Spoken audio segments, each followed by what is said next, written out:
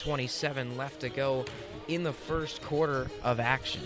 Yeah, so unfortunate for Pivot League that they're going to end up starting this game with 4 players. We'll see if they can get back into it. It's just a 4-point deficit here. And if I'm not mistaken, they'll have 5 now, as you mentioned. So with a 4-point deficit, we'll reset. A few minutes left to play with and a few points down to come back from for Pivot League, but they'll be able to do so on an even playing field from here on out. Noah Jordan checks into the game for Pivot League as the 5th and final player in their starting lineup. And they are the ones with the ball who will be inbounding under their own basket. They will have David Perkins bring the ball up, trailing by 4 points.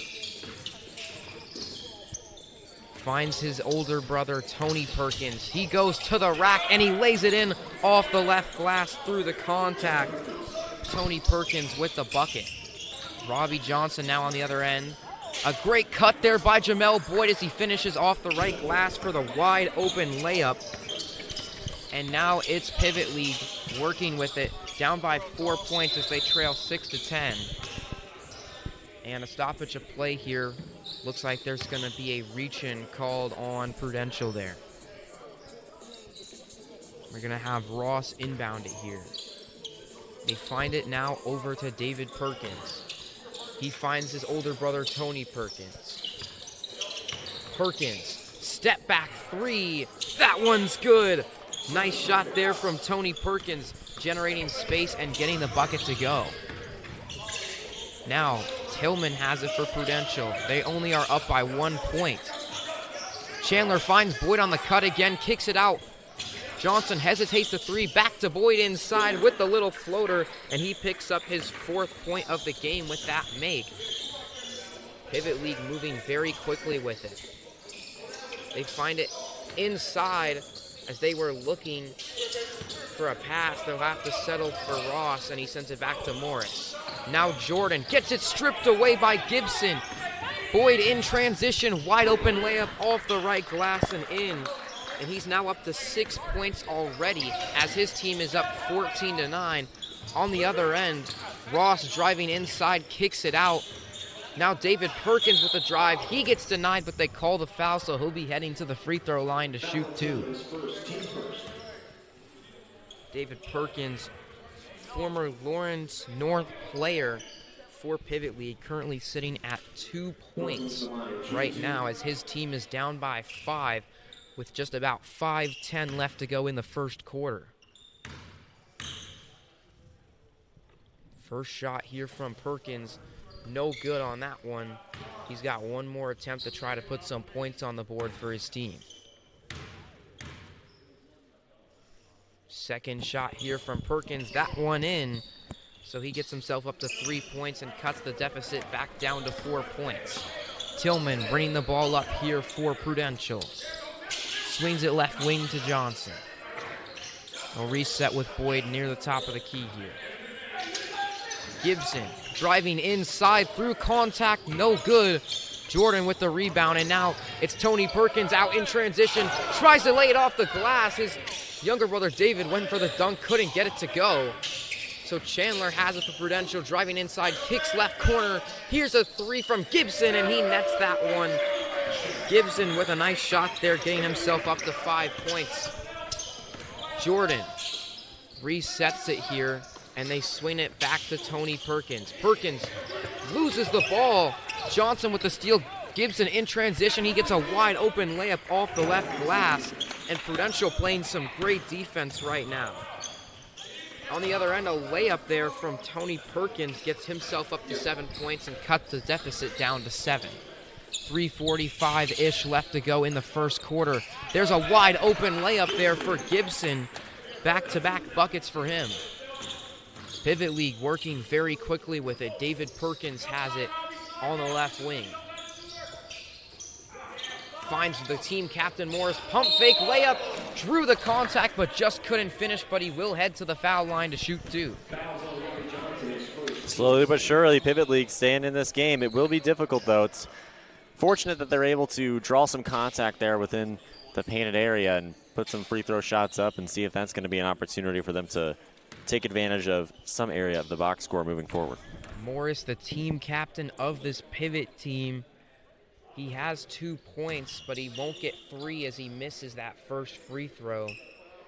He's a former Central Lakes JUCO College player. He stands at 6 foot as one of the guards on this team as we await for his second free throw try. That one is good, so he does get himself up to 3 points after the make on the second free throw. Now Jamel Boyd working down low on the right block. Chandler finds it back to Boyd. Boyd, floater, no good.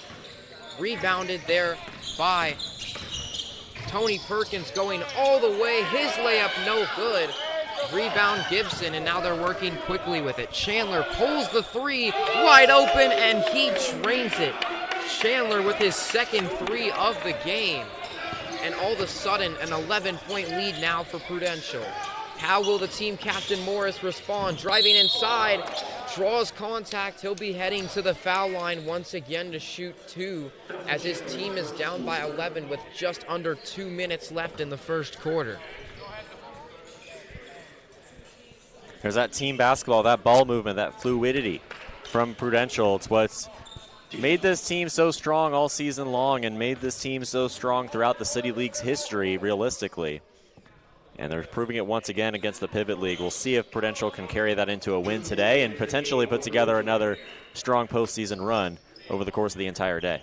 Gibson is leading the way for Prudential with 9 points. He only had 8 last time out in their loss against Indy BizPass. He's already surpassed it in just the first quarter. Morris goes 1 for 2 from the line as he made his second. And now we'll see how Prudential will respond. Tillman thought about the 3, but he hesitates, and he'll have to pass it over to Gibson. Chandler back to Gibson in the right corner for 3. That one bounces up, they say out of bounds as it hit the top of the backboard. That one almost had a chance to go in, but it will be ruled as out of bounds, so Pivot League will inbound it here in front of their own bench. Drive quickly here from Tony Perkins. Goes for the layup. It's no good. Johnson secures the rebound. Finds it all the way to Chandler. Chandler going baseline, and they're going to say he steps out of bounds on the drive, and it will be a turnover for Prudential. Pivot League now to inbound with just about 22 seconds left in the first quarter. The shot clock and game clock about the same. They could play for last shot. Tony Perkins working on Johnson. They find it over to Morris, left corner. Now Jordan in the paint, kicks out Tony Perkins, deep 3, no good. Offensive foul called. It's going to be a turnover, and that will end the quarter. So Prudential up ahead heading into the second quarter by 10 points, leading Pivot League in this first playoff game of the City League, 24-14. Yeah, and if you're new to the City League watching this, just remember that all of the City League playoff games on the men's side are going to happen today, except for the championship game at the very end. That'll be on Wednesday night, accompanied by the Women's Queens of the Court Championship.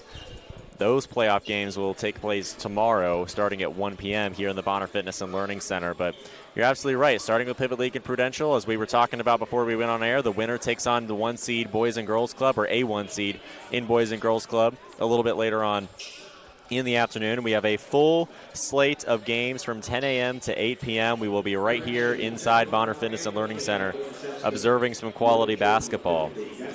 Next up after this one, we'll have Drone Force and Pace, and we'll go from there with the first round, the quarterfinals, and the semifinals.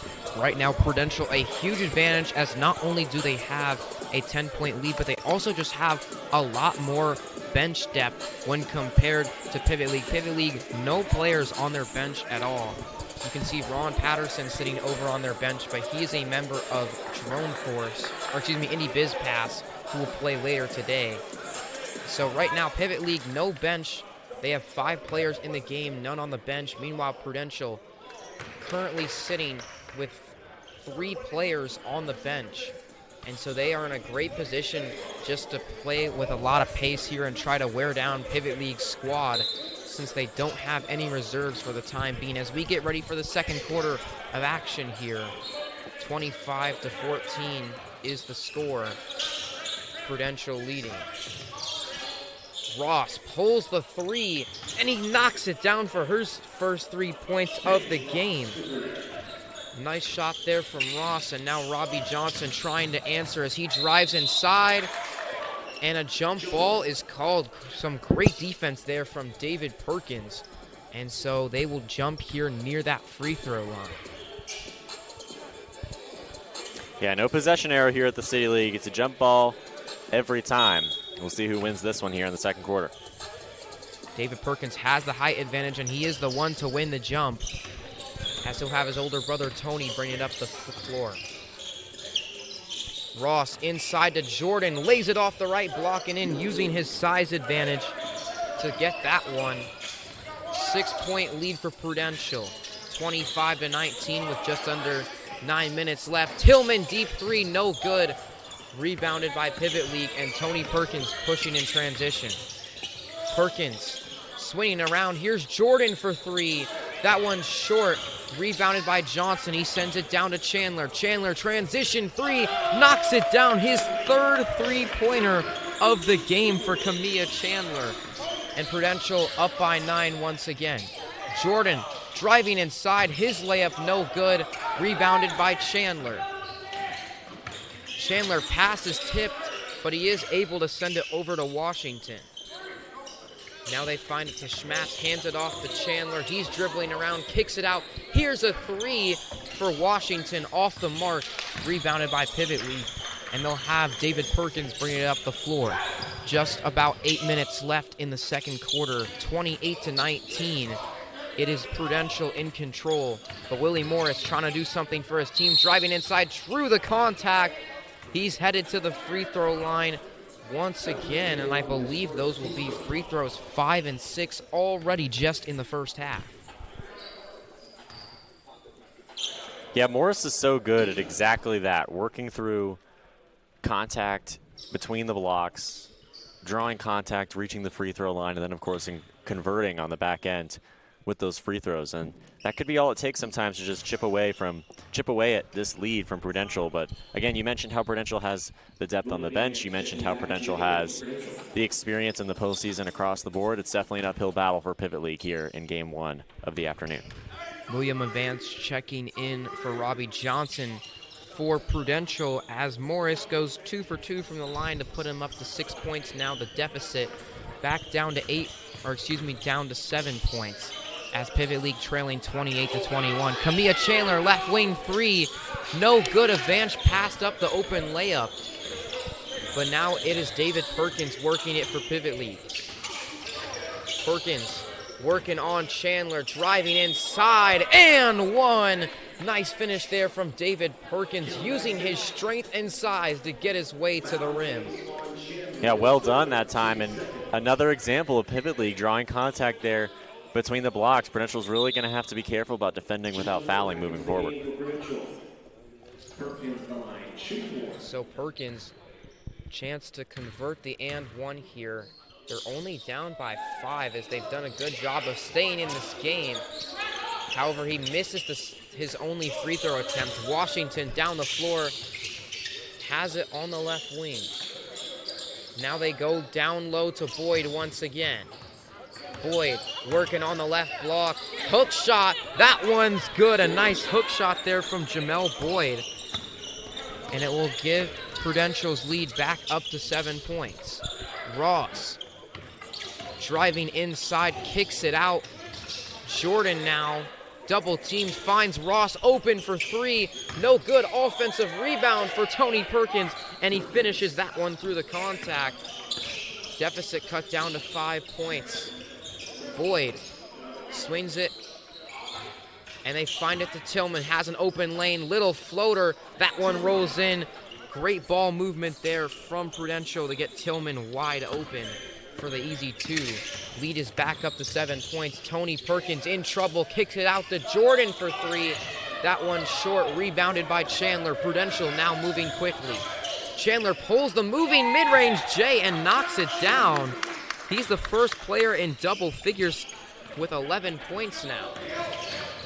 Perkins trying to drive inside, kicks it out Tony Perkins now, athletic layup, almost got it to go, but he gets fouled. He'll head to the free throw line. Prudential getting in a bit of foul trouble here with a lot of calls in this first half, Andrew. Yeah, it's a moment where they're lucky that there's a running clock because there's not as much time to foul, not as much time to foul out of the game. Obviously, Prudential has a great entire second unit. When they're here, they're not quite here with 10 today, but when they are here with 10, they can put in a sweeping line change and really not drop off in production almost at all. And so today, still plenty of depth on the bench. So, if you see a couple instances of foul trouble later on in the second half, it shouldn't be too detrimental, but certainly still a factor as Pivot League looks to mount this comeback. Perkins goes 2 for 2 from the line to get himself up to 11 points as his team's leading scorer. And his Pivot League team now down by 7 against Prudential, 34-27, just under 4 minutes left to go in the half. Avanch swings it all the way over to the other side of the court. Gets it back, kicks it out now. And a nice layup, which is no good despite the great look. Now pushing in transition, Tony Perkins right off the right glass and in as he's up to 13 points. Lead is cut back down to 5 as Prudential looking to respond. Tillman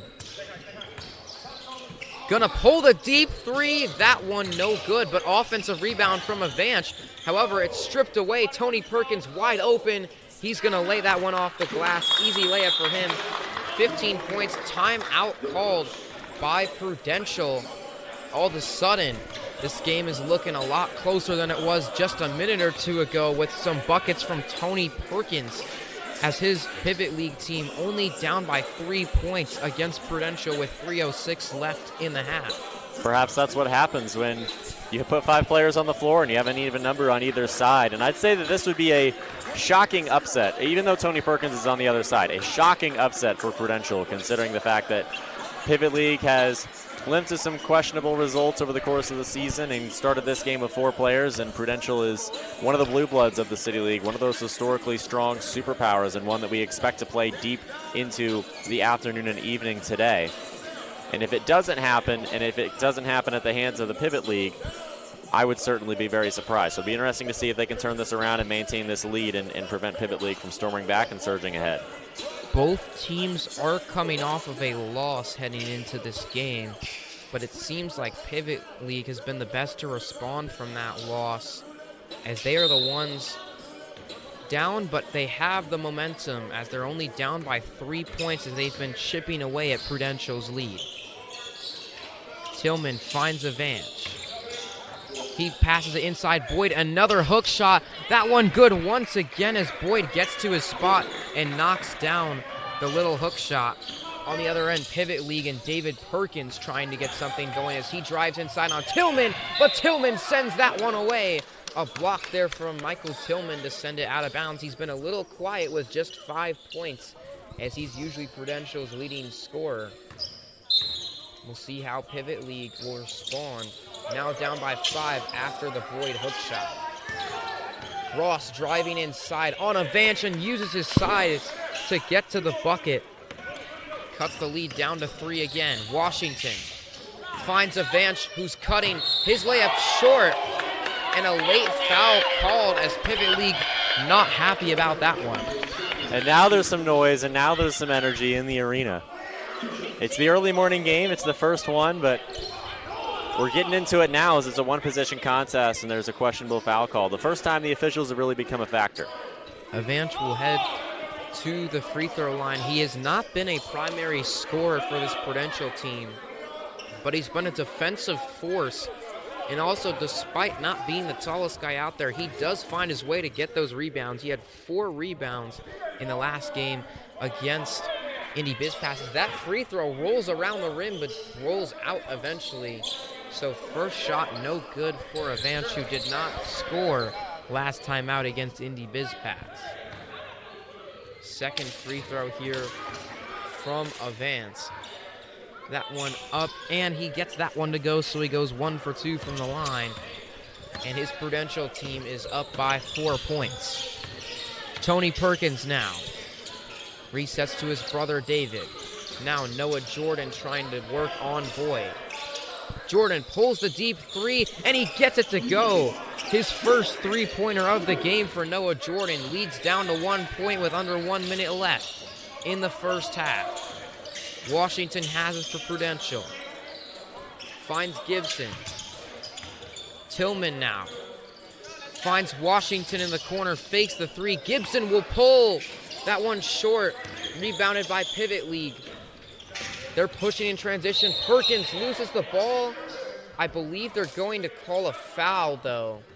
So he will head to the free throw line, and this could potentially end the first half as there's a running clock despite these free throws. That will probably be it. It'll be these free throws, and Pivot League will have the opportunity to take the lead here, down by 1 with 2 shots.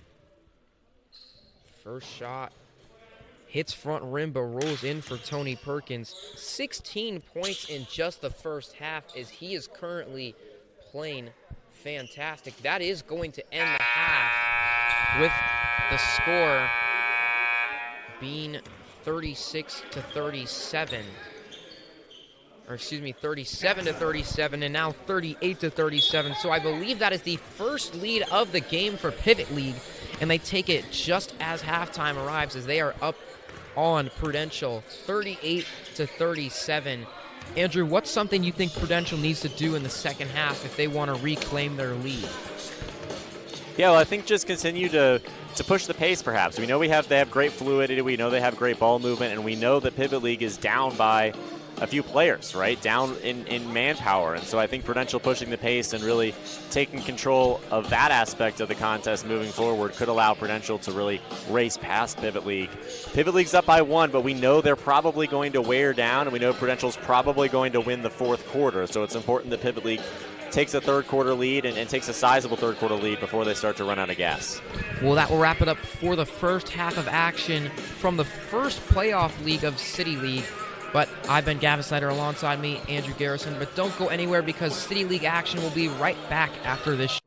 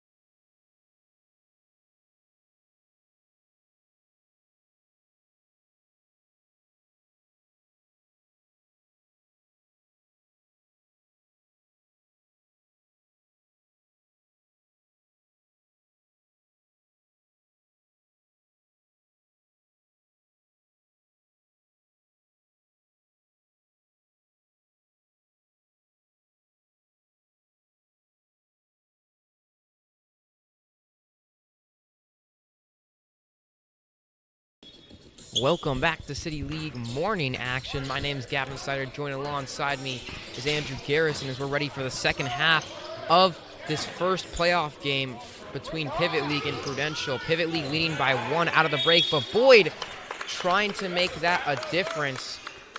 Was not able to get a shot to go, but he'll head to the line and have 2 shots to try to reclaim the lead for Prudential. He had 10 points in the first half as one of the leading scorers for Prudential, as they are currently down by 1 point against Pivot League in the first City League playoff game of the day. We have games running from 10 a.m. until 8 p.m., so don't go anywhere because we will have you entertained this Saturday. Boyd, first shot from him is good, which will tie him as his team's leading scorer, as both him and Chandler now have 11 points, and the lead is tied. 38-38 your score. Chance to take the lead for Boyd. His free throw, no good. Jordan got the rebound, but Morris wasn't ready for the pass, so Boyd is going to get it right back. They send it all the way over to Washington, and they'll reset the offense. Gibson, wide open from 3, and he knocks that one down. You just can't leave him with that much space as he knocks down the 3 and takes the leading scorer title for Prudential with 12 points. Pivot League trying to respond off of the 3, down by 3. A drive from David Perkins. He gets fouled. Gibson not happy about that call, as it will send David Perkins to the free throw line with 2 chances to cut the lead. We'll see what Perkins can get done here. First free throw good for him. Gets him up to 6 points on the morning. And Pivot League down 41-39. Second shot, no good. Rebounded by Robbie Johnson for Prudential. They swing it up now to Washington. Left corner, Chandler wide open. His 3, no good. Jordan the rebound. He's going to be fouled there by Robbie Johnson. Prudential looking for the jump ball, but maybe just a little bit too much contact there. Perkins inbounds it to his older brother, Tony Perkins. Tony Perkins driving inside. Almost got that one to go, but Boyd sent it up to Johnson. His layup, no good, but he took some contact, so he will head to the free throw line with a chance to shoot 2. And it will give Prudential the chance to extend their lead, as they're currently up by 2 points. 2 shots. And also it winds the clock down a little bit. We're already closer to halfway through the third quarter. And that's what's nice for leading teams about these free throws is really the opportunity to burn some clock and slow the game down and take advantage of that opportunity with the running clock, trying to keep these games to a reasonable time frame within an hour. And Prudential wins in 2 ways. They win by extending the lead, and they win by winding down the clock, considering the fact that they have the lead.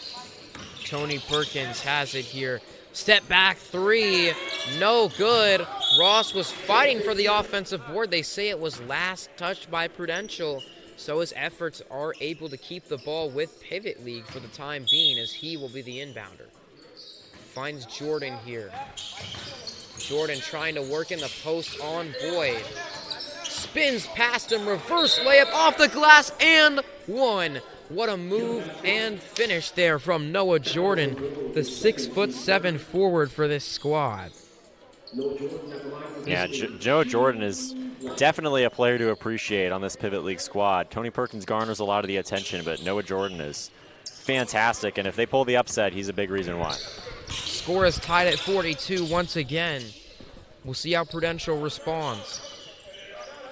Boyd out to Washington.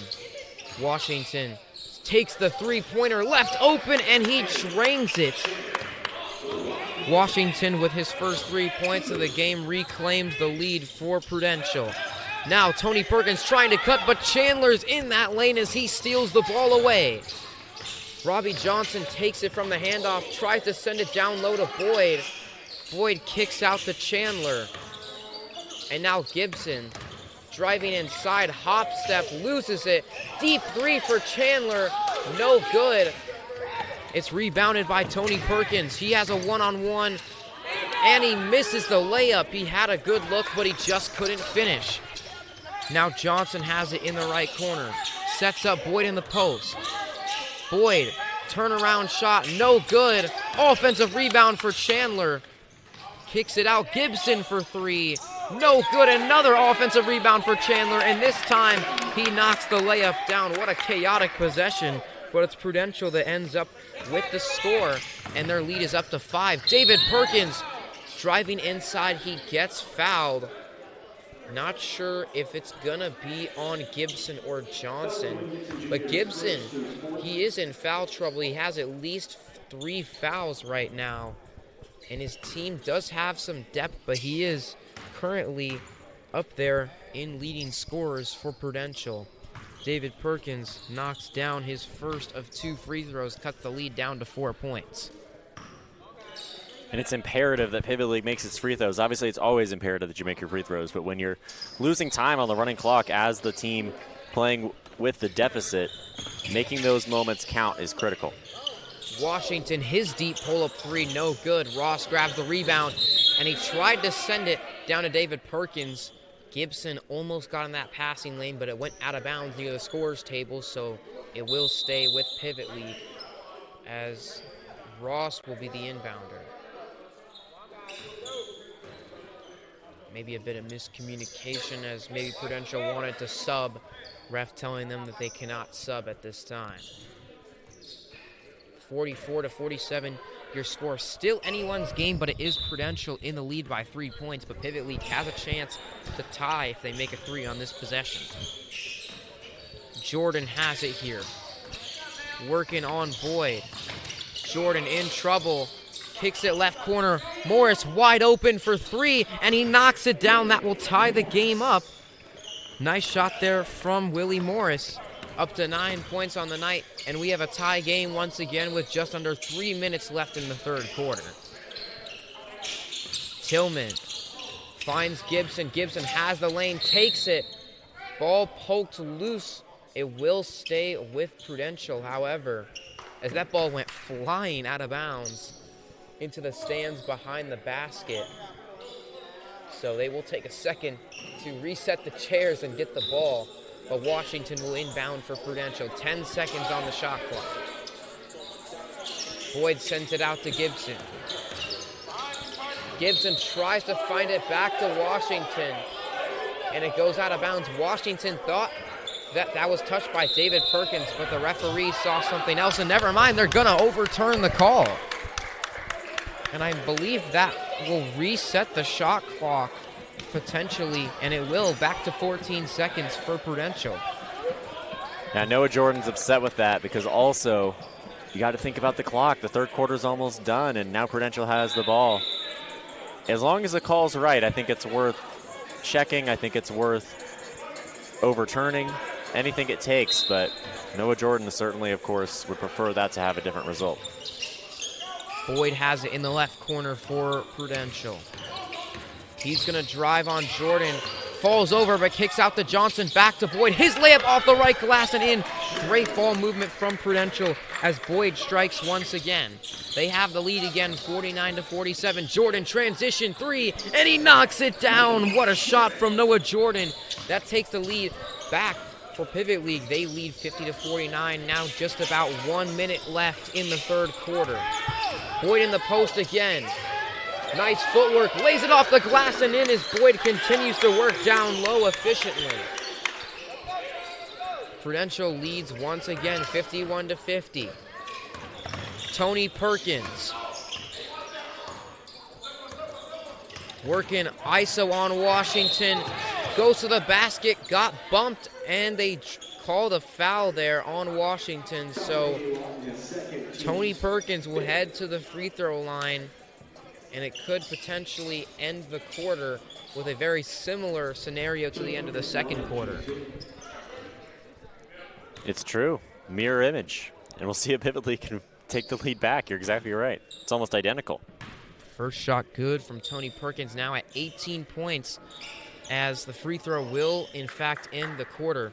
It is tied 51-51, so this free throw can give Pivot League the lead heading into the fourth and final quarter of action if he is able to knock it down. So big shot here for Tony Perkins. And he is able to knock it down.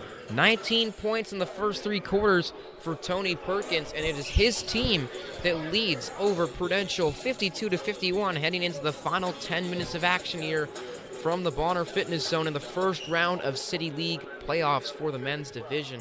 Andrew, this has got to be one of the best games we've seen all year, and no better time for it to be than the playoffs. Yeah, and it's just the first of all of these playoff games over the course of the day, and of course the women's action taking place tomorrow.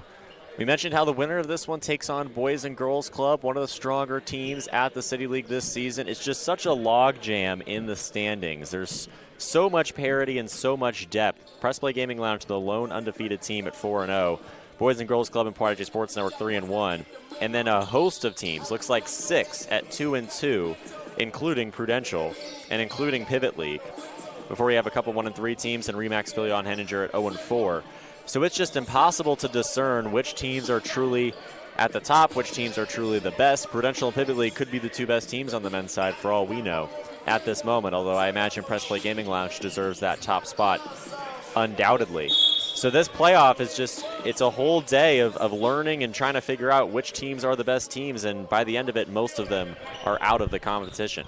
Prudential has lost their last 2 games. They started 2-0, but they fell to 2-2 after 2 straight losses to end the season. They're down by 1 point as we start the fourth quarter. Boyd spins past Jordan, gets a wide open layup, and Boyd continues to dominate in the post. He now has 17 points and reclaims the lead for Prudential, 53-52. Tony Perkins pull up 3, and it rolls around. It bounces on the rim, but it eventually drops for him as he sits at 22 points now. Chandler trying to respond with a 3 of his own. It's no good, but it goes out of bounds, last touched by Tony Perkins, and it will stay with Prudential as there are so many lead changes over the last quarter, and it is currently Pivot League with a slim 2-point lead.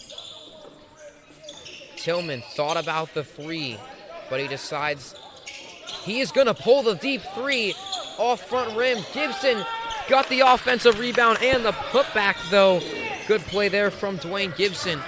Now David Perkins attacking the rack, loses the ball, but it was Gibson was out of bounds when he caught it. So we'll stay with Pivot League. Lucky break there for David Perkins. We'll see how they respond as the game's tied again. Ross. Tony Perkins hesitates, drives, got it stripped away by Tillman.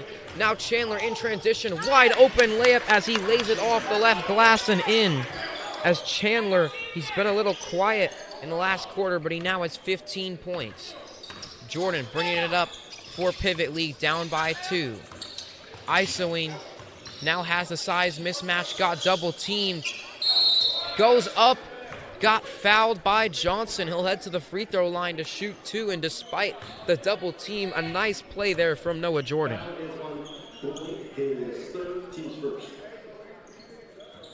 57-55. Prudential currently up by 2, but Jordan could tie the game with these free throws. However, he is not able to make the first free throw, so he has one more chance to try to cut the lead down. It's very slim at the moment, but any points matter. He is short on the second free throw. Tillman up the court now for Pivot. Boyd now for Prudential in the post. Fade away midi, no good. Rebounded by Tony Perkins. He pushes it down to his younger brother David. Euro step inside layup, no good. Robbie Johnson the rebound for Prudential as he moves it down the floor quickly. Left corner, wide open 3 for Tillman. You can't leave him, but he misses that one. Jordan the rebound, and now Tony Perkins in transition. Perkins going all the way. Layup no good. Wanted a foul. Couldn't get it though. Chandler, he's fouled there by Jordan. Or no, I believe that's an offensive foul on Chandler. At least it looks like that. No, they call it on Noah Jordan, excuse me. It will stay with Prudential. They lead by 2 points with 6:35 left in the game. Chandler, nice midi, but he can't get it to fall off the fadeaway. Tony Perkins running the offense for Pivot League. He's done it all morning. Perkins, one-on-one with Chandler. Almost loses the ball, and he does lose it. Boyd in transition, hesitates, lays it up. No good. Great defense from Noah Jordan. They send it down the court to Ross. He has an open lane. His layup is good as Ross converts and ties the game once again. 57 all. Robbie Johnson trying to run the offense. Hands it off to Chandler. Back out now to Gibson. Gibson spin move. Floater. No good. Offensive rebound Johnson. His layup is good. Robbie Johnson, just his third point of the game, but he takes the lead once again for Prudential as this is back and forth. 59-57 the score. 5.5 minutes left to go. Timeout called by Pivot League, and likely a good time to call one. They don't have any bench depth, so I figure they're starting to get a little tired, but they have stuck in this game despite no bench depth at all. Yeah, Pivot League's right there in this one, and I couldn't believe it. I thought the game was over the second I saw them start the game with 4. For a moment, we thought they were going to start with just 3 players. We're able to get a 4th, and then after a few minutes find a 5th, and from there, that's what Pivot League is. Pivot League is only elevated from that point, and Prudential regrouping, Prudential collaborating, Prudential out of anyone at the City League is probably the team that's most likely to be able to battle through adversity and come back from a situation like this one. And they seem to be a good spirits there on the bench. Looking forward to having an opportunity to face Boys and Girls Club a little bit later on, and then potentially advance to the semifinals tonight. Pivot League is led by Tony Perkins with 22 points, the former Iowa player and second team All Big Ten selection from the 2023-24 season, is putting his team on his back right now and trying to will them to victory as they are down by 2 points, and will inbound it. Jordan kicks it out to Perkins, but it's stolen by Gibson. Boyd slows it down for Prudential as they likely will try to milk some of the clock here with just over 5 minutes left. Boyd in the post once again. He's been eating there all day. Fall away layup, no good, but they call the foul. A bit of a late call as Pivot League unhappy about that, and it is going to send Boyd to the free throw line. And will allow Boyd to really work the clock down. Looks like there's a wet spot, which is going to make it even worse, although usually they'll stop the time for that. They do this time at 4:50. Tony Perkins very vocal about that call as he is not happy with the latency of it. Even a small advantage at the target score, at the Elam ending, is enough to completely tip the balance of a contest. It's critical that Pivot League is close or even or ahead at that point. Boyd has a chance to extend the Prudential League past one possession for the first time in a quarter and a half. He does knock the first free throw down. This second one is a big one, though, as he has a chance to make the lead. 2 possessions for Prudential League. They have started running the clock again, and he's taking his time at that free throw line. Second shot from Boyd, biggest free throw of the game so far, and he does knock it down.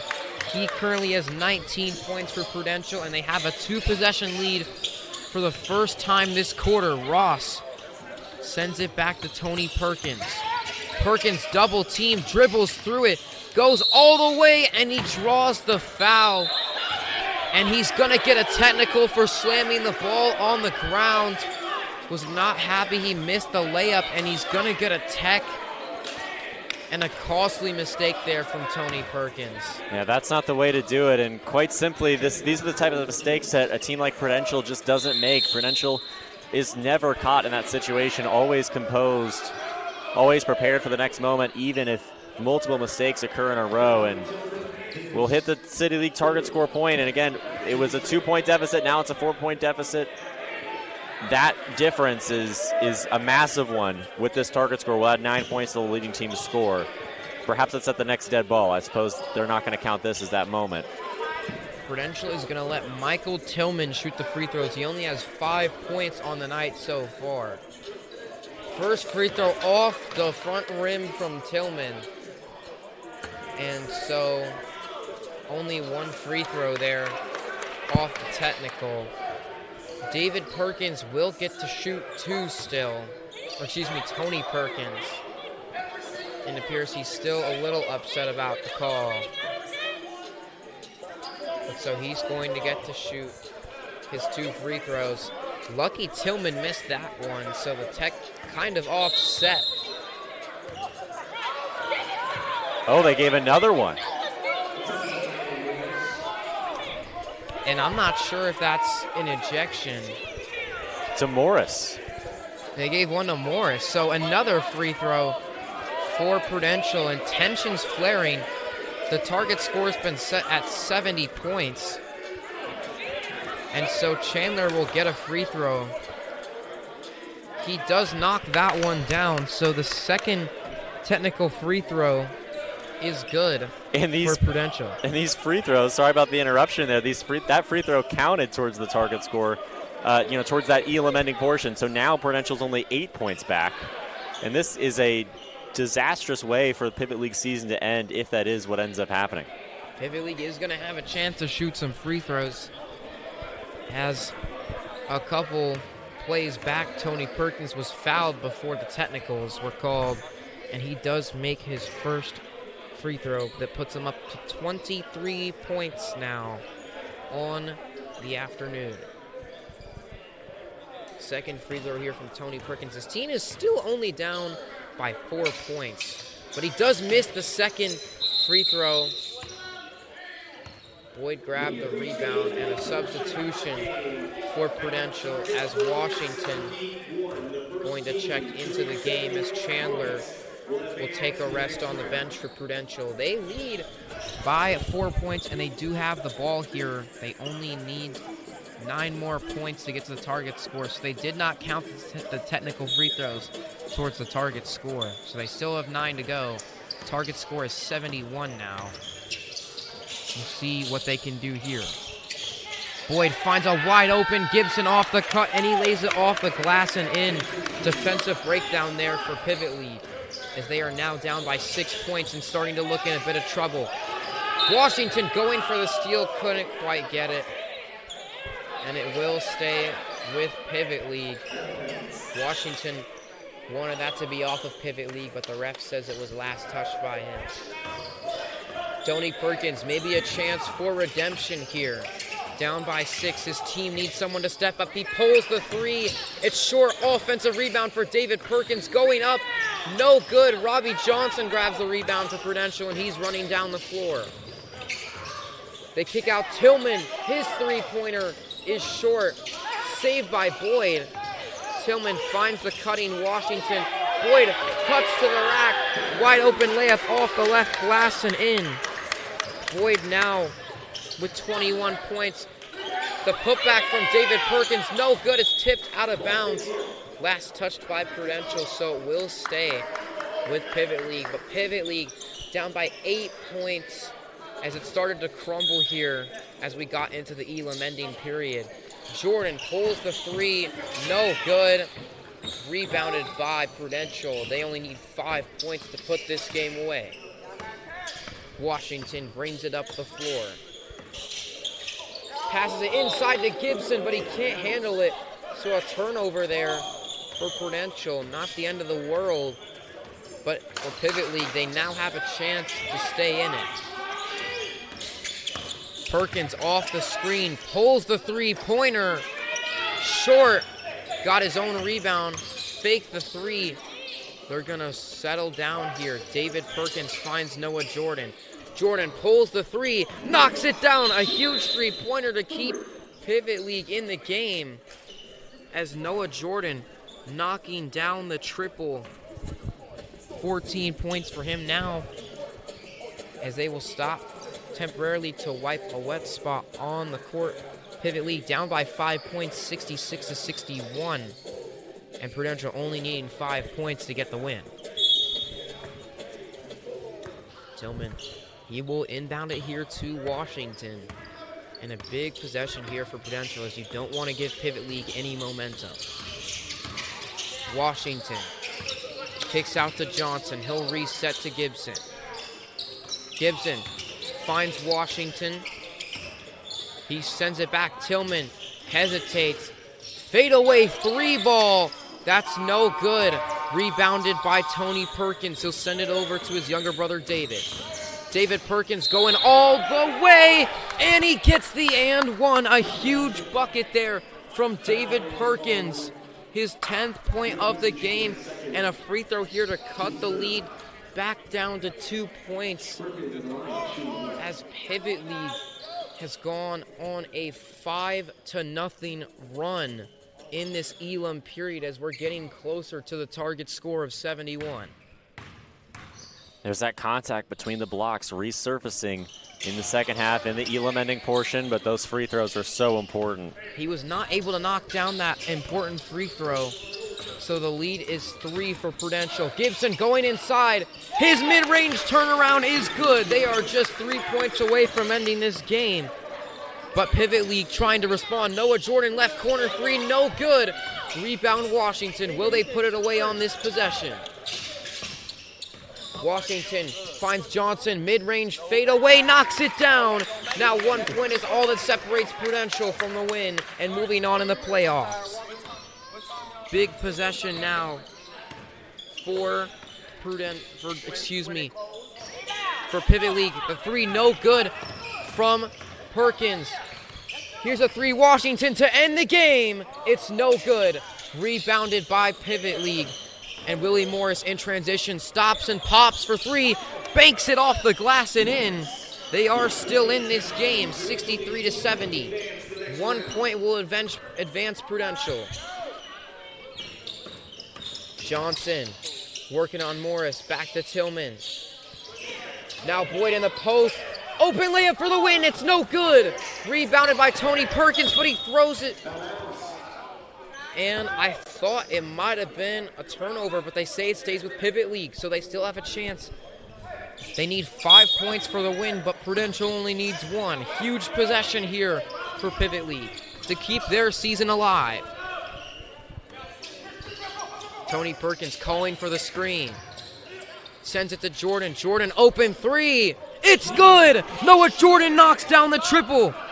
69-70. 1 bucket could give either team the win, as Pivot League is clawing to try to stay alive. Even a free throw could win it for Prudential. You cannot foul. Washington driving baseline, kicks it. Johnson fakes the 3, mid-range for the win. It's no good, rebounded by Jordan, but he throws it away. Tillman gets the steal. Gibson driving inside, takes the contact, no foul, put back is good, and Prudential wins the game and moves on. Dwayne Gibson Jr. with the game winner, and Pivot League was so close to taking away, but at the end of the game, it is Prudential winning 72-69. What a game we have just seen, Andrew. Yeah, Morris with his hands on his knees nearly had the spark that could have created a comeback. But Prudential holds on and holds strong. It's so difficult to knock off Prudential. Again, obviously 2-2, obviously 2 straight losses. It's their first win in a few weeks, but such a difficult team when it matters most in the postseason to knock off, and that's been the case for years. And it'll be Boys and Girls Club with the next opportunity to put away Prudential this postseason. And for Prudential, 20 points for Dwayne Gibson Jr. and Jamel Boyd with 21. Those 2 guys led the way, and it was Gibson who came up clutch later in the game. But that will wrap it up for the first game of City League action. Up next, we will have Pace taking on Drone Force for the second game of City League action.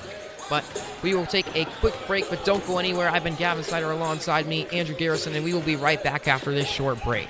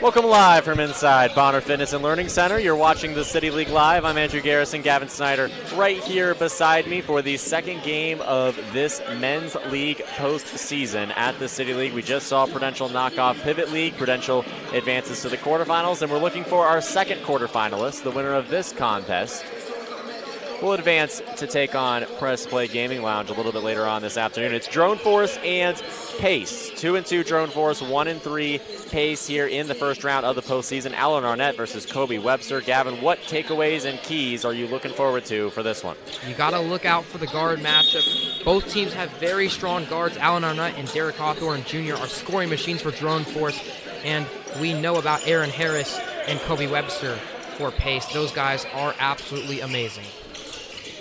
Absolutely. Drone Force begins with the basketball, and here's a triple try right away from the backcourt. That one's just off the mark. And Arnett now will have the basketball at the top of the key. Rumble inside. Not for long. It's out to the corner, and now we have some activity between the blocks rather than in the backcourt for Drone Force early on, but the shot does not quite fall, and so Pace will have the basketball on the other end. There's Harris. He's fouled. A lot of contact there from Harris, and he looked like he might have grabbed his knee for a second, so hopefully he is all right, and that will just be on the floor, so they'll inbound it in front of Drone Force's bench.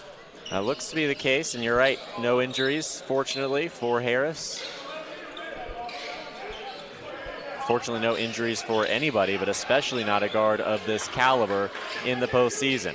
Harris now commandeering the offense, steering the ship, working inside himself. Just a little bit too much on that one. And it'll fall out of bounds and stay with Pace, if I'm not mistaken. Absolutely. Got Swertka defending the inbounds. Pace works it back to the backcourt. That's Webster. Webster, his first triple try, just off the mark. Still no score. Turnover in transition. It's a deep triple. That one's just off the mark. Taken by Parker. Parker, if hot, is dangerous. Swertka now working against Parker. He's at the block. It's off the glass and through.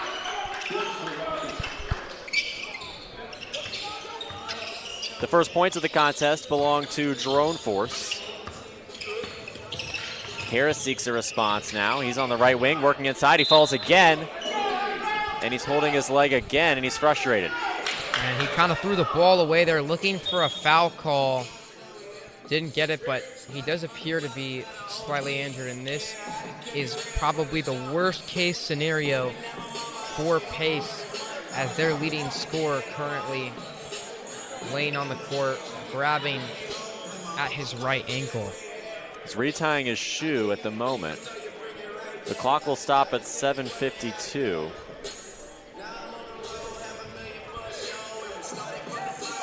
We'll step aside for a quick break as we resolve this injury issue.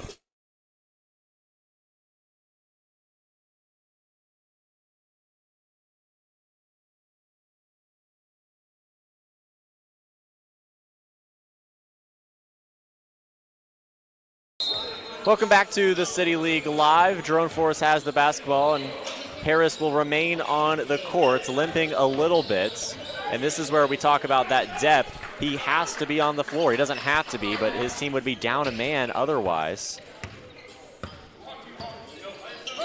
And so Drone Force starts with a 4-0 lead here, and now could potentially make it 6 in transition. Alan Arnett with the go-ahead pass, and it's 6-0 Drone Force. And Pace really has 4.5 players on the floor. Drone Force still ball hawking, double teaming Webster, and it's a 2-on-1. 8 points for Drone Force. And that's back-to-back buckets for Marcel Reynolds, as he's playing some great defense for Drone Force right now. How about that disruption in the backcourt, especially considering the somewhat short-handedness of Pace, but Harris has the basketball and he seems to be A-okay. He's working downhill, runs into some more contact, and he slams the floor, but he gets the first points for Pace on the way there. Still limping.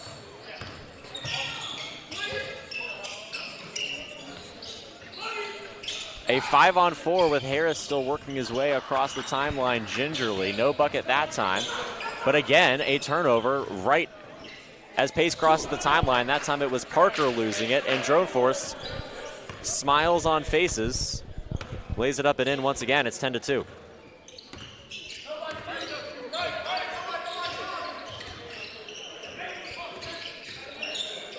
Harris now. He's still in the game, and he makes that statement with a straightaway top of the key triple. It's 10-5. Jaswerka working against Parker. High off the glass, and a foul call will be the result of that play. There's the whistle. And with under 6 minutes left in the first quarter, Drone Force will look to extend the lead once again. Pace, they're down by 5 points right now, and the main reason is because it's really just been Aaron Harris. He scored all 5 of their points. No one else has been able to buy a bucket so far. We did see Parker take a 3.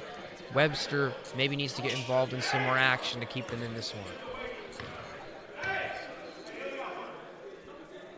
Yeah, absolutely. Sometimes Webster is the complete representation of success for this Pace team. And if he's on an off night, it's likely that Pace is going to fall short against Drone Force. They're going to need him, and they're going to need his contributions over the course of this contest. He may not always be the only key contributor for Pace, but if he's not a key contributor, that might be just what dooms this team.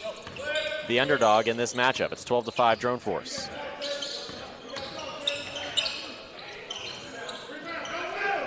Drone Force again capitalizes off of a rebound, cleans up the glass, and works across in transition. And again, quick points in the blink of an eye. Pace is now down by 9. Some of these first round matchups can turn out to be rather lopsided.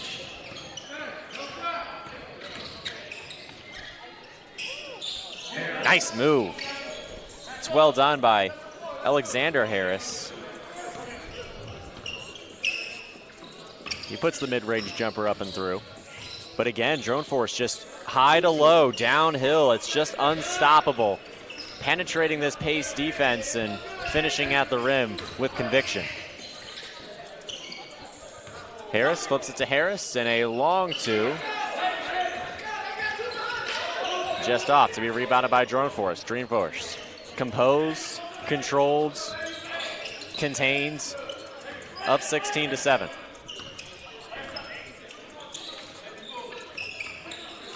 Another long 2, this one from Drone Force, just off the mark.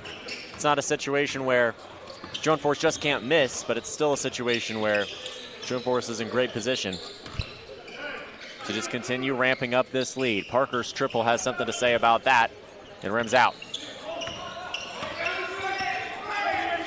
Arnett with the size advantage. You see that pick and roll, well done. Another great action in the downhill direction for Drone Force, and they lead by more than 10. There's a well-deserved timeout from Pace. And right now, despite their name being Pace, it's Drone Force who's playing with the pace offensively. They are running down the floor quickly and getting some easy, wide-open transition looks. And Adrian Gibson, 6 points, all of those coming in transition. Marcel Reynolds also with 4 points, all of those coming in transition. So 10 points in transition. They've outscored Pace in just transition points alone if you were to take away their other 8 points. It's 18-7, and right now, Drone Force is not slowing down, and they are coming off of a win against Prudential, who did just win their playoff game so they will be playing the Boys and Girls Club. So beating a team who's moving on to the second round of the playoffs, Drone Force definitely with some momentum heading into this game, coming off of a win. And they are trying to show why they should be in the second round of the playoffs right now. They've come out swinging in this one, up by 11. And sometimes it's nice to take a lead because, as silly as it sounds, sometimes the teams that are playing in this first round, in these first 4 games on the men's side, struggle to advance much further because obviously their opponents in the quarterfinals have some rest. Harris lays it up and in with ease, and if you can ramp up and take a lead and really let your foot off the gas a little bit late, if the lead is large enough, then it really just amplifies those opportunities to rest and recover in time for a quarterfinal matchup against a very, very difficult opponent. Open mid-range jumper just short. It's going to be important that Pace rebounds and limits second chance opportunities. Did so that time. Harris considered a long three. This ball deflected high into the air, nearly not glanced off the ceiling. But all is well, and the long two goes in. Wow, well done, Droforce. Nice shot there from Marcel Reynolds. He has been heating up in this first half. A beautiful shot. And it fell as well. Here's Webster now, right wing, looking to create himself. Instead dishes it out to Harris on the left wing. Now back up to Euron Harris. And Parker now, long right wing triple. He got it, and he could get hot. And as we've seen earlier in the season, that could be tricky goings for Droneforce.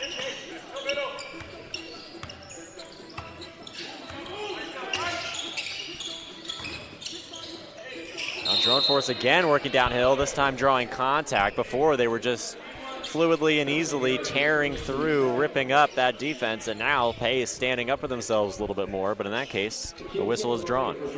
And I must say right now, Droneforce not really trying to take a lot of three-point attempts, which is something we've seen them do in the past. And right now, it's working out really well for them. They're getting very good looks right under the basket, and they're leading to either easy buckets or they're getting fouled and heading to the free throw line. Yeah, Droneforce looks great, and they look like the type of team shooting well, playing well as a group. And as you mentioned, they can shoot the three. They can also work in the downhill direction. That's exactly the type of team that could just get hot on the right day. Obviously, it's a great team either way, but if they win this one and then if they spring the upset against Press Play Gaming Lounge, this could be a team that could find itself playing on Wednesday night, the first Wednesday night in August. And that's the City League Championship night. 22-12 is the lead following the free throws. Under a minute left in the first quarter.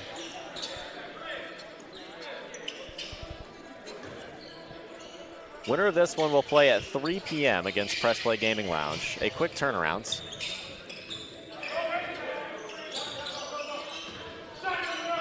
Here's Webster guarded by Arnett. The two stars battling it out.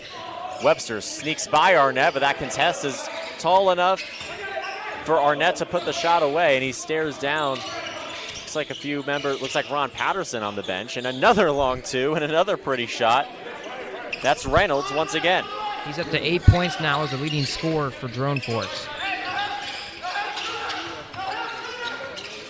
Harris right wing, loses the basketball. Scooped up by Reynolds of Droneforce. He's on the left wing, guarded by Parker. And again, in the downhill direction in between the blocks, Droneforce finds efficient success. Half-court shot is lofted off the mark. It'll be 26-12 at the end of the first quarter. That'll carry us into the second quarter between these two teams in the first rounds of the City League playoffs. There's not much to say about this one, really, besides the fact that Droneforce is outright dominating Pace. I mean, they've got a 14-point lead after just one quarter of action. They're on pace to score over 100 points as well, as if they average 26 points per quarter. That'll put them well over 100 points.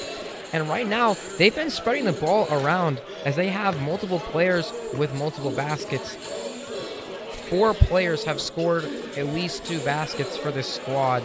Alan Arnett, only 2 points, and he's usually the guy leading the charge. So if Alan Arnett doesn't have to have as much pressure on him, that's a really good sign for Droneforce, because you know the defense is going to want to try to go after your star player, but if your star player isn't the one that has to make the plays, it makes it so much easier for Arnett to dominate. Absolutely. We'll see how this second quarter plays out between these two teams. Droneforce, dangerous, really stood up to Mambo's Cheesesteak Grill earlier in the season. I think that's really the highlight of this team's season. Showing and revealing the age of that Mambo's team, just flying right by. And that's sort of what's happening against Pace right here. Just flying right by in the downhill direction in order to score point after point, bucket after bucket. Here's the second quarter. It'll start with Michael Parker inbounding to Kobe Webster and some full court press on the side of Droneforce as well. That's McKenzie applying the pressure. Webster now working inside. Finds his teammate. That'll be Robinson, but Robinson can't quite get it to go at the rim. So Droneforce again will rebound and control the basketball across the timeline. And again, work in the downhill direction, and again, lay it up under and through. It's the same story, possession after possession, and Droneforce is amassing quite the lead from it.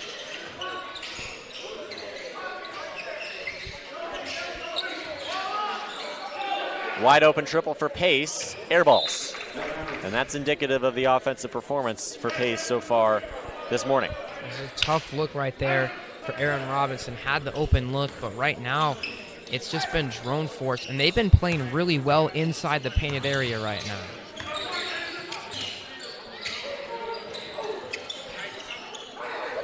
Triple try for Drone Force off the mark. 28-12 is the lead. Webster with a deep contested triple. A little bit of desperation that time. And again, by the time we get to this Elam ending portion, it's just about being close. It's just about being within a couple possessions, but Drone Force quickly erases a possession. It's a nice triple from Swerka. Again, if you're just close, you have a chance there in the Elam ending with the clock not being a factor. Teams can't just stall their way out of it, but nothing is falling for Pace and everything is going right for Drone Force. 5 straight points for Swerka. He is heating up. He's the first player in double figures for either team now with 11 points. Kobe Webster. Individual ingenuity, but he can't turn it into production that time. And again, Drone Force in transition. Is this 8 straight for Swerka? It is. I feel like if you're Pace, you got to call a timeout right now. It is just not going well offensively or defensively.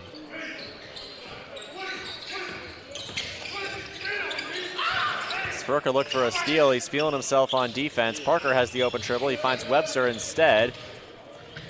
Well contested, but not enough. That'll be point number 14 for Pace. Sometimes it helps just to see one go down. Again, Swerka. That time he's off the mark. Bit of a heat check. Harris now, top of the key, open triple. He got it, but Pace is deep in the hole. Timeout called by Drone Force. That is a luxury that team is able to take advantage of, leading 36-17. Yeah, they've already scored 10 points to start the quarter in 3 minutes. And when you look at, when you look at Pace, they've only scored 5 points. They are doubling their scoring output in this quarter so far, and there's still 7:19 left to go in the half. I mean, Pace has got to figure out something defensively. I understand that, yes, they only have 5 players, and Drone Force, I believe, has their entire team here. But right now, you've got to find a way to make Drone Force slow down their offense. They're just going right at them, driving to the paint every time. And when they're not there in the paint, we've seen Swerka knock down a couple of triples for Drone Force. He is the leading scorer for them with 14 points, as he is trying to will them to a victory as their lead continues to grow. It now sits at 19 points, and it's not looking good for Pace, but still a lot of time left. They just need to find their footing offensively.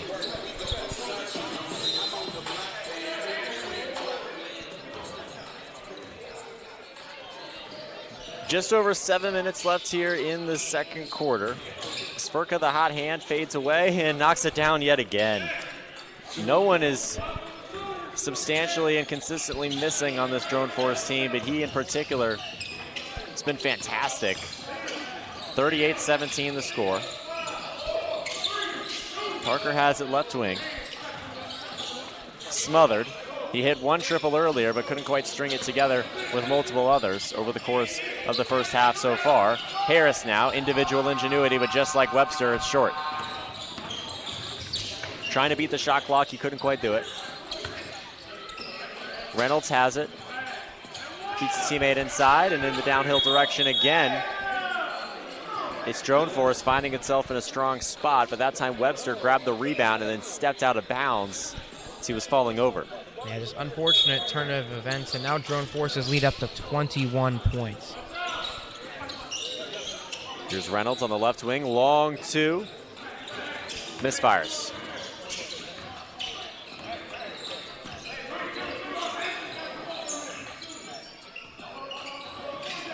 Webster surveys his options, and he steps back, deep triple, got it. Big time. Huge shot for Pace, it cuts the deficit to 18. Little by little, Webster looks to lead his team to quite the comeback. Harris with a beautiful steal and then managed to stay in bounds. That was the best part. And now Parker has an open top of the key triple. Too strong.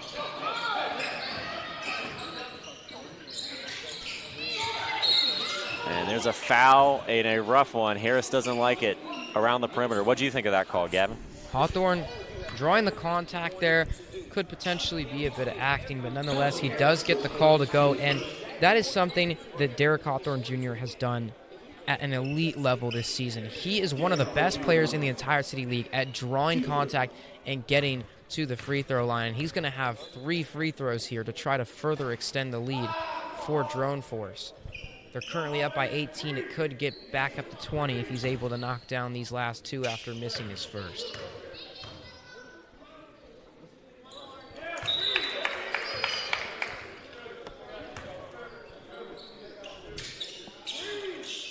That was his first point of the game there with that make. We'll see if he can pick up a second and get the lead back up to 20. And there it is, 40-20, a clean appearance on the scoreboard. 4.5 minutes left until the end of the first half. Webster's on the right wing, working inside. He's fouled. So we'll see some more free throws, back-to-back free throws for both teams. And not a ton of fouls so far in this one, so not really any issues of foul trouble yet. But if this trend does continue, you do have to be a little bit careful to make sure you don't end up in the bonus.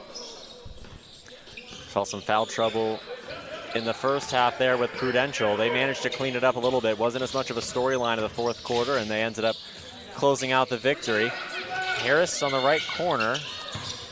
Off the mark, Parker reloads. Parker knocks it down.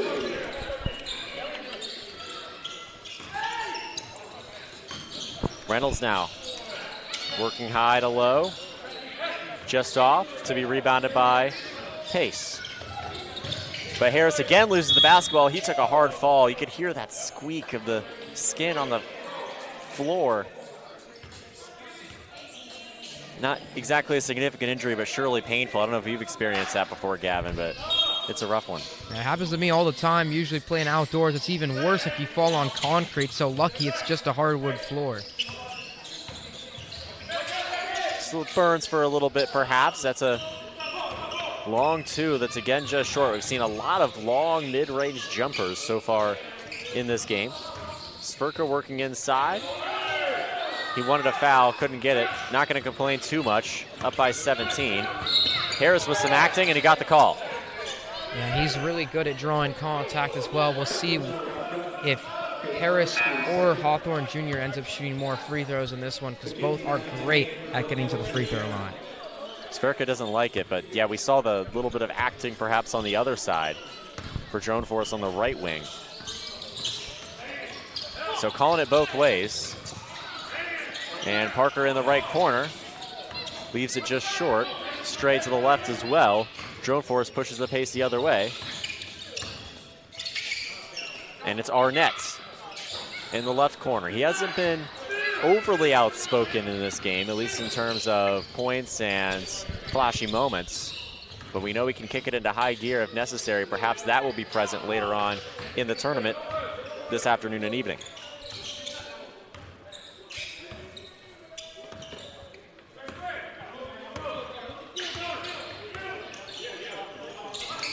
Arnett into Sverka, off the glass and through. Claps his hands and gets a tech from the referee. And he's not happy about that call. And I mean, he's done a great job so far, because Sirocco, he really plays like a guard and a forward kind of at the same time, but his emotion is going to get a technical call there. And so I believe they're going to let Aaron Harris shoot some free throws after this quick timeout. 1:25 left in the half, and it is still Drone Force in the driver's seat. I wonder what he said. I can't quite hear with our headphones on, but I know that people around us perhaps would be able to have an idea. And I always wonder, because we see a fair amount of technicals over the course of the season, just because there's so many games. We did see a couple technicals in the last game between Pivot and Prudential, with Tony Perkins and Willie Morris, both of them getting pretty riled up, and both got called for technicals. And for that time, it seemed like they were complaining about a call, and maybe for Harris, or for Sirocco, he was complaining about no call in that situation, and that led to the tech. So I believe they are going to let Aaron Harris shoot a technical free throw here. And so he will have a chance to bring the lead down to 18 if he's able to knock it down.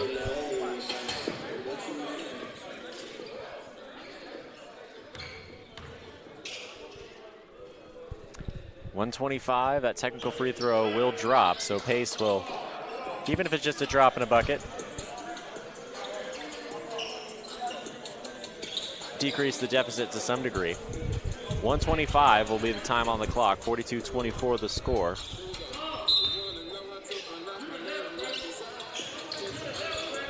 And Pace has the basketball. Webster will come into the offense as he crosses the timeline.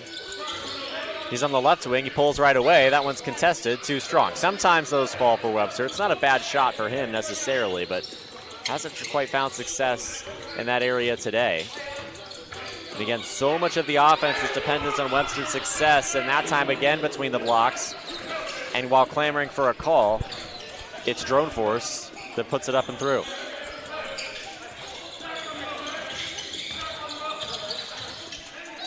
Webster up to Parker. Parker top of the key. Rattles out.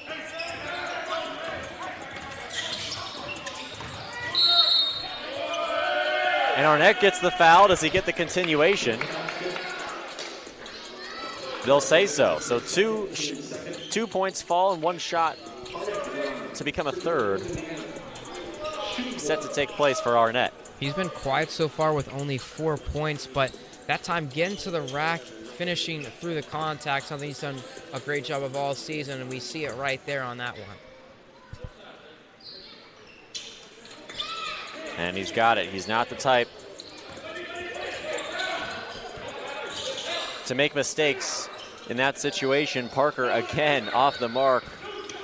Have to wonder what the three-point percentages are for Pace, and Drone Force on the other side. Alan Arnett makes his mark. There's that half-court shot. And it's that flashy moment where Alan Arnett resurfaces and reveals that he is great and that he is capable of taking over. He may not have to take over in this game, considering that his team is up 26 at halftime, but he knocks down the half-court shot emphatically. That's the longest shot we've seen during the playoffs so far. Just behind the half-court line, not the furthest half-court shot ever, as he was close to that line, but still the ability to bank that one in off the backboard and in, and keep Drone Force on pace for 100 points, as currently they have 50 points heading into the third quarter of action. I was going to make a comment about them slowing down in the second half of the second quarter and getting off that pace, but then Alan Arnett shut me right up by nailing that half-court shot. Absolutely. We'll be back in a few moments here for the second half of action between Drone Force and Pace on the City League Live.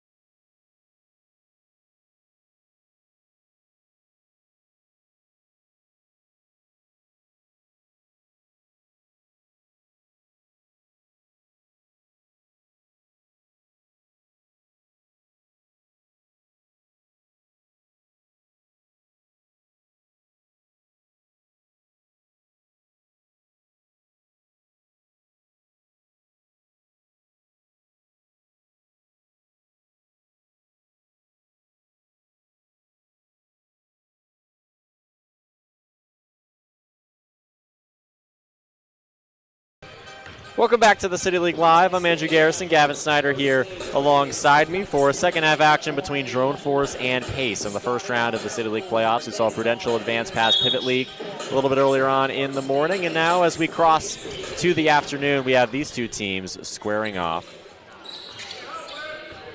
in game number 2 in the first round.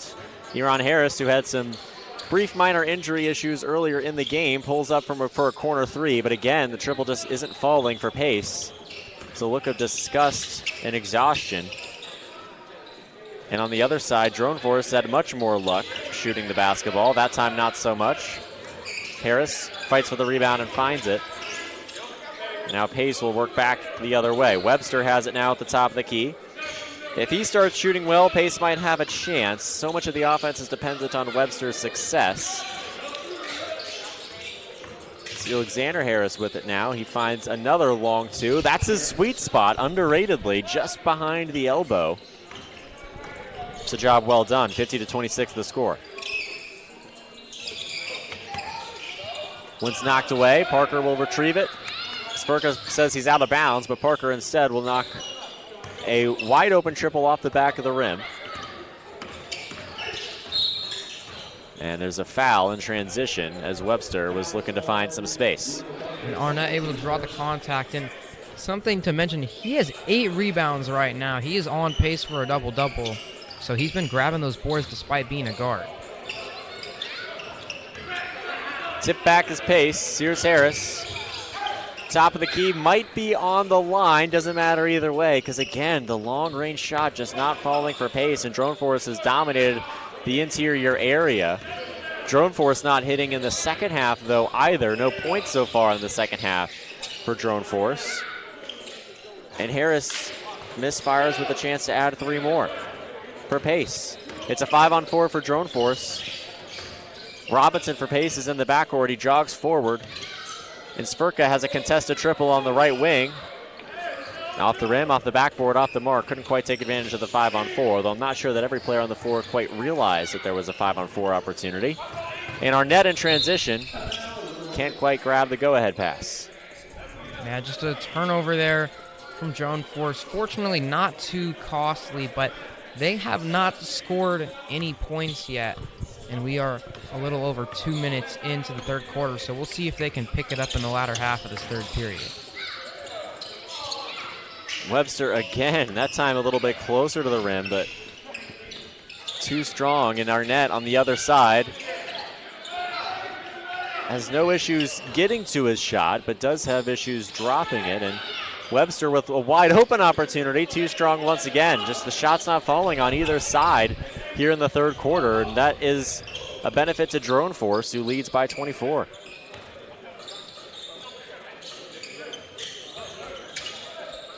Reynolds inside between the blocks, still end the slump, and of course it's Drone Force that manages to end the slump first.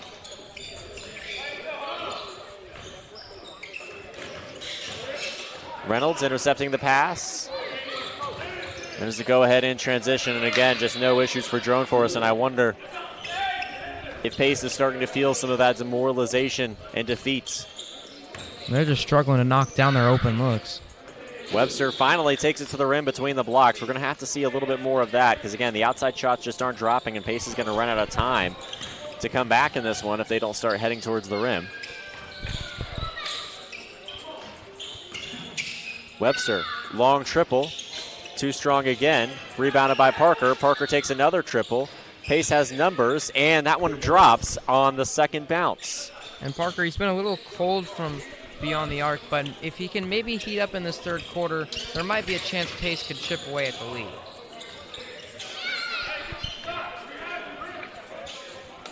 There's Arnett. He's heating up a little bit more here in the second half. Again, doesn't need to in this case so far, but across the board, he's certainly capable of taking control and taking over an entire contest. We saw Tony Perkins do that for Pivot League, but couldn't quite put together the Herculean effort. Parker with another long triple. 6 straight for Parker.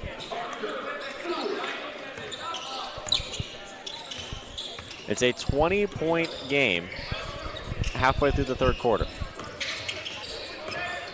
Arnett is all alone, closely defended by Harris. Harris can't quite disrupt at the perimeter, and Arnett is fouled. Again, remember the very beginning of the first half when Drone Force was all over Pace, or just across the timeline. And that's how Drone Force amassed the early lead that has now become the sizable lead of 20 points and potentially more after these Arnett free throws. Yeah, and they've done a really good job of getting to the free throw line all afternoon, as Arnett with 2 big ones as he is able to knock down the first.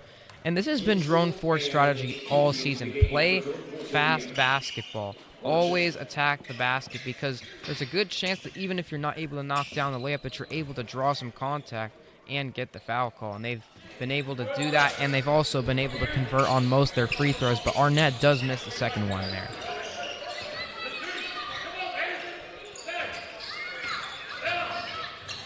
And Harris will work inside off the block. It's going to be off the glass and off the mark.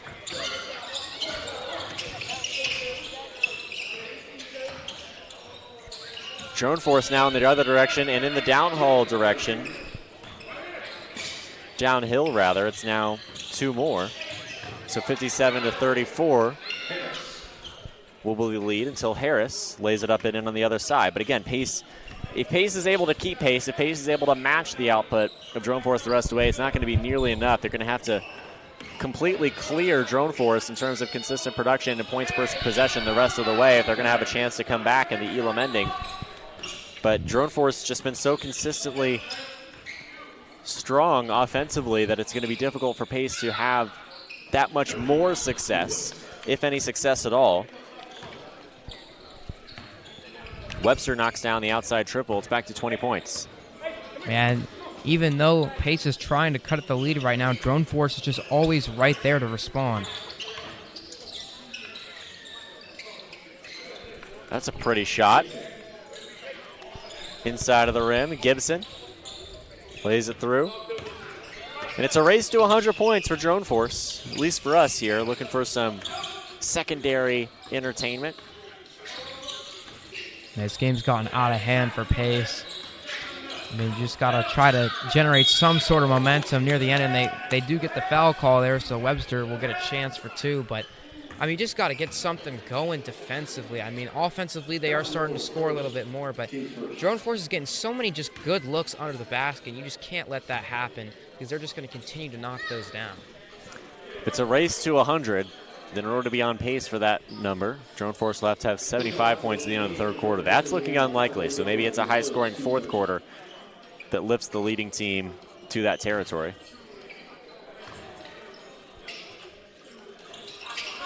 Webster misses the free throw, but a rebound for Pace. Almost creates 2 more points. It's not quite fulfilled. Drone Force struggles in transition, but receives a foul call. Yeah, and you heard an audible "oh" from Hawthorne as he realized maybe passed that one a bit too soon, but lucky his teammate McKenzie was able to get there and grab the ball before it was too late.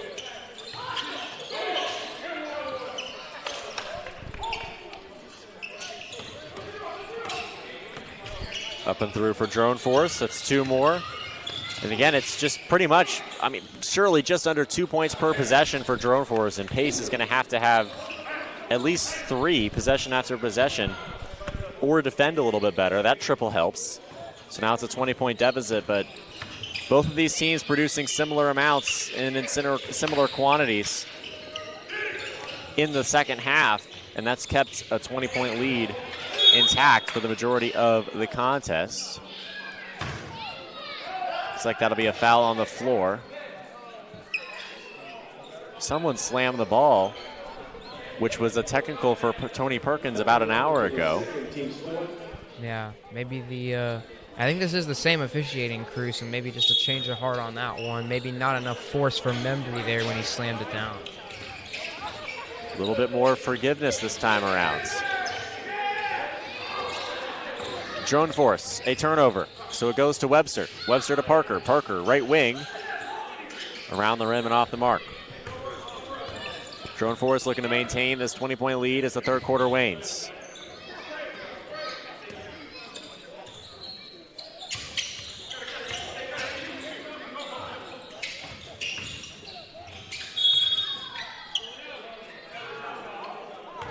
And another foul, and that will be what ends the third quarter. Team's fifth. Check that foul on Parker, his third, team's fifth. I think they might have a chance to get one more shot off. Or no, they're going to say these are free throws. So that'll be the bonus with the 5 fouls. And that'll end the third quarter, but obviously we'll have these free throw opportunities either way. And Hawthorne, he is the best guy at getting to the charity stripe for Drone Force. He's attempted the most free throws out of anyone on this team. And he is so good at converting as well once he gets to that free throw line, as we do see him knock down his first of 2.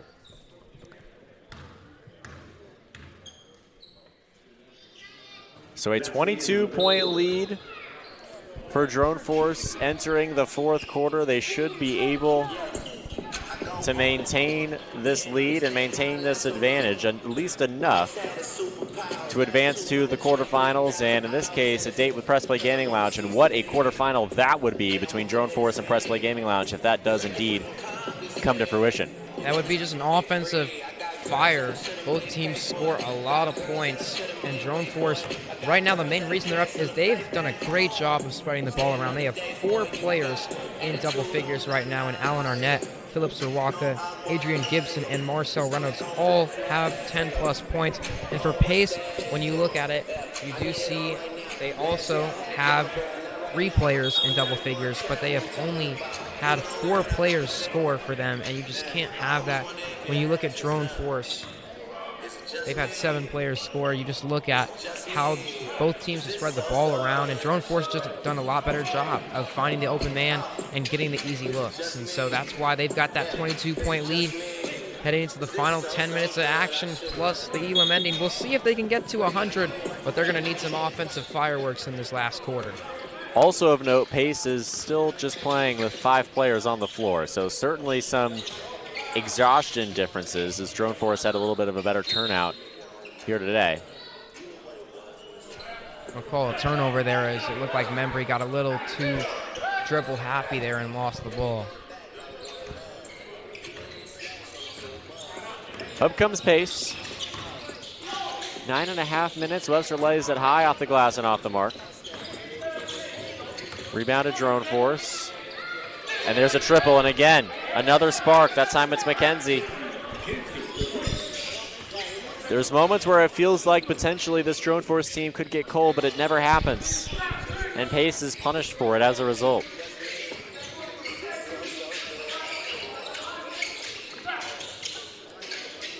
Here's Webster, left wing. Rattles around the rim and down. Finally gets one to fall. He seemed to have an expression of relief. See if he can get going here down the stretch when it matters most. He has the basketball here off the rebounds. Does he go for another dribble? He's thinking about it. He does take it, and he got that one as well. So potentially Webster has the hot hand in this moment. That would be massive for Pace. We talked about them needing to be significantly stronger offensively down the stretch than Drone Force, significantly more productive in order to mount this comeback properly, and Webster could have a great deal to do with that. Sverka, though, cancels out the majority of that triple with the bucket that reaches 70 points for Drone Force. And he's up to 20 as well. He's been a little quiet in the second half, but his first half effort has him up to 20. Open dribble for Pace, far too strong. It's an air ball. Pace not playing well, but an interception for Webster, who is playing well as of just a few minutes ago, allows a transition opportunity for Pace to take place. Aaron Robinson, his first 2 points of the game, but still 19-point lead here for Drone Force. Doesn't seem to matter how many points Pace scores.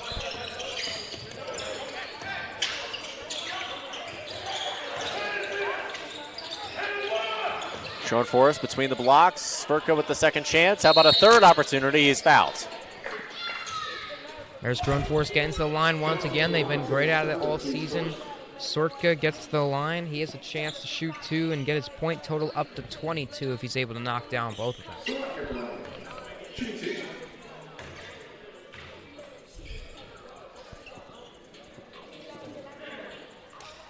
Sperka gets the first. He's been awesome. Possibly, I suppose, the MVP for Drone Force throughout this game so far. I think I'd be okay handing him that moniker. Alan Arnett's been awesome. Marcel Reynolds has been awesome, but Sperka's really taken the leading role in terms of maintaining and extending this lead over the course of the contest, as evidenced by that near tip-in. He couldn't quite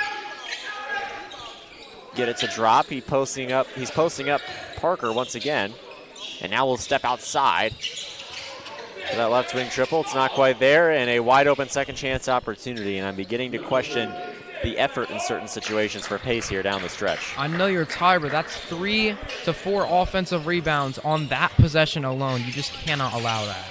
Pace could be packing it in, understandably so. Down 20 here, just a couple minutes left to play for. It's been plenty of triples from Pace too.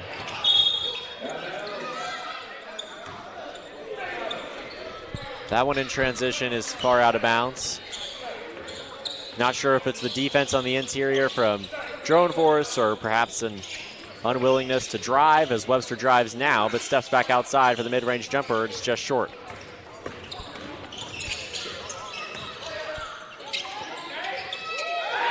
Nearly a second chance dunk. Flip himself back up. Drone Force with some theatrics and some dramatics here late as Pace remains down 20, as it's been for the majority of the second half. Aaron Harris just got .10, and that might be one of the main reasons they're struggling. They need him to score more points if they want to have a chance in these playoff games. And there's Drone Force once again with the triple try, up 20. I'm sure this game will end with a 20-point lead. That time there's a foul. McKenzie doesn't like it. And it might have been clean, but I think he got his arm before he got the ball, so good call there by the officiating crew. McKenzie a little upset, but I mean, that one honestly could have gone either way, so refs just going with what they saw. Obviously, they have a better angle than us. Yeah, absolutely. And there's another foul that time. That one looked to be that was more intentional. He did it to sub. Yeah, that was intentional. He did that to sub himself out of the game. And so Arnett's going to come back in for Drone Force. Interesting play there. I've not seen that yet this season. Another luxury of being up 20, perhaps. And Alan Arnett, as you checked in. Webster has the top of the key, just 30 seconds away from Elam ending territory. And again, Webster misses, and he's not happy about it. Webster is so much of the reason why this team is successful offensively, and Pace's wins are in large part, or at least competition for wins is in large part based on Webster's leadership. And this time just the shots aren't falling, and sometimes it's just one of those days. It's one of those days today for Webster, and that could be what dooms Pace in this postseason bracket. Yeah, we see another turnover there for Pace. It's just been a rough afternoon for them. Parker has an open triple. Next dead ball elicits the Elam ending, and he'll drop it out of bounds. Yeah, and that'll do it. Gibson just lost control, so we're headed to the Elam ending, so I believe the target score is going to be set at 81 points. Or excuse me, 82 points. 82 points target score. So not looking good for Pace, as they're going to need 29 points to reach that. I don't think that's going to happen, but hey, the game is not, you know what they say, it's not over till it's over. So maybe there's still some sliver of hope for them.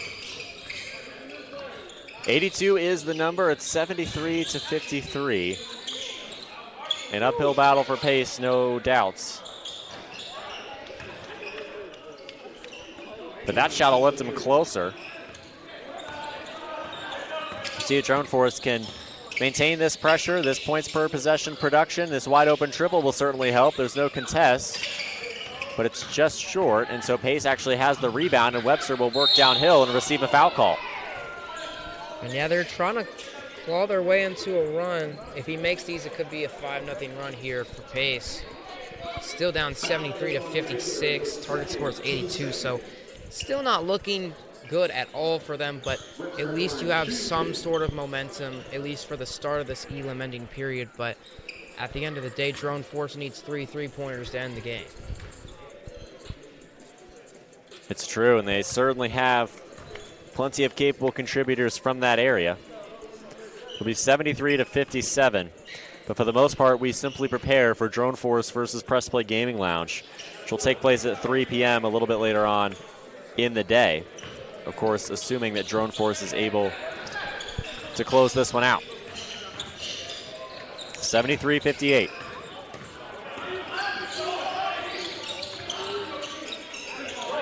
In transition, some sloppiness, but no sloppiness for Reynolds on the lay.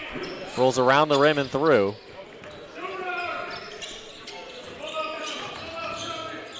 Webster steps back, right wing triple, just off.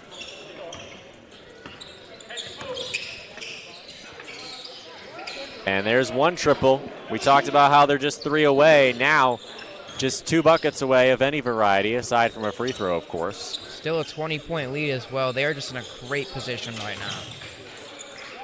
Webster inside the mid-range, rims out. Again, it's just not a great shooting day, and that's not exactly what Pace is looking for, especially from Webster. It's an unfortunate end of the season. Thought maybe Pace could be a team that could string 1 or 2 playoff wins together, but Drone Force is proving to be too much.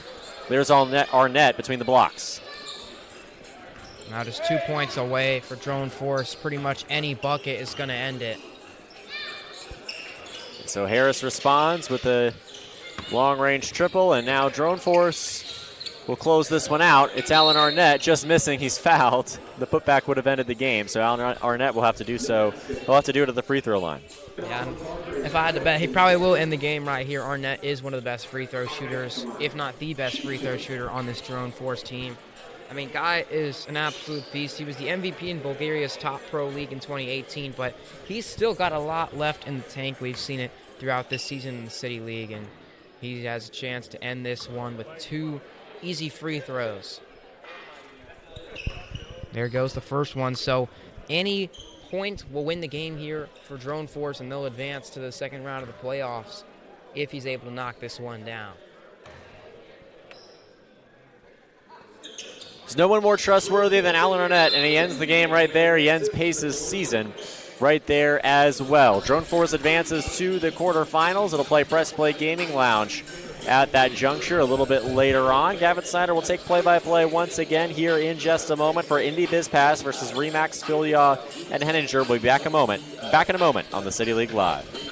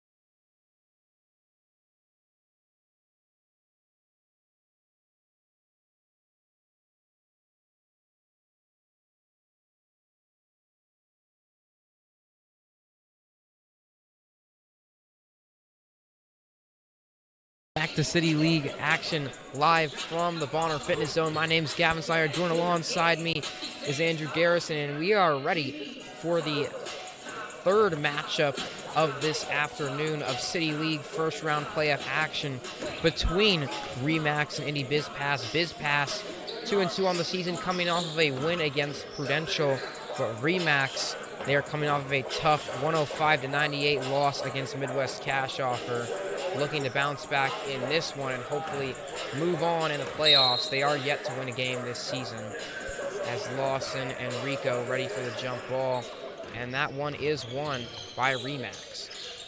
They're going to reset here as Clark gives it off to Manson. They swing it back to Clark. He's working down low on Lawson. Step back, contested mid-range. Lawson might have got a hand on that, and now Patterson pushing in transition. He's going to pull the three for BizPass, off the mark. Rebounded by Colon Romero. Here's a three. That one bounces front rim and drops for Filial. He gets his first 3 points of the game. 3-0. RE/MAX leads. Jalen Moore with it, and he tries to find Patterson, and that one almost poked away by Manson, but he was not able to save it from going out of bounds, so we'll stay with BizPass as they'll inbound in front of some fans. Moore. Crossover, driving inside, kicks out last second. Patterson finds it over to Henderson for three. He can't knock it down. And now RE/MAX pushing it with Johnson. Johnson, right corner three, off the mark, rebounded by Patterson, and BizPass will push down 3-0. 8:40 left. Deep three from Ron Patterson, and he knocks it down. What a shot from Ron Patterson through the defense. And that ties the game at 3. Now Manson has it. He's going to pull a three of his own. That one is short. Rebounded by BizPass. They send it down to Lawson in the paint.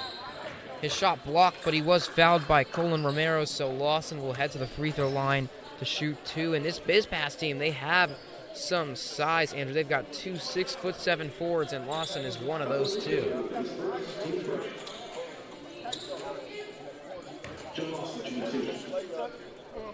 Got 2 free throws for the former UIndy player. Had 9 points in the last one. And he's able to pick up his first right there as he knocks down the free throw. And it gives BizPass the lead for the first time in this game. 4-3 your score with 7:40 left to go in the first quarter. Second shot here from Lawson is good as well. So he gets himself 2 points from the line, and it's a 5-3 lead. See how RE/MAX will respond as they are able to find it over to Filial here. Now they swing it around here. Johnson hesitates the three, driving inside, trying to finish through the contact, but it is tipped in there by Travis Clark. Nice play there from him, and the game is tied now at 5. Moore will bring it up for BizPass. Just over 7 minutes left in the first quarter. Lawson, wide open three-pointer, no good. Rebound Filial. They find it to Johnson off some movement, but they will reset. Here's the corner three, no good from Filial, and Patterson is going to push it.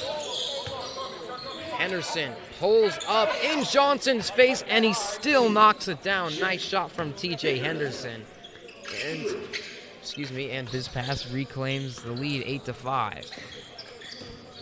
Filial. Pass tipped away and stolen by Henderson. Henderson, another pull-up three. That one no good. Rebounded by Filial. They are down by 3 points as RE/MAX trying to get something going here. Colon Romero pulls the three from deep, and he knocks that one down. Nice shot there from the team captain, and he ties the game up at 8. Just under 6 minutes left in the first quarter now.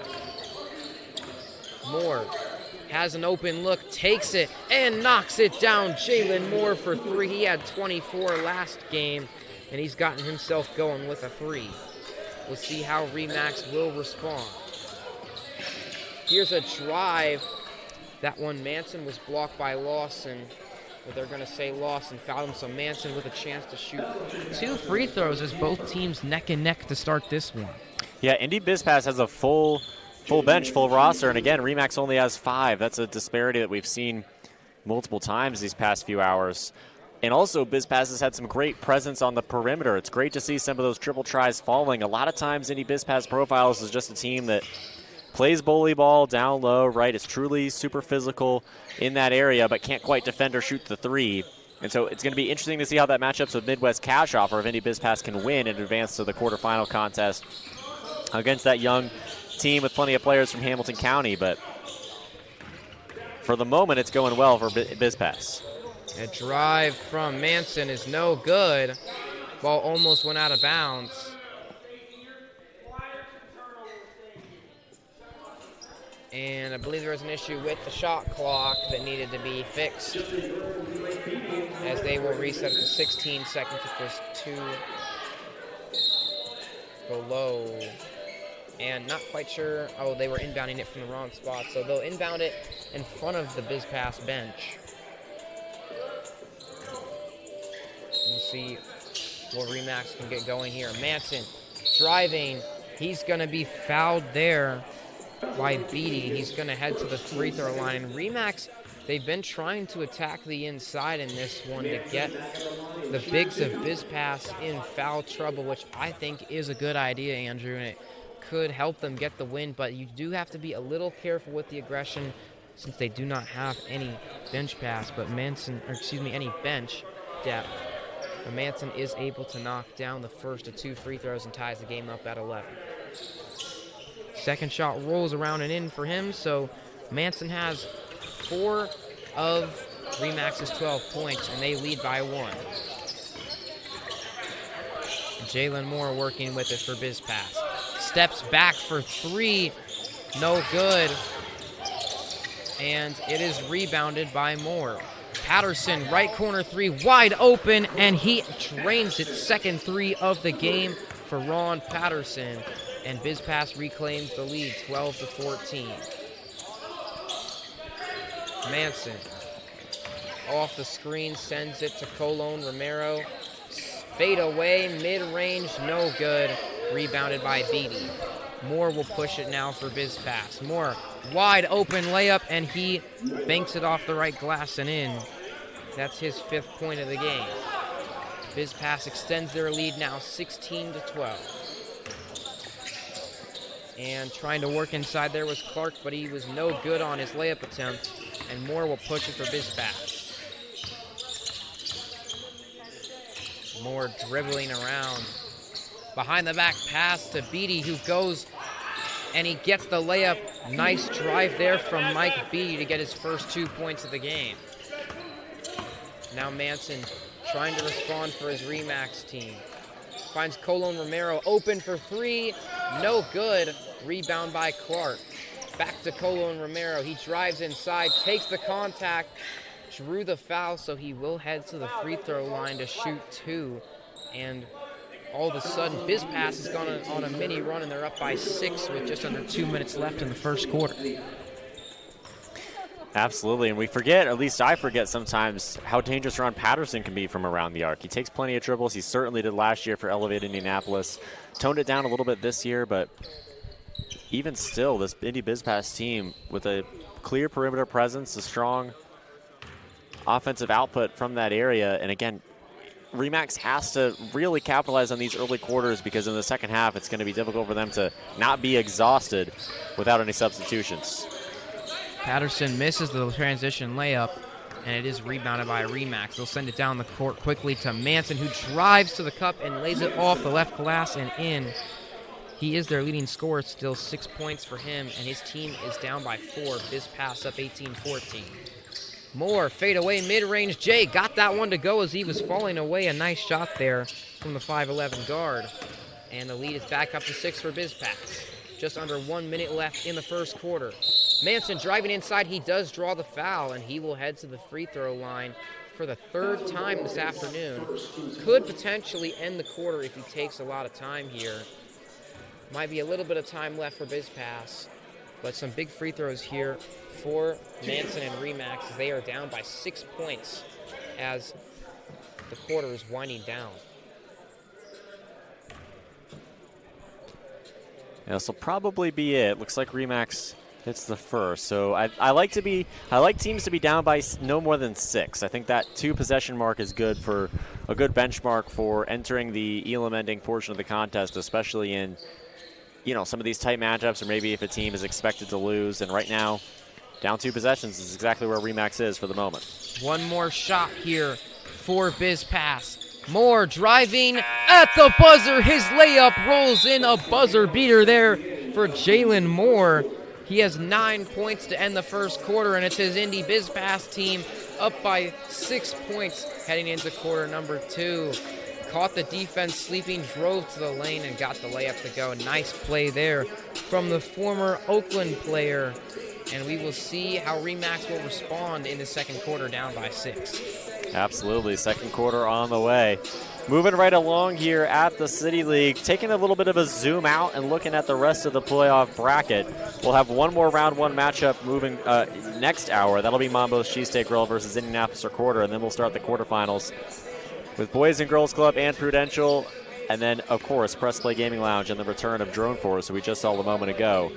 The winner of this contest against Midwest Cash Offer, and then Prodigy Sports Network versus the winner of Monbos and Indianapolis Recorder, and then we'll have the 2 semifinals to close out the evening a little bit later on today.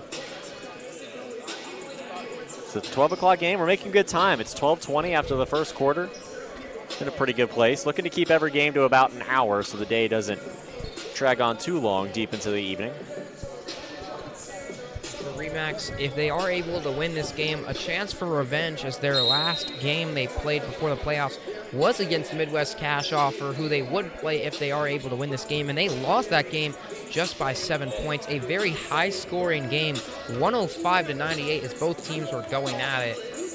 And we'll see if Indy BizPass is able to become the ones to move on, as they are the ones with the lead and the ball as we start the second quarter. Jalen Moore bringing it up. He is currently their leading scorer with 9 points.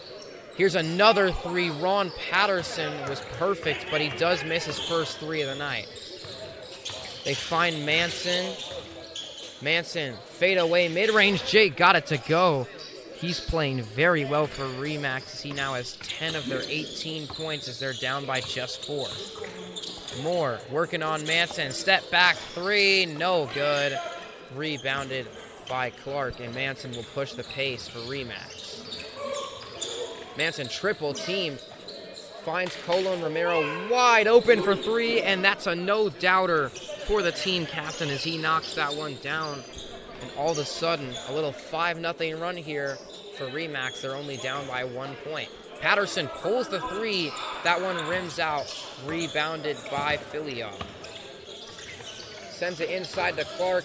Clark spinning on Patterson. Loses the ball. Layup no good. Some great defense there from Patterson. Last touch by Clark before it goes out of bounds. And so BizPass holding strong and forcing the stop. Ron Patterson checks out for his younger brother, Trey Patterson. Moore finds TJ Henderson, deep 3-pointer, no good. Rebounded by Manson. Manson, he'll pull the transition 3. It's no good. Moore grabs the rebound for BizPass. Moore finds it over to Burns. His mid-range J bounces around the rim. It drops out. Offensive board. Here's a 3 for the big man. That one off the mark. Jalen Moore, however, grabs the rebound. So yet another offensive rebound and a long possession for BizPass. They're still up by 1 point. Moore spinning, fading, and he knocks down the mid-range J once again. He's lived in that mid-range area. And a timeout going to be called by Remax. They find themselves down by 3 points with 7:48 left to go in the first half. Absolutely, and I've really appreciated the offensive versatility from Indy BizPass. Sometimes I feel like that team falls into a bit of a one-dimensional structure, but not so much today at all. Obviously, they only lead by 3, but it's a strong 3-point lead. It's a convincing 3-point lead. It's an encouraging, above all, 3-point lead. Indy BizPass seems to be in a good position as the favorite in this contest, as the team in this contest that has won a game of the City League. Obviously, that's not something Remax Filion Henninger can say about itself, but we'll see if Indy BizPass is able to parlay that into success that leads them to the quarterfinals. I gotta say right now, Andrew, Jalen Manson playing incredible right now for Remax. He has 10 points. The only player in his team that has double figures in scoring. He's been running the offense, and he's done a great job of keeping his team in it despite not having any bench. If you look at BizPass, they have 3 bench players in total, so you gotta make sure that you're preserving your energy as much as possible when you don't have anyone to look to on the bench. But coming out of the timeout, Remax has the ball down by 3 points, looking for an answer as Johnson has it. They'll post up here with Clark.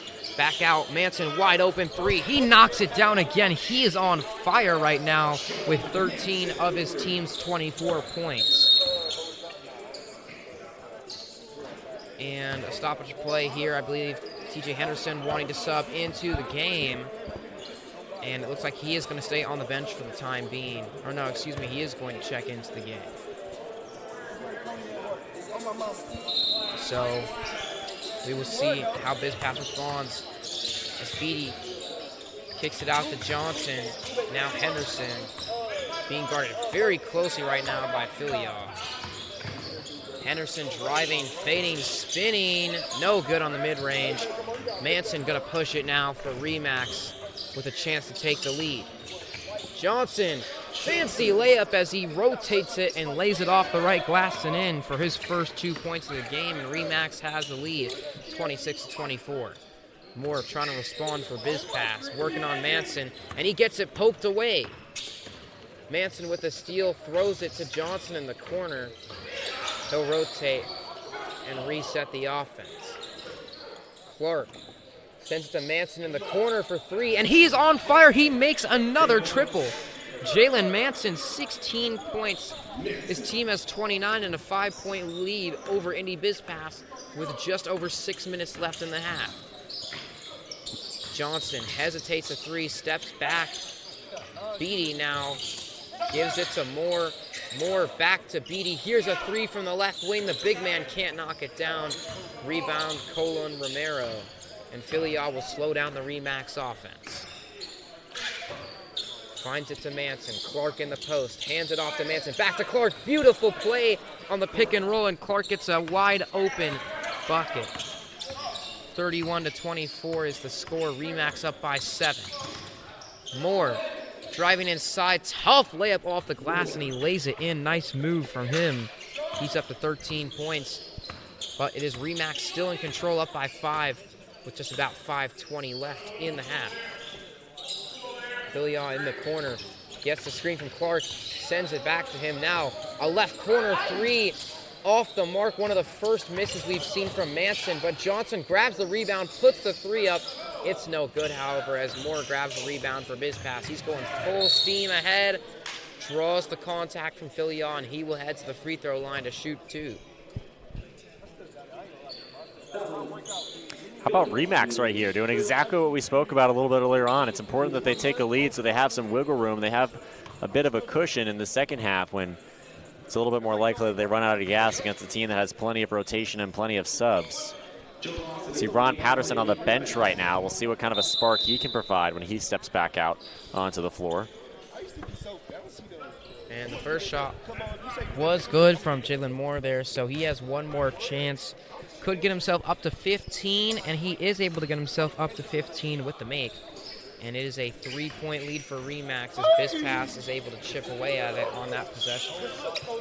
Johnson with the ball, sends it to Colin Romero.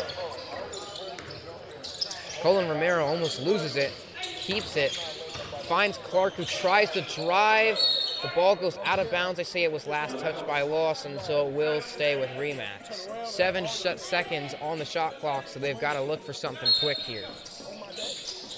They find it into Colin Romero. Now Clark trying to post up, but it's ripped away by Johnson. Now Moore out in transition. Layup off the glass and in once again. 17 points for Jalen Moore. And the deficit is cut down to just 1 point. Biz Pass is not going away. 31-30 your score. Remax with the ball. They're up by 1 point. Manson trying to work on Burns. Sends it back out. Romero for three. Knocks it down. Another three for Colin Romero. He's up to 9 points on the night, and his team is now up by 4. Henderson trying to respond for Biz Pass. Mid-range J. It's good. Henderson with the mid-range. He's up to 5 points, and the lead is back down to 2 for Remax. They send it up to Clark in the post. Clark one-on-one with Lawson. Gets the bump. Floater no good, however. Rebounded by Biz Pass, and Henderson will bring it up the floor. Henderson driving off the glass, no good. Rebound by Colon Romero, and Manson will try to push the pace for Remax.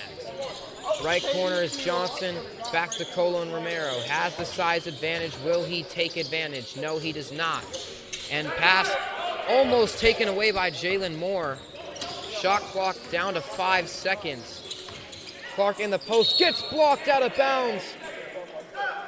Lawson with the block. 2.4 seconds for Remax. They're going to have to get a quick shot here. Johnson is the inbounder. Gets it to Filion, shoots it instantly. Fade away midi, and he got it off the catch and shoot. Nice shot there from Marcus Filion. And so it is 36-32. Remax is up. Moore kicks it out. Lawson hesitates, driving to the paint. He got fouled. Lucky they called it. He would have got called for a travel if there was no contact, but he's headed to the free throw line to shoot 2. And despite Biz Pass having the size advantage and having Mike Beatty and Joe Lawson, 2 6'7" forwards out there, they have not attacked the paint too much during this game besides transition opportunities. First free throw there for Lawson is good. Gets himself up to 3 points and cuts the lead down to 3 as clock is ticking as we approach 1 minute left in the half. Second free throw here for Lawson. That one rolls around the rim and drops in to get himself up to 4 points. And it is Remax with the ball and a very slim 2-point lead they hope to hold on to as the half is winding down. Filion with the ball, wide open three-pointer. Oh, just barely rims out. Moore grabs the rebound and pushes it for Biz Pass. Moore, step back 3. That one rattles out. Rebounded by Manson. He's pushing the pace. Finds the cutting Filion. Gets it. Manson now driving. Layup is short. Wanted a foul call. Rebound by Lawson. Now Moore finds Patterson. He pulls the 3. It's good. Ron Patterson with his 3rd triple of the game. And Biz Pass takes a 1-point lead. Now 10 seconds left in the half. Last shot opportunity for Remax. Filion finds Colin Romero. Clock is ticking. Floats it up to Clark. And they're not able to get a shot off before the buzzer. And wait a minute, I think they're going to say there was a foul. I'm not quite sure. And maybe offensive foul, not sure. It looked like they might have called a foul, but I believe that is just going to be the end of the half. Yeah, some conversations about it at the scorer's table, it appears. I want to briefly mention Ron Patterson coming into the game and promptly hitting a triple, providing that spark, supplying that spark for this team, but it looks like you're right. That'll be the end of the half. So for Remax, Jalen Manson leading the way with 16 points. Jalen Moore, 17 points for Biz Pass. That'll wrap it up, though, for the first half of action from City League Basketball. I've been Gavin Snyder alongside me, Andrew Garrison, but don't go back anywhere because we'll be right back after this short break.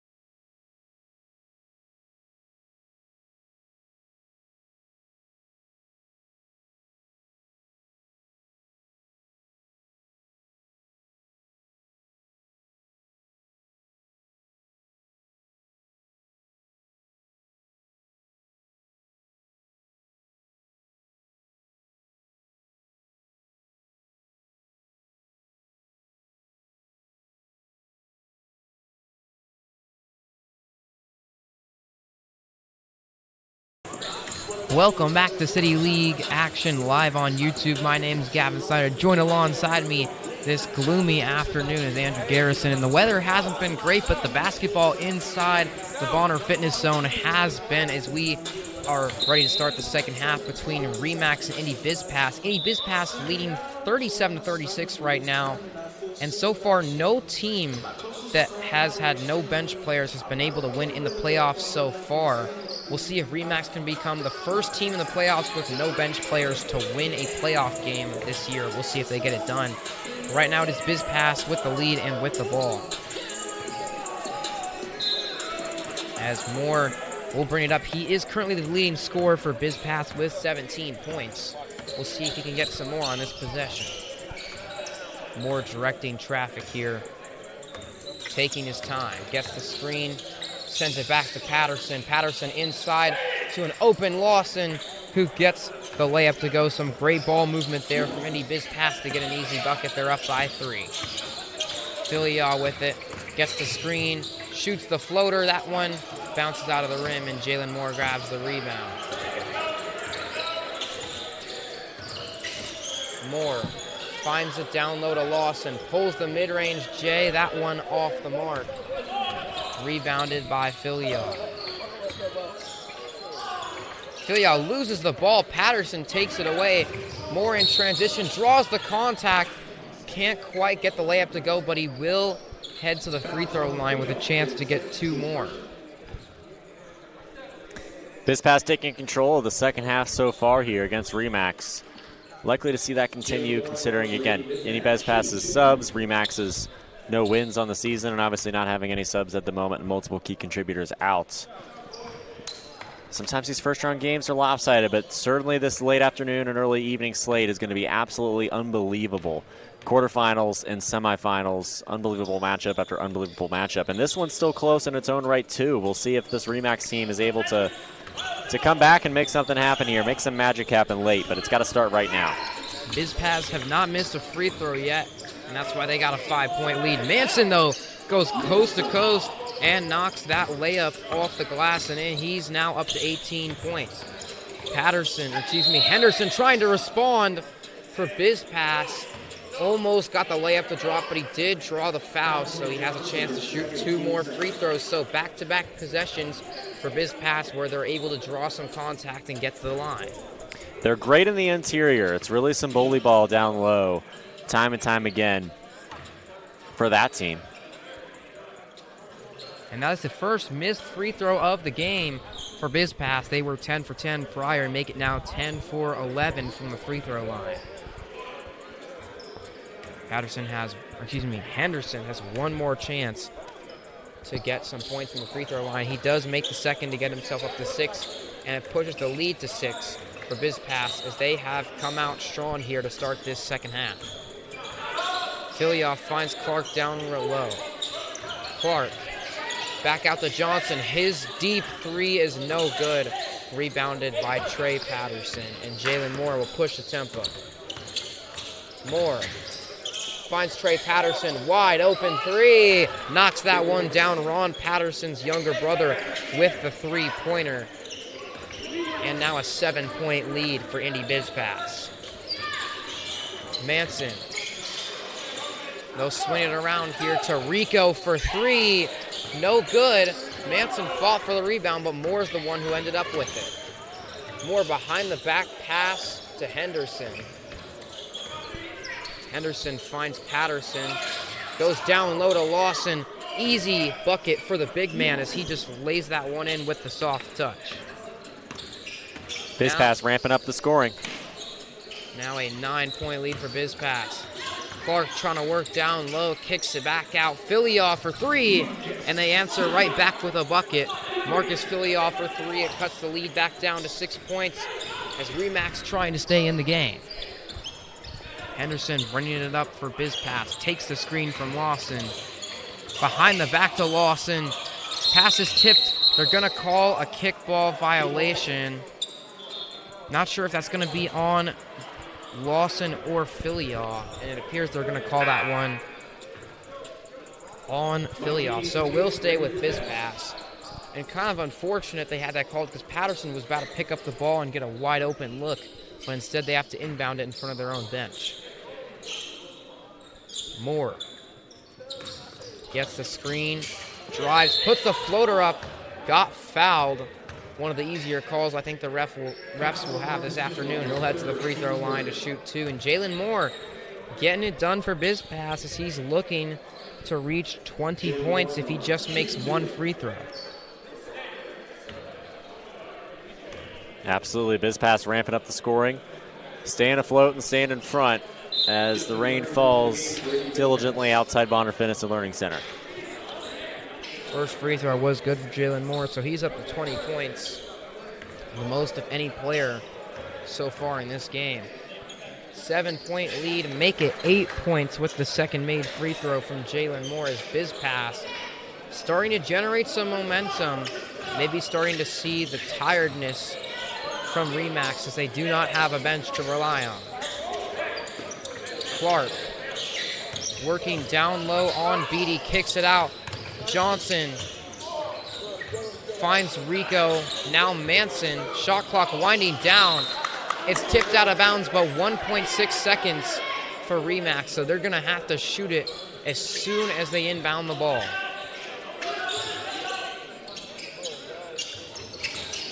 Filia has to pull it, and he almost got that one to go, rebounded by Beatty for BizPass. All the way up, wide open, TJ Henderson with another three-pointer as he has continued to be efficient from beyond the arc. Now an 11-point lead for BizPass as they are pulling away. Clark in the post kicks it out. Rico for 3, got that one to go. Rico knocks down the triple. He is up to 11 points on the afternoon. Moore driving inside, layup no good. Nice defense from Clark, and Remax pushing the pace. Manson goes coast to coast and lays it in off the right glass. He is now up to 20 points on the night as the leading scorer for Remax. They are down by 6 points, 52-46 is your score, as it is BizPass leading with the ball with 3:15 left in the third quarter. Tatterson thought about the 3, but he hesitates. They kick it out. Jalen Moore wide open for 3, and he knocks it down. Jalen Moore once again, 24 points for him. They just continue to respond after the Remax buckets. Manson driving inside, had the lane, couldn't finish the layup. Rebounded by Henderson. He finds Moore. Moore tripped up, back out to Henderson. Wide open 3, and he knocks it down again. TJ Henderson. He has made his last 2 threes in a timeout called by Remax as Henderson has 11 points and the lead currently sitting at 12 points for BizPass. Triple after triple. How about BizPass from around the perimeter? I must admit, I did not expect that at all. I thought BizPass was going to have to make its money from between the blocks, but there it is, triple after triple, and that is potentially indicating that if Midwest Cash Offer is having an off game in the quarterfinals, and if BizPass can survive and advance to the quarterfinals, then maybe Midwest Cash Offer as a younger team could struggle against Indy BizPass. Time will tell. And Remax right now, they are struggling. They do not have any bench players, so those 5 guys out there have played the entire game so far. They haven't had any rest, and we might see the fatigue getting to them a little bit as they are down by 12 points, as BizPass has really just turned on the gas in this third quarter in terms of scoring, as they are up to 58 points, could definitely get to 80 points or more if they keep this pace up. We'll see how Remax responds. The game is not over for them yet. They just need to get some defensive stops. They've been playing pretty well offensively. Manson will bring the ball up for the Remax squad. Tries to find Clark in the post, and it goes out of bounds. Last touch there by Burns. So we'll stay with Remax for the time being. 14 seconds on the shot. We approach just about 2 minutes left in the third quarter. They get it into Filia. He steps back with a little floater. A step back floater is good, an interesting shot, but it goes in for Filia. Cuts the lead back down to 10. Moore finds the big man, Beatty, kicks it out to Henderson, and Henderson being pressed by Rico. The big man, Beatty, loses the ball, stolen by Rico. He tried to call for a timeout. No good on the layup, though. Johnson sends it up to Manson. Manson tries to find it back to Johnson, but this one's taken away. And the layup and one there for Justin Burns. What a way to get your first 2 points of the game, and the foul to push the lead. Now up to 12 points as they have reached 60 points. Justin Burns from line bringing this pass, shooting 1. Absolutely. Here is Indy Biz Pass again taking firm control, and you can see Remax starting to come to terms with the situation and understanding what it's going to take in the fourth quarter to put together this effort in a comeback. Under 1 minute left to go in the third quarter of action. Clark sends it to Filioff for the corner three. No good, but they say he was fouled. So Filioff gonna get to shoot 3 free throws here. Some big shots here for him, as his team looking for someone to get them back within 10 points heading into the final quarter of action. These free throws will undoubtedly end the quarter as Filioff gets ready for the first of 3. First one is good for him. Gets him up to 11 points on the night.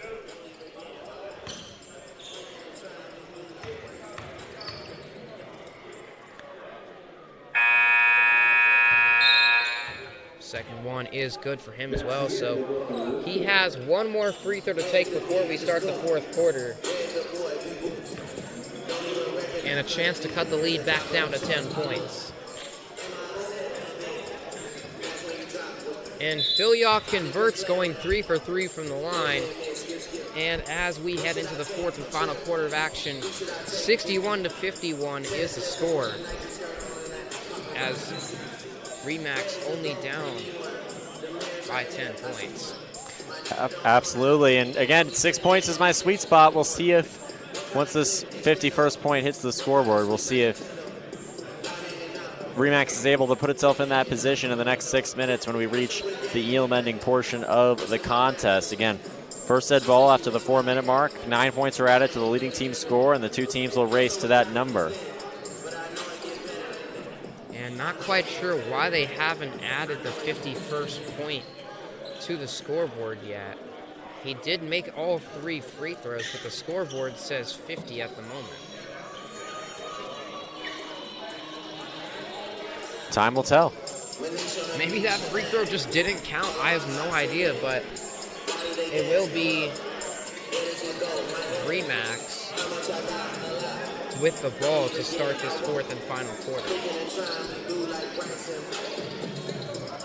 This is game 3. We got one more first round matchup a little bit later on. It's Mambo's Cheesesteak Grill in Indianapolis a quarter before we meet our quarterfinalists shortly afterwards.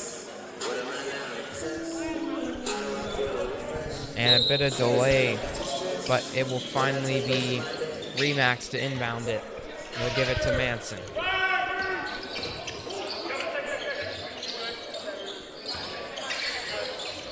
Manson sends it down to Clark in the post, working on Beatty.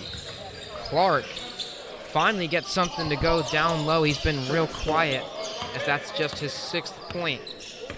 And it cuts the lead down to 9 points. Behind the back pass to Beatty for 3. It's no good. He hasn't knocked a triple down yet tonight. Filioff will slow the Remax offense down here. Driving inside and one! Huge bucket there for Marcus Filioff. He now has 15 points. And that basket is going to put Remax now within 7 points of tying the game. Chance to convert the and one opportunity, and Filioff does just that. 61-55 is the score. Moore stepping back through traffic. He's going to pull the three, and he knocks it down once again. Jalen Moore is out of his mind. 27 points for him. Johnson sends it down to Clark in the post. Clark spinning, takes contact, got it to go. No foul call, but he gets it to go regardless. 64-57. Biz pass, another three from Moore. Back-to-back threes from about the same spot. He now has 30 points, and we still have 8 minutes left in the fourth quarter. Filyaw, and he responds with a three of his own. Both teams trading three-pointers back and forth. It's 67-60. Biz pass leads. They do have the ball. Moore step-back three. That one just off the mark. And Clark is wide open. He does get fouled by Beatty there. So Clark going to head to the free throw line with a chance to cut the lead down to 5. So those free throws will also take some time off the clock. So just 3.5 minutes from the territory of the Elam ending target score threatening to hit the board. Sometimes the City League falls into this exact sequence where it's triple after triple. They're trading triples on either ends. And by the end of the exchange, one team comes out on top. It's what Mambo's Cheesesteak Grill, who we're about to see, is so great at. You know, falling into those three-point shootouts and then just coming out the better of it and coming out on the better side with a stronger lead and with a greater chance of coming away victorious and then maintaining that advantage down the stretch. And we'll see if BizPass is able to do exactly that the rest of the way here. Clark goes 2 for 2 from the line, gets himself into double figures, scoring with now 10 points. And the lead is at 5 points for BizPass. They definitely would like a bucket here. Here is Burns, who went coast to coast. He does get fouled, so he will head to the free throw line as well with a chance to put the lead back up to 7 points. As both teams, they were trading threes earlier. Now they might be trading some free throws, as that is now back-to-back free throws for either team.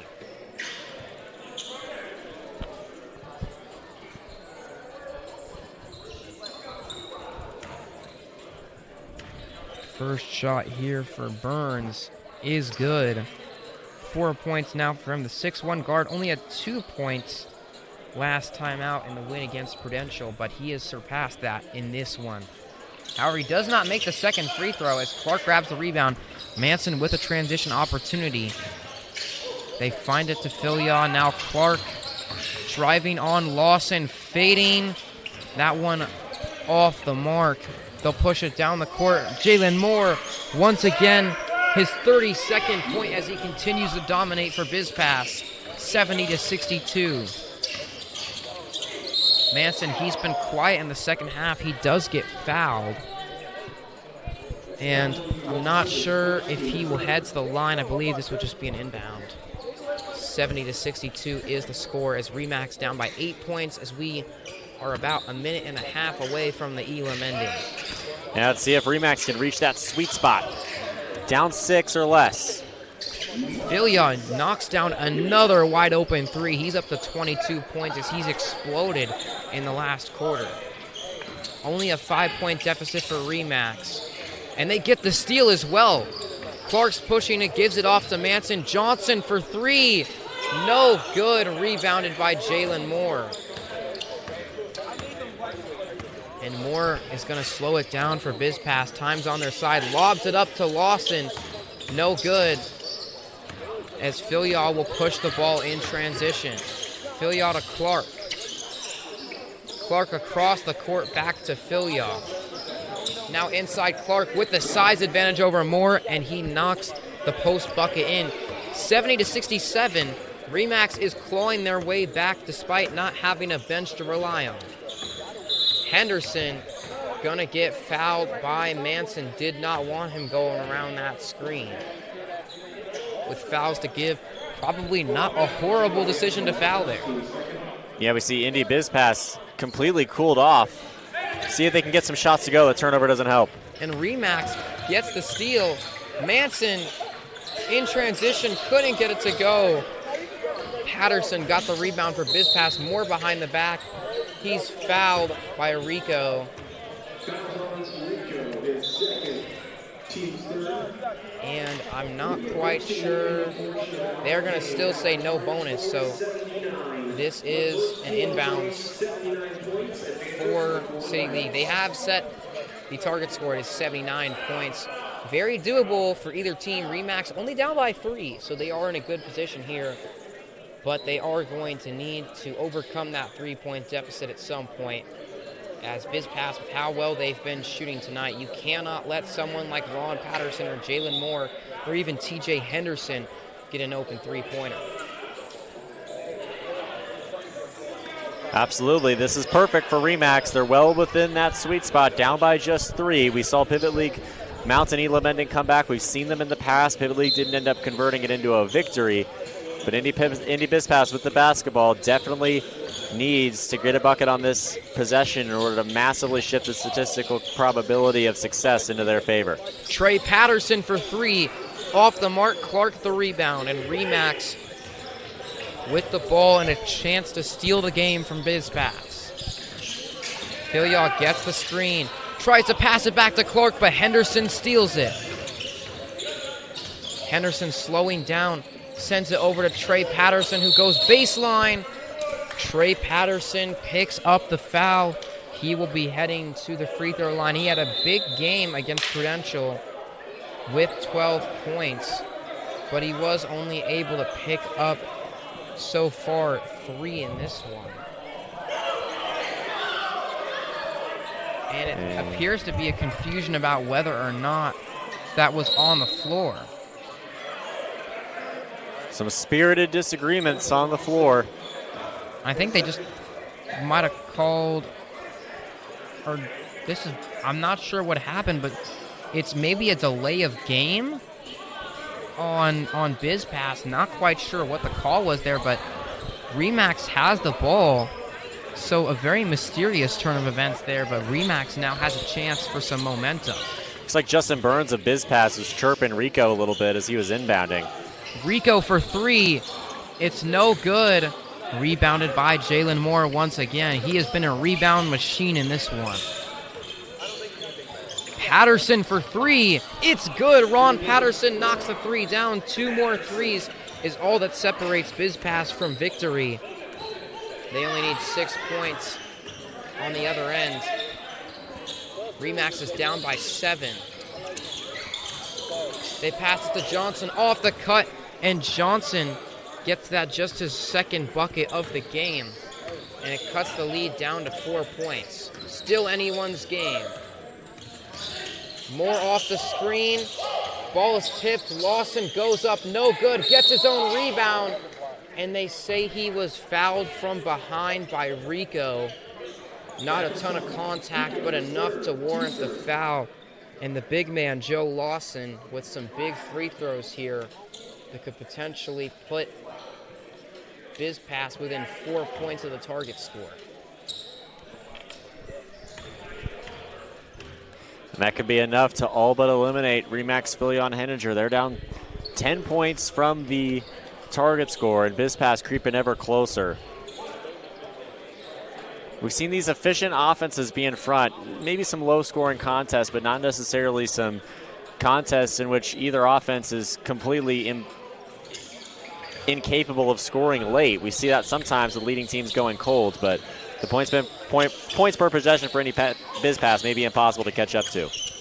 Manson trying to spin around, fades it, and somehow makes it, falling away through some decent contact there. Manson now has 22 points. Moore trying to respond, lobs it up, pass tip taken away by Remax. Manson in transition, lays it up and in, and all of a sudden it's 73-74 as back-to-back buckets there for Jalen Manson, and Remax is not going away. That's how quickly it can happen here at the City League in the Elam Ending. Patterson pulls the deep 3. It's good! Ron Patterson with a huge triple that puts BizPass just 2 points away from winning this game. Philyaw fading midi, bouncing around and rolling in. He also has 24. 77-75. Remax cannot afford a foul here. Moore trying to work for the win. It's no good. Rebounded by Clark. Clark sends it up to Johnson. Johnson gets it poked from behind by Moore. Moore, 2-on-2. And that is game. TJ Henderson lays it off the left glass and in for the win. And it is Indy Biz Pass winning 79-75 and advancing to the second round of the playoffs. That's a quarterfinal team in Indy Biz Pass. They certainly seem to be capable of it over the course of the season, and we'll see if they can break through to the semifinals as well a little bit later on. But before then, there are a few more matchups, starting with the final first round matchup. It's Mambo's Cheesesteak Grill and Indianapolis Recorder coming up next. And so to end the game for Biz Pass, they move on, and what a game it was from Jalen Moore, dropping 32 points, the most we've seen of any playoff game so far. We'll see how far Biz Pass will go, but in the meantime, we're going to take a quick break here, but don't go anywhere because you're listening to City League live on YouTube.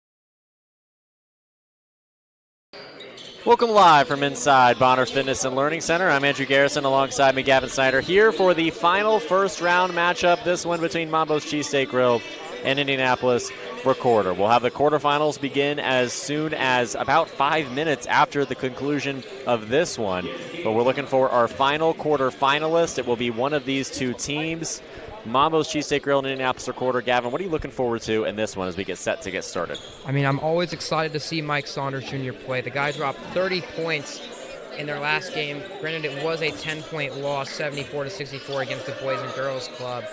But it'll be interesting to see how Indianapolis Recorder does, because so far in the playoffs, when a team does not have any bench players, they have not been able to win a game yet.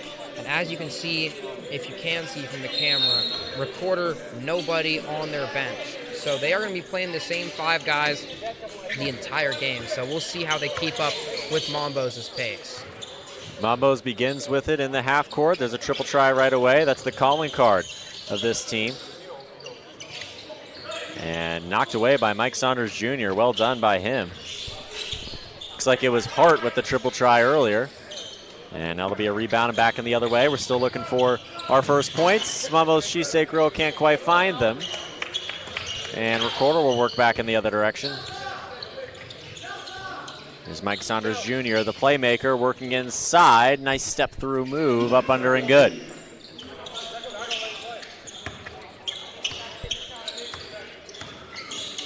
And now Mambo's seeking a response. It's a little bit too strong, so Indianapolis Recorder certainly snappy and certainly snippy in transition so far. So Hampton missed that time, and now from Recorder, it's Britton Watts, who's been awesome all season. Just misfiring. We talk all the time about Mike Saunders Jr. as there's a whistle the other way, but Britton Watts has been equally fantastic for this team over the course of the season. Certainly one of the better backcourts in the league, but you're right, they have no depth right now on the bench, and Mambo's has at least 3 players in uniform ready to rock and roll.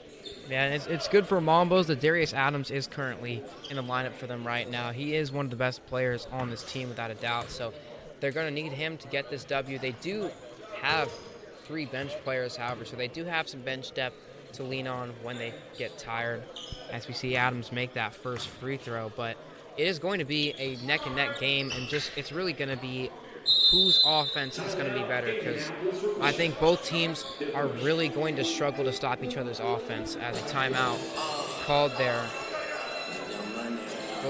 I believe maybe a misfire timeout called there by Recorder. Some brief confusion. We'll get back rocking and rolling. Both free throws went down, so it's a tie game here at 2-2. And now there's conversations between the officials and the members of the scorers table. Wonderful director of our league, Austin Taylor, there, squarely in the middle, getting the hard work done for this league all year round, and especially right now in the culmination of the season in the playoffs. One drops out of bounds. Running clock resets here. We have about 8 minutes left in the first quarter. There's Mambo's Cheesesteak Grill there, up to the scuffle in transition, up under and good. Mambo's using that strength and size down low. Such a dangerous backcourt, such an enforcing backcourt, but don't forget that Mambo's can still produce in every area of the floor. This Recorder back the other way between the blocks, steps out of bounds. And it looks like Rush might have just stepped out of bounds, stepped on the line maybe. Appears to be the case for sure. Deep top of the key triple for Mambo's, not quite there. And Peace, one of my favorite players at the City League, puts it back up and through from between the blocks. Great role player, always plays his role perfectly. And that time taking the charge. Or not. But certainly taking the contact. Do you think his feet were set that time? I'm not quite sure. I mean, Saunders was charging down the lane. I think he didn't have a lot of time to set his feet. If he did get his feet set, it would have been like at the last second. So maybe just not quite enough time to call it a charge. And Mike Saunders Jr., the only guy who has scored so far for Recorder, will head to the free throw line with a chance to add on 2 more points. And that's not unthinkable. Saunders Jr. certainly is the primary contributor for this Recorder team. We talked about Britain Watts and plenty of other role players for this team, supplying some strong production, but for the most part, it is Saunders leading the way. And sort of like Kobe Webster with pace, if he's not on his game, whether it's fair or not for this to be the case, if he's not on his game, then certainly his team is massively limited. But he seems to be on his game so far. As you mentioned, the only scorer for Recorder. He's got 4 points. Here's Mambo's Cheesesteak Grill now. Once again, Hart in the corner with an opportunity. It was short and he knew it. And now he's scouring the glass for the rebound, looking for a turnover in transition as well. But Indianapolis Recorder will maintain possession of the basketball, work inside to Britain Watts. That one's intercepted by Peace. Peace up to Hart, 2-on-1. Size advantage, numbers advantage. That's a bucket for Mambos. Back the other way is Recorder. Britain Watts thought about a 3. Feeds it inside instead. And again, it's intercepted by Peace. So work back the other way. And again, it's Hart in the corner. And this time he knocks it down. Very similar sequences for Mambo's Cheesesteak Grill, but both times they result in buckets. Saunders just short once again, and now Mambo's Cheesesteak Grill starting to take control of this contest.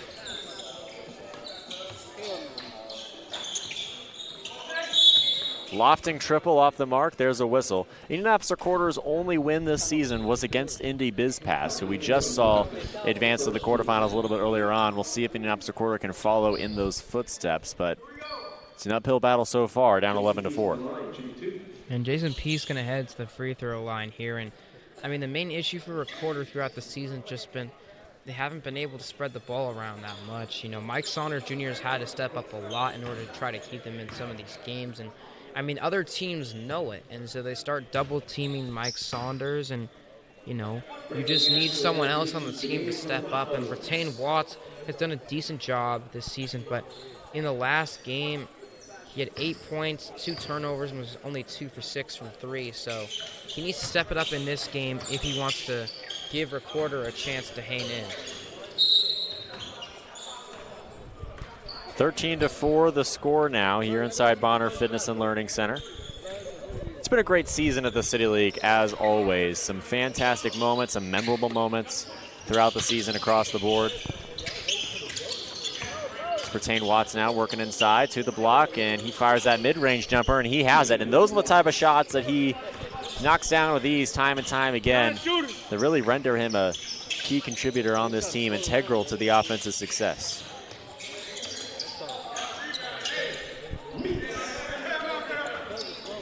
15-6 the score. Mambos taking control. Seen some lopsided results here in the first round of the City League. This could become another after that air ball. Yeah, just a rough miss there from Rush. Thought he had enough power on it, but just not quite enough to get it done. And Mambos working inside. That one rattles around the rim, and now Peace looks to put it back up. Not quite.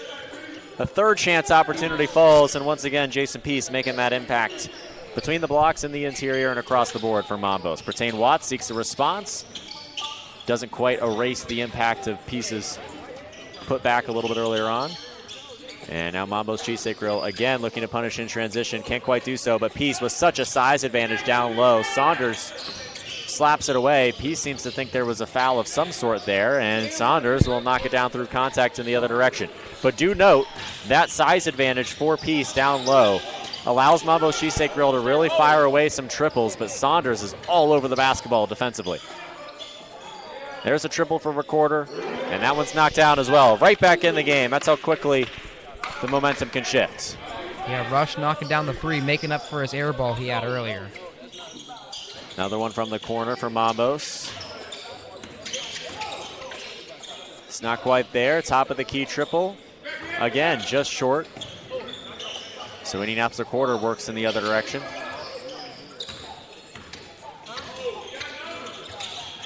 But it's Mambos. Just great go-ahead passes, great transition basketball. And again, Peace just towers above everyone on this Indianapolis Recorder roster. And although there's only 5 players on the Indianapolis Recorder roster so far, there just isn't enough to contend with Alex Young and Jason Peace.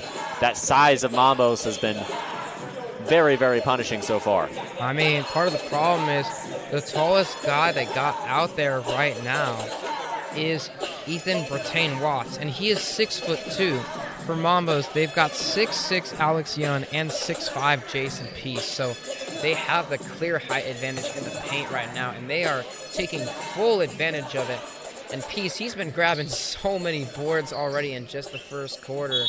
Kind of excited to see the little box score notification they give us at halftime to see if he's already in double-digit rebounds by the time we reach the end of quarter 2. But I'm getting a little ahead of myself as we still have about 2 minutes left in the first quarter of action. Absolutely. Definitely in double-double territory is Jason Peace. Eventually, on pace for double-double territory, but 19-11 is the score. Mambos with the lead. Jason Peace a big part of that, as well as just in general the mismatch between these two teams. In transition has been the greatest success for Indianapolis Recorder with those turnovers. That time they're the victim of a turnover, but are bailed out by a pass that skewed astray and out of bounds. Mike Saunders Jr. all over the basketball as a scorer and also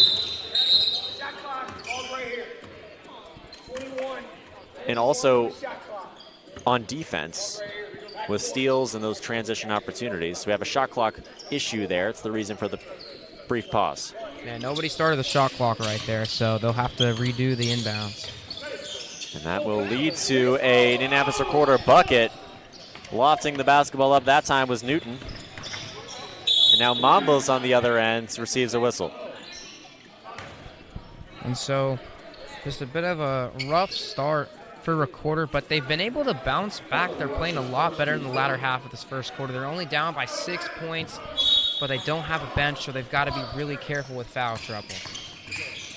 Mambos off the inbounds, capitalizing on that size advantage per usual. Here's an open up top of the key triple. Brief breakdown in defense, but Recorder's bailed out again by a slight inaccuracy. But again, can't cut the deficit down to just one possession. They're in that 6-point sweep spot. There's a foul in transition. That'll help Mambos. It's going to be difficult with this size disadvantage for Recorder to defend without fouling.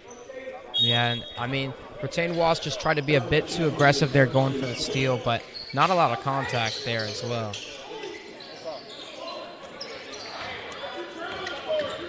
Here's Recorder back the other direction. Again, off the mark, and this could be a situation similar to Pace a little bit earlier on, where you have one guard that really has to take control of the game and a team that plays so well together and so well across the floor on the other ends, and the shots don't quite fall. That's an outrageously hard foul.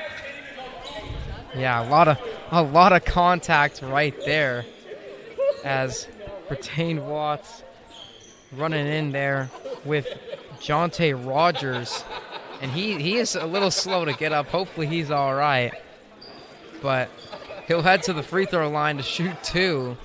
And probably one of the harder fouls we've seen this playoff so far.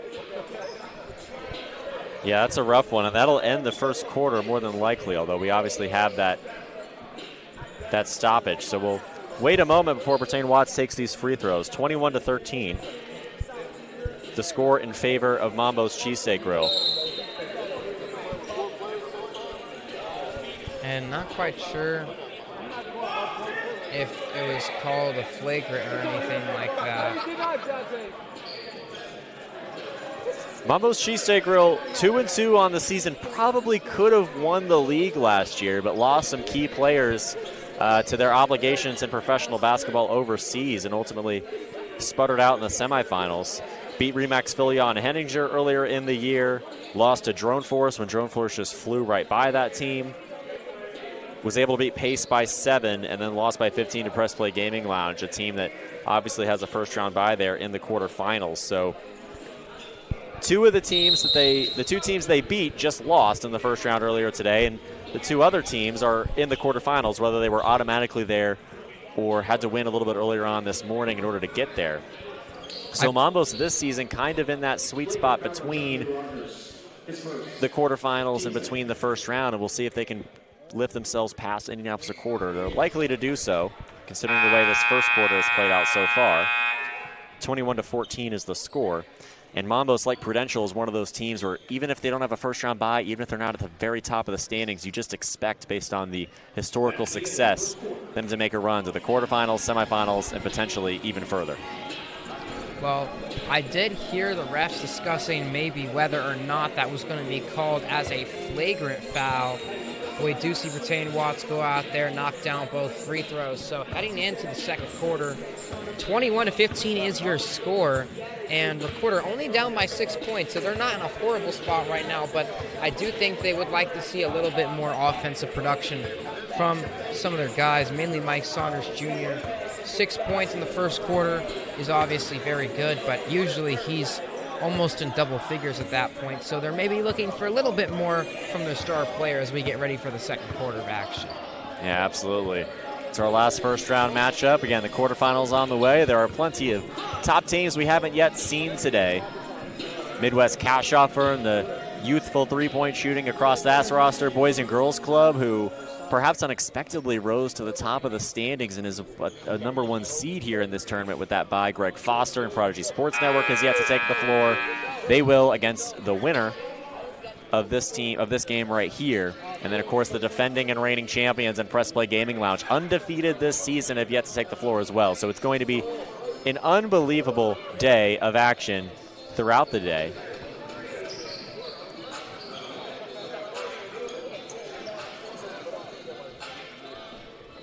And we're not even halfway through yet. No, we got several more games to go. A great Saturday here on the Near East side of Indianapolis. Mike Saunders Jr. commandeers the offense, finds Brattain Watts at the top of the key. He dishes it out to Newton, and Newton's right wing triple is just off the mark. He chases the offensive rebounds. Maybe Bombos was out of bounds that time, but John Hart will retrieve the basketball either way, thanks to the lack of a whistle. And Mambo's cheesesteak roll drops it in, but there's a whistle there and some brief confusion. Gavin, did you see the call? Not 100% sure, to be completely honest with you, Andrew. Not sure if it was an offensive foul or not. 23. Yeah, they take the points back. They're calling that an offensive foul right there. So it says 23-15 for the moment. We'll see if that changes in any way. Mike Saunders Jr. has the basketball at the top of the key. Finds his backcourt partner in Brattain Watts. And he on the left wing will fire. Long-range triple, Golden. He had the shot clock winding down, but it doesn't matter. He drains that one. Huge shot, and he's exactly the type of backcourt contributor this team is looking for to pair with Saunders.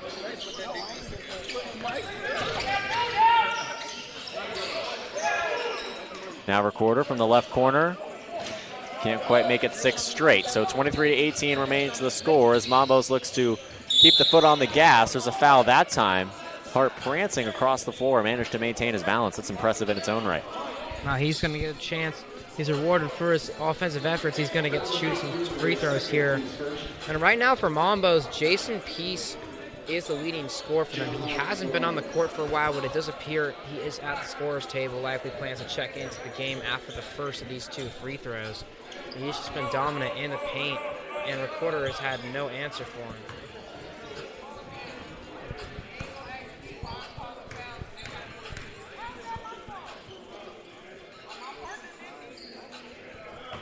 (24-18) after the free throws from Hart. Hart's still a leader of this team all season long.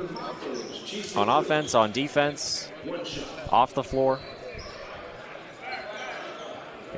Exactly the type of player you want at the forefront of your organization, especially in this moment on a day like this when this Mambos team doesn't have a first-round bye. He's going to have to win 3 playoff games in one day in order to advance to championship night. This is the second one. It's Brattain Watts once again. Another deep triple is fantastic.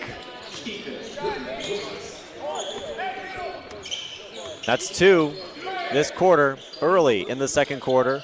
Mambos can't quite respond. Here's Saunders. A size disadvantage, but a shooting advantage. Saunders couldn't lift that one up, but the second chance opportunity is well done by Rush. It's a 1-point game all of a sudden, Andrew. Recorder is going on a little run here. And Mambos just can't get one to fall. Recorder the chance to take the lead. Rush is fouled. Oh, they'll send it back the other way. That'll be an offensive Good take on the charge from Jonte Rogers, drawing the contact there and getting the offensive foul to go through. So that'll count as a turnover towards Recorder. And there's Young. So much of a size advantage that time, and it's really important that Mambos takes control of that front court because that size advantage is so distinct, especially with Young and Peace on the floor. Obviously, we have Peace off the floor at the moment, but Young is out there, and it only takes one big to dominate in this mismatch. Here's Saunders working downhill. Well defended. Oh, foul and one. Mike Saunders Jr. with an incredible finish. It looked like he kind of got pulled towards the ground, but he still was able to make that layup. Just a great display of athleticism from the former Cincinnati Bearcat. It's true, 26-25 the score. And Indianapolis Recorder in a strong spot at the moment as the first half creeps ever closer to a close.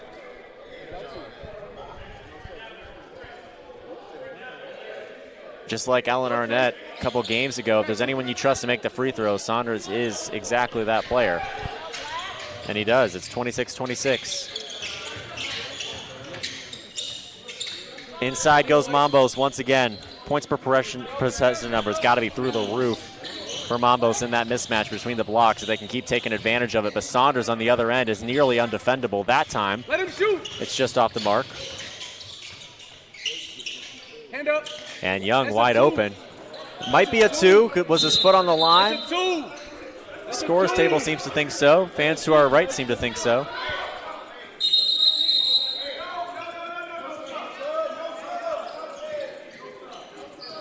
And they'll say so on the floor. 30-26.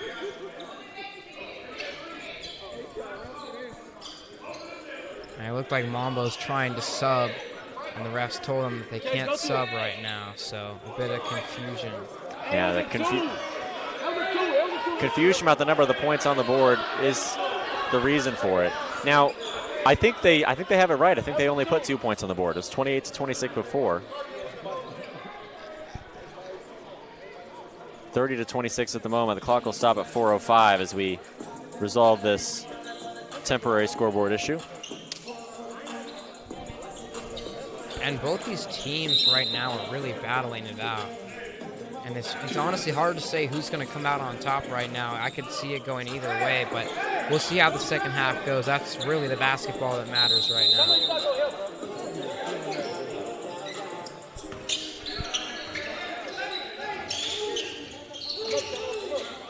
Saunders in the backcourt. Go-ahead pass across the timeline. Newton is double-teamed, trapped in the corner. There's got to be an open man. It's Bertain Watts. He misses the layup. 30-26. And another open triple for Young. This time it's a three. 5 straight for Young.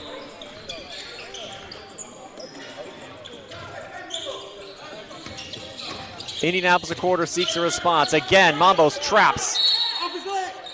They say it's off his leg and it'll stay with him. Looks like it bounced off the shoe of Young.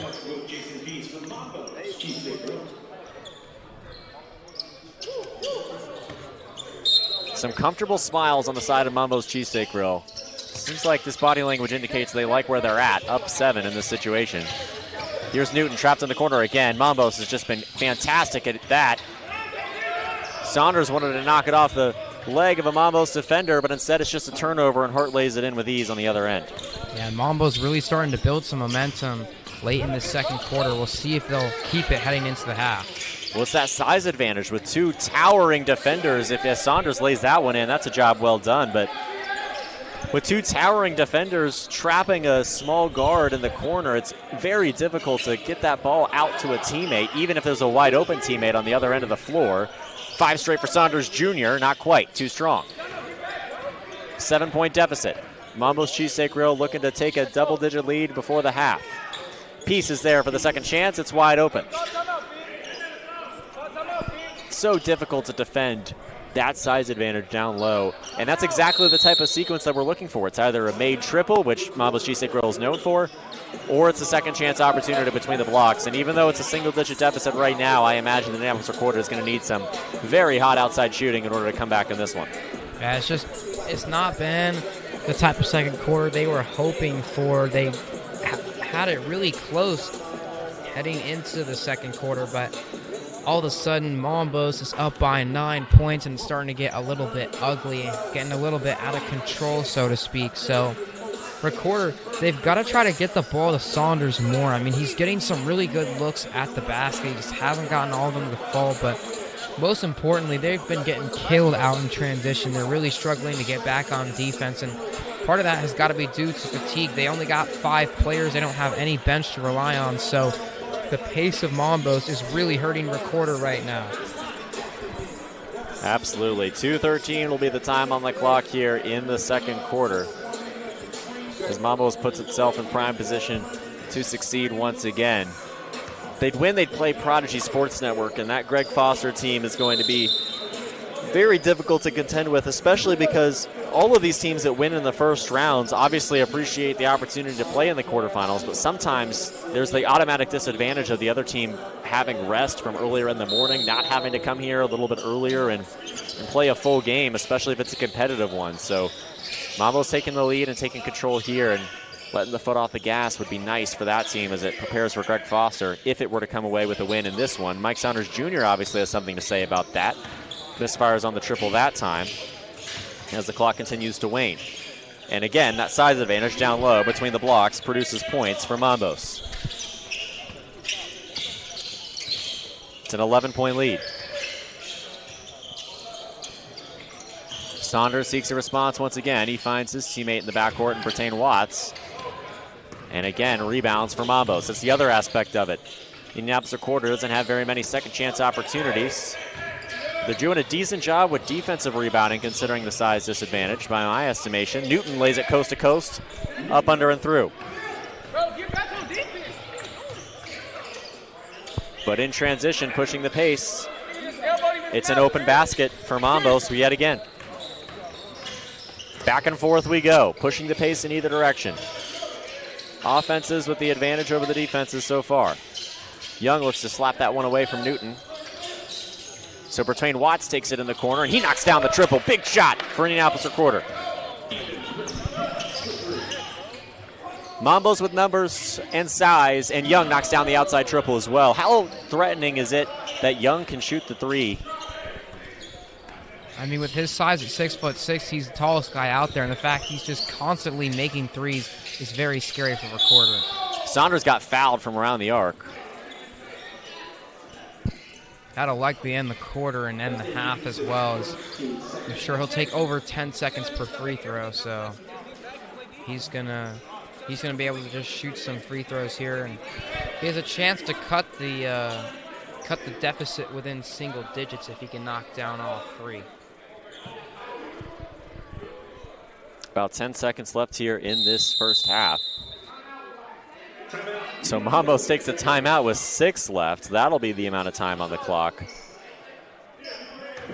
upon the conclusion of these free throws.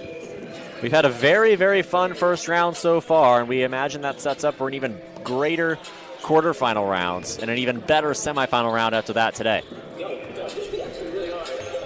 We'll see. So Saunders will get those 3 free throw attempts, and then after, Mambos will have a chance for a last-second shot.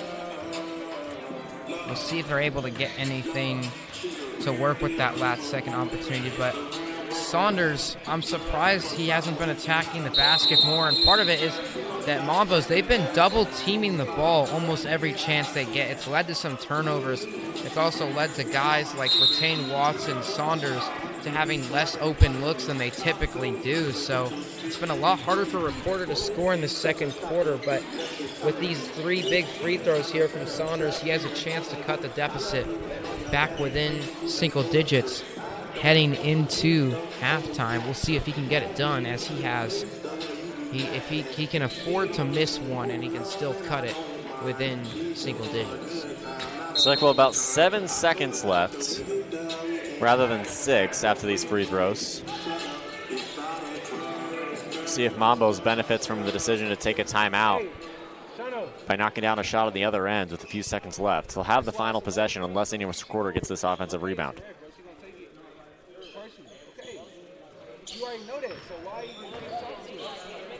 Saunders at 12 points right now. He had 30 last time out against the Boys and Girls Club. We'll see if he can pick up another one here.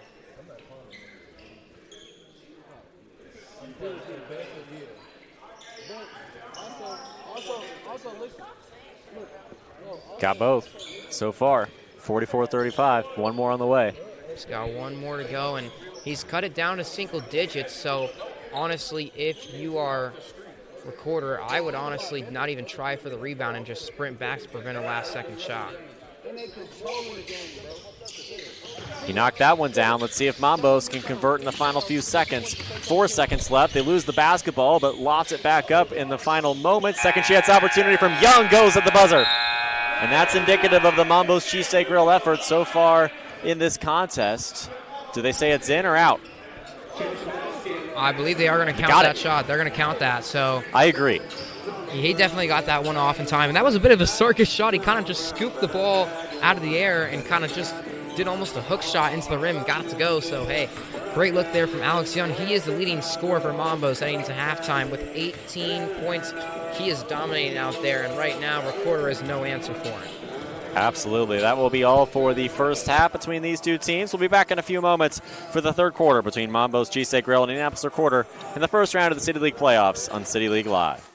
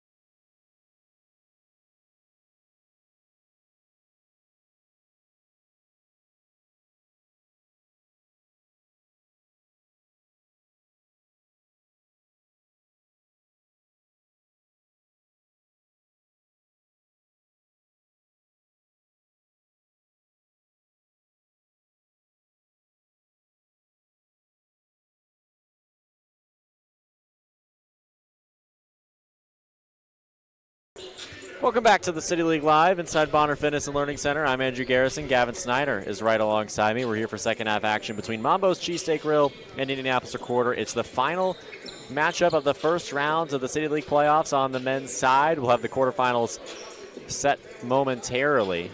We're awaiting the final quarterfinalists. It'll be one of these two teams. Mambo's Cheesesteak Grill currently favored to come out of this one. They're up by 10 points at the start of the second half. What's up next in your eyes, Gavin Snyder? I mean, I think they just got to keep their foot on the gas. They have such a good height advantage, and they've been exploiting it all game long.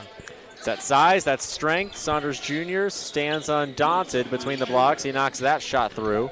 But for the most part, particularly offensively, especially with this lineup, Peace and Young on the floor at the same time, they make money between the blocks just like that. So I imagine that this big lineup between, Young and Peace is potentially a strategy for Mambo's to try to just rack up the score as much as possible with those two bigs in the front court between the blocks. Saunders Jr. puts a little bit too much on that one. Well contested by Young, and now Hart has an open triple. Doesn't have numbers, but he has the three-point shooting, and that also is very supplemental to this Mambo's Cheesesteak Grill offense, those three-point shots from around the arc. They're playing well, and it's a cohesive unit as well that really fits across the board. You have the rebounding, you have the three-point shooting. Those are two skills that match up in a great way. And especially the rebounding. Jason Peace, he has 11 points currently. He is one rebound away from getting a double-double. He has 9 rebounds currently, and he only needs one more to get a double-double, which is kind of rare to see in the City League. You don't usually see a ton of double-doubles, so it'd be a nice feat there for Jason Peace if he's able to pick that up. And there was a bit of contact on that last play between Whedon and Saunders, and they're going to say it was on Whedon, so Saunders gets the call there, and Mambo's not too worried about foul trouble as you do have some bench depth, but it's the other story for Recorder. You can't foul out. Absolutely, and Saunders again faces contact and a call that time. What'd you think of that one, Gavin? I mean, Hart seems like he went straight up. I think he did lean into him a little bit when he was jumping, so I think the call is not completely unwarranted. Was there enough contact to warrant the call? I'm not 100% sure, but the ref has a much better view down there on the court, so I'm going to go with his call on this one. And that's what the players on the court will do as well, of course. 51-38 the score in favor of Mambo's Cheesesteak Grill, and these free throws turning the clock down just a bit, little by little. Mike Saunders Jr. makes the first. Him and Bertain Watts have been critical to this backcourt's ability to lead this Indianapolis Recorder team to contention with Mambo's Cheesesteak Grill, but this Mambo's team might just be a little bit too much considering the depth and the distributed strength across the board, the size advantage that we've been speaking about throughout the contest. Saunders misses the second one, but then the putback drops. Second chance opportunity there. It's a three-point play, incidentally. Hart now with an open triple on the left wing. He's not missing those today. Mambo sometimes has cold shooting nights that lead to losses, but it's definitely not here in the playoffs so far. The Recorder just needs to get back on defense. They're letting Mambos get some wide open looks. Sometimes it all comes together at the perfect time, and a team that maybe was 2-2 and not quite expected to go all the way and win a championship can do exactly that. That's what Press Play Gaming Lounge did last year. Different story this year. They're undefeated, as Peace just slaps that basketball out of bounds. And that's going to take some time off the shot clock as well, so nice defensive play there from Peace. Now we'll have to play straight-up defense against Bertain Watts. Contested triple, contact, looks like it was all ball. And now an open triple for Indianapolis Recorder in the chaos. Off the mark, Bertain Watts lofts it back up, not quite. Rebounded by Young. It's that rebounding from that size advantage. Again, it's Hart. That one not quite wide open, and Young will lay up the second chance opportunity. It turns into a third chance opportunity. And that third opportunity is what lights up the scoreboard. Young's got 20 points for Mambos. He is playing out of his mind tonight. There's Newton laying it up and in, coast and coast. Coast to coast, rather. 13-point lead.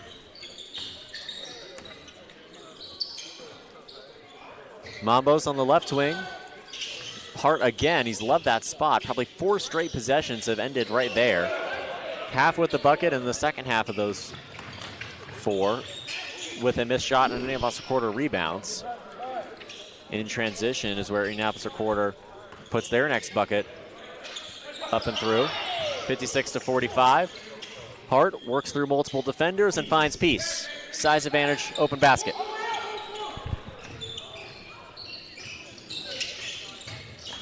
Newton's on the right wing. Indianapolis Recorder's in trouble with no substitutes and a size disadvantage that looms large.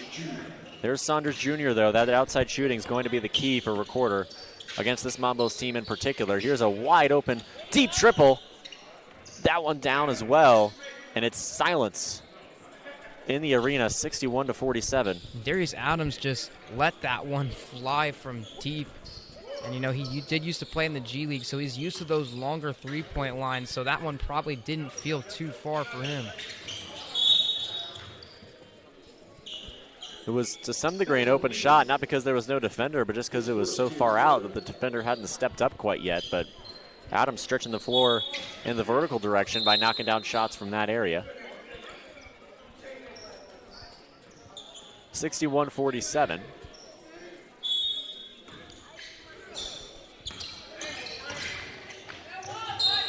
And Saunders between the blocks receives the foul call. Doesn't quite pair the whistle with a basket, but he'll have opportunities to make that up at the free throw line.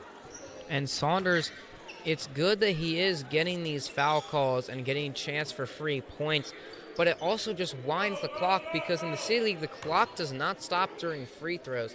And so when you are down by this much, they're currently down by 14 points, you just don't have the time to let the clock wind during free throws. He's got 2 shots, though. We'll see if he can knock them both down. He's currently sitting at 21 points. Make it 22 with that made free throw.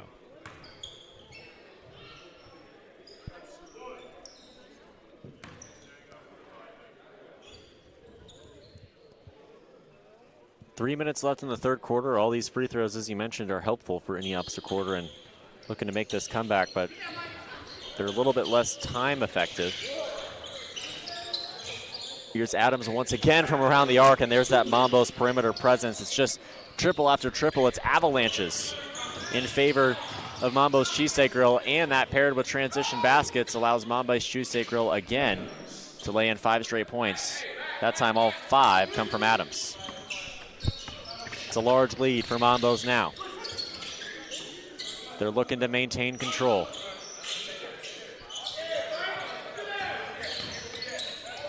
Long 2, there's a foul that time.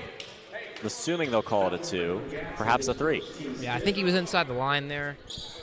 So he's going to get a chance to shoot 2 free throws. And these free throws are not horrible for Indianapolis Recorder, but they do wind the clock, which is not good. But I do want to go back to that one possession where Adams got the layup, and he slowed down. I think he was going to intentionally miss to give Peace his 10th rebound, but he ended up just laying it in, not thinking he had enough time to allow Peace to get the rebound there.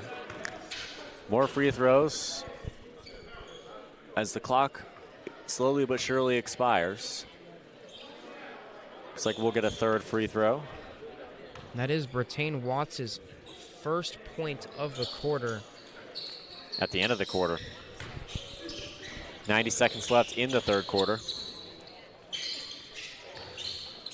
Hart has an opportunity. He's fouled by Newton, and Newton's frustrated. It's so hard with that size advantage to defend without fouling, and that's certainly going to cause some frustration naturally over the course of the contest. Yeah, I mean, I just don't know if there was a lot of contact there to even warrant the foul in the first place, but I think he might have got his arm when he was going up with the shot, so that's going to draw the foul almost every single time.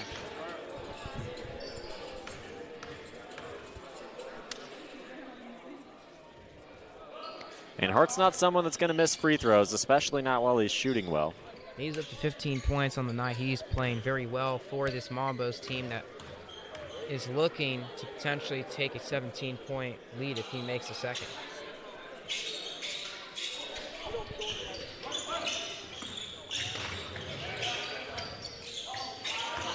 Does Mambo's return to the winner's circle depends on how the first round goes. See, Adams points at the stands and then launch a triple, and it's just off the mark. 68-51 the score. Another long two from Brittain Watts, not quite. Peace has it in transition, doesn't have numbers, but he has a teammate who on the right wing will launch that triple, just a little bit strong, but no matter, with 10 seconds left in the third quarter, and Mambo's up by 17. Saunders lays it up and around the defense and through.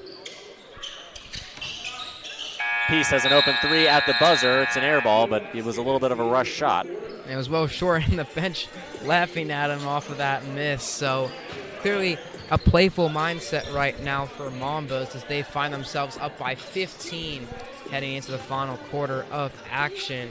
Mike Saunders Jr. trying his best for his recorder team as he does have 25 of their 53 points, but it's just not been enough this afternoon to get the job done. As you know, we've got 6 minutes before the Elam ending, and you're down by 15 at this point. You're going to need to go on a 7-0, 8-0 run to make this game a conversation again. Absolutely. 68-53, as you mentioned.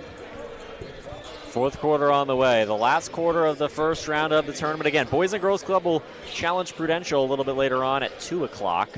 One might start a little bit later. It's 1:54 right now. We got a 10-minute fourth quarter to play. Obviously, the Elam ending has some variables to what the score, the timing could end up being. Then we'll have Press Play Gaming Lounge and Drone Force. That might be the best matchup in the quarterfinals, followed by Midwest Cash Offer and Indy Biz Pass. And then another contender for best matchup in the quarterfinals, in my eyes, would be, if it happens, Mambo's Cheesesteak Grill in Prodigy Sports Network. That would be at 5 o'clock before at 6 and 7 to play the semifinals between the survivors of that quarterfinal rounds. And then tomorrow, it's that women's side, the Queens of the Court division. Indy Valley Professionals and Horizon League, and Ursay YMCA versus NBA Math Hoops before Everwise Credit Union and Elevate Indianapolis await the winners of those two matchups in the semifinals. And then, of course, on Wednesday night, August 5th, ISC Sports Network will take over the broadcast for championship night on the men's side and the women's side. Yeah, we got a great afternoon of basketball. We'll run through all of the playoff games except for the championships, as you mentioned, just tonight. So we have games going from right now all the way up until 8 p.m. So it's going to be a lot of games. So if you feel like you need something to do on your Saturday afternoon, it's gloomy, you can't go outside, tune into the City League on YouTube, because we are not stopping until all of the games have been played, and that will take another couple of hours to get through. But these are some really good games. We've had some great playoff games so far, including the Indy Biz Pass versus Remax finish to a good game. And you know, we have some really good quarterfinal matchups as well, as you mentioned, so make sure you stay tuned in on the YouTube live stream. Absolutely. It's scheduled for 10 a.m. to 8 p.m. It'll probably be a little bit later than 8 p.m. by the time we're done here this evening. We'll be back tomorrow at 1 for the women's division action. 68-53 the score as the fourth quarter commences, and there's a foul right away there between the blocks. It'll be Darius Adams at the line. Yeah, Adams, he's gotten active in the second half. He was a little quiet in the first half, didn't really do too much, but ever since we started the third quarter, he has been shooting lights out at very high efficiency, and he's also done a great job driving to the basket and getting himself to that free throw line. Absolutely. It's point number 69 and 70 for Mambos.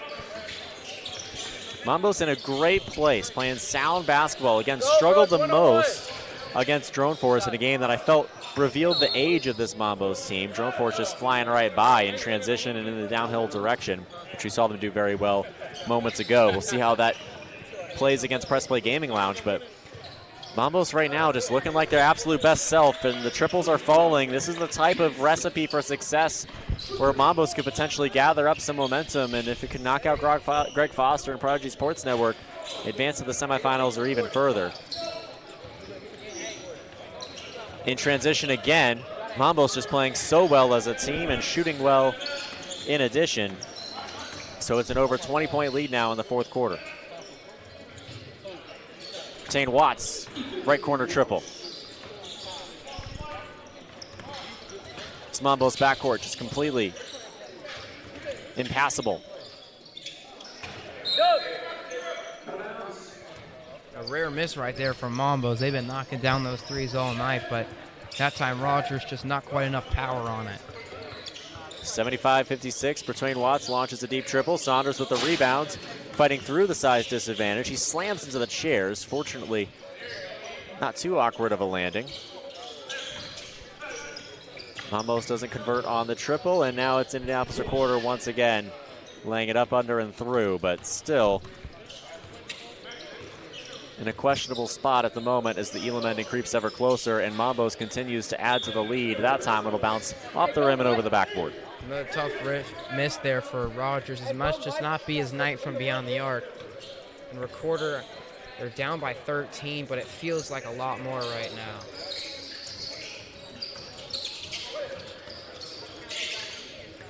There's Saunders handing it off to Rush. Rush works downhill. From the left corner, he'll fire. Nice triple from Rush for Recorder. It's now just a 14-point deficit, but still with the amount of time on the clock and how well Mambos is playing, it might be undefendable, and that is an elbow to the face of Saunders. Likely incidental, but he looks to be shaken up either way. Yeah, they're going to get Adams for that one, and might have been able to hear someone from the crowd shout out as well. This has been a very physical game between both teams, as neither team has really shied away from attacking the basket. Don't really stop the clock either, so 6.5 minutes left, 2.5 minutes until the Elam ending. We'll assume that Mambos will take a timeout to put that target score on the board as soon as possible. Really nice long two from Saunders, shaking off the pain. Mambos seeks a response, can't quite do so, but will the second chance opportunity drop through? Not quite the first time. The third chance opportunity is another instance of Indianapolis Recorder struggling to defend without fouling. Pace went up, and Saunders hacked him. And that is a double-double for Peace as he finally got his 10th rebound in the fourth quarter. It took him a whole quarter to do it, but that is a double-double for that man right there, Jason Peace, and he has been playing very well for Mambos in this game, and part of it's just because, you know, when you look at Recorder, they don't really have anyone that can compete with his size, and it's led to him getting a lot of rebounds. Yeah, you mentioned it before, but 8 rebounds in the first half. It's another example of Peace filling his role perfectly. 76-63 the score, and now 77. And again, that Elam ending is not too far away. Recorder calls a timeout as they look to regroup with 5:28 left to go. The season is potentially just moments away from ending for Indianapolis Recorder if Mambos can knock down a couple triples in the Elam ending like they're so accustomed to doing. And I mean, it's been tough for Recorder because they haven't really, their deficit that they're in hasn't changed much throughout the quarter, you know, but they just haven't been able to claw back at it. And it's really tough to see some of these teams that don't have any bench depth, because they really start to struggle later on because they don't have any subs. And you look at Mambos, they've got 3 subs on their bench, so they're able to have guys come in for them and get fresh legs out there. And, you know, Recorder just doesn't have that luxury, and they're really struggling to keep up with the pace of this Mambos team and the three-point shooting, and they don't have an answer right now for them offensively. So it's not like Recorder isn't scoring, it's just that Mambos is always right there to answer right back. Absolutely, you make a great point. 5:28 to go. Saunders will inbound for Indianapolis Recorder. And he'll inbound to Newton. Adams was speaking to an official, so a slight numbers advantage for Indianapolis Recorder is quickly erased. And Saunders now has that pass slapped away, that shot slapped away rather. And they'll say it's a foul. He's very happy about that call. You can see him start clapping as he got up, and he really thought he got fouled there, and he was very glad that the ref seemed to agree. But again, these free throws are just going to take away time off the clock. Under 5 minutes now. And Mambos is likely, with a full bench, going to take a timeout at the start of once we hit 4 minutes, so they can put the target score on the board as quick as possible. And we'll see if Saunders can somehow, and Bertwain Watts as well, can somehow put together this incredible effort in a comeback. But Mambo's just, again, that size advantage down low, shooting so well from outside, playing so well across the board. It's going to be more difficult for Mambos to play poorly enough to blow this lead than anything else. And here's a triple that exemplifies just that, knocked down. 80-65. Just lifting victory further out of the reach of Indianapolis Recorder. Here's Newton working downhill between the blocks. Flips it back out to Rush, top of the key, contested triple from Rush. It's a nice shot. He's made a few like that so far this game, but not that time. The most important moments. And Mambos will get close to 82 points. Peace looks for the rebounds. Looks like a foul call and some smiles and laughs on the side of Mambo's Cheesesteak Grill. And that'll be the Elam ending portion. So we'll hit 89. That'll be the target score. First team to reach the 89-point mark is the victor. And Mambo's Cheesesteak Grill certainly much closer to that point at the moment. It's just been rough for Recorder. Their defense has really struggled to keep up. Their offense hasn't done too bad, but the defense has just not been there today.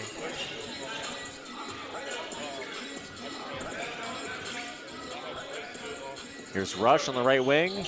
Knocked it down again. He's been strong from around the arc. Could that be the spark of a comeback? Time will tell. Adams has something to say about it, not quite. And a rebound opportunity for Indianapolis Recorder is wasted by an out-of-bounds call. Just stepped on the line. Game of inches.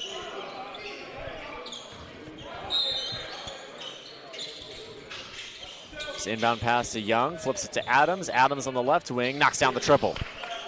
Erases what was gained by Rush and advances Mambo's Cheesesteak Grill closer to the target score. Saunders just misses, a little short at a numbers disadvantage. Now Young could rumble to the rim himself if he wants to. Instead he kicks it back out to Adams. Two straight triples from Adams, both are knocked down. Man, he is catching fire late. And I mean, right now, all they need is 3 more points to win it. Sometimes it's perimeter avalanches from Mambo's Cheesesteak Grill to tip the balance of a contest. That's been exactly the case so far. Young can't hit the first time, the second time, game. Mambo's Cheesesteak Grill advances to the quarterfinals yet again. 89-71 is the score, and Indianapolis Recorder's season is over. Man, it's a tough end for Indianapolis Recorder, but I mean, Mike Saunders still played his heart out. He had 32 points. Pertain Watts with 18 points, but for Mambos, they were the ones that got the job done. They had 4 players score over 15 points, and 3 of them had over, or excuse me, no, only 2 of them had over 20 points. So it's a scoring explosion for Mambo's Cheesesteak Grill as they hang 89 on Indianapolis Recorder and unfortunately send them packing home for the rest of the season. But we have now the start of the quarterfinals coming up. I am very excited to see the first game between Prudential and Boys and Girls Club, and we'll see who comes out on the top of that one. Absolutely. We'll be back in a moment for the quarterfinals on the men's side of the City League playoffs. You're watching the City League Live.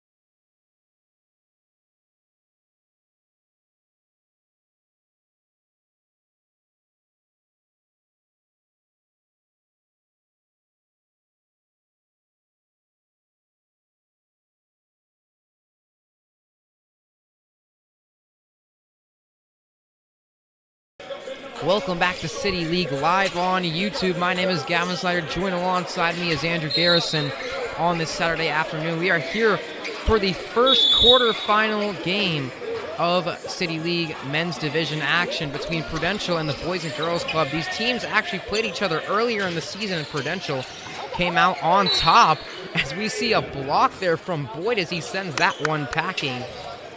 And so it will be Boys and Girls Club to inbound it. Both teams coming off of wins. We'll see which one is able to pick this one up. Here's a drive-in kick. Brewer pulls the three after the hesitation, but it doesn't matter as he knocks that one down. Now Avance trying to respond for Prudential. He sends it over to Boyd. Boyd driving inside. His layup no good as Robinson secures the rebound. Now Bell swings it back out. Here is a three, and knocking that one down is Poole. Back-to-back triples to start the game, and another steal for the Boys and Girls Club. Washington gets it right back, though, and Boyd is going to slow down. He's going to be fouled. They call that one on Washington. And so that is going to send Avance to the line for a potential to give Prudential their first points of the game. Right now, Boys and Girls Club with a lot of momentum, Andrew. No doubt. Boys and Girls Club coming out firing. The one seed in this division, but again, it's just such a logjam in the standings. It's so difficult to find separation. Boys and Girls Club 3-1. And Boyd misses his first free throw, so not a great start for him. He did muster up 21 points in the last game, but misses that first free throw. Chance to get the first points of the game for Prudential, and he is able to do so on the second try. 6-1 the score now. They will find Brewer. Now back to Bell. Robinson driving on Gibson. Shot bouncing around, no good. They get it back though. Bell pulls the three, no good again. Another rebound though. Washington's putback is no good.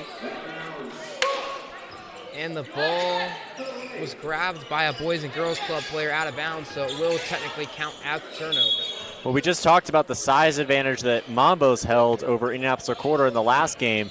There's another size advantage with Boys and Girls Club against Prudential, but Prudential's been able to stand its ground a little bit better. This is the first game of the playoffs where both teams have bench players, so we'll see how it turns out. Gibson, right corner three, and he knocks that one down. Gibson had a great performance last time in the first round. Gets that early one to go, and a bad pass there as Robinson can't get to it. And it's turned over. All of a sudden, Prudential trying to flip this game on its head after going down 6-0 early. They are going to have Washington bring the ball up the floor. Now Boyd in the right corner fires it to Tillman. Tillman hands it off back to Washington. He's getting swarmed near the out-of-bounds area. He loses the ball, but they are going to say it was last touched by Poole, so it stays with Prudential. And a sub for the Boys and Girls Club as they will have Tate check into the game, and Poole will take a rest on the bench. Avance controlling it, not a lot of time left. Tillman's going to have to heave. That one's no good, rebounded by Washington. And they push quickly. Brewer, transition three, knocks it down. That's 2 threes now for Josh Brewer. And it is still Boys and Girls Club with the lead 9-4. Wide open three for Boyd. They're going to say he was fouled. He's going to head to the free throw line to shoot three. Not 100% sure about that call, but the referee seemed to think there was enough contact to warrant it. So 3 free throws here for Boyd. As I mentioned earlier, he had 21 points in Prudential's first round win against Pivot, which they won that game 72-69. Yeah, absolutely. This Boys and Girls Club team had 2 20-point wins at the back half of the season leading up to this point against Indy Biz Pasadena Quarter, both of whom were well, not quite eliminated. Indy Bizpass is still playing in the quarterfinals. Indianapolis Recorder was just eliminated by Mambos. Obviously, the lone loss to Prudential and then the win narrowly over Prodigy Sports Network. So this Boys and Girls Club team definitely has a quality resume. 2 wins over teams that are currently in the quarterfinals. Prudential obviously is another one.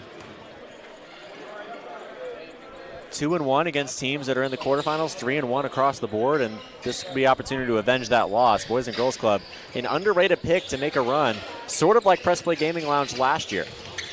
Boyd went 2 for 3 from the line, but Dominic Washington erases any advantage they might have had with that layup, so it is still a 5-point lead for Boys and Girls Club, 11-6 your score. Washington in trouble. Throws it down to Boyd in the paint. He lives there, and he's able to knock that layup down and cut the deficit down to 3. Tate pulls the 3. Somewhat contested, but it doesn't matter. Dean Tate with the triple. And the lead is back up to 6 for Boys and Girls Club. Robinson gets the steal, finds it to Bell. Bell to Brewer. And Brewer almost lost it. Tillman played some great defense there. He did touch the ball before it went out of bounds, though, so it stays with the Boys and Girls Club. I love those 2 small guards, Dean Tate and Davion Bell for Boys and Girls Club. In addition to all of this size and all of this versatility, they really provide a spark. That jumper no good from Bell, rebounded by Tillman. Now Gibson gonna drive inside, gets stuffed by Robinson. They'll send it down the court to Brewer. Brewer finds it back to Tate, but Boyd's right there to steal it, and they're gonna call a foul on Tate as he was bumping into Boyd there as he tried to throw that pass down the court. And so they will be able to inbound it under their own, or excuse me, no, they'll just inbound it here in front of the fan section. Washington will be the inbounder for Prudential. They are down by 6 points currently as it's 14-8 with 3 minutes left in the first. Looking for some answers on this offensive possession. Washington brings it up, directing traffic. They'll reset Boyd now. Trying to ISO on his defender, swings it to a wide open Gibson. Now back to Boyd, he drives inside, the hook floater, no good. But the putback and 1 from Gibson. What an off effort there. He's able to get the offensive rebound, the putback, and the foul all at the same time. Well, if there's any team that I trust at the City League to come back from a tricky start and remain composed through all 4 quarters, it's most definitely Prudential. Perhaps Mambo's Cheesesteak Grill is the other team that fits that category. Press Play Gaming Lounge, another trustworthy one. But Prudential is right back in this one, even though the free throw didn't quite fall. Boyd got the rebound, but he couldn't finish the hook shot to get the 4-point play. Now, a drive from Brewer is no good, and it's rebounded by Prudential. Humphrey moving very quickly right now. Swings to Chandler. He pulls a mid-range J on the move, and Kamia Chandler knocks that one down. He had 16 in the last game. A great cut from Brewer. They're going to call a traveling violation on Brewer. And Prudential all of a sudden has made this a much more interesting game, only down by 2, and they have the ball. First quarter winding to a close. This is where you got to remind yourself of what Prudential has been able to do this season. 3-2 team now after the win in the first rounds. Lost to Indy Bizpass, lost to Drone Force, but that start against Recorder and this team, Boys and Girls Club, was worth noting. Humphrey working with it. He gets it poked away. Nice steal there. And transition. Brewer is going to be fouled by Hughes, who'll head to the free throw line. So great defensive effort there from Micah Poole to get the steal. And Brewer is rewarded by his efforts and gets a chance for 2 free throws here. Also a chance to put the lead into a 2-possession lead if he's able to knock both down. And these free throws potentially could end the quarter. We've seen that multiple times this playoff run, as the clock does not stop during these free throws. However, that first one is off the mark as it hit the back iron and rolled past the front of the rim and out. Second free throw is good, and it looks like there is a last chance opportunity. Chandler, deep three is short. Johnson at the buzzer, and I think he got it off in time. They'll say yes. They're going to say that that one counted, as Johnson was able to put that one up before time expired. A clutch play from him. And so now heading into quarter number 2, it's 15-14. Boys and Girls Club only up by 1 point, Andrew. It is still anyone's game. You're absolutely right. And again, Prudential, one of those teams that certainly capable of contending through all 4 quarters regardless of the adversity that it faces. Again, a win over this team and a win over Indianapolis Quarter. Blew away Indianapolis Quarter in the first week. Indianapolis Quarter was able to find some more successful results after that point, but for the most part, Prudential really asserted its dominance at the top of the league and then slipped from that spot with a couple losses. One to Drone Force that I think is underratedly a championship contender based on the way they played earlier today. We'll see if they can get through Press Play Gaming Lounge. That'll be a great game next up at about 3 o'clock between those two teams. We'll have our guy Tegan Duke joining the broadcast for that game at 3 p.m. But across the board, Prudential, some tough losses to some strong teams. It's definitely the second half of that championship window, this era of dominance. It's a blue blood. These players are a little bit older than before, going back throughout the 10-year history of the City League. And now Prudential looking for one last strong run. Made the semifinals in the last few years. We'll see if they can do it again this time around. And a turnover right away from Prudential. Some great defense from Dean Tate as he forces the turnover. Again, I love those small guards. They're so snippy on defense. Wyndham hesitating with the jab steps. He's finally going to go to the post. Fades away, that one short, but it is rebounded by Washington. Washington loses the ball, and it is Tillman pushing it up the floor. Johnson for 3, no good, rebounded by Washington. Washington going to the cup. It bounces around, it's no good. Hughes grabs the rebound, and Johnson's pushing it up the floor. Johnson sends it over to Tillman. Tillman hesitates, driving, tough shot, and one! What a finish from Michael Tillman. Switched the ball to his hand at the last second to go for the shot and got it to go, and the foul. Very well done, and again, that's that sound offense from Prudential. It's great ball movement, it's great fluidity, it's great adaptability against the defense. Obviously, Boys and Girls Club has some great defenders, 1 through 5, no matter who's on the floor, but still Prudential able to penetrate and produce. He was unable to make the free throw, and so it was rebounded by the Boys and Girls Club. Wyndham going coast to coast, can't get it to fall. Johnson secures it, and he's pushing it quickly. Humphrey driving inside, taking contact, and they're going to call that one a foul. A lot of activity going on in that painted area, and that's going to send Humphrey to the line. An outrageously hard foul. And 16-15 will remain the score here prior to these free throws. Some more opportunities for Prudential to take and then extend a lead while letting the clock wind down a little bit here in the first half. Humphrey did not play in the last game for Prudential, but it doesn't seem to matter. He is warmed up, and he also has some of the fresher legs for Prudential, as they didn't quite have as many players here when they played earlier, likely due to the early timing of the game at 10 a.m. Humphrey will go 2 for 2 from the free throw line, though, picking up his first 2 points of the game. Robinson dribbling around, trying to post up. Hughes kicks it out. Wyndham, here's three-pointer, is good. Wyndham knocking down the three-pointer, and it ties the game at 18. Now Advance trying to direct traffic. Washington in the right corner. finds Hughes. He dribbles, backs out, hands it off to Avance. He pulls the three. That one off the rim, rebound Robinson. Now they'll push it down the floor with Poole. Back to Wyndham, fakes the three, drives. And a foul called on Tillman as Wyndham got him on that pump fake and was able to draw the contact.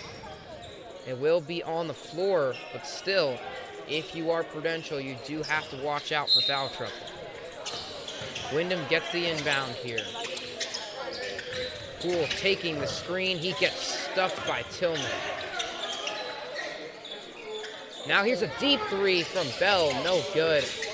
Rebound Humphrey, and he is running down the floor. Humphrey finds the cutting Hughes.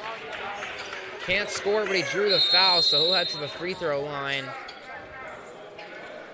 And a timeout called by the Boys and Girls Club. Right now, both these teams in a stalemate as the score is 18-all with 5:49 left to go in the half. Nobody really leading the charge for either team as scoring has been very spread out for both teams. And Josh Brewer has 6 points for the Boys and Girls Club off of 2 threes, but otherwise, both teams have done a great job of spreading the ball around. You're absolutely right. Be an evenly matched matchup here. You mentioned how all of the first-round games there was at least one team with nobody on the bench, or really one team with nobody on the bench that produced a lot of lopsided results. This one seems like the opposite. Both teams have plenty of subs. Both teams have plenty of distribution of success across the roster, balanced rosters as well, quality in the front court, quality in the back court, plenty of stars too that can step up and thrive in various situations, but both teams look good so far. This is going to be one of those battles in the Elam ending, I'd imagine, where both teams are squarely in position to knock off the other. And looking at the last game for the Boys and Girls Club, their leading scorer was Jacoby Robinson with 12 points. Josh Brewer was behind him at 11, and Davion Bell also had 11. Is Prudential with the ball right now, however. Humphrey driving inside. Pulls the mid-range J. It's no good. Both teams scrambling for the rebound, but it is won by the Boys and Girls Club. Poole transition three and got that one to go. Nice control there from the guard as he sinks down his second triple of the game. Washington working in the left corner, trying to ISO Wyndham. Hands it off. Humphrey sends it all the way back to Washington, and they're going to get Bell on the foul call there as he bumped into Washington. Maybe just playing a bit too aggressive on the defensive end right there. Yeah, about halfway through the second quarter, we mentioned some foul trouble issues with Prudential earlier in the day in that first round. Didn't quite end up factoring into the fourth quarter too much, but definitely in the first half, it was something we brought up. Humphrey sends it over to Avance, who goes for Boyd in the post. Back out, they swing it around. Avance, open three. That one off the mark. Rebounded by the Boys and Girls Club. Wyndham in transition finds Brewer in the corner, and they have to reset the offense. Bell has it. They send it in the post to Robinson. He has the size mismatch, and he gets called for a travel. Great defense once again from Michael Tillman. That's a prime opportunity to extend a lead, and it's squandered that time, and we saw Wyndham put his hands on his head there for a moment, adjusting his headband with a slight look of displeasure. And he's now urgently communicating with his teammates. So much competitiveness across the league, especially in this postseason. Everyone's seeking an opportunity to go out and win a championship. They can get almost all the way there today. Tillman, a floater. That one good. His second floater and fourth point on the afternoon. 21-20. Prudential up by 1 point. Poole trying to go inside. Loses the ball. Tillman just can't quite save it as he dived for it, and it will stay with the Boys and Girls Club. Both teams neck and neck so far in this first half. We'll see who comes out on top. But both teams being very physical, offensively and defensively. Neither of them scared to attack the paint. Bell will be the inbounder here. He gets it into Wyndham. Wyndham pulls the left corner three off the mark. And Poole able to get the board. He couldn't finish. And it goes out of bounds. Last touch by Prudential. So once again, the shot clock will reset to 14 seconds. And the Boys and Girls Club will have another inbound opportunity. Once again, it will be Davion Bell, the inbounder. Gets it into Brewer. Brewer pulls the three. No good. Got his own rebound. Finds Bell in the corner for three. That also is no good, and Tillman secures it. Washington up the court now to Boyd, but he just can't quite handle the pass as Bell boxes him out and watches the ball go out of bounds. See a little scoring drought from both sides here. Still 21-20. It's the first half winds to a close. Both teams would definitely appreciate a moment to take a breath and reflect. Tate's three is no good, and it's rebounded by Prudential. They send it down to Washington. Now the cutting Humphrey can't finish, and I think they're gonna call a loose ball foul. They're gonna get that one on advance. So it will be, that one's on Bell. So we'll stay with Prudential. They are leading by 1 point as the clock continues to tick to around 1:30 left in the first half. Chandler's going to check into the game and take the inbounds instead of Washington, as Prudential will let Washington rest. Humphrey sends it back to Tillman. We know he's a good shooter. That one is off the mark, though, and Bell grabs the rebound. Dean Tate wide open for three, and Brewer swings in and gets the putback. Good bucket there from him. Here's a three from Chandler, and he got that one to go with just under a minute left. Nice shot there from Kamia Chandler. 23 all. Bell driving to the basket. He gets his first 2 points of the game and gives Boys and Girls Club a 2-point lead. Chandler finds a wide open Boyd in the corner. No good. Rebound to Vance. Trying to find it in the post of Boyd, but he can't finish. Poole in transition. Layup no good, but he is fouled by Tillman, and he will head to the free throw line with a chance to shoot two. And that is likely going to end the half as well, as the clock's under 10 seconds. So 2 free throws here from Tate are going to end, from Poole, are going to end the first half of action. And it gives Boys and Girls Club a chance to extend their lead up to 4 points if they're able to knock down both. You're right, that's the buzzer, and this will be it for Boys and Girls Club in the first half. Just a couple opportunities to make this a 2-possession game. But Prudential's right there in it. Again, I said less than 6 points, or 6 or less. That's the deficit that you want to be at minimum, if you want to have a chance in the Elam ending. Prudential's right there in that spot. This one's going to come down to the final few moments in the Elam, if I had to guess. A low-scoring first half of action as Micah Poole and Josh Brewer, both with 8 points for Boys and Girls Club, lead the way. On the other end for Prudential, Dwayne Gibson Jr. and Jamel Boyd both with 5, as it is Boys and Girls Club leading 27-23 heading to the halftime. But do not go anywhere, because City League action will be right back after this short break.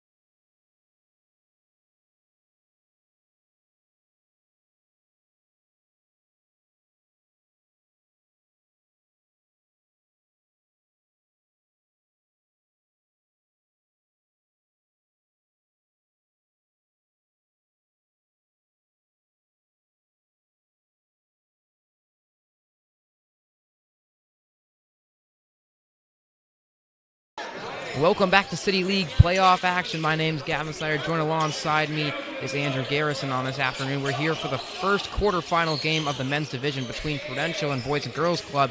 Boys and Girls Club up 27-23 out of the break, but it is Prudential with the ball. Chandler trying to navigate through the defense. Resets it to Boyd. Shot clock under 3 seconds. Boyd, tough shot, no good. Bell pushing the floor. Great pass down the floor to Poole, and he lays it in for the easy layup. Some great ball movement there from the Boys and Girls Club. Micah Poole, first player in double figures for either team with 10 points. Washington has it for Prudential. They're down by 6, and Robinson pokes it away. Robinson finds Brewer left wing for 3. No good. It is rebounded by Washington for Prudential. Finds Gibson. His 3 is no good. And a scuffle for the rebound. They are going to call a foul. And it looks like they might get that one on Poole, so it's going to stay with Prudential. Still deadlocked, a 6-point game. Boys and Girls Club does have the lead, but Prudential, they do have the ball right now, so they have a chance to cut the deficit down to 6 or potentially 7 if they're able to get a bucket. Tillman pulls the 3. It's no good. Rebounded by Washington, but Boyd gets his hand in there and forces a jump also. Nice hustle there from the 6'6 forward, and Boyd enforcing that jump ball right there. Absolutely. Deep into the quarterfinals now in this second half in this first matchup. Boys and Girls Club surprisingly strong. Again, maybe a surprise 1 seed this season. I remember at the beginning of the season expecting them to be potentially in the quarterfinals, but not advancing too much further. And I may have been mistaken. We'll see if they can knock off a true historical blue blood in Prudential. Prudential won the jump, but Robinson stuffed Gibson's midi attempt. Now Bell in transition, moving mid-range, rolls off the rim. It is scooped up by Poole. He tried to find it to Brewer, but unfortunately Brewer couldn't get there in time, so it will be Prudential with the ball out of that turnover. 29-23 is the score. Boys and Girls Club up by 6 points, but neither team has really been able to score in the last 2 minutes of action. We'll see who will be the first to break the drought. Stop the clock at 7:27 to deal with some slippage on the floor. And they will resume play as Chandler will bring it up for Prudential. Washington has the open look. He takes it. It's no good. Washington the rebound. Bell in transition. Layup off the right glass and in. Second bucket of the game for Davion Bell. And now Prudential trying to respond. Chandler finds Tillman, who drives inside. Gets stuck. Finds Gibson, who pulls the mid-range. And Gibson gets that one to go. He's now at 7 points. The lead is now 6 for Boys and Girls Club. Brewer coast to coast, can't finish, but Washington is right there to put it up and in. 33-25. Prudential trying to claw back down 8. They're going to call a foul on Robinson as he did get his hand near Washington's head area. So one of the easier calls I think the officiating crew is going to have all night.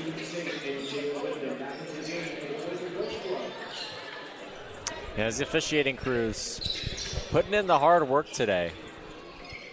This will be the second crew that we've seen so far, but every official, for the most part, at the City League is probably going to rotate through this playoff weekend between today and tomorrow.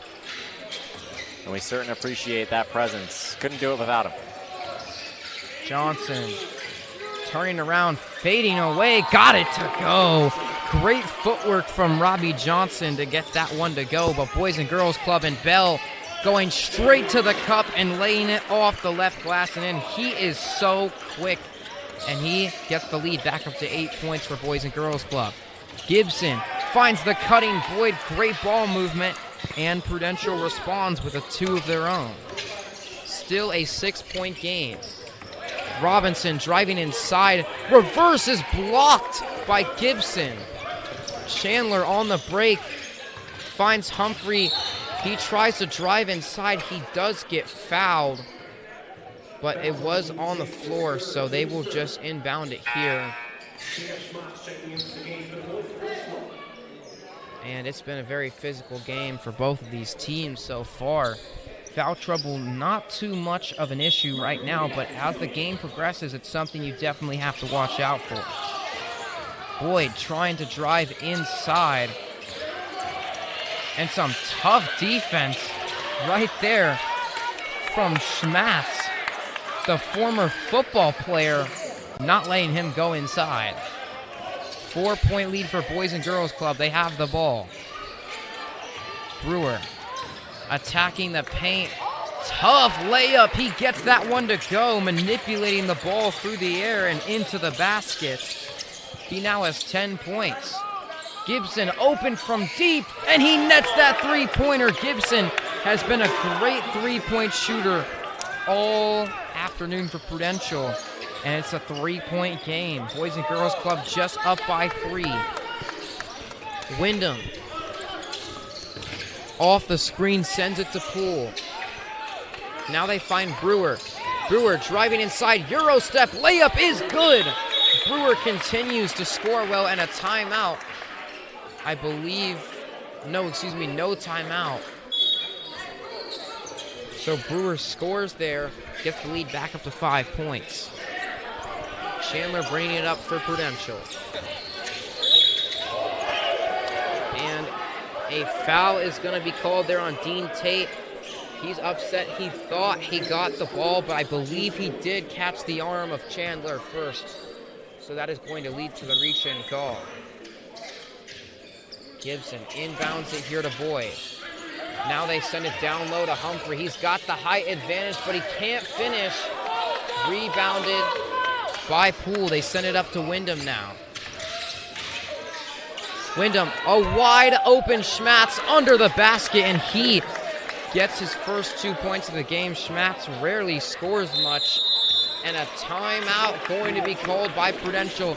They are in trouble as they are down by 7 points with just under 3 minutes left in the third quarter, as the Boys and Girls Club has started to pour on the points. There's a youth movement at the City League this season, potentially a changing of the guard here in the quarterfinals as Boys and Girls Club takes the place of Prudential. We'll see if they can maintain the advantage. And again, this is a reminder of the fact that even though neither one of these teams just has 5 players on the bench or on the floor, or no one on the bench, still Prudential had to play a couple hours ago, and Boys and Girls Club has fresh legs. And so there's a real world where sort of that rest factor was playing a role, and we're seeing in this first quarterfinal matchup.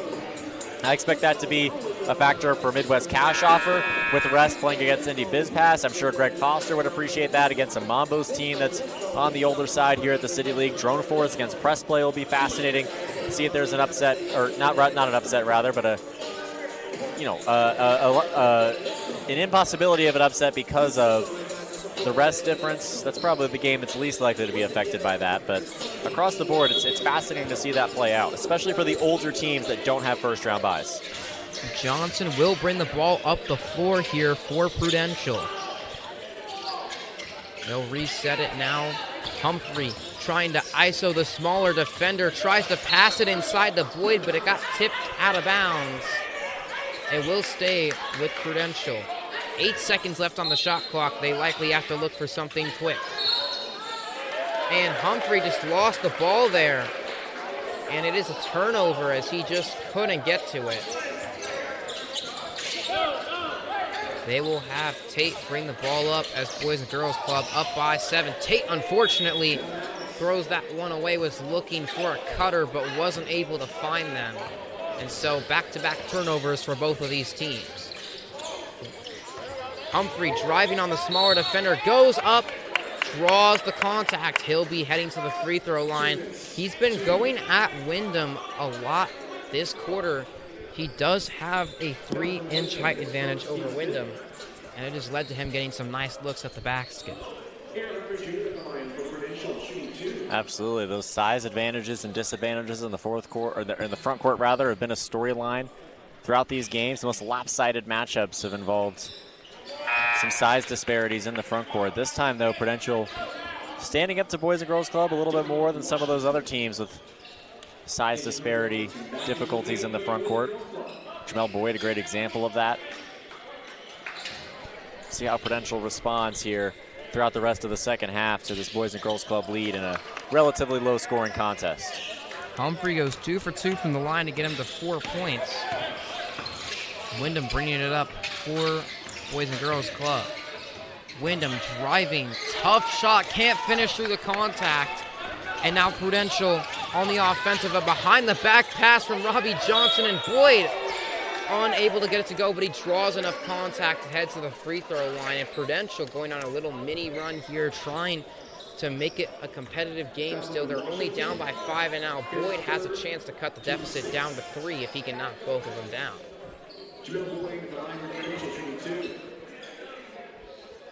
Two big ones here for Boyd. First shot is good for him.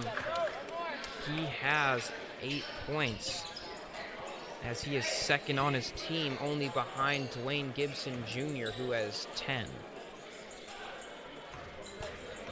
Second free throw here from Boyd is good, so he goes 2 for 2. And a timeout called by the Boys and Girls Club. Likely want to get a last shot opportunity, maybe draw something up here with 8.4 seconds left on the clock, or excuse me, 9.8 seconds left on the clock, and a 3-point lead. Yeah, it'd be nice for Boys and Girls Club to figure out a situation to make this a 2-possession lead once again entering the end of the quarter. Good idea to call that timeout and set up this final shot opportunity as we reach the final few minutes of this first quarterfinal matchup.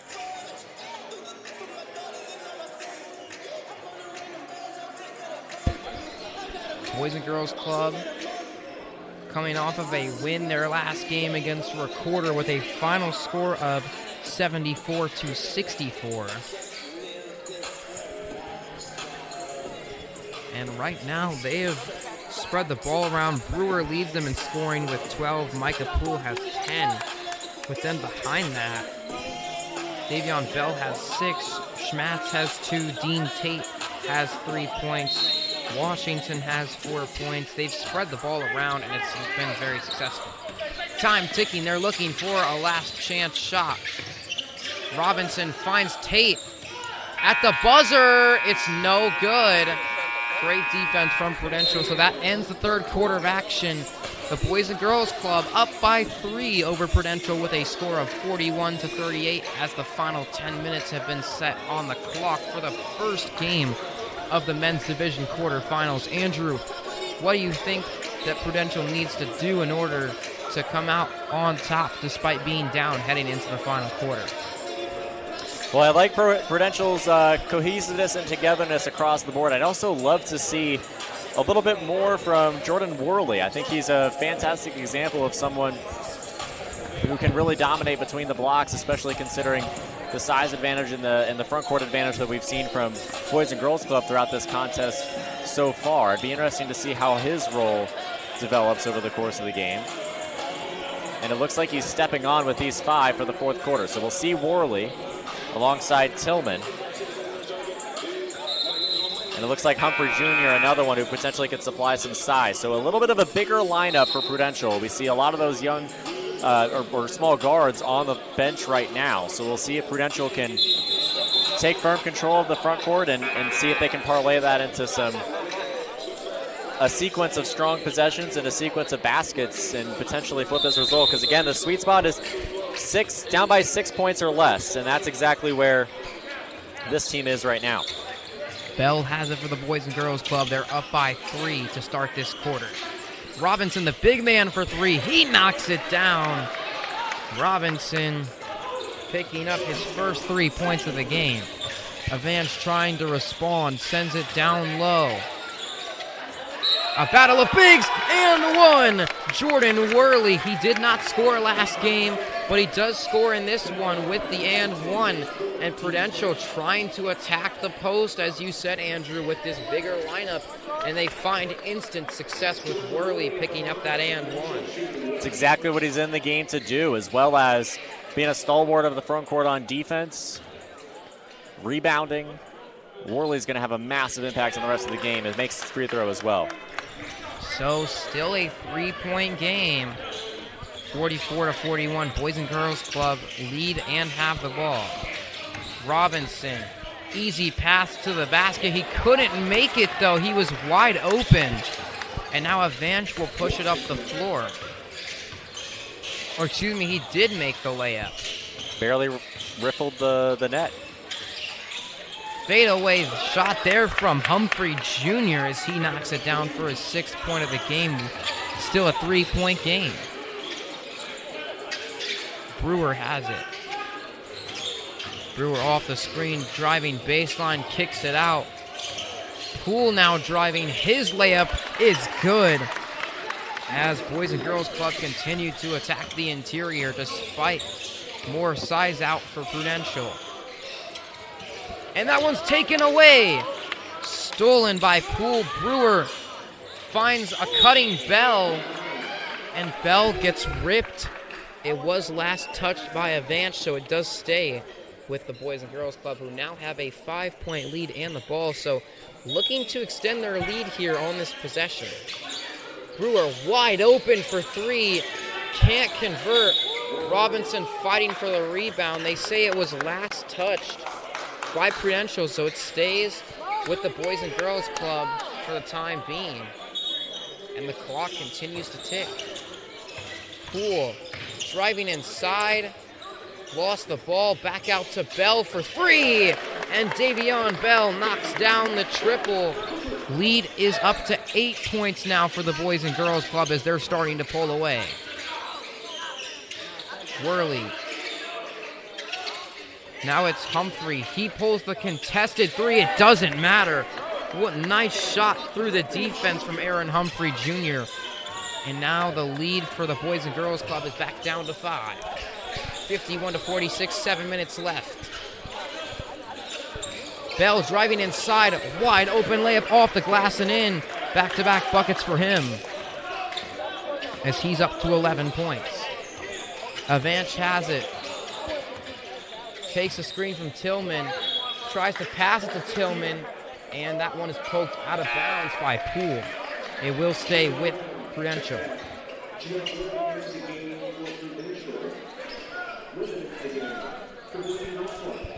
Tillman will be the inbounder here for Prudential. They've got 13 seconds on the shot clock. They find it into Avance. Avance back out to Tillman. Tillman spinning, in trouble, finds Boyd in the post. His hook shot is good. Finally got that baby hook to fall. He's up to 11 points. The lead is back down to 5. Boys and Girls Club trying to maintain their lead. Kicks it out. Poole for 3. No good. Rebounded by Humphrey Jr. Humphrey all the way and got it to go. He's in double figures now with 11. 3-point game once again as Prudential refuses to go away. And Humphrey gets the steal. Humphrey in transition, goes up, kicks it out. Avance for 3. It's good. This game is tied 53 all. William Avance with a huge 3-pointer to tie the game. 5:25 left in the 4th quarter as the Bonner Fitness Zone has come alive. Bell driving inside on Avance, and he gets the and one. Finishing through the contact. And a great play there from Davion Bell as he'll head to the free throw line, hitting the too little celebration, and he has a chance to pick up one more point.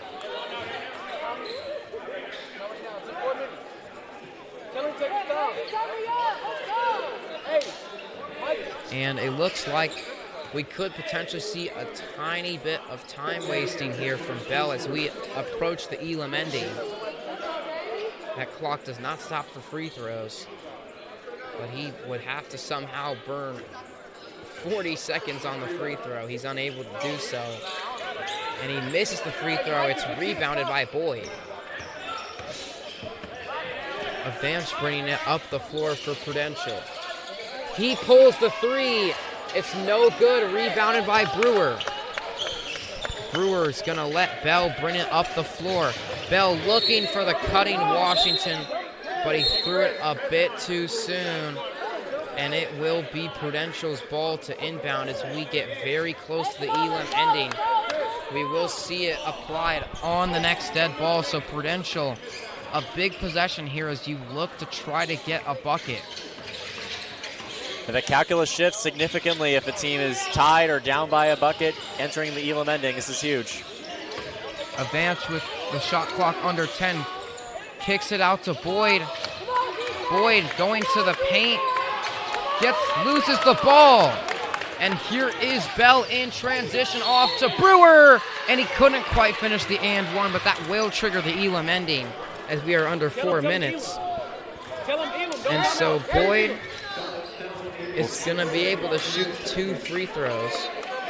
And the Elam ending, I believe, will be applied after the 2 free throws. So Portia Green is letting us know here in the stands some confusion. It's a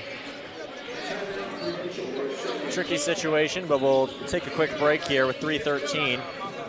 A timeout called. Very smart call because that will now apply the Elam ending now that the timeout has been applied. If it does not, they'll at least add it after the free throws. So both teams still in it, but Josh Brewer at the line for the Boys and Girls Club. If you're Prudential, probably the last person you want to put at the free throw line as one of the best shooters on the Boys and Girls Club squad. So he's going to have a chance to extend their lead. As it currently sits at 2 points, it could get up to 4 heading into the Elam ending. So some big free throws upcoming for Josh Brewer that could potentially decide the game if the lead is big enough for the Boys and Girls Club. Yeah, we mentioned it as early as the first quarter of this game, but this one's going to come down to shot making down the stretch. It's going to come down to the Elam ending. These two teams are going to be close, and we'll see if, again, a 1-possession deficit and a 2-possession deficit is a big, big difference, as you mentioned, entering the Elam ending. Love to look at some probability metrics on how likely it is that a team could come back from a deficit based on whether it's 2 or 4 points in the Elam ending. Obviously, this one's a little bit more low scoring, so probably a better chance because unlike most of the, or if not all of the first round matchups, the leading team was just, the points per possession were through the roof and just incredible efficiency on offense for most of those leading teams. Not quite the same here with Boys and Girls Club, only 56 points when we hit the Elam ending portion, but the target score is officially 65, and off we go. Not the worst situation for Prudential. They are only down by 3 points, so it is still very winnable for them if they can play it right. Washington has it for Prudential. Directing traffic here. Washington trapped in the corner, looking for someone to pass to Avance. Tries to find Boyd, but he threw the pass just a little bit too high. And so that is a turnover. And right now, Boys and Girls Club with all the momentum in their hands if they can get a bucket here. Bell attacking the paint. Layup is good through the contact. Davion Bell with a tough bucket. He has 13 points, and his team is up by 5. They only need 7 to win the first quarterfinal matchup of the men's bracket. Avance trying to drive inside. He falls over. And a foul is going to be called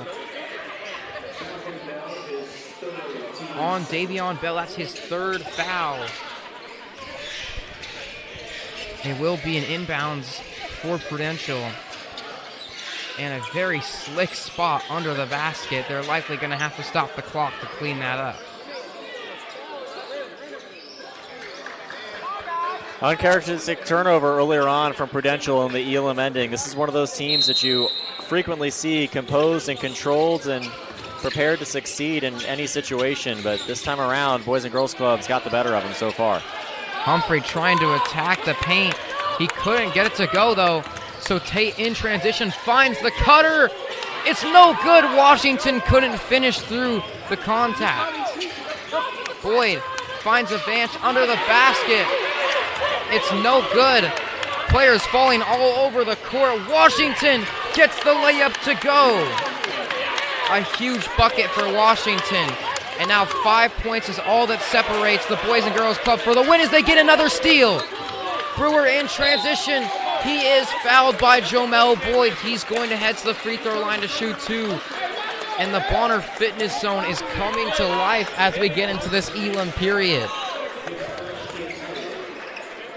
And aside from just that intentional foul to prevent the bucket, that also just allows everyone to take a deep breath from that chaos, just back and forth up the floor, noise in the arena.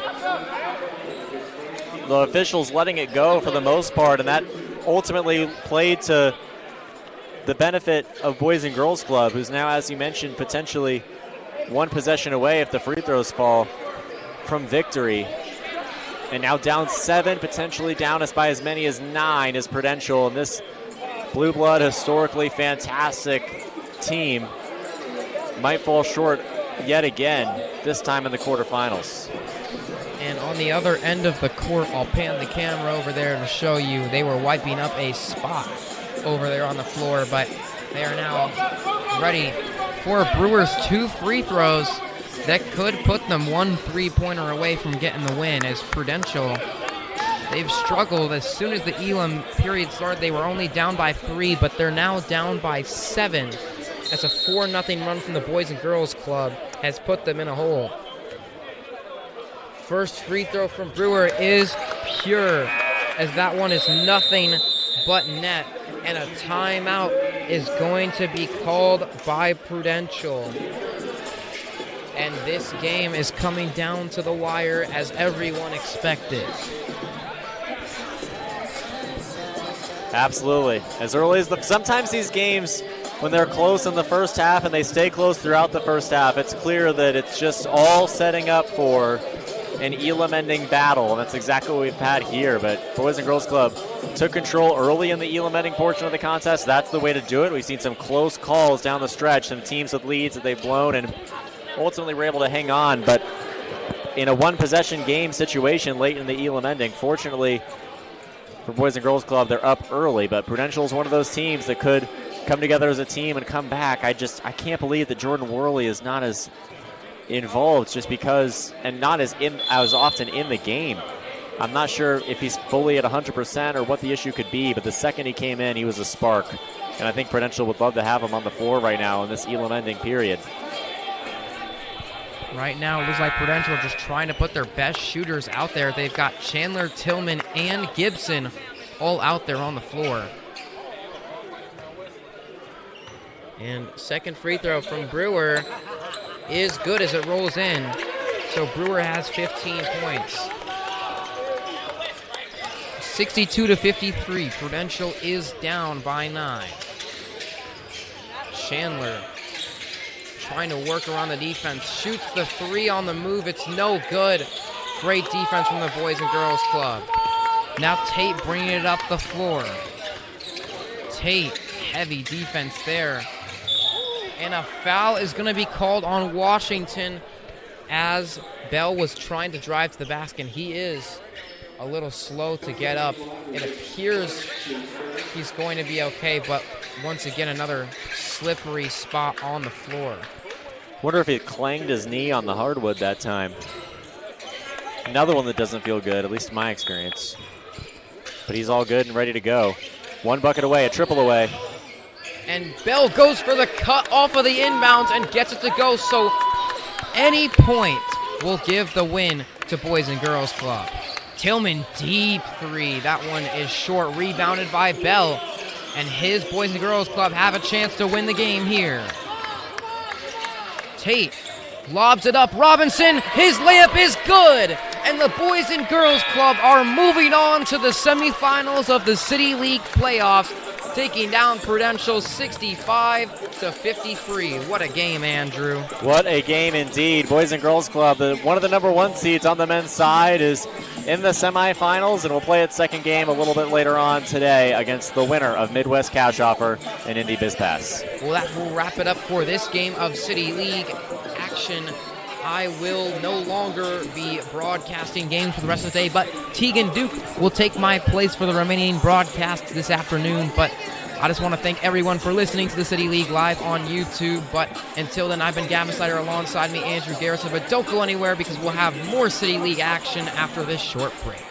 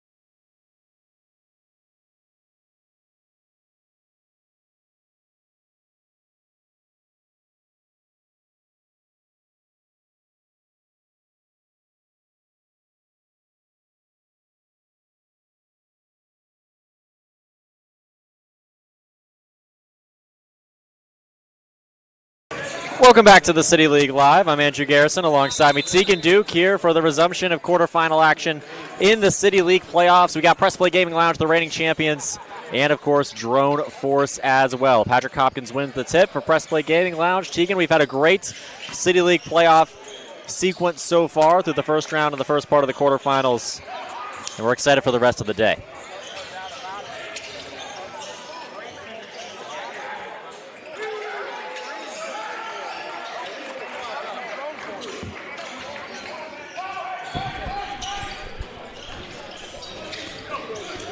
Apologies for the brief technical difficulties there. It's a 3-0 start there for Drone Force, and now they have the basketball once again. We saw a quick early lead for Boys and Girls Club against Prudential, and maybe Drone Force can do the same in an attempt to spring an upset.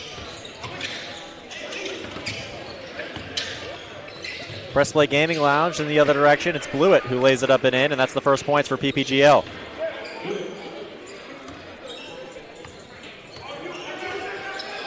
Arnett, step back and test a triple. He's fouled. That one nearly dropped as well. He was a little quiet in the first round this morning, but turned it up in the second half. Yeah, no doubt. That's a great take on the right wing. And right now, Drone Force getting good looks from the outside. I think it might be because it's the early stages of the game, but Press Play looked really good in their last game. Of course, going undefeated in the regular season. First one unable to fall. They need to capitalize with the free ones at the line. Of course, Press Play Gaming Lounge 2-2 last season before going on a run and winning the championship, and then this year 4-0, still continuing that undefeated streak from the playoffs last year. And it remains to be seen whether or not that's normal for a 2-2 team to kind of emerge from the woodwork and go on a run and win a championship, or if Press Play Gaming Lounge just is unequivocally the top team in the league. They'll have this postseason to prove it, and Drone Force is one of the stronger teams with the opportunity to knock them off their perch. Comes Johnson, flipping it back out to Blewett. Blewett, another contested triple. One rattles out. Up comes Drone Force. They were great in the downhill direction earlier, but Hopkins and company are great defenders in the interior. That time there was a whistle, though. Yeah, Hopkins just didn't go straight up. A little bit too much forward motion with his arms. That's going to get the foul call almost every time. As you said, normally great interior defenders, but you got to go straight up and defend the best you can that way.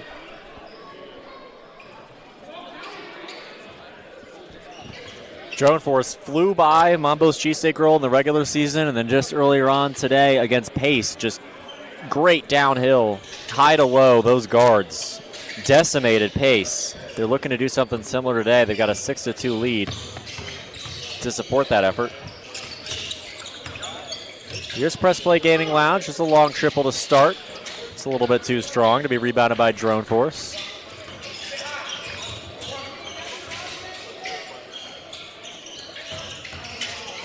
A mid-range jumper for Drone Force now as well. It's Hawthorne. Too short that time. We've seen some early shooting struggles in games so far today, but typically it turns up by the time the fourth quarter comes around. Blewett into Hopkins. Hopkins, the size advantage, backs down Hawthorne, and it's up, under, and through with the foul. Well done by Hopkins. Yeah, that's a great move to get to his strong hand, and he avoids the defender with a little scoop layup, able to put it home off the glass. Really impressive from Hopkins that time. Absolutely. A big part of this undefeated Press Play Gaming Lounge team because he's really the anchor of that offense. And the defense, of course, as well. Got the free throw. So 6-5 will be the score.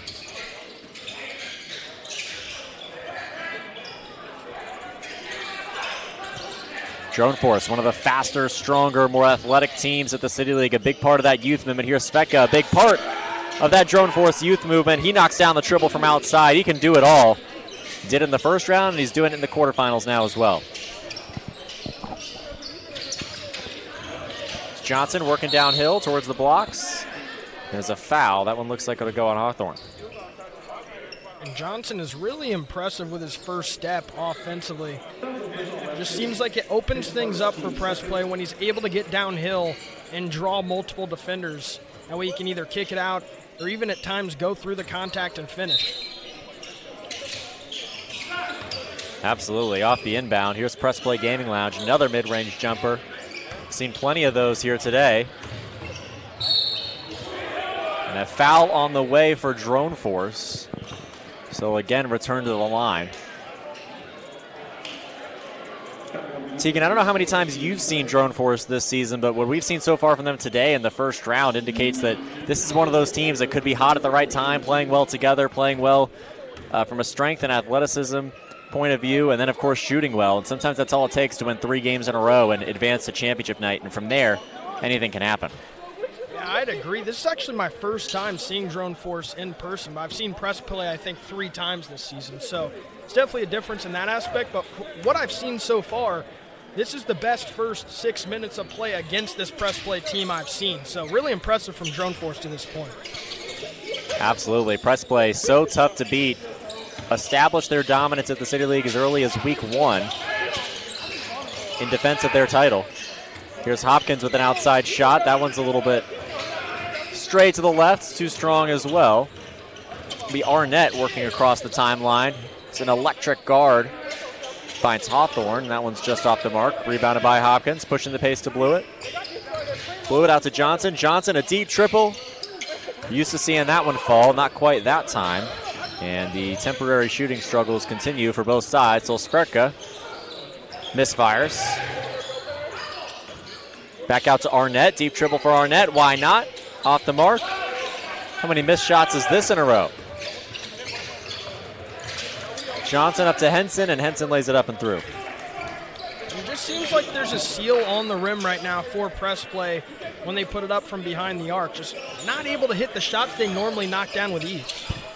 A lot of times we note how first-round teams have to play an extra game, 3 games instead of 2, and usually the quarterfinalists have a much easier time scoring early on just because there's exhaustion on the other end. But Drone Force, I think, is the least likely team to be affected by that just because they're so young and spry.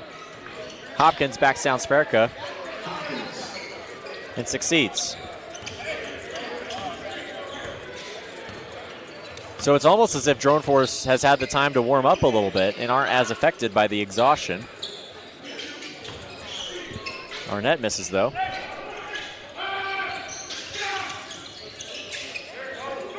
Fast pace today as well, not to be overlooked. And that is a very uncharacteristic miss from Blewett. An air ball from a guy who is a 3-time All-Big East first-team player. And Sperka just can't miss. 8 straight points in a sequence in the second half against Pace in that blowout a little bit earlier in the day. And now a commanding lead taken by Drone Force, but he's struggling on defense against Hopkins. Yeah, Hopkins, in my opinion, the bright spot right now for Press Play, doing a great job on the inside, getting positioning and laying it home.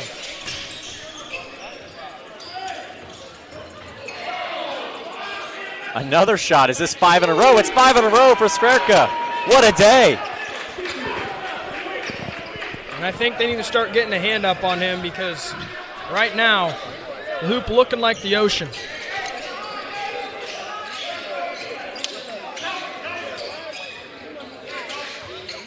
Here's Johnson from the left corner in the downhill direction. Stolen away by Drone Force. Now Hawthorne is fouled on the way up. I think that's on the floor or a shooting foul, Tegan? Well, it looks like they are going to call it on the floor, I believe, but they may be, no, they're going to give him free throws, so that was a really close one. They do elect to give them 2 shots at the line.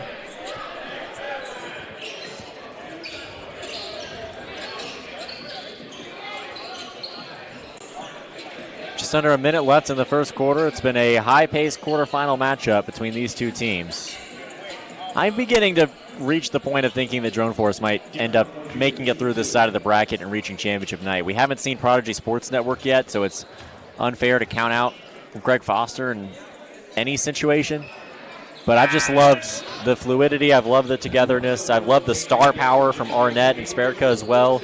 Just feels like this is the type of team that can string together 3 wins in one day. And we'll see if maybe that could lead to a championship too in a few days. Yeah, if they can continue to play like this against, this team in Press Play Gaming Lounge that, in my opinion, has been the clear best team this season, they can definitely compete and beat anybody. And right now they're up by 6 against a team that, coming into this one, I'll be honest, I didn't think they had a great chance against. Absolutely, and this the numbers back up what you say, because Press Play is the only undefeated team, or was the only undefeated team through the regular season. And if they lose this season, it'll happen in the postseason and potentially in their first postseason matchup against Drone Force. But time will tell as we await the start of the second quarter.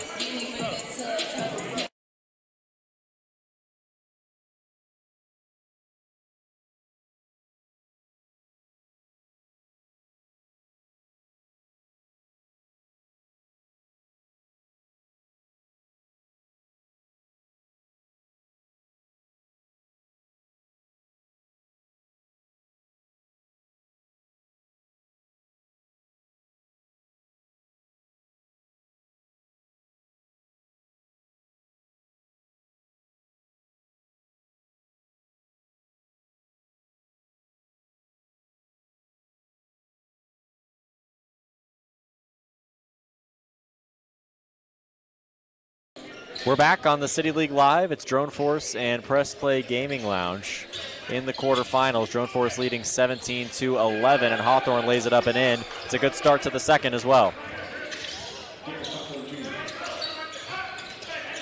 Here's Blewett. Ball movement finds its way to Johnson. Johnson knocks down a triple. We've been waiting to see him. Yeah, and I'm curious to see if that opens up the shooting for PPG. I think it very well could with how good of a shooting team they normally are, as they let up another layup. However, the defense has got to get a little stronger.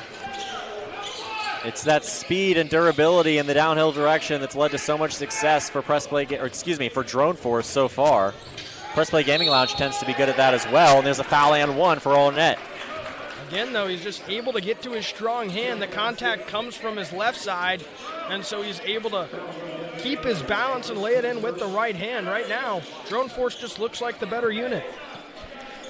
Drone Force could have been a higher seed, could have been in a better position rather than facing a 1 seed in Press Play Gaming Lounge, but they lost by 1 to Indy BizPass in the first game of the season. They lost by 1 to Prodigy Sports Network. I'd say that's more encouraging than anything to suggest that this team lost to 2 quarterfinal teams by 1. Prodigy also a team with a first round bye. So it's a 2-2 team that could have been real close to 4-0. Is another deep three from Johnson. And that's a settle for me. I'd like to see them work the offense. They haven't been able to hit from outside. Why shoot from that deep? And Arnett lays it up and in on the other side. This is not the Press Play Gaming Lounge we're used to seeing this season and last season, but again, it's a changing of the guard across the City League in many aspects, and Drone Force might be a part of that. Yeah, the defense from Drone Force, they're not allowing them to get any looks that they like right now. They're forcing shots that aren't there. And one, and the foul.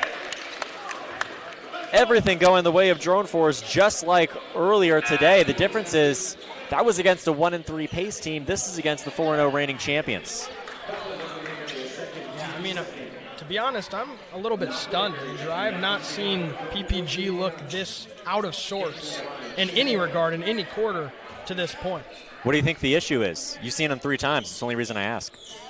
Well, right now I have to say it's shot selection, but I think that's also due to the defensive efforts of Drone Force, right? You can't just say, they're not making shots. It has to have something to do with the defense. Again, a tough shot that time. He's able to get it fall, but a high level of difficulty to get those 2 points.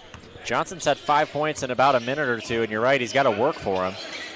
If he's not the leading scorer, he's close. There's a foul, and I was about to say I bet that shot goes as well, but Arnett will have 2 shots instead.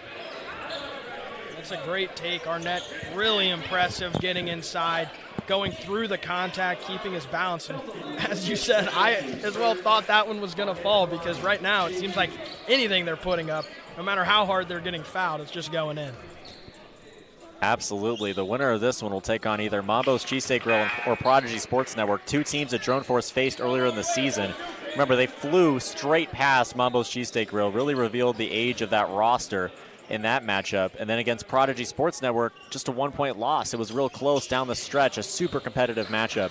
So I'm not surprised at all if Drone Force finds a way to reach the championship night and potentially win it all. This is a team that's really emerged late in the season. And now again in transition, they'll have an opportunity. Already up 30-16, and now they've doubled up Press Play Gaming Lounge again. It was 28-14, and now it's 32-16. They have plenty to celebrate. Yeah, playing with a lot of enthusiasm. The team seems so together right now, and they are clicking on all cylinders. That ball movement on that last possession was just beautiful, to be honest. I mean, it moves inside, and then they find the cutter for a wide open layup once again. They're not even – every shot is right at the rim, and it seems like when they are, tough shots, they're getting fouled, and when they're not, it's just an easy layup at the hole because of the ball movement, because of the floor spacing. They're just playing their game right now, and it's working to perfection. They started out by getting their guy Phillip a couple of open threes. He knocked him down, and so now they're worried about the three ball, and all of a sudden they're just dissecting the interior of this defense of the 4-0 defending champs, and they're up 32-16, doubling their score right now with 6 minutes to go in the second quarter. What a display from Drone Force to this point. But now, Andrew, the question is, can they uphold this type of domination? Absolutely. One specific mismatch that comes to mind is that a lot of times, because of the size of the guards that Press Play Gaming Lounge has and just the strength of the roster across the board, sometimes they can just stow Hopkins away between the blocks and let him sort of handle that area of the floor on his own. But against this Drone Force team that's, again, so great downhill, that's been less of a possibility, and there's going to have to be some adaptations made by Press Play Gaming Lounge in response. Here's Hopkins against two defenders. He loses the basketball, but he's fouled. And that's what I'd like to see them go to more. He has been so great inside, and it's going to make them collapse in a little more, open up some exterior shots on the outside for them to knock down. They just find Hopkins, let him go to work inside, draw a double team potentially. It's going to open things up for the offense. A lot of shooters on that team, as you allude to. And Blewett and Johnson, who knocked down a deep triple a little bit earlier on. Hopkins makes the free throws, though, and chips away. I was talking with Gavin Snyder a lot earlier today in the first round about how the free throws allow the clock to run. And so you may be grabbing points, but it might not even be worth it considering how much time you're losing. Especially if you're the team with the deficit. Here's Arnett. And then to Hawthorne. He plays off the screen. And Hopkins again all alone defensively in the interior. That time the contest is enough to skew the shot astray.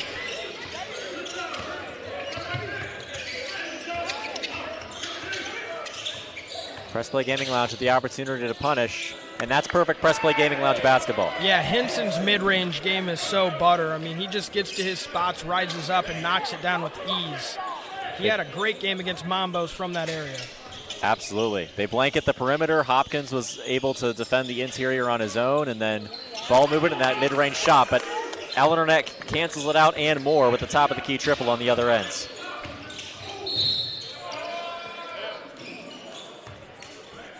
Looks like a whistle and a foul. Tegan, did you see the call? Yeah, it's going to be Henson trying to get to that mid-range jumper once again. Almost had an and one and tried to respond with 3 points of his own, but it bounced out. And right now that's just the difference. They're not hitting the shots that Drone Force has been able to, especially the high level of difficulty ones like that when you're getting bumped and you're off balance.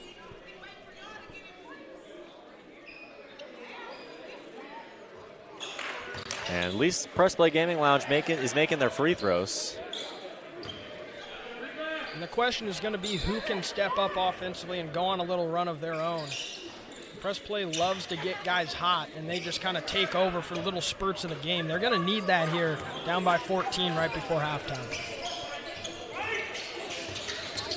35-21 the score, and you're right, we're approaching the halftime portion of the contest. Johnson is intercepted in transition. And there's the triple on the other side for Drone Force. Incredible shot making. Here's Johnson now on the other end. Hopkins is blocked. Drone Force again in transition, pushing the pace in the downhill direction. Hawthorne is chased away. Reynolds, who was awesome in the first round, lays it up and in as well. Wants a foul, celebrating.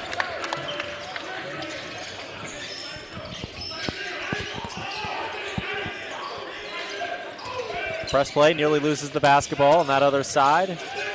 Johnson works up and under through the lane, but it's off the mark, and Hopkins will foul him hard.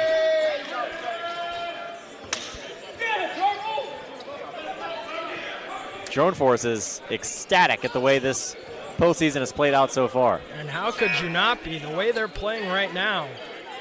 So much effort on the floor, and you can feel the nerves in press play right now, offensively especially, just the pressure that Drone Force is applying full court. They just seem flustered offensively. They don't seem like the normal, comfortable, offense that is putting the pressure on the defense. It's quite the opposite to this point, and they call it flagrant on that foul on Hopkins, so it's a transition take foul, I believe. 2 free throws and the ball should be the call.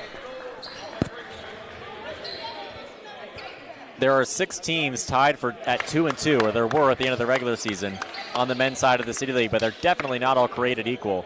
And Drone Force much closer to 4-0 than 0-4 as one of those 2-2 teams in that logjam of the standings. And this game right here is proving exactly why. The second I saw the bracket, I noticed that Press Play Gaming Lounge might have to struggle with Drone Force, and it's one of those matchups that you just dread as a 1 seed, a worst case scenario. I got to be honest, Andrew, I'm a little upset I haven't watched this team more this season. I feel like I've been missing out. Triple from Hawthorne. He's hot. One of the most energetic players on this team. Rewarded for it.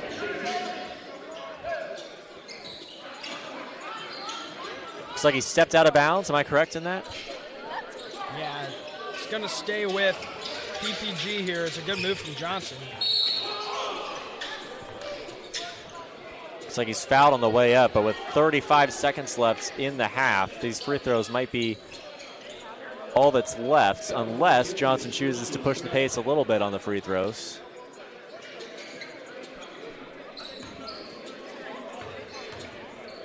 Looks like he'll allow this to be the last scoring of the half. Yeah, at this point, I think you kind of have to, because you're not going to get possession back. Timeout Drone Force, that's the way to do it. Yeah, that is definitely a smart move from Drone Force, as it will allow them to get an extra possession. So on top of, just dominating this game in all assets now, they're kind of playing the strategy game as well, which isn't going to help press play in any sort of way. We've seen this in multiple games so far today of those leading teams looking for the final shot, taking a timeout. It's one of those advantages of the running clock, as those teams can call a timeout and set themselves up for success. And, again, the way we've been seeing this game play out so far, it feels like Drone Force is bound to make the shot on that other end towards the end of the half at the buzzer. Time will tell.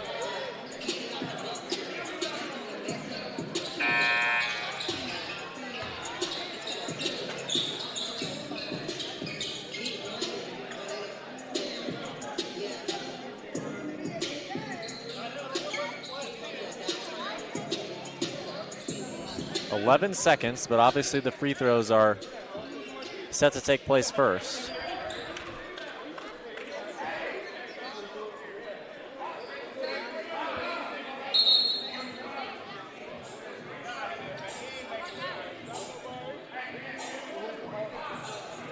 Some continued conversations on the court.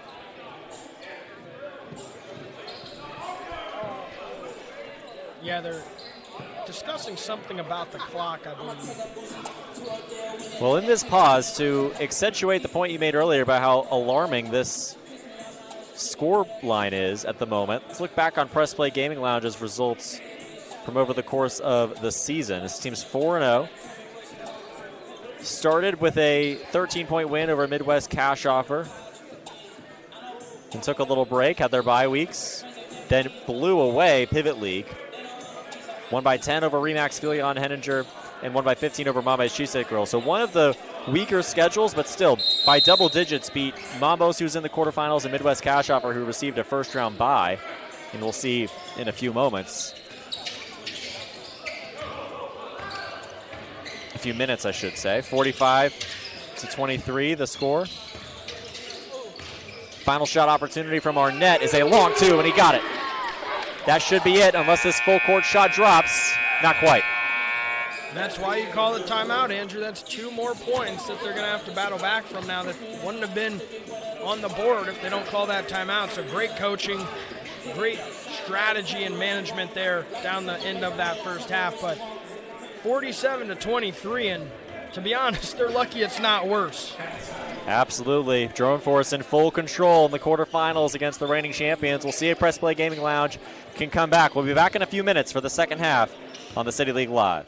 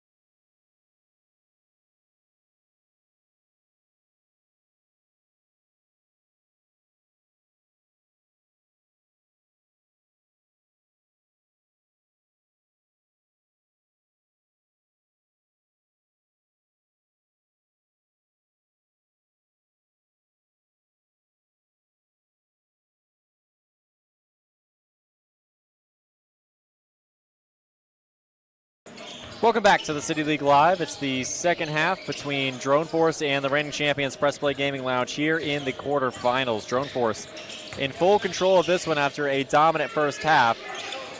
Sverka nearly continued it. Offensive rebound certainly supports the effort as well. Sverka's second chance is just short once again, and Hopkins grabs the rebound. Maybe that's a shift in momentum.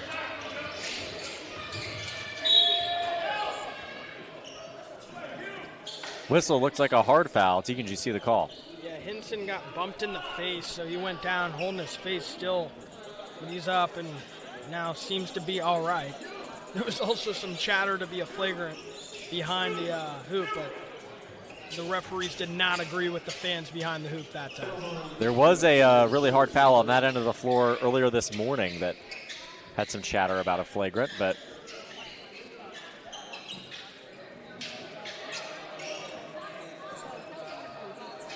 just a typical foul this time around.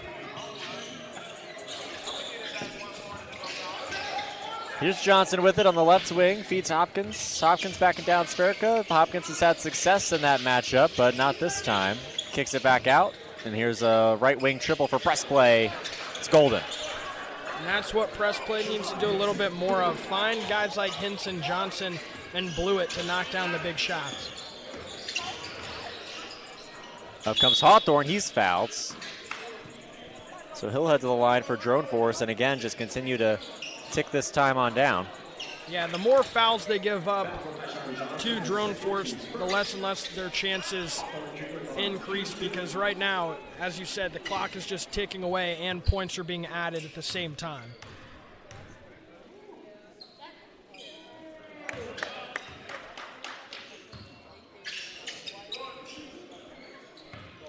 About 8 minutes left here in the third quarter.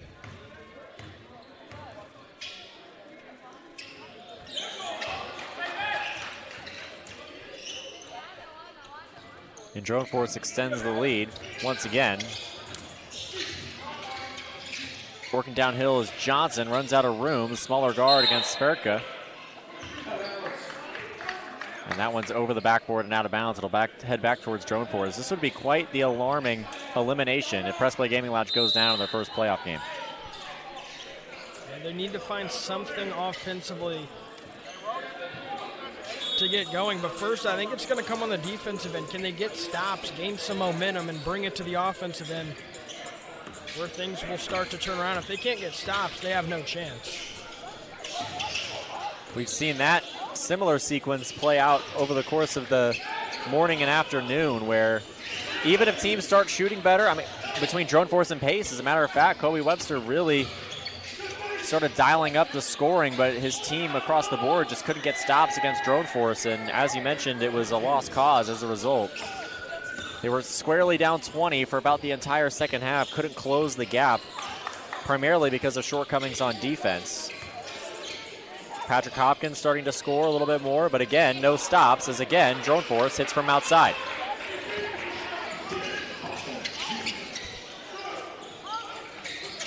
Press Play seeks a response. Sverka snags the rebounds. That's a really tough call that time. It seemed like both guys had their arms going out as the ball went out, but it will go to Drone Force. And again, just every break seems to be going the opposite way of Press Play. And that normally ends up resulting in a loss. But can they turn the tides right now? If they're going to win this game, it probably has to come in the next couple of minutes. Arnett, deep three, right wing. That's his calling card. And again, he was a little bit quiet in the first game, but it's because he didn't need to step up and take over.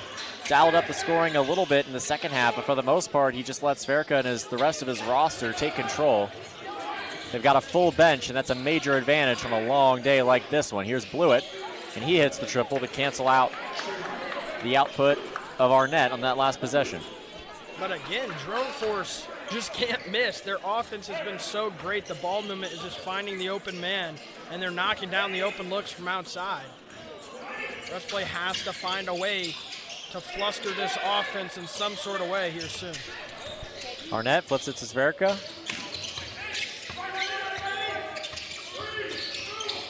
Drone Force looking for another deep three at the buzzer. That one just off the mark, rebounded by Blewett.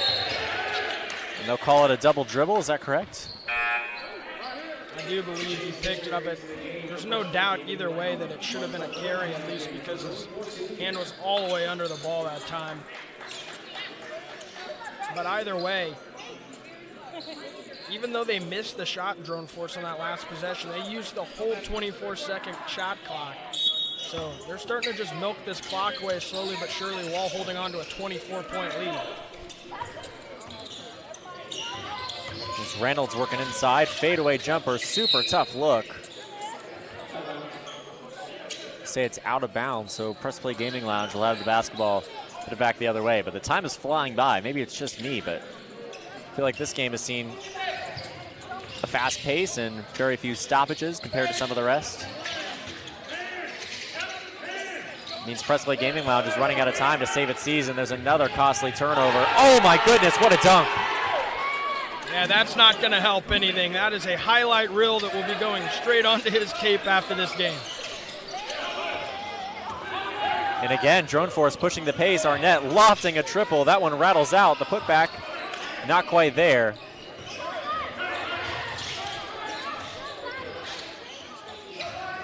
Press Play Gaming Lounge is deep in the hole. Yeah, Hinson, the one guy trying to kind of will him back here in the third quarter, but it's just a little too little right now. Someone else has to step up and help Hinson offensively. Too little, perhaps a little too late. These running clocks and this backcourt heavy basketball, it happens so swiftly. A team season just ends out of nowhere after a whole summer. And that's going to happen over and over the course of the day until we finally have two teams left on the men's side. Johnson steps back for a little triple. Dribbles off the rim. And Press Play is just in shambles. Another triple for Drone Force on the left wing.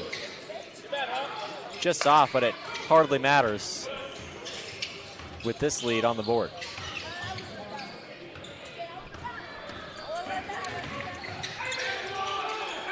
Again, Arnett coast to coast. He kind of reminds me of Portia Green on the women's side, where just every single time he or she touches the basketball, it's an instant increase in pressure on the offensive end. Press Play still searching for an answer. That triple will help, but running out of time, especially because of how great Drone Force has been and efficient Drone Force has been. It's hard to imagine that even if Press Play turns up the production to a level where they could potentially come back and steal a win, Drone Force probably isn't going to let up. Deep triple and the foul. And that right there is the heroicism of Alan Arnett. And I hate to say this, and I don't want to jinx anything, but that shot kind of felt like the point. You saw a couple of PPG's guys start to hang their heads a little bit. That shot may have been the one that kind of just not puts them away, but kind of makes it to where it's going to take a miracle. Absolutely. Alan Arnett, I remember last year during the regular season, he was on a team called Hoop Bus that, if I remember correctly, went 1-3. And I never actually saw them in the postseason, but when I saw them in the regular season, Alan Arnett led an unbelievable Elam-ending comeback, including a shot there to win it, the walk-off. And that's just the type of heroics that he's able to supply. And now he's on a roster that is much more capable around him. He's not just leading the charge for a team that, I mean, honestly, it kind of reminds me of Kobe Webster and Pace, where it's a great player that just the entire team isn't quite up to par to be able to compete with some of these strong rosters that are so deep and expansive. And now Alan Arnett is on a team like that, and he might win a championship this weekend, or this week, when obviously we get to championship night on Wednesday. And him and Kobe Webster remind me of one another in that way, where it was a great guard-on-guard matchup until the rest of the Drone Force's roster started to step up, and then it became clear that they were going to lift themselves over Pace. And Alan Arnett, the sky's the limit, truly, for him with a great roster, and that's exactly what this Drone Force team is.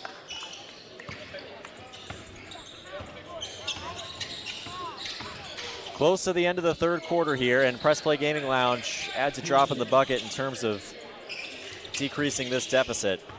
But as you mentioned earlier, it might just take a miracle now, nearly down to 30. It'll be a 25-point deficit. In the downhill direction goes Drone Force, although they've scored in every area of the floor so far in this contest. It's a left corner triple. Press Play Gaming Lounge stringing together some buckets. It's not over yet, but very much an uphill battle with about 11 minutes left to play with. If you estimate that the Elam ending takes the same amount of time as the 4 minutes would. Here's Reynolds, and Reynolds at the long two. It's his calling card, at least as of earlier this morning.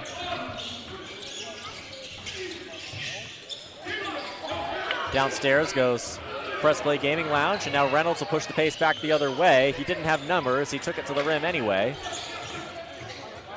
Falls astray, and now Press Play the other direction will have a second chance opportunity. So they're ramping up the pressure and they're ramping up the production, but will it be enough down the stretch? Currently down 22 points. Probably going to be down by at least 22 points when we hit the fourth quarter, as Arnett holds for what could be the final shot.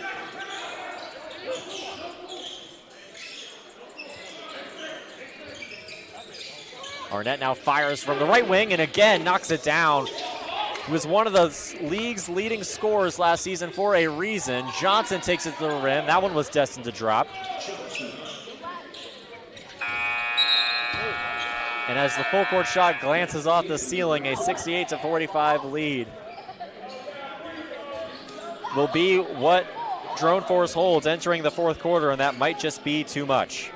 Yeah, it definitely seems like it to this point, everything going their way, and it's just pure domination at its finest. To zoom out a little bit and look at the rest of the bracket, we of course just saw Boys and Girls Club eliminate Prudential and advance to the semifinals. Next up at about 4 o'clock, although it's 4 o'clock right now. So upon the conclusion of this one, we'll see Leland Walker and Midwest Cashhopper take on Indy BizPass. It'll be Midwest Cashhopper's first game of the postseason because they got a first-round bye. Kind of one of the surprise teams, major part of that youth movement. Be excited to see them for the first time. And then Greg Foster and Prodigy Sports Network at 5 p.m. taking on Mambo's Cheesesteak Grill. That will undoubtedly be a thriller before we embark on the semifinal rounds this evening. Tegan and I will be with you for that entire stretch, the rest of the men's playoffs, at least until the championship game, which will be played on Wednesday night. Yeah, really excited here for these playoffs throughout today, and just to see who can come out on top of each side of the bracket. A lot of talent, a lot of great teams that are connected, and Drone Force may be the best we've seen to this point. Definitely performed like it here today.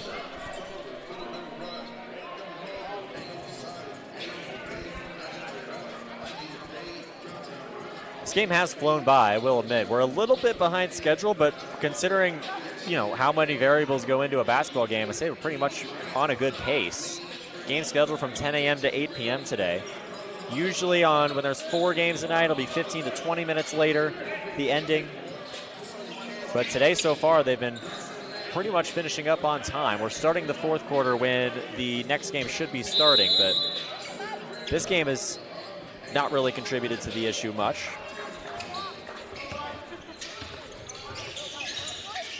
As Drone Force just flies up and down the floor, we'll see if they can hit 100 here in the fourth quarter. Sverka had his ankles broken that time, and a big-time shot for Press Play Gaming Lounge. And he's chirping the bench. Fired off a finger gun, too, aggressively. Press Play Gaming Lounge not done yet, 68-47. And a foul on the way. That was the most aggressive firing of a finger gun I've seen since Ja Morant. Yeah, it was somewhat warranted. Of course, they are down 21 points, so I don't know in that regard. But at the same time, you did make him stumble and touch the floor. When you make a player touch earth, step back, and hit the jump shot, and also you have to keep in mind, Hinson, in my opinion, has been the only guy trying to keep them in it to this point. So you got to give Hinson his credit. Absolutely. He's done a lot of the heavy lifting for Press Play Gaming Lounge so far. Johnson beat by Drone Force. Reynolds hands it off. What a play. The shot doesn't fall. They'll say it bounced off the backboard. That'll be out of bounds. So Press Play Gaming Lounge potentially accumulating some momentum. And if Henson's finger guns have anything to say about it, So Chance's team could come all the way back. Johnson rims it out. Hopkins will be fouled and will go to the line. And he's been good from the free throw line so far. Yeah, really impressed with the way he's been able to get O boards and turn them into free throws. Now, can he capitalize on the free throws? He's missed one today, but a pretty solid free throw shooter. 2 big free throws here with just a little over 4 minutes to go until the Elam's ending. Knocks down the first. But now down 20 with another free throw to go. They got to set a goal. Can they get it to around 10 to 15 points before the Elam's ending to where it's manageable and a comeback is somewhat possible? A 20-point gap. The sweep spot is a 6-point deficit or less, in my opinion, as Arnett is fouled from outside on the shot. But I'm sure that for Press Play Gaming Lounge, you're going to have to give them a little bit more grace if you're expecting a comeback, down 20 at the moment. And again, these free throws just going to run the clock down even further.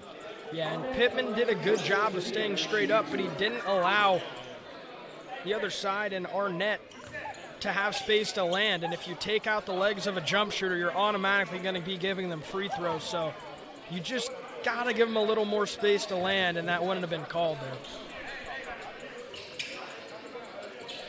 Arnett drops down the first. 100 is probably a little bit out of reach, but to reach 70 would certainly be another milestone.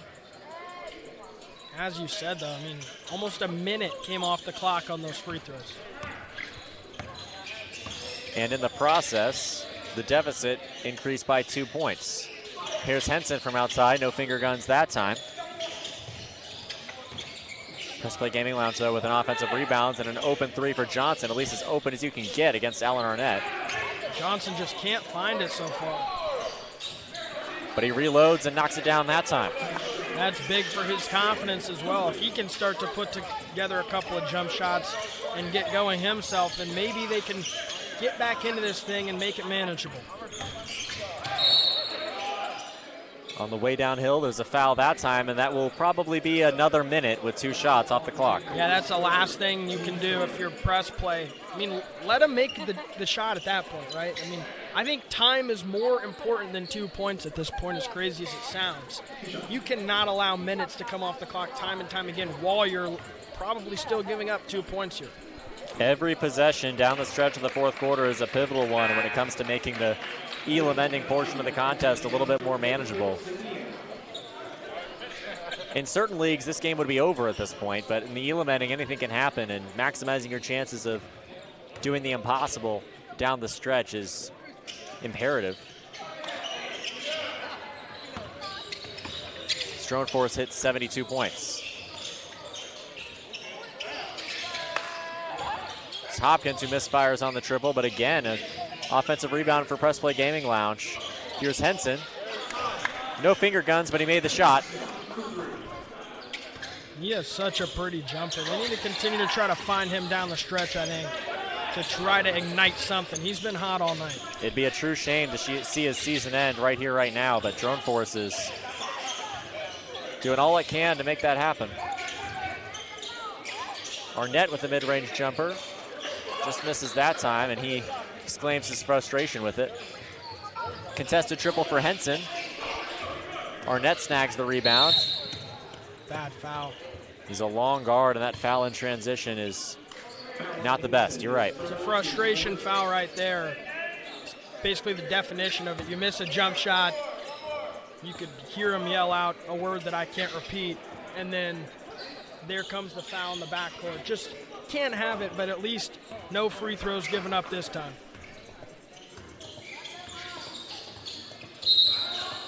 And there's another one.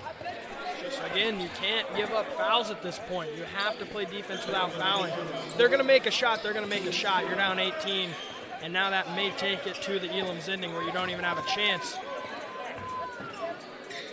to get another bucket, and it will be free throws now, so it definitely will take it to the Elam's ending. Well, it'll be the next dead ball, so because the foul was called, unless they shift it because, you know, we're behind schedule by a couple minutes. What tends to happen is that if the foul happens before 4 minutes and they play through the free throws, then it's the next dead ball. But maybe that'll be different this time around in the postseason. So that does play into the hands of PPG at least a little bit. they don't get those 2 points towards the final score. And Drone Force will probably take a timeout here after the missed shot. Not quite. There it is. There's the timeout, and that'll be the Elam ending. We'll hit 83. That's the target score. And the question is, can Press Play Gaming Lounge score 29 points before Drone Force scores 9? Not if they play like they have been for the first 36 minutes of this game, but it will be interesting to see if they can at least battle back a little bit into this lead, and or rather deficit that they have built to this point. Again, Drone Force, so impressive through those first 3 quarters especially. Their offense finding ways to get downhill, moving the ball. So many of their shots were assisted on just because they continue to move the ball until they have a perfect look, right? They're not settling for mid looks to where their players are comfortable but not confident. They want very confident looks, and they've been able to get them all night. Well, while on the other side, you just can't say that for PPG. At times they've looked flustered and out of sorts when they're going to shoot shots, late in the shot clock at times as well, and that's just not what you want when you're playing an offense that's playing the way Drone Force has been, to this point. Absolutely. How quickly seasons can end. It's playing out in front of our eyes right now. Unless Press Play Gaming Lounge can mount a comeback, we'll see 10 seasons end today. We've already seen plenty go down the drain, 5. And Press Play Gaming Lounge could be the 6th team to play its last few minutes at the City League this season in a grueling playoff Saturday.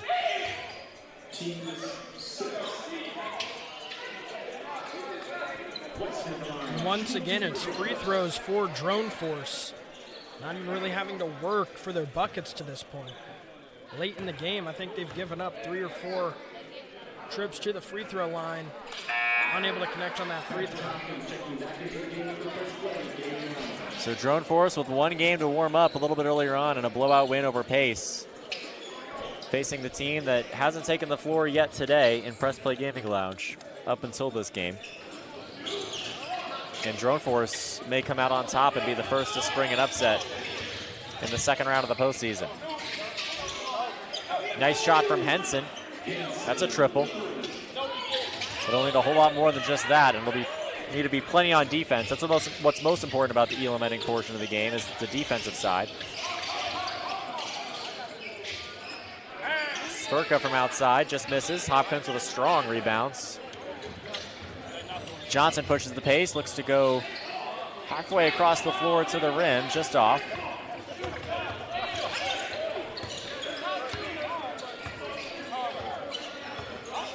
Target score 83. No foul call there. And a couple times, Drone Force misses an opportunity, and that's another triple from Henson. So 6 points in the Elam ending from Henson, and that's a timeout for Drone Force. Drone Force still 9 points away, but Press Play Gaming Lounge now only 23. If everybody on PPG would play like Henson is right now, I think they might be winning, but unfortunately it's just not the case. Henson having to do almost everything offensively for them. And at some point, if you're Drone Force, do you think about sending 2 guys to him and just not allowing him to step into these shots? It may be what the timeout is. Because right now, seems like every time that ball comes out of Henson's hands, it's going in. And it's similar to Arnett and the other guys on Drone Force as well. I mean, really high level of shot making tonight on both sides if you take in what Jamon Henson has been able to do.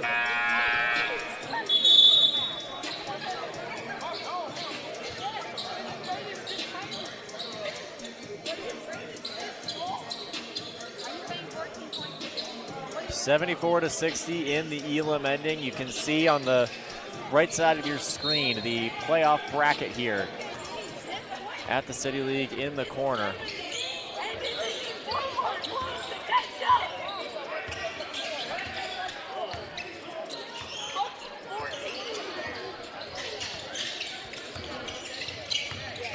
Drone Force in the downfield direction. It's their forte. Some hard contact, but now in transition, a wide open bucket for Blewett. He's been rather quiet here today so far. This Elam ending is really drawn out compared to how swift the rest of the contest has been.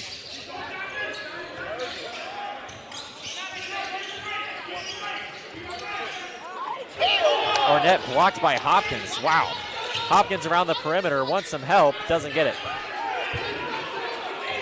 And we have some very upset young fans in the audience.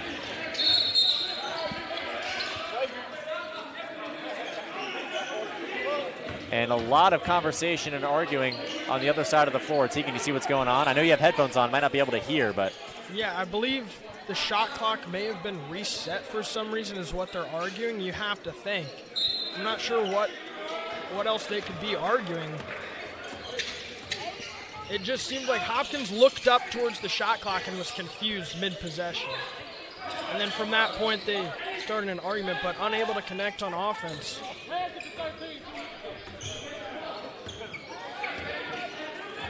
Obviously some frustrations with the looming threat of the end of a season.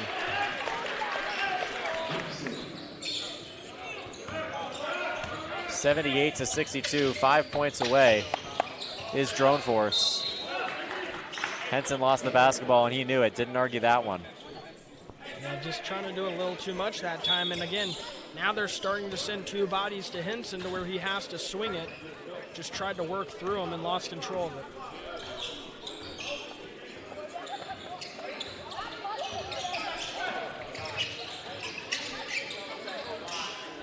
Drone Force 2 possessions away if they play their cards right. Arnett is a great person to trust to do just that. Contested triple off the screen, just off, and again Hopkins with another rebound. It's to Blewett and it's to Henson, wide open, but off the mark. That's the best look he's had all day. Had time to set his feet and think about it. They have thrown him off with how much time he had. And Reynolds on the other side. Underrated contributor for Drone Force. Another one of those role players that just tips the balance to unfairness when you look at the strength of this roster.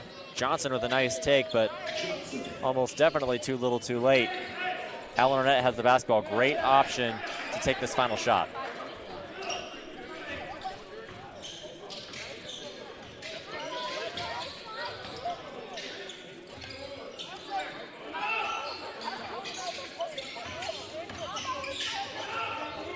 Here's the potential game winner for Drone Force, and Sverka just tips it in almost on accident.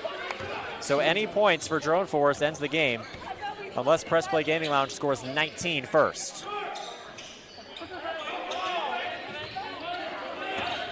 Arnett with that opportunity in transition with pace. Ball's lofted towards the window. Sorry, that one almost got tipped for Swerka layup to end it that time. Almost perfect on the cut from Swerka on a tip pass, but just over his hand, so they'll have to try it again. And here's Reynolds with a long two to win it. Just off. Hopkins another rebound. Johnson another transition push. And Henson again wide open. Does he make this one? He does.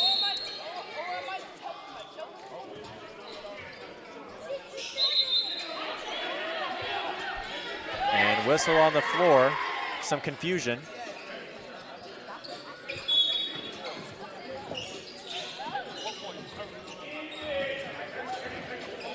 Drone Force will, without a timeout, take the ball up the floor and look for the opportunity to ice this one.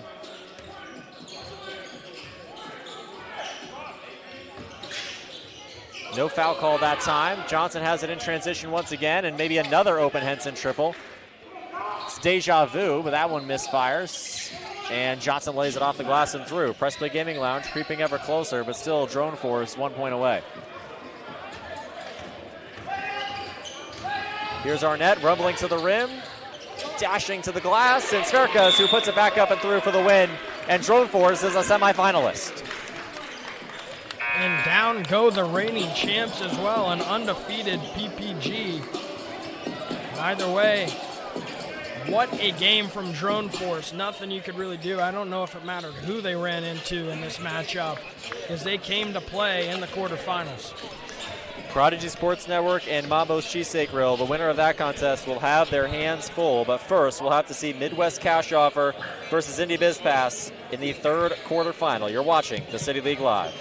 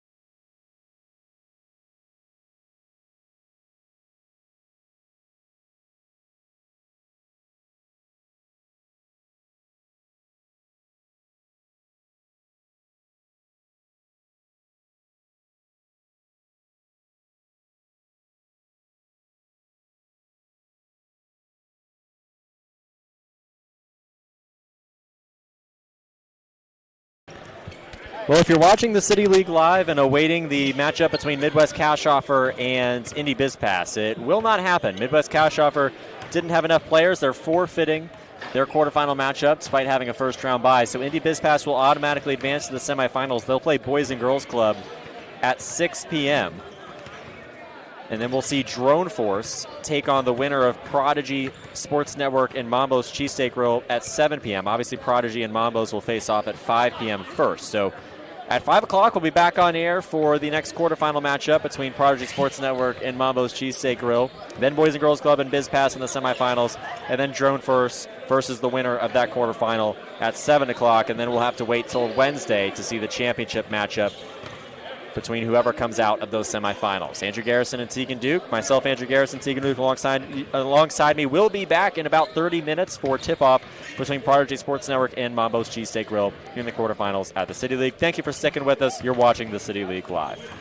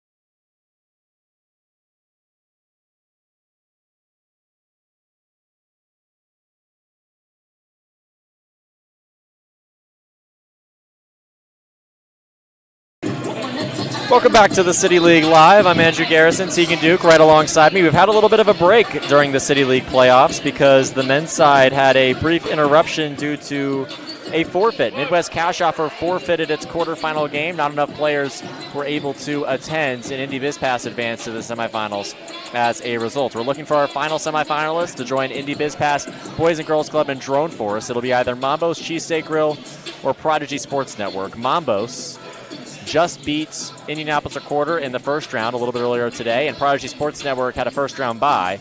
So Greg Foster's team will play for the first time. Tegan, you excited for this one? Definitely excited for it. Mambo's coming off a loss to the team that just lost, the reigning champs. However, I think they come out strong today. I'm excited to see how they handle Greg Foster and this Prodigy team. I think this is going to be a really good game that's going to depend on who can get stops down the stretch. Absolutely. A deluge of rain is pouring down outside Bonner Fitness and Learning Center, and we'll see if there's a deluge of scoring as well. Greg Foster looks to open it up. The team captain for Prodigy Sports Network leaves it just short. And Mambos will score for us. That was John Hart working downhill from the right wing to the right block. He lays it up and through.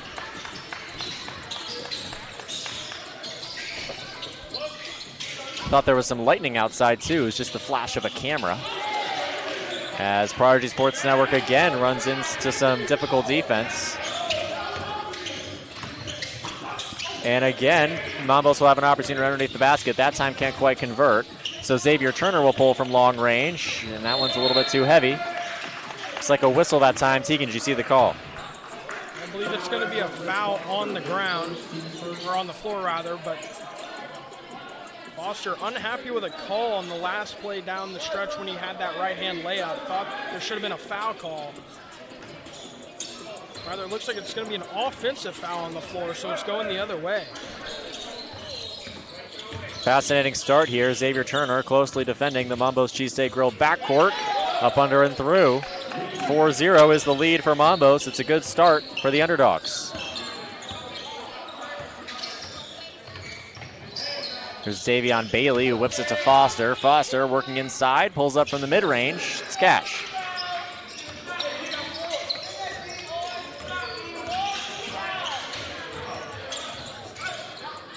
And Mambos again laying it in between the blocks. That's been the right place on the floor to be for Mambos so far in this one. Foster works underneath, faces a double team, finds Jackson. Now Bailey with a right wing triple. Rims out. Now it's Peace underneath the basket yet again between the blocks. It's a bucket for Mambos. 8-2 Mambos. Scoreboard in the gym is off. 6-4 right now, but it should be 8-2. So a brief stoppage at 7 minutes and 42 seconds to resolve that scoreboard issue.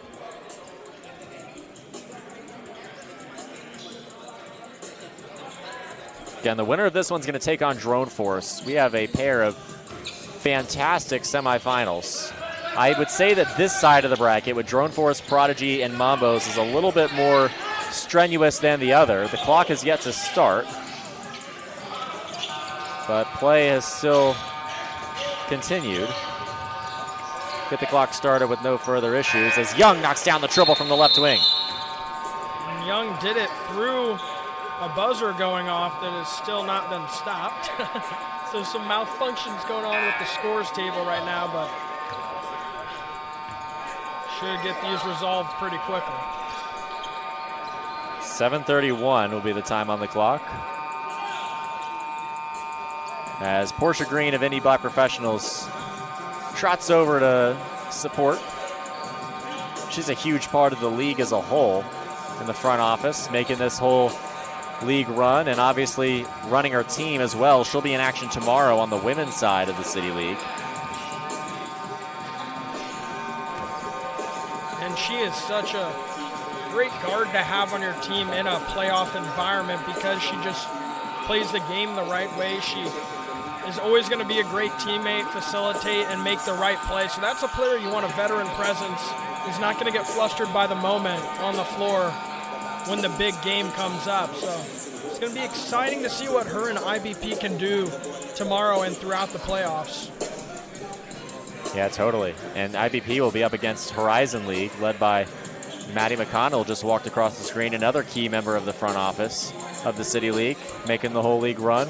It'll be another great matchup and some great games tomorrow starting at 1 p.m. Here comes Colon Romero as well, another guy who, you know, is a veteran presence, a guy who's been around the league, and they're getting everything resolved here. The buzzer's gone off, now they're cleaning up a sweat spot, and we should be back to playing some basketball here soon.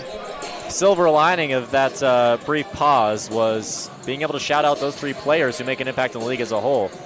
Frequently they'll come, they'll play, they'll leave for a moment, they'll change out of their jersey and then come back, and they'll be running the snack station or making sure that afterwards all the chairs get put up, whatever else. And there's more. They're not the only ones, but certainly those are 3 players that play a major role in the success of the City League as a whole. 11-2 is the lead for Mambo's Cheesesteak Roll of Prodigy Sports Network. But Greg Foster's not the type of player that just he's a natural winner. He's not the type of player that just lets deficits increase. Last year with Indianapolis a quarter found his way to championship night and has a strong chance to do so again, but he'd have to go through a true blue blood in Mambo's Cheesesteak Grill and then probably the best team we've seen today in Drone Force in order to get there. Meanwhile, on the other side, it's a battle between Boys and Girls Club and Indy Biz Pass for a spot in the championship game. Yeah, and they're down 11-2 here, so already have some mountains to climb and things to figure out, but it's a long game and early on. It's an inaccurate pass that time from Greg Foster. That'll fall out of bounds. This side of the bracket does feel a whole lot tougher. Maybe it's just me, and maybe I'm just discounting Boys and Girls Club, but that team and Indy Biz Pass are going to have a very evenly matched battle. On the other side, it's going to be a clash of titans between these 3 teams, all searching for just one final spot.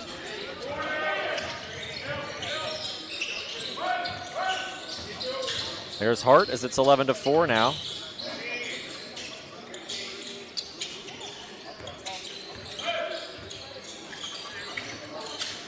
That ball will bounce high up in the air off the hand of Jason Peace, and the foul. Well done by Darius Adams inside.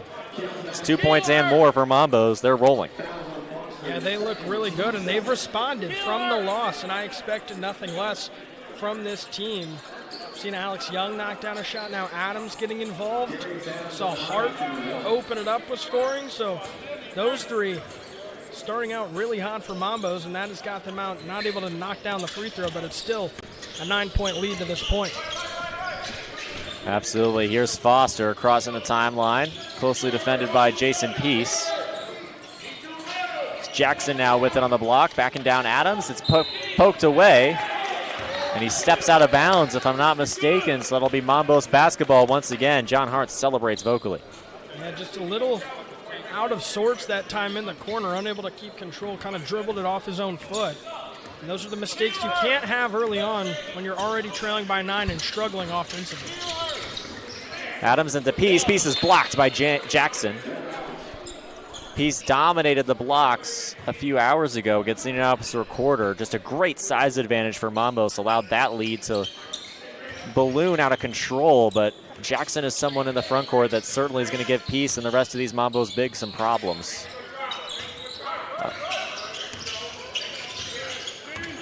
Adams, top of the key, flips it back to Young. Young, deep triple, he got it. And with that strong and tall stature, it's surprising that he can shoot the 3 as well as he does. There you go. There's another turnover and just reckless play that time from Prodigy, but yeah, to your point, Young, if you allow him to step into an outside jump shot, he's going to knock it down most of the time. He has a lot of confidence as a jump shooter. And now inside, it's Young with 5 straight points between the blocks. He can make an impact offensively all across the floor. 18-4 is the score. Greg Foster, though, just earlier composing and calming his team. Calling for the ball now as Jackson is trapped. Mambos did a great job trapping Indianapolis Recorder in the quarterfinals earlier on. Or in the first round, rather, and now there's a whistle as Adams is taking it to the basket. Tegan, did you see the call? Yeah, I believe they're going to call it on the floor. He doesn't like it. He thought he was going up shooting, but it's going to be side out for Mambos. But I got to say, Alex Young might be one of my, I mean, he definitely is one of my, might be my favorite player to watch in the City League. I just love how he can score inside and out, and now he goes again in the post. He's blocked, Young is. Now working back in the other direction is Prodigy Sports Network, and a dunk for Shiloh Jackson off the pass from Xavier Turner. And now Davion Bailey will intercept a pass in transition and look to compound the comeback effort. There's a whistle in transition. Did you see the call that time? I believe it's another foul just in transition that time. Should be a side out for Prodigy, but great defense from Prodigy. That block on Young, high level of difficulty to get up on how tall he is, right? I mean, that jump shot is at a very high point on the release, so being able to get up and block that jump shot, and then on the other end getting another loose ball. Great defense back-to-back, but now can they get some offense going? 3 minutes to go in the first, and only 6 points to their name. And I believe I was mistaken. Some sort of technical or something has been called where they moved everyone behind the line, shot a free throw, and now it will be a side out. So I believe that was a technical debating the call that time is what that was. We've seen a few technicals like that today across different officiating crews. This will be our third officiating crew that we'll see take the floor here today.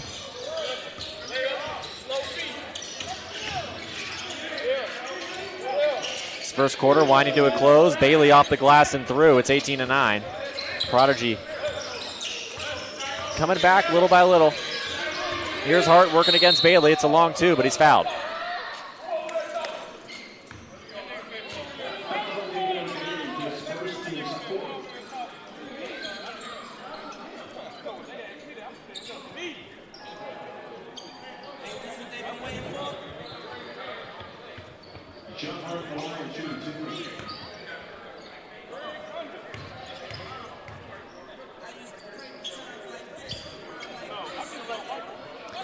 And Hart makes that first free throw as the first quarter winds to a close. Looking at last game, you have 26 points from Adams, 23 from Young, and then 16 from Hart and Peace. A balanced attack between those four, and an offense that can really strike you in multiple different ways.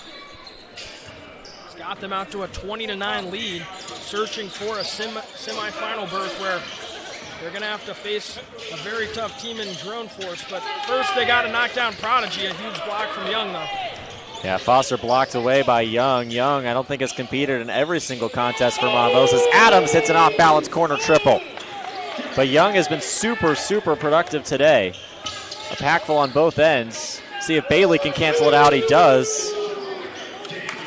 It's a triple party for the moment with a minute left.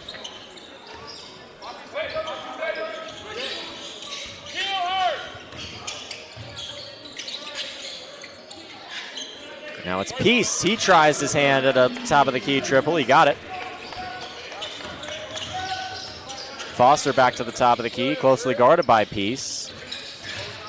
Bailey working inside, and now from the left wing, he knocks it down as well. That's 6 straight Prodigy points that have come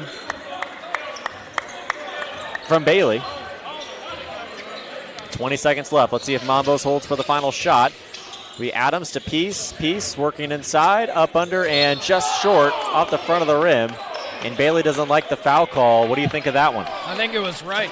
I think he got hit on the forearm as he tried to get the finger roll over the rim. And I think if Bailey doesn't come over and hit him in the arm, I think it's 2 points. So I think it's a good foul, but one that has to be called, and it's the right call in my opinion. That'll be the end of the first quarter. At least it will be after these free throws are shot.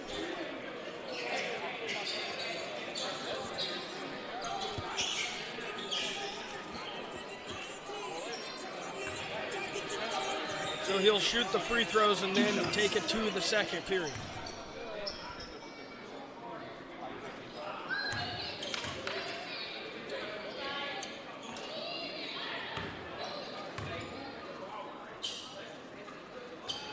And he misses both. So 26-15 will remain the score at the end of the first quarter. We'll be back in a moment on the City League Live for second quarter action between these two teams.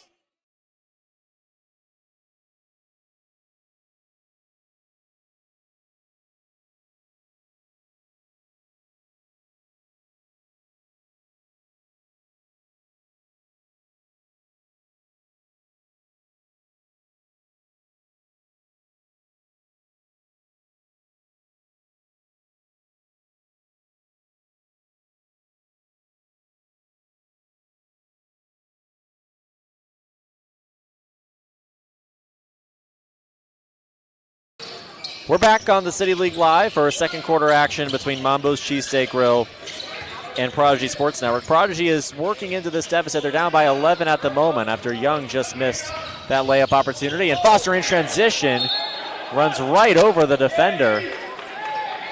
They'll call that one a charge. And Foster doesn't like it. What do you think, Tegan?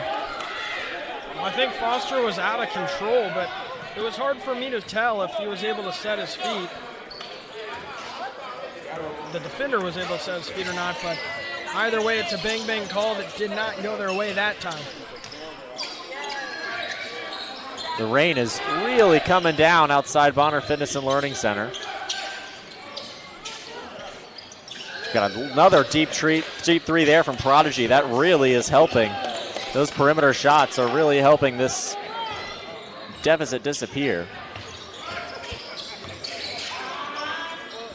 Here's Hart on the left wing, just misses. Turner with the rebounds. Craig Foster is so composed, and that spreads to the rest of his roster as Turner lofts the push shot through, 26-20. Down 18-4, just had no fear or stress at all. And now they're coming back. There's Turner working high to low, off the glass and through. And a timeout will be called by Mambos, and deservedly so, considering this Prodigy comeback that has pretty much entirely evaporated the deficit. Yeah, all of a sudden it's just a 4-point lead for Mambos, and the tide has completely turned to where Prodigy's knocking down outside jump shots. Mambos can't buy a bucket. So what can Mambos do out of the timeout to turn things back around in their favor? You got to think you turn to your leading scorers in last game, whether it's Darius Adams, Alex Young, Jason Peace may get the ball. I mean, just find something offensively. That way you get back the momentum and then can roll from there. But again, I think we have a really good game on our hands that could go any and either way down the stretch.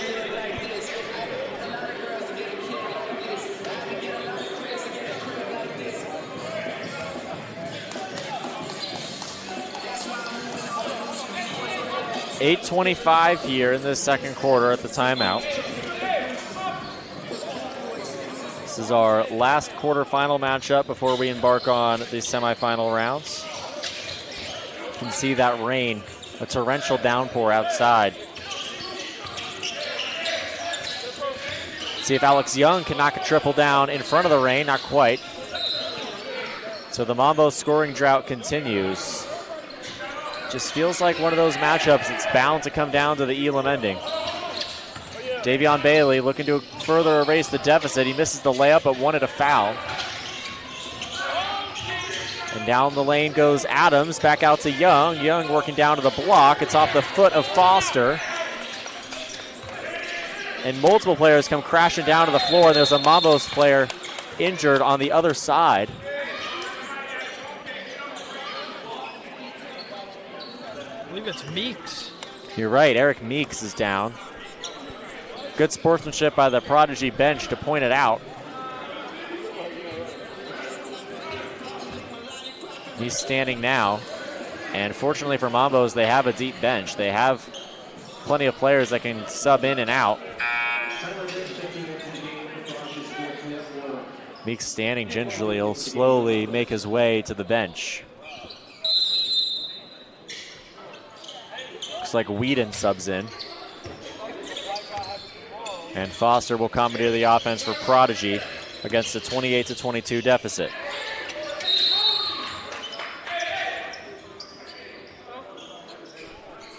Not much he could do that time. Adams just had a size disadvantage in the post, had to shove a little bit and gets called for at that time, so it'll be a side out. Xavier Turner receives the inbound. He works inside, lost the pitch shot through.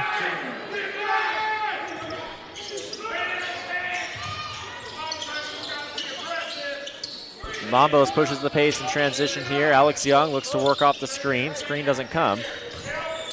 Takes it against Davion Bailey through contact and multiple defenders. Grabs his own rebound, back up under and through. Alex Young trying to take over a little bit. 2 back-to-back buckets for Alex Young. Now it's Bailey off the glass and through. Well done on the other side. He just finds a way to respond for Prodigy time and time again. After letting up a bucket, he just comes right down the floor and scores.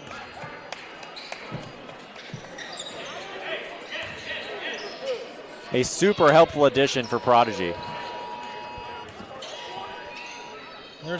And we have an emergency alert on our phones. Tornado warning. And considering that an entire wall to our left is windows, I'm not sure if we'll be able to keep playing through this one. I wondered if that rain was more than just rain.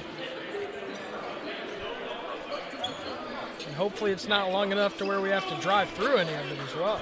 It says tornado warning until 6 p.m.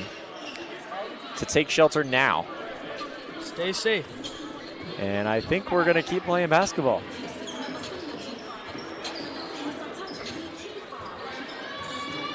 Sometimes people joke in professional sports when 2 teams that they don't like are playing each other, that they just wish for a meteor. And I hope that no one wished that today, because they might have manifested something sinister. I'm not sure if we'll play basketball. It's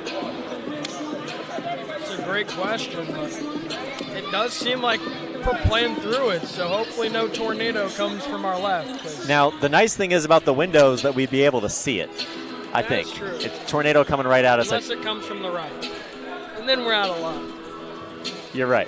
You make a good point.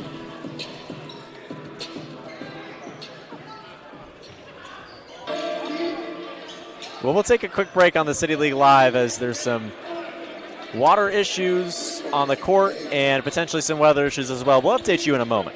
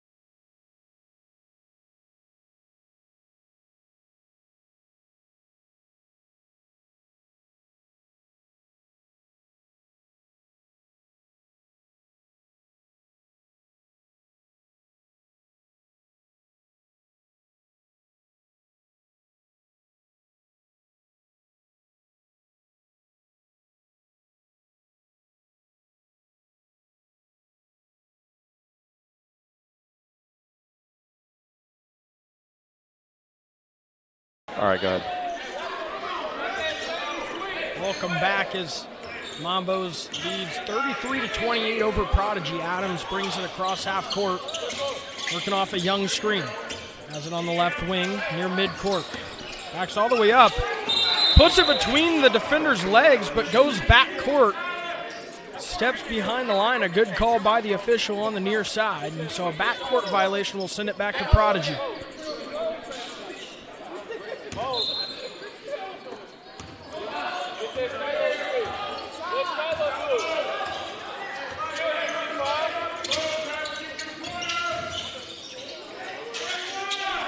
Layup's no good, and going back the other way is Darius Adams. Looking up floor, finds Hart. Hart goes up right hand, count it, and a foul. Mambos goes up 7 with a free throw to come, trying to make it 8 is Hart. He's able to bank it in, count it, and a foul. So Mambos comes out off of the break with just over 4 minutes to play in the second, leads by 7.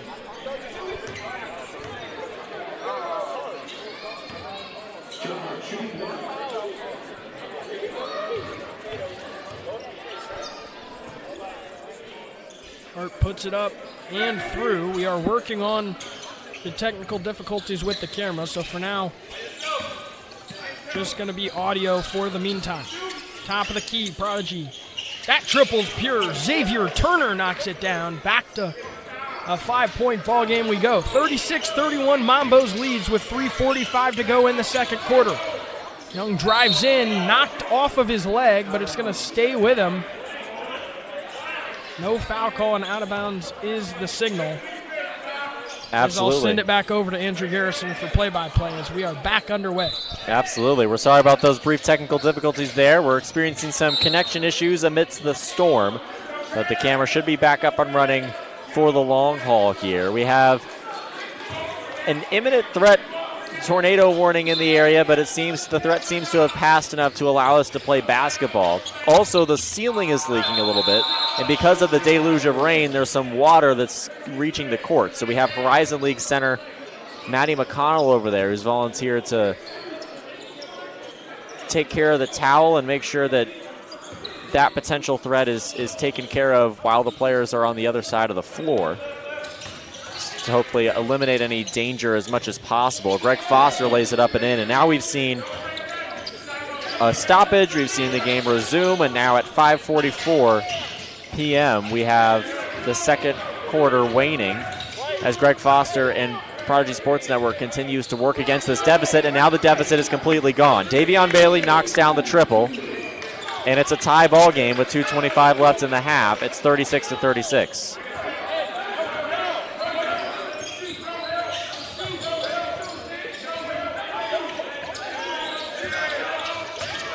Here's Young working downhill between the blocks. He's fouled on the way up, so he'll head to the line, and that'll probably take away about a minute and leave us with just a few seconds left here in the first half.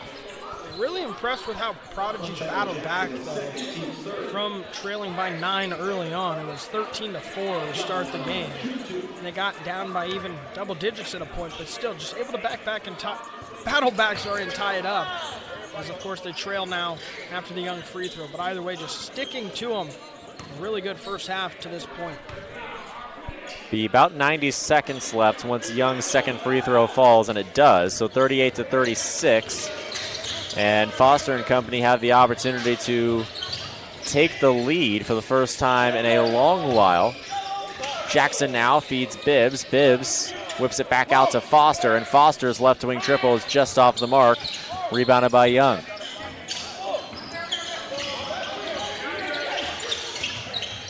Mambos now in the other direction. Peace has an open right wing triple. It's just short off the rim, and then the backboard off the mark. He's not typically a three-point shooter, as we see a whistle that time with under a minute left in the half. You can see the call. Yeah, it's just going to be a foul, getting a little too aggressive, trying to slow down Prodigy, but they're going to push right out of the way. Xavier. Yeah, Xavier Turner is pushed out of bounds by Young. Yeah, it's a pretty hard foul that time along the baseline. So just over 30 seconds. Prodigy trying to hurry a little bit. About 30 seconds left here in the half. see how long our halftime is, considering the lengthy stoppage we just experienced due to the weather. Jackson inside, and it's just short. He's fouled the second time. We'll go to the line. If he makes both free throws, it's a net positive. He's a bit upset with himself just because he was unable to finish, but now should end the first half. He'll have a chance to tie it going into the break.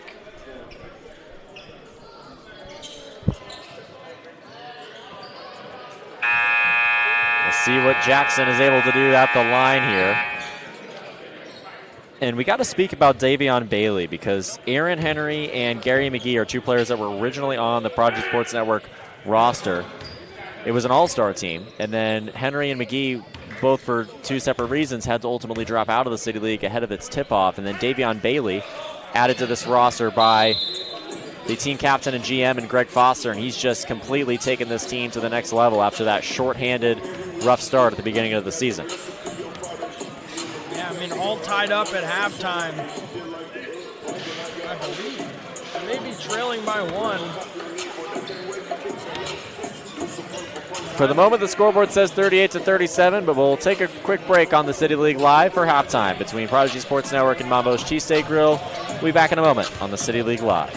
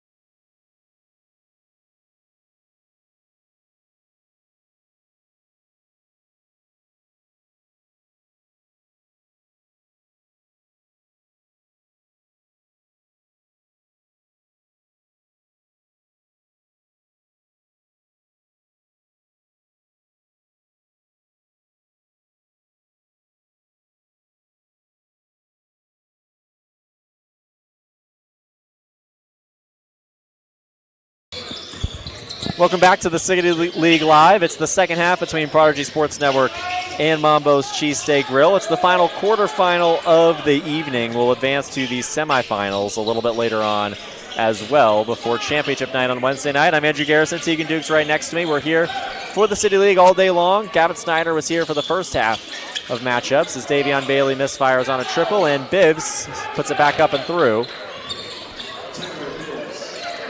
So that'll make it 40-40 after the first possession after the break. There's Young at the top of the key working against Bibbs, rumbling to the rim. It's too strong, but there's a foul, and Bibbs doesn't like it at all. Yeah, unhappy with the call, but again, I think it is the correct call.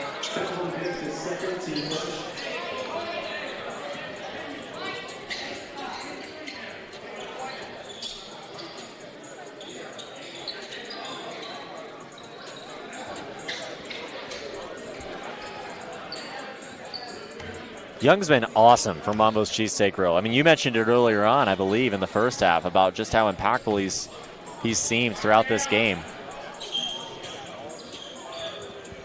How versatile he is on offense. I just looked to my left, and the rain's pretty much entirely cleared up. So I think we've avoided the dangerous weather. Unfortunately for the great Horizon League center, Matty McConnell, we might be avoiding a whole lot more leaking from the ceiling. So the towel on the side there by the sideline isn't going to be as much of an issue. There's Foster inside. He's fouled on the way up. It's 41-40 after those free throws on Mambo's side. Now a chance to take a lead if you're Prodigy. Be a huge boost from being down double digits early in the game. So keep an eye on what they're able to do here from the free throw line.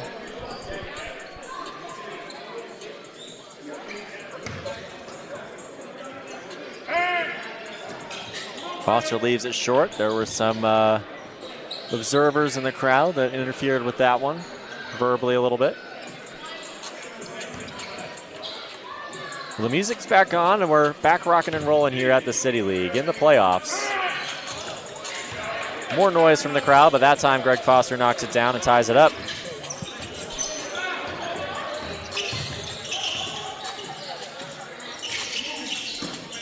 Peace has it on the left wing. He finds Hart. Hart works to the left wing. Now inside. It's blocked by Jackson. He ran out of room. So Peace has the open triple outside the three-point line, and it's going to be rebounded by Foster.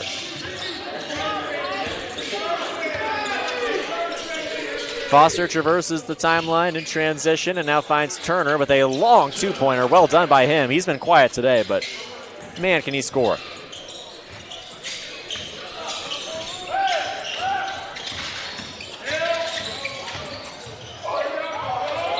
And there's Adams inside. There's a whistle. They'll call it a charge. Bibbs appreciates that. It'll head back the other way.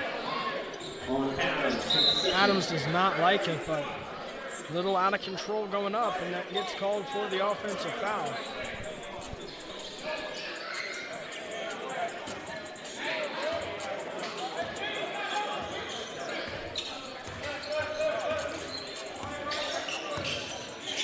Just over 6 minutes left. It's Greg Foster commandeering the offense. There's a turnover. Hart runs out of room. He's fouled by Turner on the way to the rim, and he doesn't appreciate it at all.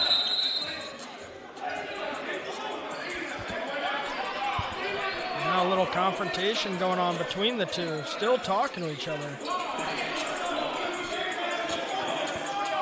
Two of the better players at the City League, without a doubt. Turner, arguably the best guard in the league. Hart, also fantastic as a bigger guard in the backcourt.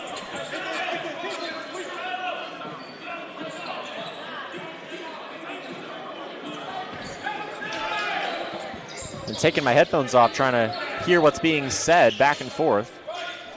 But either way, it'll be a side out and then a long triple try from Adams. Shades off the rim. And now it's Turner with it. And he'll take a deep three himself, just off, rebounded by Hart. So the two of them continue to tangle in this timeline of events that will conclude with one of these teams ending their season and the other reaching the semifinals. Adams has it up top, whips it to Hart. Hart now working inside. It's going to blitz off the shoe of Bailey. And they'll call a shot clock violation. They couldn't quite get it off. It'll remain 43-41. What a game, though. Back and forth we go. Defense ramping up and intensifying slowly but surely. And you can see both sides want it bad. It's going to come down to the wire.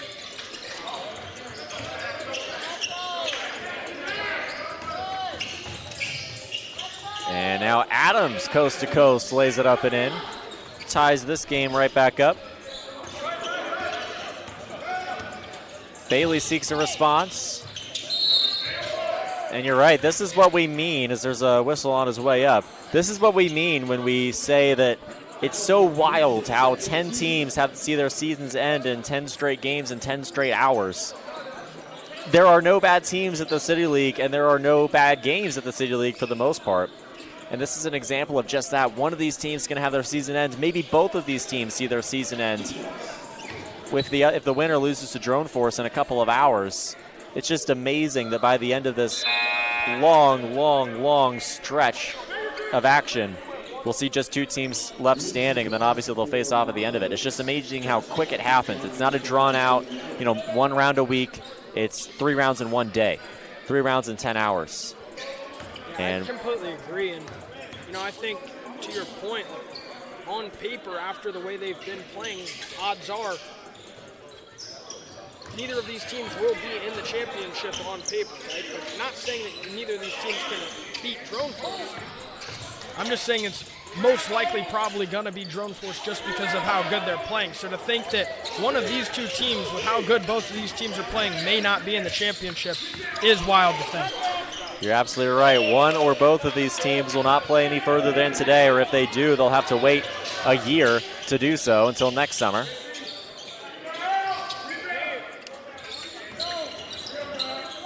It's a long 3 for Mambos off the mark, 46-43. Prodigy leads. Bailey looks for another triple. He got it.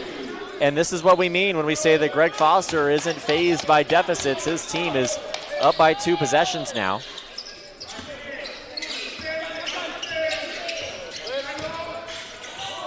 It's the 3rd quarter, and Young prances inside, knocks Bailey down, and then lays it up and in. Bailey steps back, left corner triple. That one's just off.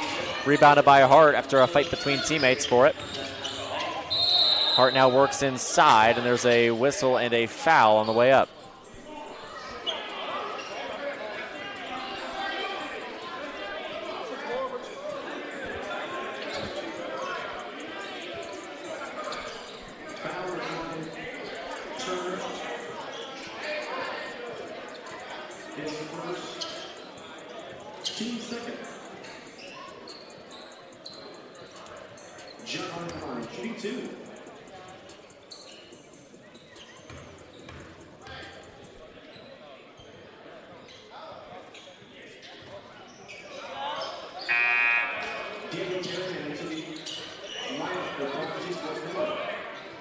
Hart sees the free throw fall, and just 1 minute and 20 left in this 3rd quarter.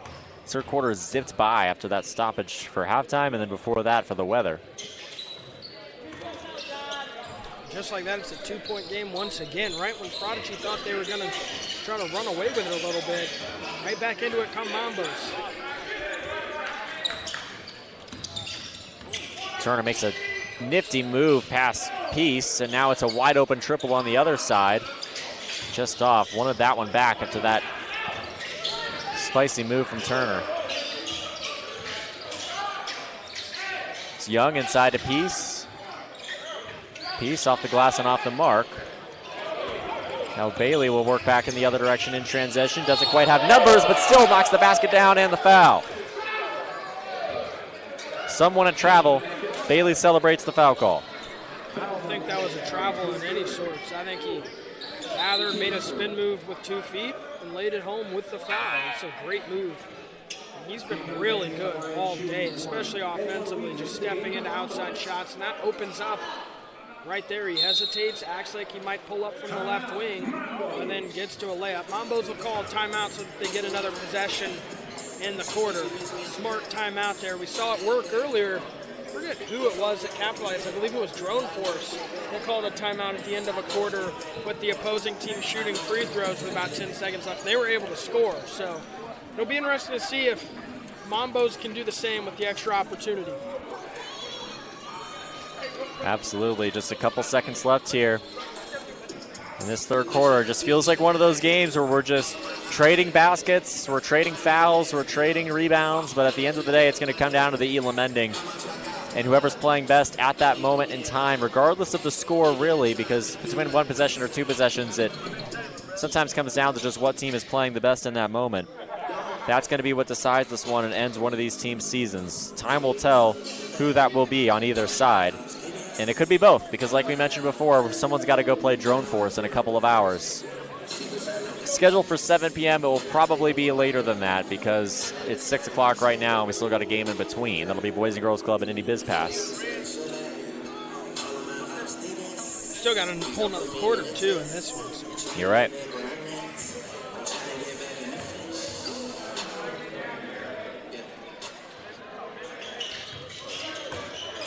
Bailey hits the free throw. 52-47. There'll be a whistle, and that'll end the quarter. That's a foul on the floor. An intentional foul, perhaps? They're not going to give it an intentional, but yeah, I think easily could have been. Yeah, I not guess unthinkable. that's the way you beat that timeout. It's true. Smart. Trade a timeout for a foul. What's worth more in your opinion in that situation? I guess you got to take into account the foul count of the player. Depends who and how many. Right? How many fouls could a player have before it becomes not worth it to do that, do you think? Probably three. 3? 2, 3. Yeah, 2. 2. If it's like, if you're Prodigy and it's Bailey with 2 fouls, I mean, obviously you're probably not going to foul with him, but I'm just saying if he had 2 fouls, I would not give up a third just to cut a possession away, just because I think his importance of being on the court is much higher, especially down the stretch with how close this game is. You know, dare say he gets another foul, then he can't play as intensive defense because now he gets another foul, he's out of the game. So I think right when it's 2 and it will be your third, I think that's where I draw the line as a coach, especially if your player needs to be on the floor for a certain reason. I think it's smart when you send a guy with 1 foul or even no fouls, especially out there and just foul really quick, especially because the timeout was given. You could put someone in the bench, on the floor and go foul. So I like the play for sure. You make a good point about the bench. I think that's what separates you and me as coaches right there, because that's one thing I wouldn't have thought about. But yeah, it's a great point. It's interesting to see sort of the meta game develop because this Elam ending really is different. A lot of these players, they play professionally or they played in college or they're currently playing in college, and obviously they're used to normal basketball rules. But the Elam ending, which is awesome, shifts it up a little bit, and players have to, even high IQ players, have to really be aware of that situation and how that could be different. Fourth quarter begins, 52-47. Xavier Turner has the basketball on the left wing, traversing the half-court area to the right wing now, closely guarded by Peace, seeking space. Whips it out for a misfired triple, and Mambos will work back the other way, down 5. Young launches from deep. It's rebounded by Prodigy. I thought Bailey was pulling up to shoot. It's just a pass to Foster, and then Young with a nice block. Foster rebounds under the basket, and now Turner has a wide open left wing triple. He doesn't miss those, but he does that time. Be out of bounds and stay with Prodigy. Dr. Nick Elam, by the way, the creator of the Elam ending, came on the City League podcast a few days ago. You can find that right here on the City League YouTube channel. Scroll back a little bit. It's a great watch. I'm glad you think so. He's a great interview, and he's got his own podcast, the Sports Rule Pod. Also a very fun watch, a very fun listen.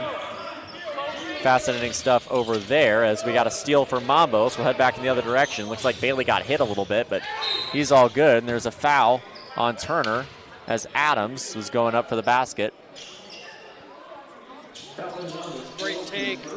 Go through the contact, not away from it. It's exactly what Darius Adams does there.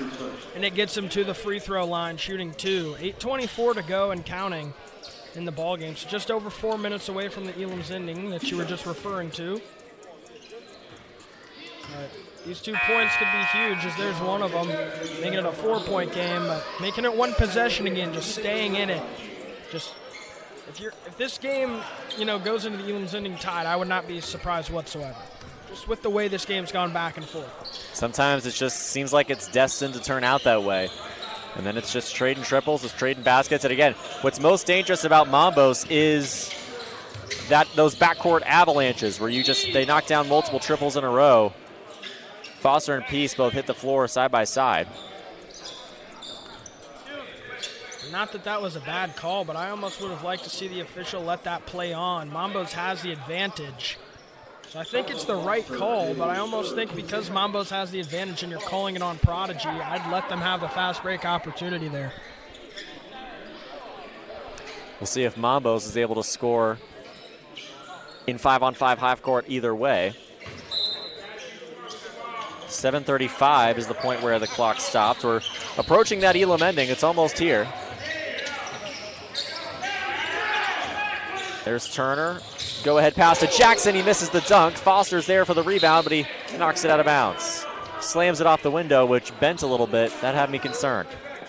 Yeah, I don't mind the idea of going up and slamming it, but at the same time, it's not going to hurt to go down on 2 feet and just lay it home for 2 points. The points are hard to come by in a 3-point game in the playoffs. And a somewhat low-scoring one, too. Jackson hits the floor that time. There's a whistle again, and they'll call it on Mambos, or at least say it's out of bounds on Mambos. I got this camera right in front of me, so unfortunately my view is a little bit obstructed in this specific situation.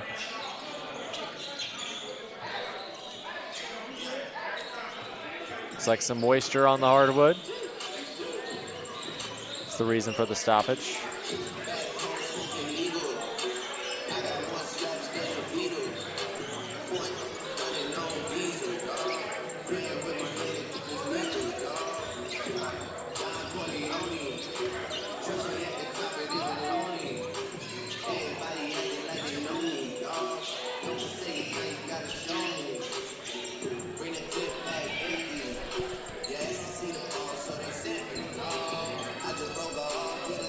Out a big towel to wipe it down. Some wet spots under the basket. Definitely need to clean those up.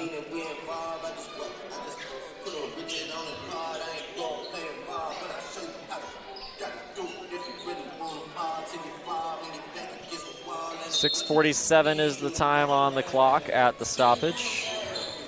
First head ball after 4 minutes elicits the Elam ending.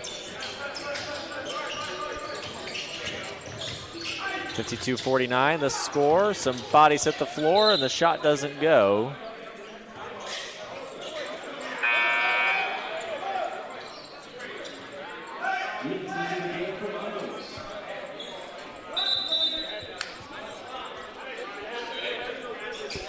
Is now we need to wipe down this end. It's the curse of a physical basketball game. Well, remember, we got the Queens of the Court division tipping off its playoffs tomorrow, starting at 1 p.m. We'll have Indy Black Professionals and Horizon League. It's a great matchup. And then after that, it'll be Ursay, YMCA, and NBA Math Hoops. The winners will take on Everwise Credit Union and Elevate Indianapolis, respectively, in the semifinals. And then, of course, championship night takes place on Wednesday. Here's Peace from the corner, knocks down the triple. It's a tie game. And you're right, this feels like one that's destined to be tied at the Elam ending.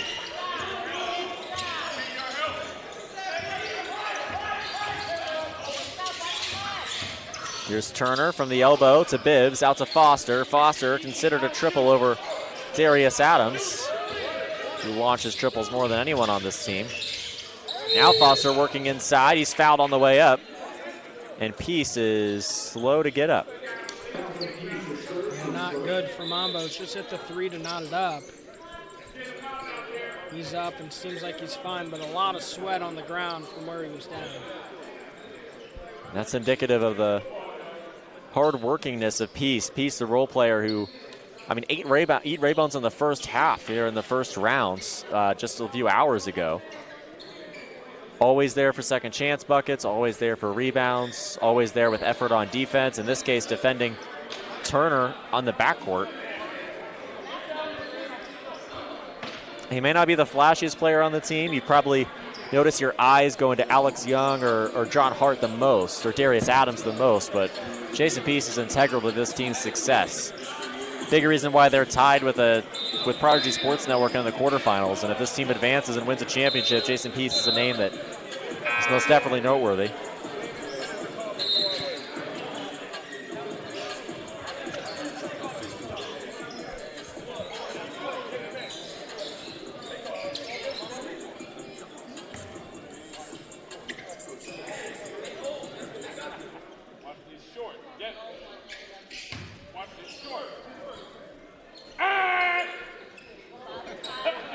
Foster misfires, and again, plenty of noise from the crowd.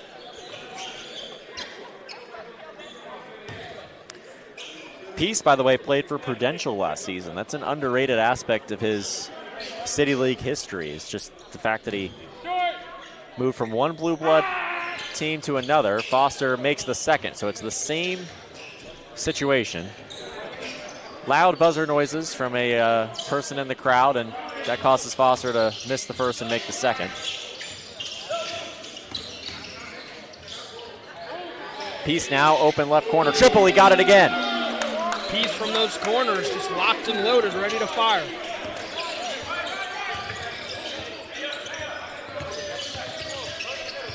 Bailey double teams. Mambos has been great with those traps. It'll be out of bounds and stay with Prodigy. Could have been an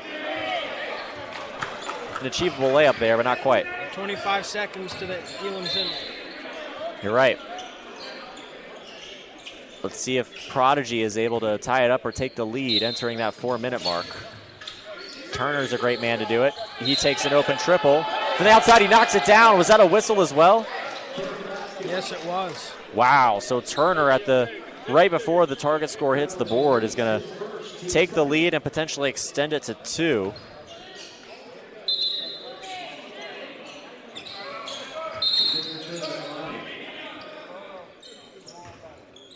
So Prodigy, if they can defend well on the other end and then take a timeout, might have the lead. Or if he makes his free throw and Mambos hits a 2, you're right, we'll be tied. The prediction could come true.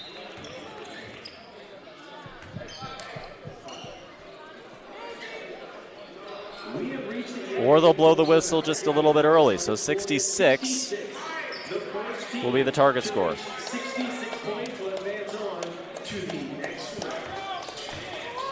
Someone's season's going to end, and it's all dependent on who gets to 66 first.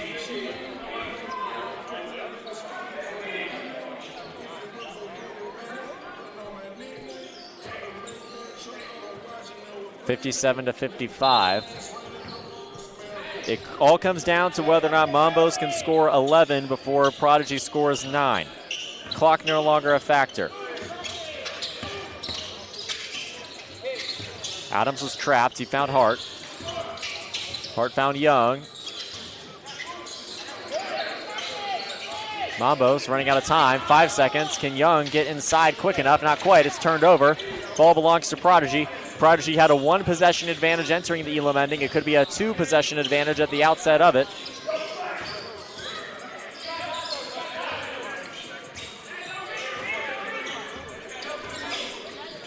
Turner's at the top of the key, found Foster. Foster works inside, chisels inside, off the glass and through.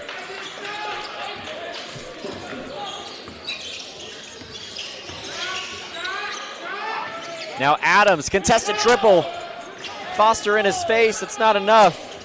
1-point game once again. I think someone was chirping him as well on the sideline. He looks over him after it. Stone cold from Adams. Turner airballs, that's uncharacteristic. He's upset about it. Now in the backcourt, Foster looking for a steal.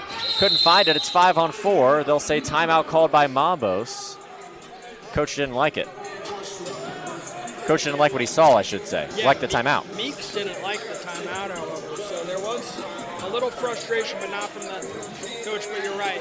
Coach did not like what he saw, and I kind of agreed with the coach because they swung it around. It was a near double dribble by Adams here in the backcourt because he didn't see the defender coming behind him. So I think settle things down, get a play set up. You're down by 1. You need to get 8 points. But Andrew, I mean, we said before the game started this is one that could go down to the wire, and it has done that to this point. And really, no matter how this game ends, even if a team goes on a 7-8-0 run to end it, this was a beautiful execution between two teams, really both playing really hard, and not a lot of mistakes from either side that have created a really good basketball game in a playoff atmosphere here at the City League. Absolutely. 59-58. Someone's going to have to make the shots down the stretch, and so many players on this court can do it. Certainly Greg Foster, certainly Xavier Turner, Davion Bailey as well. On the other side, John Hart, this Mambo Cheesesteak Girl team that's won a championship in the past. It's Adams. Out to Young. Young on the right wing. Deep triple off the mark, and a tangle up between Peace and Jackson. Where do they put the foul on this one? I think they have it on Jackson bringing down Peace. Peace got his arm kind of grabbed down as he was going for the rebound. A hook and hold. hold. Down to the floor. Yeah, could have been, really, if there was some sort of replay system to look at that, like the college or NBA level, that may have been a hook and hold. Peace was celebrating the situation, and again, we'll have some towel action on the floor. Well, if this game finishes up by 6:30, we might just be 30 minutes behind schedule, which is not bad at all for considering how many games are going on today.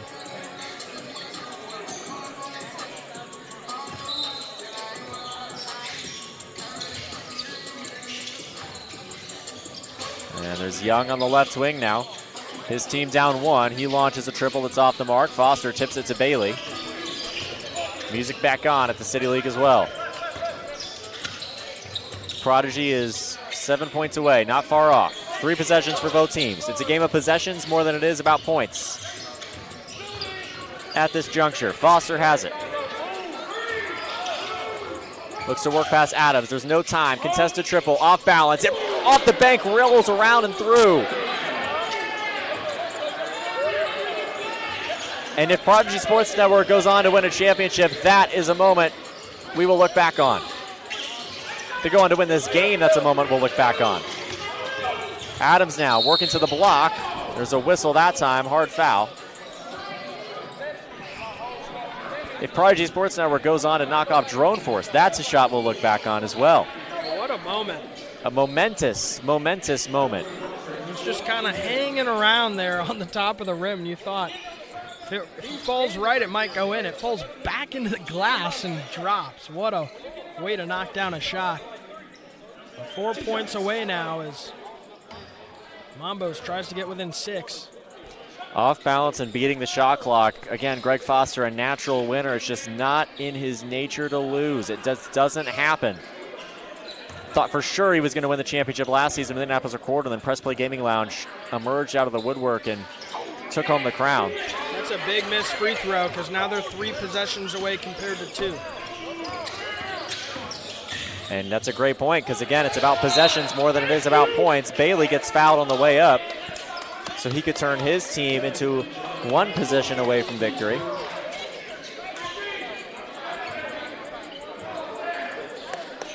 Mambos really needs a miss out of him.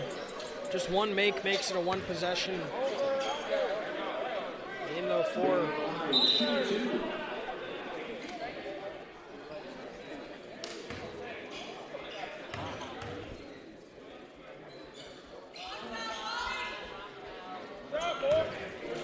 It's a big free throw there.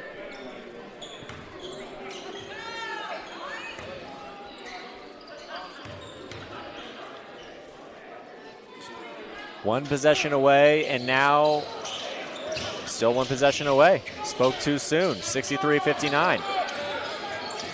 Does Young have a big shot in him in this moment? He'll go to the rim against 2 defenders. He's fouled on the way up, so he'll have 2 shots, but that putback would have gone through as well.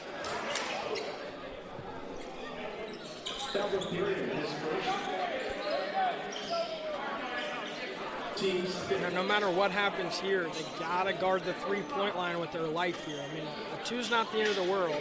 You don't want to give up anything, but a three beats you. So.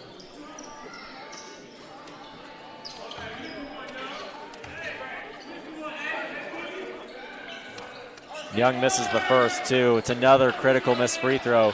We've had Elam ending contests in the past where if a team just made their free throws, they'd go on to win it. But they lose that opportunity and then lose the game. Young makes the second to make up for it. So it's a triple away versus two triples away. Prodigy vastly favored to come away with this one just because of where they stand on the scoreboard. Bailey works inside. If he's fouled, he'll have an opportunity to win it, but he doesn't. That doesn't matter. He's 1 point away. If you're Mambos, I'd look for a three here. And you need to have it. Gotta have it. Hart on the right wing. That's a steal. That's not the way to do it. They'll call that a backcourt violation, but it shouldn't be. I believe they're going to get a foul in the backcourt. That makes more sense. So Hart will shoot two. If I'm Mambos, I think about, I don't know. I think you make both, actually. If he makes the first, I'd think about trying to miss. I know it sounds crazy. Let's see if they're in that situation.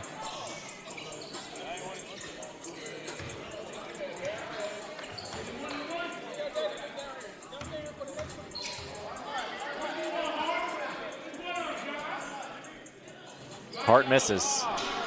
Now you don't really have an option. I think you kind of just have to try to make it, get your point. At least they don't have to stress about it.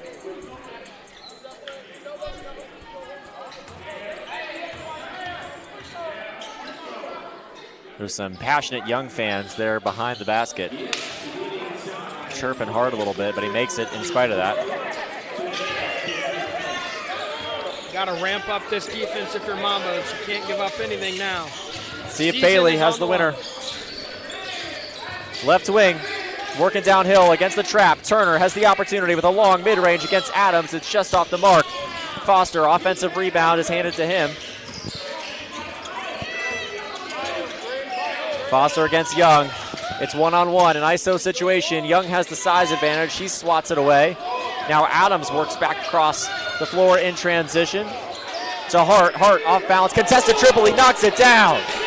And he has so much to say to Xavier Turner. They've been drawing back and forth all game long. Next bucket wins on either side. Prodigy up one. Bailey works inside. Is that it? There's a foul called. They'll say it's a blocking foul. Do they count the basket? Probably not. This is some controversy.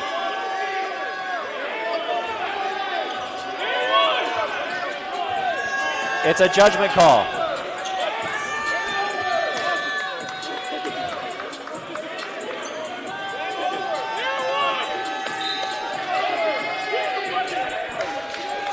And the game is over. Prodigy Sports Network on the and one opportunity from Davion Bailey. No free throw necessary.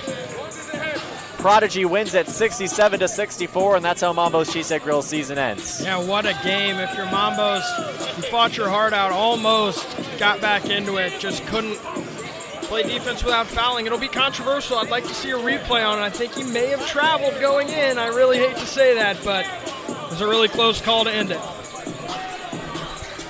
And if you need a reason to stick around, one is that Greg Foster versus Alan Renette is set for 7 p.m., more like 7:30 a little bit later on. We have 3.5 minutes until the first semifinal matchup between Indy BizPass and Boys and Girls Club. Someone will punch their ticket to the championship. We'll be back in a moment for the semifinals.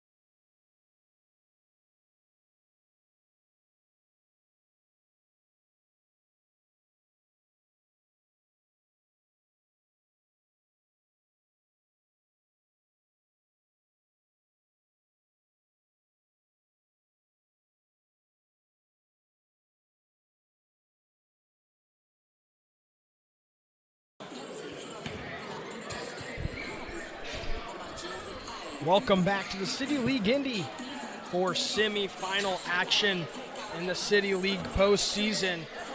The Boys and Girls Club taking on Indy BizPass.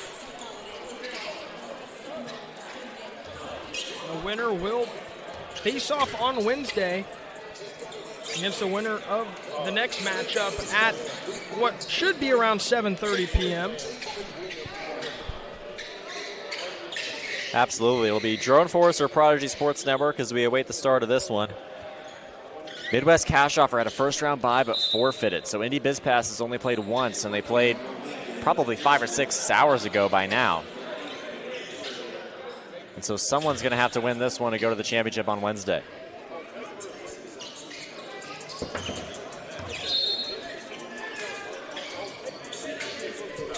As the tip goes to Boys and Girls Club and Devon Bell. Bell works off a screen, fakes the pull-up, then moves it over to left wing. Goes into the post now. Dominic Washington has it. Tipped out of bounds. It'll stay with Boys and Girls Club.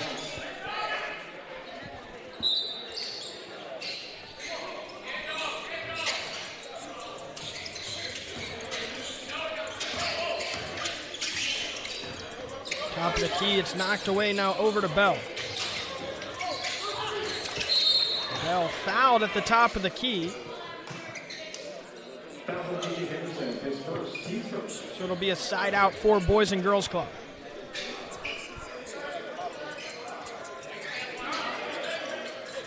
Boys and Girls Club had a first-round bye. They didn't forfeit. They beat Prudential, a big win, and could find their way in the final matchup. They'll have to get through Indy BizPass in order to do so.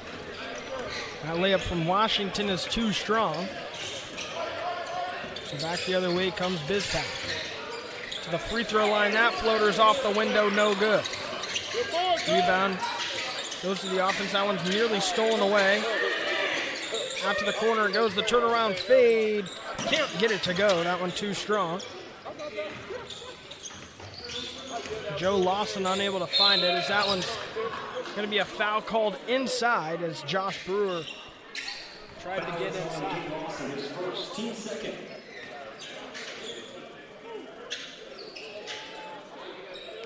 This Indy BizPass team, typically known for bully ball inside, a very strong roster, but not quite as much of a presence on the perimeter for the regular season. But then earlier today in the first round of the playoffs, we saw this team have much more balance and much more success around the perimeter, and those shots from outside, in large part, helped in knocking out Remax Filia and Henninger.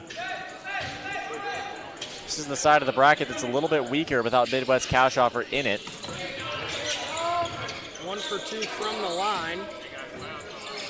So it'll stay with BizPass. To the right wing it goes. Tyree Johnson pulls up right wing and he connects.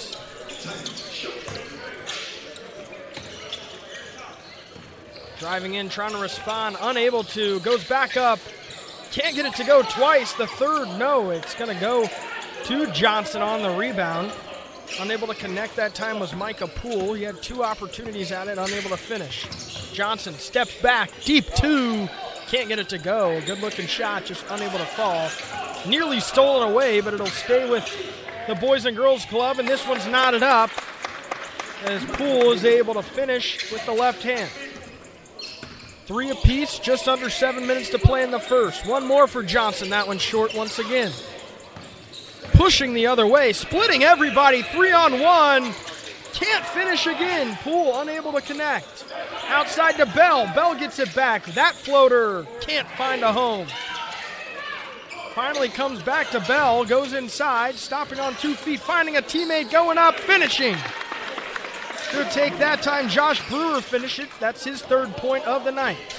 This Boys and Girls Club team last year played under the name Big Brothers Big Sisters and went 1-3. A good team with Dominic Washington and Josh Brewer at the helm, and now they're back, and instead of 1-3, they went 3-1 and have a first-round bye, and now are in the midst of a championship run. That layup is unable to fall. He gets his own miss somehow, and a pack of black jerseys And Henderson finishes through it. 5 apiece, 6 minutes and counting to play in the first. Bell has it, driving in left side. Puts it off the window and finishes.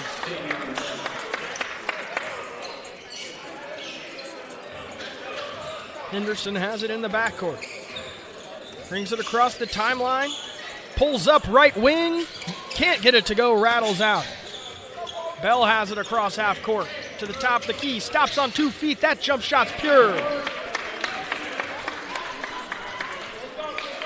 I love those small guards for Boys and Girls Club. Bell and Dean Tate as well, that are just great pests on defense and great shot makers on offense.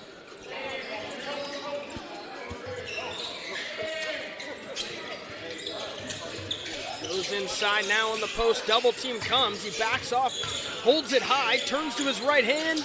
Can't get it to go. Joe Lawson left that one short. Pushing the other way is Boys and Girls Club. Left-hand layup can't go, but a foul. And going to the free throw line will be Jacoby Robinson to shoot 2 free throws.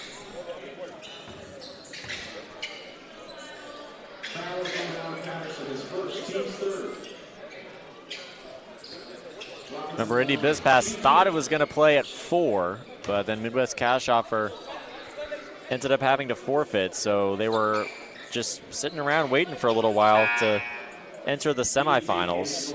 They did play a first-round matchup, though. That was at noon. It's currently 6:38, so a long day of wondering who the matchup's going to be against, wondering when they're going to actually take the floor.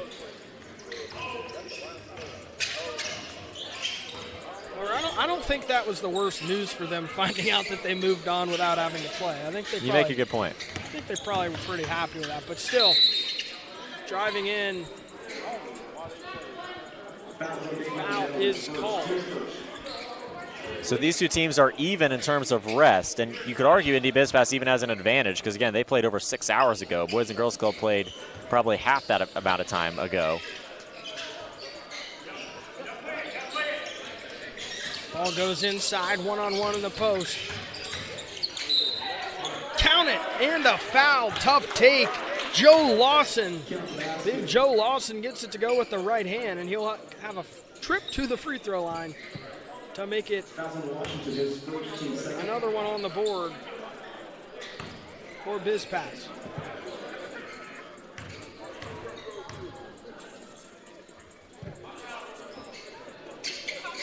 That free throw is good. There is that other small guard for him, pulling up on cue. Can't get it to go. That right wing triple's pure. TJ Henderson puts it home. As the lights dim a little bit, I believe, on the floor. Play through it. Right hand layup is good. Right back at him comes Dominic Washington. Dean Tate trying to guard Tyree Johnson. It's handed off for another triple. That one's long. But Joe Lawson is there to get the board, put it up, and get fouled, so he'll go to the line for 2 free throws.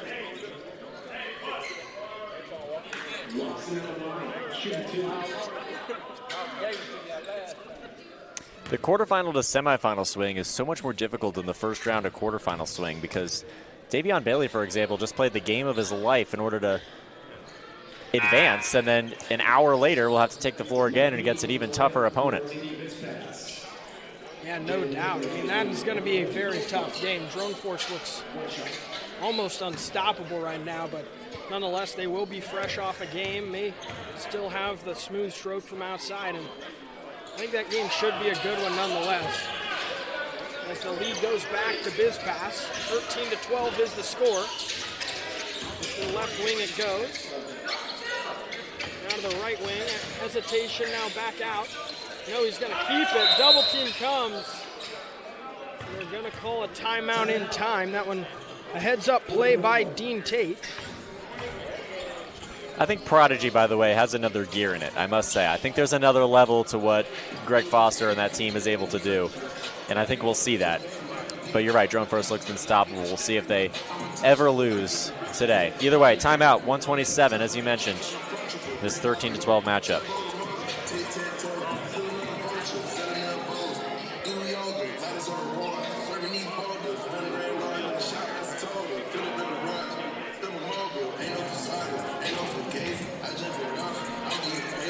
Looks like these Indy Biz Pass players are back on the floor, ready to go.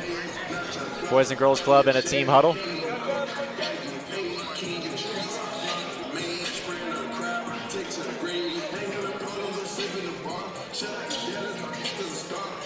We have Future blasting through the speakers here inside Bonner Fitness and Learning Center.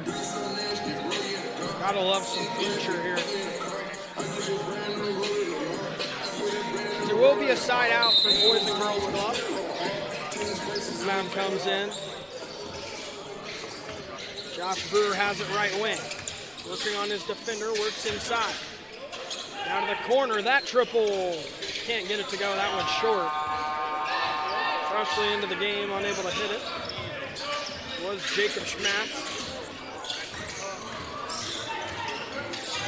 Right hand layup, you bet.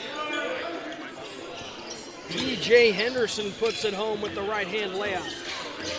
Now a 3-point lead for Biz Pass. To tie it, that one can't go. Long rebound. One more opportunity to knot it up. Can't get it to go. Another O-board.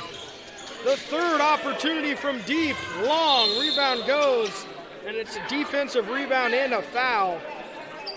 As Joe Lawson gets the board. I know they're going to call Lawson for the foul, so it's going to stay here. And again, unable to get the rebound.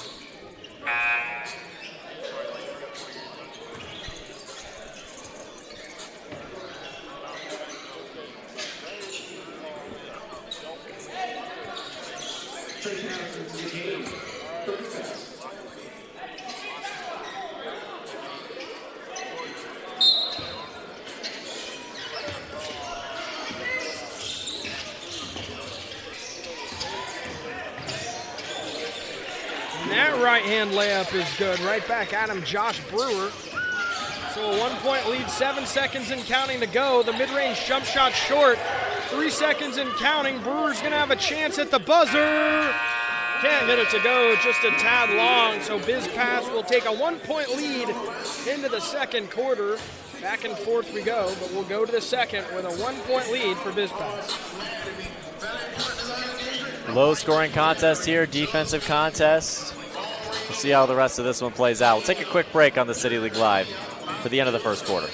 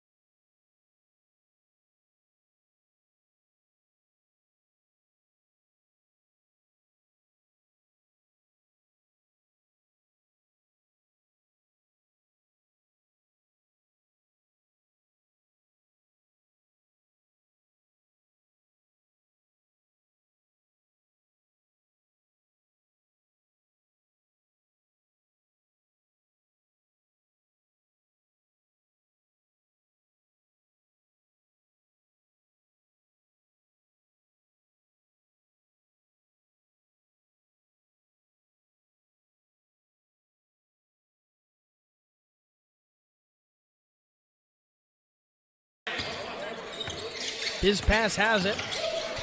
Left wing it goes, now back to the top of the key. Left wing triple, that one's nowhere close. Burns put that one up, unable to connect. Tate has it, swings it to the corner. That one's long from Wyndham. Slowing it down is TJ Henderson. Now to the top of the key. He pulls up quickly and he knocks it down. Henderson heating up for Biz Pass. He's their leading scorer. Brewer pulls up left wing. He's unable to match. Biz Pass and Burns push the pace. Left wing. Hesitation. Patterson drives in, moves it to the corner. Now back. Patterson, right wing. Pump fake. Works off the dribble. Drives baseline. Looks for a teammate. It kicks out to the left wing. Now back. Patterson, corner triple. Can't get it to go. Jacoby Robinson has it. Robinson across half court. Hesitates. Gets through. No, stolen away. Henderson gets it. Now he's one-on-one in the fast break. Gets to his right hand. Puts it up. can't get it to go, just rolled off the front of the rim. But he will earn himself a trip to the free throw line. 15-14 is the lead with 2 free throws to come for Henderson. Really been impressed with the way Henderson has got to the basket as well as knocked down outside shots. Been the primary scorer and really facilitator in general for BizPass to this point. It's a BizPass team that, honestly, just like Press Play Gaming Lounge, I'm surprised is in this spot. I mean, a 2-2 team, just like Press Play Gaming Lounge from last year. It just goes on a run, and it all falls the right way in the playoffs, and they play well in the playoffs, and they could find themselves on championship night against either Drone Force or Prodigy Sports Network. And it's honestly, these playoffs have played out eerily similar to last year. You have a 2-2 team that, off the radar, goes on a run and potentially makes the championship night. Obviously, it's a long game, but they're leading right now against a Greg Foster-led team that would probably be the favorite, and maybe Indy BizPass would spring an upset against Greg Foster and Prodigy Sports Network. It's not unthinkable. There's only a few possibilities of what could happen the rest of the way this postseason, and that's one of them. Yeah, I completely agree. It's earning a trip to the free throw line is Schmatz.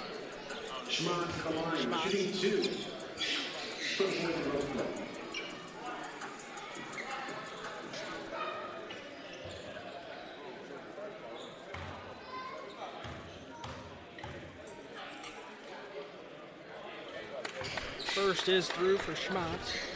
Just looking at it while they're shooting free throws, just seeing the bracket there behind me, I can't believe that Drone Force, Press Play Gaming Lounge, Mambo's Cheesesteak Grill, and Prodigy Sports Network were all on one side of the bracket. Mike Saunders Jr. and Kobe Webster on that side of the bracket as well. It's an unbelievably tough side to get through. Henderson has it top of the key. He hesitates into a triple, and Henderson has it going in the first. He says, "You can't see me." A little John Cena celebration up 23-15. His BizPass. Wyndham has it left wing, inside, fadeaway jump shot, that one's pure. Dean Tate fades away and knocks in the deuce. 6-point lead for BizPass, and Henderson brings it across the timeline. Works off a screen to the top of the key, now drives inside, dribbles off his foot, and that's going to be tied up for a jump ball.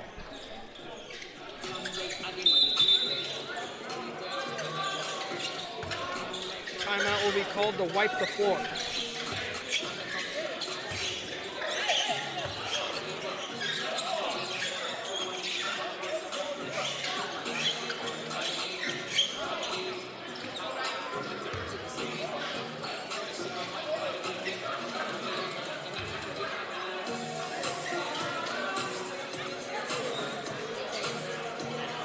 .602 will be the time on the clock at the stoppage.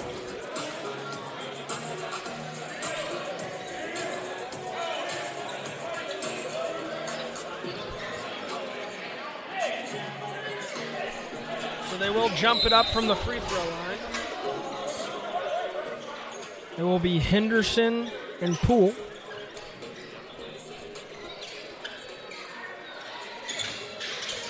Poole's going to win the tip, but may go out of bounds. No.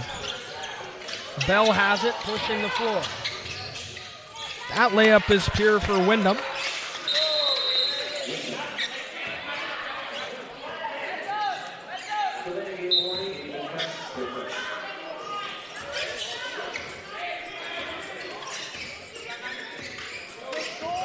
Henderson across the timeline, up by 4. Top of the key. Drives in.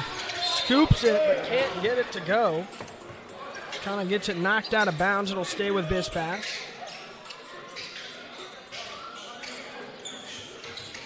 Into the corner. That triple's tipped away, blocked. Regains it, however.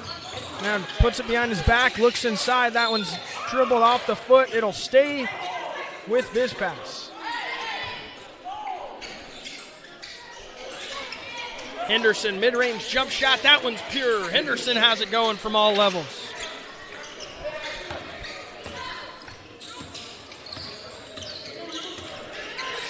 Tate has it right wing now to the top of the key. Left wing now. Pump fake. To the elbow. That jump shot's long. Rebound to Henderson.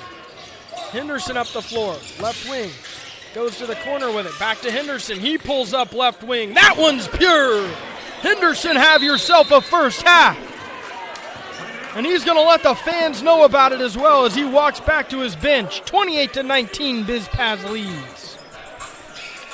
And you know, we were just talking about off air or even on air, how Indy Biz Paz plays a lot of bully ball, and they didn't have as much of a perimeter presence throughout a lot of the regular season, but these three ball shots are dropping time and time again. We saw it in the first rounds, which, you know, again, was about 6 or 7 hours ago now. We're seeing it again in the semifinals. TJ Henderson had just 14 points in the first matchup against Remax today. Be interesting to see what he finishes with, but has himself a first half, scoring over half the points.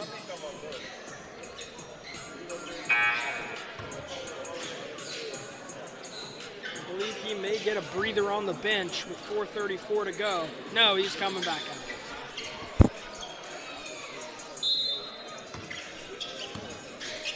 So Bell has it, brings it across half court for Boys and Girls Club. He has it on the right wing. In and out dribble, now to the top of the key, gets to his left hand. That's swatted away. Henderson making an impact on both ends of the floor as he brings it across half court and moves it to his teammate. Right wing, it's Patterson. Patterson to the top now. Thought about it, then moves it over. Easy layup. Defense slips, but he misses the layup.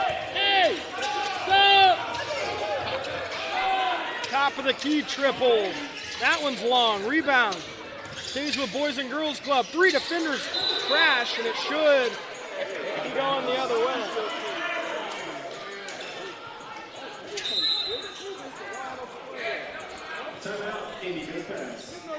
Timeout will be called by Biz Paz. We'll take a quick break and be right back with the first half of City League action in the semifinals of the playoffs.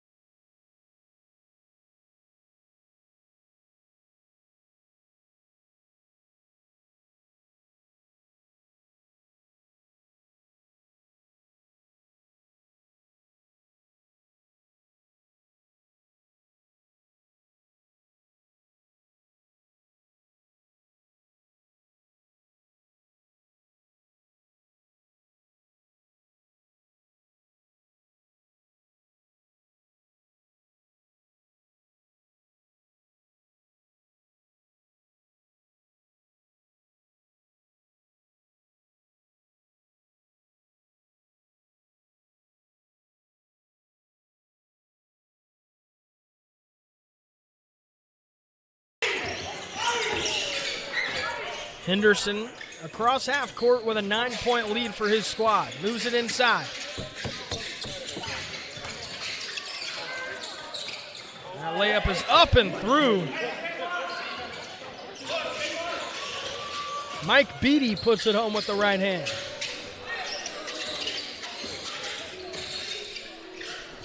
Right wing. Jab step, pull up. That one can't go.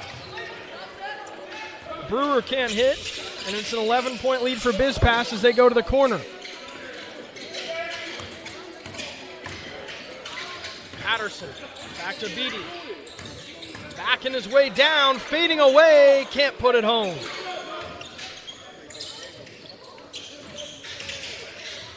That one's stolen away by Patterson. He dives for it, can't get there.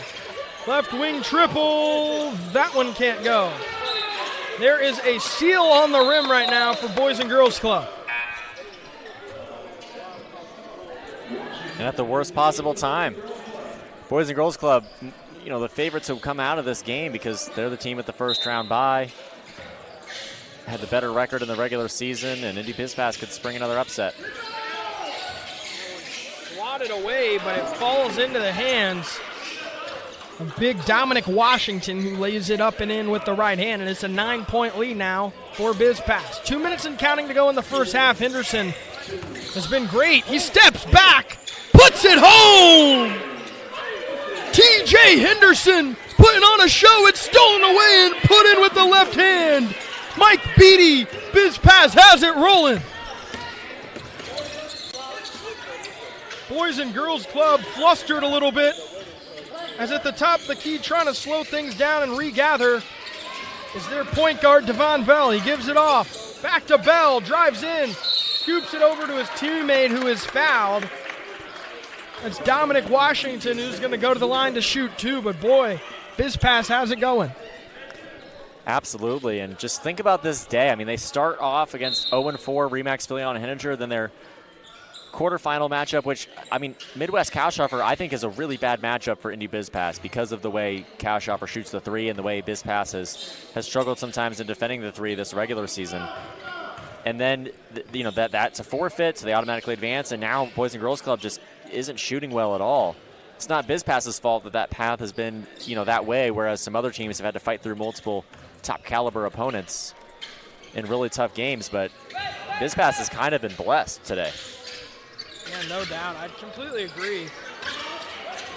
As Biz Pass, with a 13-point lead, has played some of their best basketball. As Henderson clearly fouled hard as he goes up with the right hand, and right now it seems like that's the only thing that's going to put a stop to his offensive game.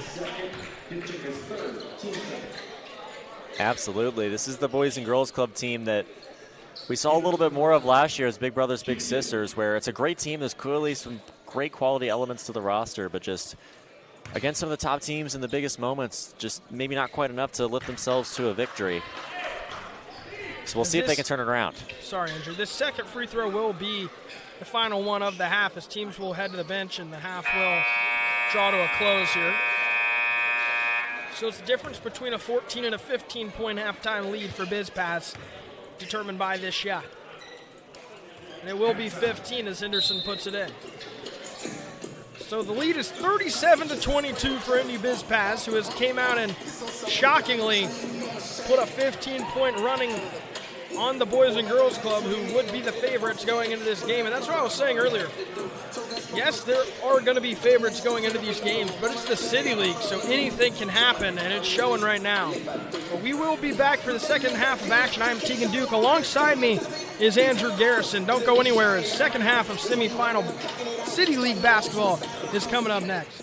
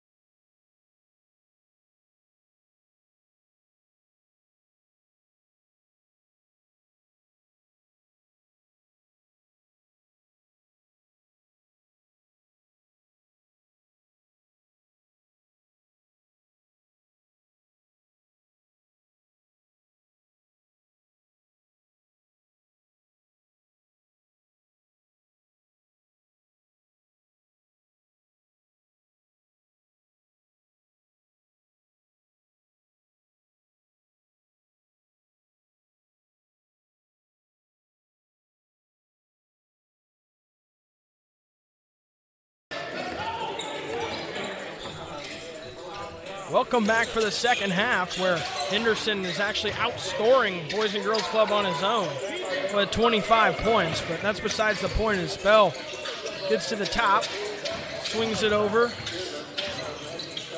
down to the corner. Brewer swings it over for the triple from the left wing that's long. The tip-up won't go. Rebound and a foul as Bell tried to take it away.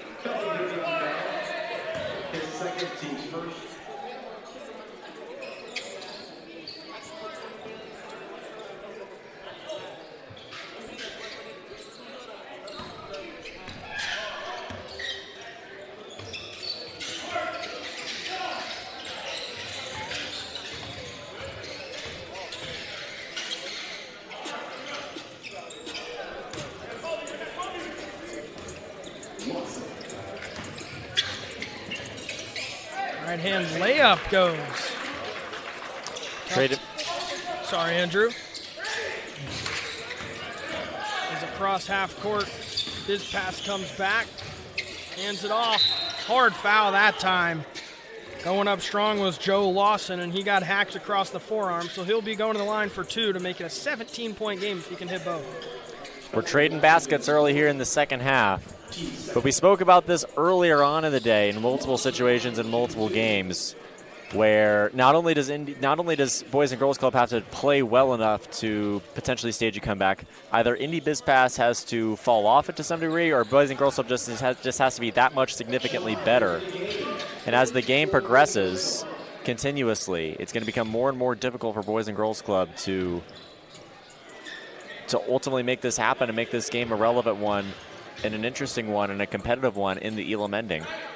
But they're going to have to be noticeably better, and I think they're capable of doing that. It just also comes down to whether or not BizPass and TJ Henderson are going to play any level lower than they currently are moving forward. Tate drills a triple down at the other side, so now just a 13-point lead for BizPass.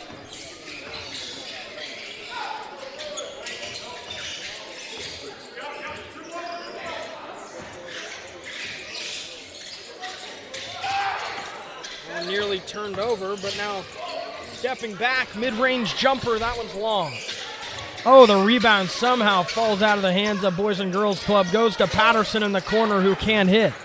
Up the floor they come. Boys and Girls Club lay it home with the left hand. It's Devon Bell. Davion Bell lays it home. Henderson gives it in. Yeah, Bell is such a spark. If Boys and Girls Club stages a comeback here, I think Bell has that fire that this team didn't have last year when it went 1-3. Joe Lawson, big fellow with a nifty move of his own in the mid-range. Puts it home. Bell, top of the key, moves to the right wing. He retreats and gives it off to Brewer. Brewer, top of the key, working on him. Reaches in, gets beat inside. The layup won't go, and he had to foul as Joe Lawson tried to recover on Brewer.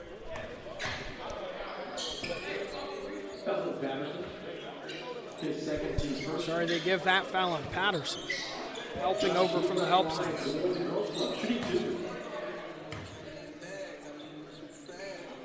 Brewer puts the first one home, so now just a 13-point lead again. Rather 12.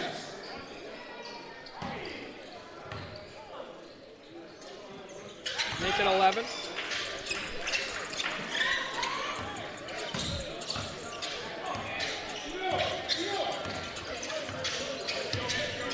Patterson has it across half court at the top of the key.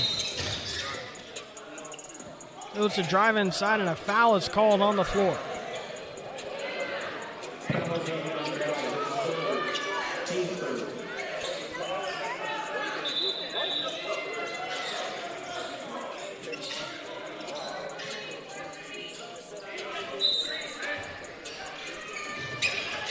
Patterson gets it in.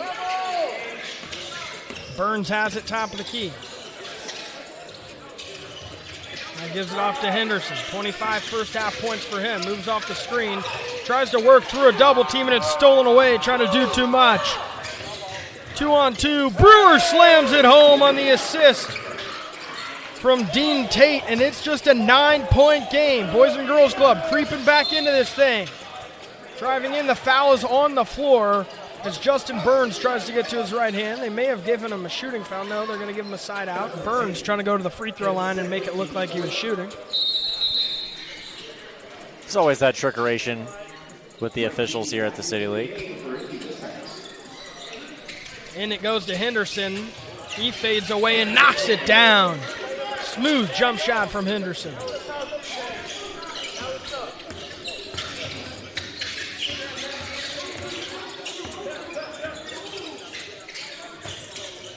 Left wing triple, that one's short.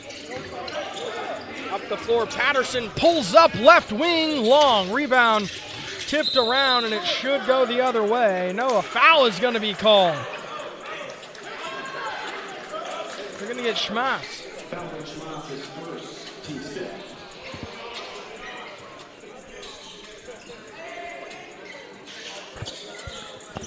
Still double digits, the lead or the deficit, depending on which standpoint you're looking at it from. Into Burns it goes on the left wing. He moves to his right side, now picks it up and goes inside to his teammate. Henderson stepping back. Can't hit that one. Lawson went for the rebound, and he got a hit out of his hands by Schmatz, so it'll stay with BizPass. 44-33 is their lead with just over 3 minutes to go in the third. Into Lawson it goes. Turns to his defender, turns around, puts it up off the glass, and banks it home. 13-point lead for BizPass. Right wing pump fake, step back, now gives it off. Driving in, stops on 2 feet, out to the corner, that triple's long. Michael Poole couldn't convert. Patterson leaking out the other end, puts it home with the right hand. Leads back up to 15, just in the blink of an eye. Left wing pump fake. Into the corner for Brewer, back into the inside. Now back, right corner triple. That one's long. Rebound tipped out. Think it's going to stay here as the pass hit the backside of the backboard. Trying to push it up the floor. This lead's like a rubber band. It's just snapping right back. Every time Boys and Girls Club bends it just a bit, BizPass is there to remind them who's in control. And it's all fun and games till it's not. There's 2 minutes left in the third quarter. About 8 minutes left of play total until the Elam ending target score range. And it's not unthinkable this one could be completely out of reach for Boys and Girls Club if they don't turn it up soon. Poole moves it to the top of the key. Now driving inside, trying to give it off, and a foul is called. This BizPass team just defends so well 1 through 5, especially in the interior. It makes it really difficult for opponents to score and succeed offensively unless they're making shots from outside. And that's why I said that I thought Midwest Cash Offer was a really bad matchup, because that's all they do. They just take shots from outside, and Leland Walker's nearly impossible to defend in his own right, Billy Smith as well. So I felt like that Indy BizPass team might run into some struggles against Midwest Cash Offer, but they forfeited, and Indy BizPass is here either way. And Boys and Girl Clubs just can't quite capitalize, can't quite punish in those same ways. It's just not as detrimental of a matchup for Indy BizPass, and they might find themselves in the championship game because of it. They easily could, as that free throw is through. 48-34 is the lead. Left wing. With it is Beatty driving in. Left-hand layup. Count it! And a foul! Mike Beatty putting it home for his second bucket of the night. And he will have a free throw to make it a 3-point play. Unless you're a perfect team, which neither of these teams are. And when I say perfect teams, Press Play Gaming Lounge comes to mind, even though they lost. The way the roster is constructed is awesome. Prudential comes to mind too, even though they lost. Drone Force definitely comes to mind. Unless you're a perfect team, it's really hard to go through 3 rounds of postseason basketball before you run into someone that counteracts your strengths and weaknesses in some way to at least force you to win in a different way. And BizPass has kind of gotten a lucky draw here, and they're winning games. They're playing the right way too to make that matter. But they're certainly going to appreciate the way this Saturday has played out.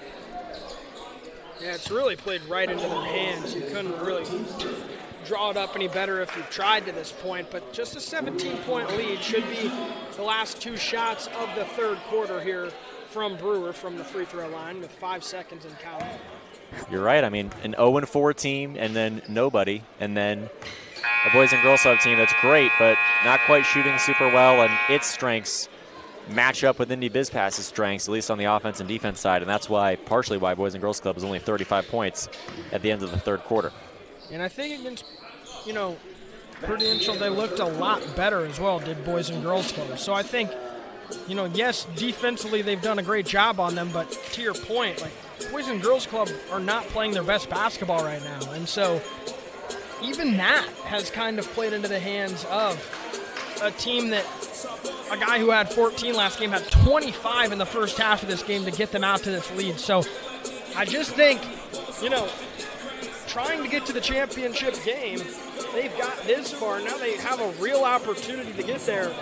BizPass, can't count them out, that's for sure. Absolutely. We get ready for the fourth quarter, and remember, there's just one more game after this one. Prodigy Sports Network and Drone Force, the other semifinal, and then we have the whole Queens of the Court Division playoffs tomorrow, starting at 1 o'clock, 4 games back-to-back, just like today, although today there were 10 games. Horizon League, Indy Black Professionals, Ursay YMCA, NBA Math Hoops, Elevate Indianapolis, Everwise Credit Union, all 6 of those women's teams. Ready to rock and roll tomorrow.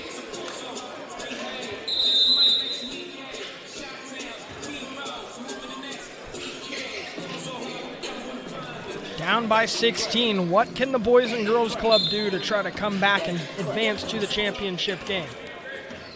We're about to find out as it's Wyndham to start it. Left wing, working on Henderson, gives it off. Bell picks it up on the left wing and gives it back. Wyndham loses the ball, falls into Bell's hands, who finds a cutter. Now back over to Dominic Washington, who lays it in. 14-point lead for BizPass. Across half court, Beatty goes. Puts it behind his back, picks it up at the free throw line. Patterson, left wing, pump fakes, work off a dribble. Into the corner, that triple short. Rebound going the other way as Henderson couldn't connect. Now driving in, right-hand floater, that one's good. Windham puts it in. 12-point lead now, and all of a sudden, Boys and Girls Club starting to knock on the door again.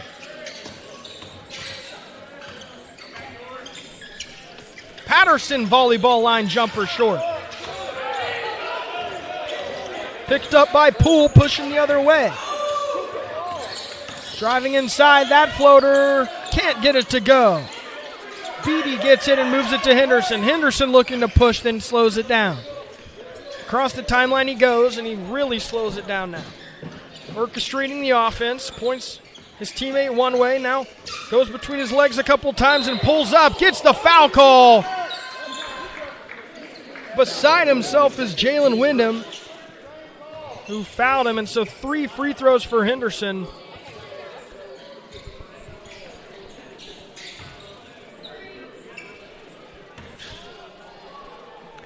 It's hard to believe that Boys and Girls Club has been this inept offensively. Plenty of teams have slow starts. We even saw Prodigy Sports Network down 18-4 before coming back and winning. But it's still stretching on through the fourth quarter. Still, they haven't hit 40 points yet. Indy BizPass doesn't need much just to lift themselves over this Boys and Girls Club team so far, and we'll see if that changes, but they're running out of time. Henderson just doing such a great job tonight. It's that time he drew the foul, and he's 2 for 2 so far from the line here on this trip. Trying to go for 3 for 3 and is able to. He even heard the net pop on that make. Bell across the timeline trying to get all the way to the rim, and that might be the fastest coast-to-coast trip we've had in the City League this year. I mean, just straight from one end to the other, nobody even trying to slow him down. 54-41, 7 minutes to go in the ballgame. 3 minutes away from the Elam.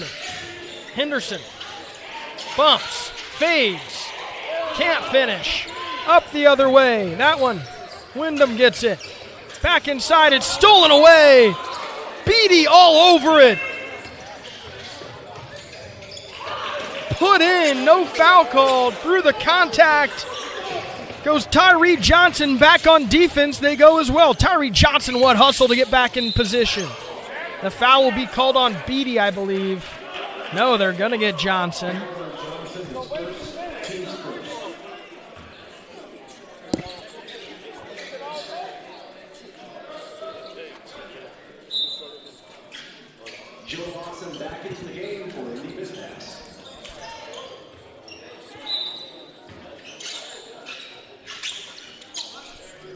That triple short, rebound. Johnson has it in the backcourt. Now moves it off to Henderson. Henderson across the timeline. No, a timeout's going to be called by Henderson and BizPass. 6:06 to go in the fourth, Andrew. 15-point lead for them. What would you be looking to do if you're Boys and Girls Club at this point? You have 2 minutes before the Elam ending, and you're down by 15 with your season and back against the wall. Well, it's a good question right there. Indy BizPass certainly in prime position. Boys and Girls Club, I mean, this is a team that thrives off the backs of Dominic Washington and Josh Brewer. And they're great because they're two sizable, versatile guards that can kind of pivot into the front court in certain situations, can back down opponents in the post, and can drive downhill as guards, hit the shot from outside as well. And so to see that versatility sort of flow through this entire Boys and Girls Club team, it'd be great to see, particularly with Washington and Brewer. But again, the shots from outside aren't falling, and this Indy BizPass team is just one that loves to grind down opponents. Well, that play great defense in the interior as well. And you're right. I mean, it's so difficult to play against this team if you can't hit shots from outside, and that's what it comes down to for Boys and Girls Club, in my view. Henderson coming off the pick, picks it up. Now over to Lawson. That deep triple, can't get it to go. Rebound. Patterson nearly got it, but then up the floor, it's Josh Brewer from the pass from Davion Bell, sorry. Oh, what a pump fake, but he steps out of bounds along the baseline. Boy, Justin Burns had a really good take that time if he doesn't touch the paint. That one's stolen away. A lazy pass as Henderson picks it up. That floater from Henderson short. Not the same touch we saw from the first half from him in this second half. That shot's blocked away by Lawson. He's been everywhere. Tough finish through contact, Justin Burns. 58-43, 1 minute until the Elam ending. Brewer trying to put some points on the board before that point. Backing down all the way near half court now, makes a move, trying to get to his right hand. He's able to, can't put it home, however. That one's tipped away. It's going to stay with Boys and Girls Club. Lawson hates it. Indy BizPass being able to hit the three from outside just opens so many doors for this team, and it really makes me think that this might be a championship contender, just like how we had the sudden realization last year that Press Play Gaming Lounge might be able to do it. And that one's taken away by Lawson, and now I think they're just going to try to hold possession. Yeah, I think Henderson might just dribble this one out under 4 minutes and then try to get their buckets from there. No, he might attack here. Henderson between his legs a couple times, gets to his right hand, count it! And a foul! TJ Henderson has come to play tonight, and he might just be taking his squad to the championship game on Wednesday. And to make that truly even more impressive, Ron Patterson, Trey Patterson, multiple members of this team went 0-4 on Elevate Indianapolis last year. A great team. Xavier Turner's on that team as well. It's just, again, representative of the fact that there's no bad teams in the City League. It's really, really hard to win all your games. It's really hard to win at all. And so that team went 0-4, kind of surprising. I remember I saw them lose actually to this Boys and Girls Club team in week 1, and I thought those were two of the best teams in the City League, and it took me a while to realize that just everyone's awesome. And that Elevate team ended up going 0-4, and now obviously the roster has shifted up a great deal, and plenty of the rosters have shifted up across the league, but now Indy BizPass is on the doorstep of the championship. Ron Patterson on the doorstep of the championship. Yeah, and I think a part of what's going on in this game, too, I do want to give credit where it's due. Boys and Girls Club is not looking as good as they normally do right now. But nonetheless, Brewer has it on the left wing, trying to fight back into it. The target score is 70. He drives in. May have got fouled. They call it, and he can't finish it. And maybe part of that has to do with the fact that Boys and Girls Club played a hard-fought game against Prudential just a couple hours ago. Indy BizPass had a much less competitive contest, 6-7 hours ago, almost 8 hours ago by now.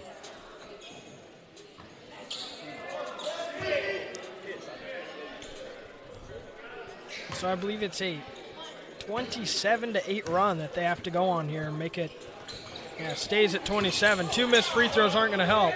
Oh, but it's knocked out of bounds. Beatty can't hold on to it in the corner. Just unfortunate for both sides there. 2 mistakes.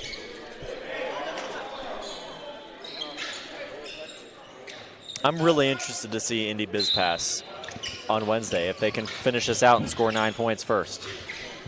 Right wing pump fake, mid-range jump shot, nowhere near. What a pass up to Henderson, 2-on-1. You know he wants it, and he's got it! TJ Henderson is balling in the City League semifinals. Counted in a foul on the other end for Dominic Washington, but it may be a little, too late. A little too late. You make a good point. Drone Force and Prodigy Sports Network set for just after this one. Can't finish again as Brewer, hanging his head, not getting back on defense. Beatty's pushing it up. Patterson corner triple, and they don't get back, and it pays. Boys and Girls Club look defeated. Walking it up the floor. That left wing triple nowhere near. And this looks like a team that has already lost, Andrew. Walking back on defense is Brewer once again.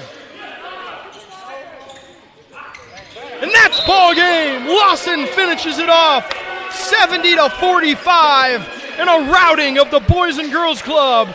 Indy Biz Pass is moving on to your City League championship game.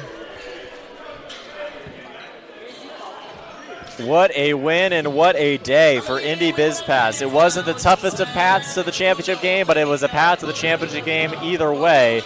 And they trod that path with ease. In Indy Biz Pass, 2 convincing victories, 1 forfeit, and from the first round as a 2-2 team to the championship game, they look to be the Press Play Gaming Lounge of tomorrow. They'll have 1 more game to win, and we have 1 more game to decide who that opponent will be. It's either Prodigy Sports Network or Drone Force. This will be a fun one.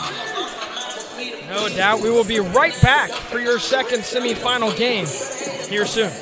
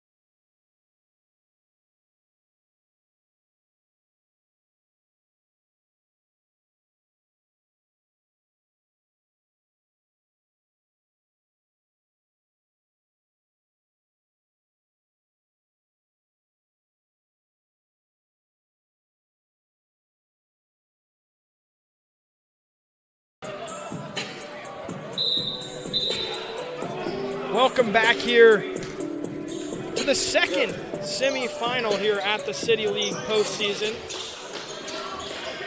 As it's Drone Force against Prodigy, as the deep triple is nowhere close that time.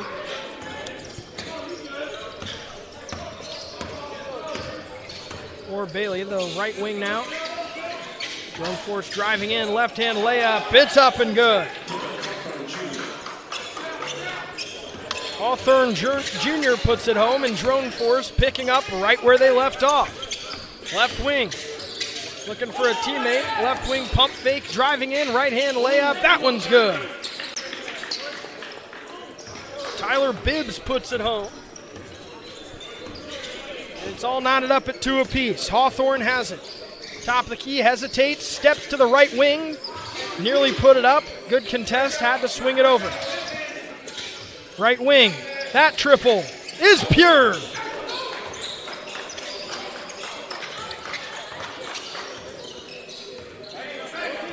Alan Arnett versus Greg Foster is going to be such a fun matchup over the course of the next hour.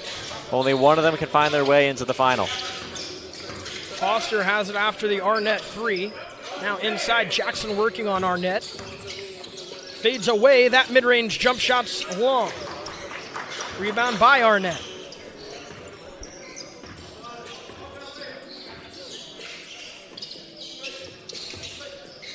Right wing triple. Can't get it to go as Arnett.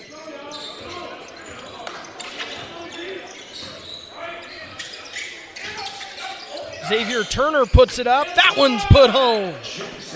Jackson puts it home. 5-4 is the lead for Drone Force. It's another matchup I'm going to enjoy. Jackson versus Cervaca as he checks into the game here. Cervaca really has made an impact all over the floor, but I think Jackson's going to wall off the front court in some ways. Xavier Turner has his 4th point and 2nd bucket of the night, and the lead's back to 3. 7-4 is the lead. Driving in, handing it off to Jackson. Jackson goes up, it's blocked away. Wants a foul, not going to get it. Arnett pushes it up the floor. Left wing, pump fake, inside, great pass. Pump fake, right-hand layup. What offense from Drone Force. Their offense is something else to watch. As that one moves all the way around and finally finished off by Watson. Inside, putting it up, can't getting it to go. Jackson gets the follow. No, they're going to call basket interference. I don't know about that one. That one is...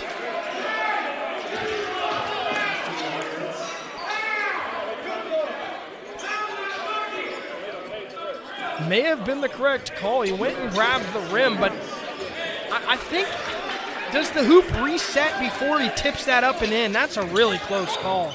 Driving in, putting it up. Jackson gets it back as he swats it away. Up the floor they go. Xavier picks it up, gives it off to Foster, the veteran, who just lost it out of bounds, and it's going to go the other way. Well, we've got a semifinal round of rematches. We saw Boys and Girls Club and Indy BizPass. Boys and Girls Club won by 20 in the regular season, then lost by 25. Greg Foster walked it off in a 1-point win in the Elam, ending 69-68 against Drone Force earlier this summer. Jackson hammered inside. Should be 2 free throws, and he's still down. He got hit hard. Yeah, clobbered in between those two. He's holding his knee, and we really hope he's okay. We'll take a quick break for this injury here on the City League Live.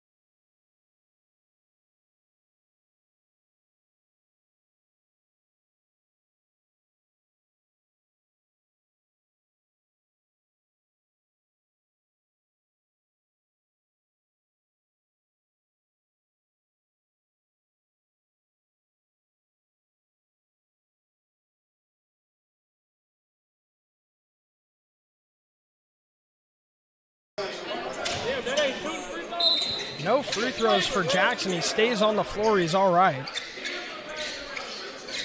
Something you noted and we were talking about during the break, Drone Force lost to the two teams remaining by 1 point each. So what a shot, though, on that side by Xavier Turner. But if Drone Force is somehow able to win this game and then end up winning the championship, that would be quite the revenge tour on the two teams they lost to by 1. As inside it goes, picking it up now, turning around, back inside, left-hand layup, gets it to go. Gibson lays that one home. And I think Drone Force is potentially the better team than Prodigy Sports Network, as they have an 8-second violation, if I'm not mistaken. Yeah, those are the mistakes you can't have. But Greg Foster, I think, is the best player, especially in the Elam ending there. I mean, obviously, Alan Arnett is also a star in the Elam ending, but if this one's close towards the end, it's going to be a battle between those two clutch scores. Arnett picks it up outside, pump fake, trying to work off the dribble, and is bumped. Definitely not an and one that time as Hawthorne drove in.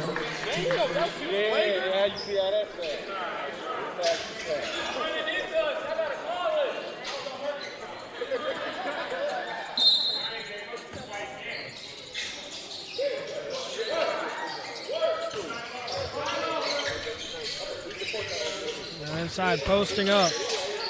Right hand hook, can't get it to go.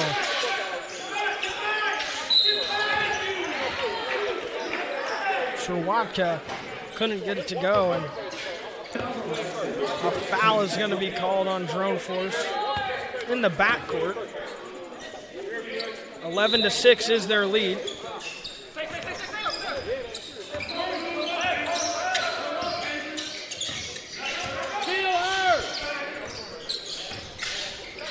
As it goes left wing, that triple can't get it to go.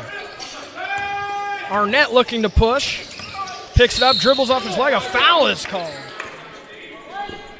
Pretty weak contact that time, but a foul is called nonetheless on Xavier Turner. I got some glasses over here.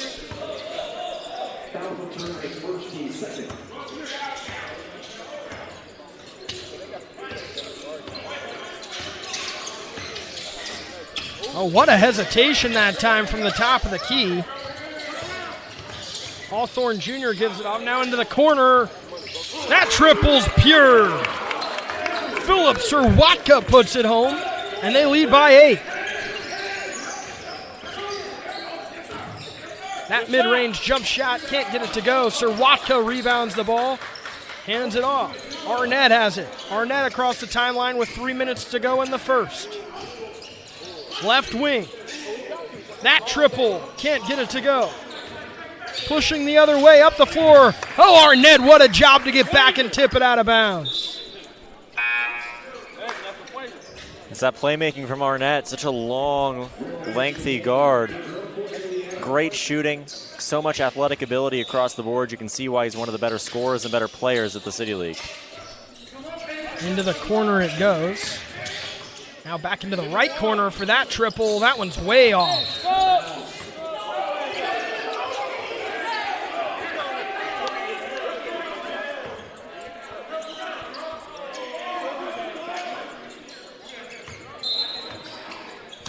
Into the corner it goes. That triple falls for Foster. The veteran knocks down the triple. 5-point lead now for Drone Force. Sirwatka has it on the right wing. Splits the double, puts it up, swatted away by Jackson. Falls into Hawthorne's hands. He pump fakes and dishes it off for the easy deuce. Gibson puts it home. 16-9 is the lead, under 2 minutes to play in the first. Into the corner, Foster thinks about another one. Drives inside on the baseline, puts it, no, can't get it to go.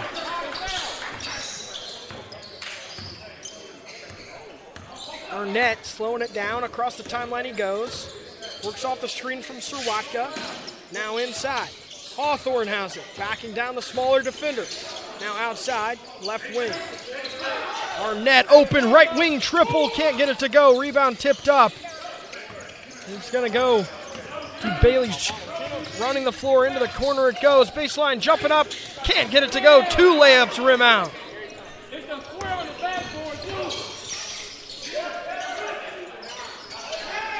Stepping into a triple. Can't get it to go.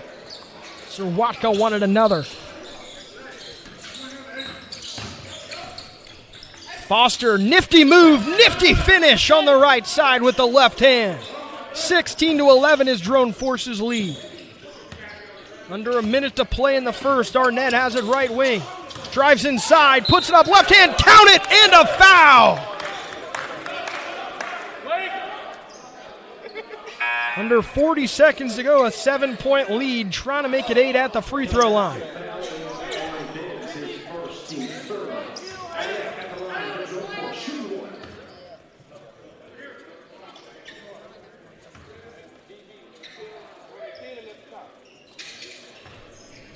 It will be an 8-point lead. 15 seconds and counting to go for Greg Foster and Prodigy.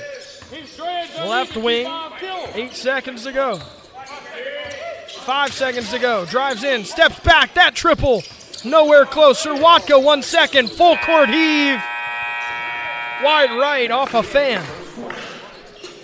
So that will take us to the second quarter, where Drone Force leads 19-11. Don't go anywhere, as we'll be right back for your second half of action here in the semifinals in the Indianapolis City League.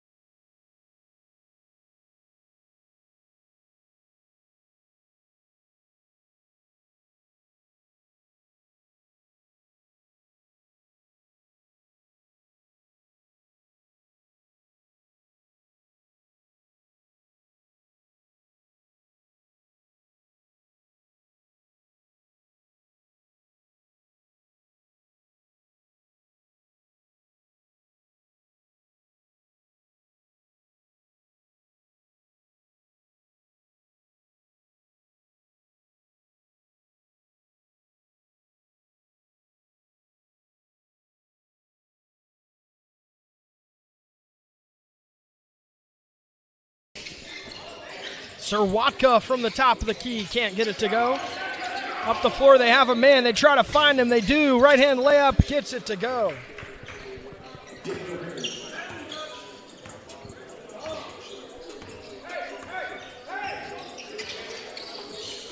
Perryman put it home. 6-point lead now for Drone Force. Sirwatka has it top of the key. Knocked out of his hands. Back to Sirwatka, right wing, pump fake, drives in. He's bumped, trying to go up for the layup.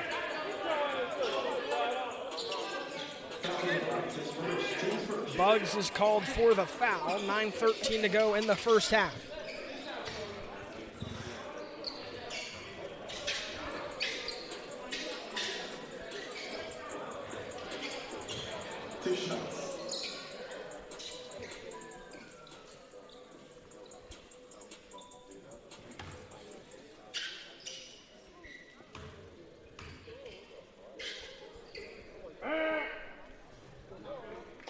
Watkins knocks down the first.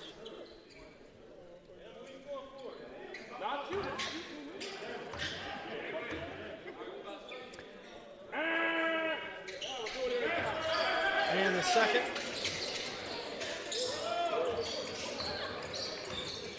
Foster has it across the timeline for Prodigy, driving in. Getting to that left hand, muscles his way in. Count it, and a foul off the window.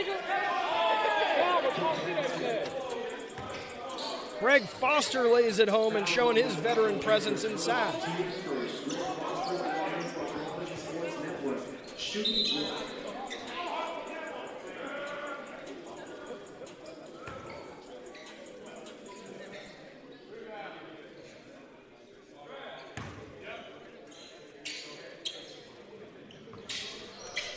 That one's up and good for Foster. 5-point lead for Drone Force. Srwaka has it top, swings over Arnett, now to the top of the key, driving inside.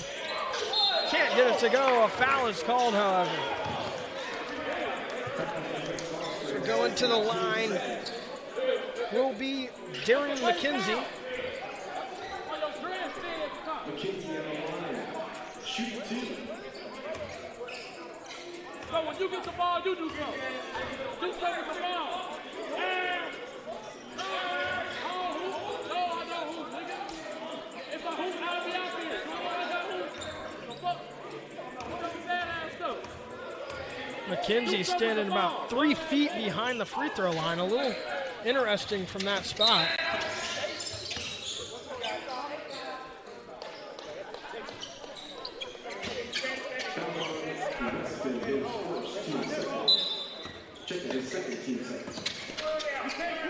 Prodigy has it in the backcourt. And a foul is called. Xavier Turner trying to get to his right side, gets bumped. So it'll stay with Prodigy, trailing 22-16 with just over 6 to play in the first half.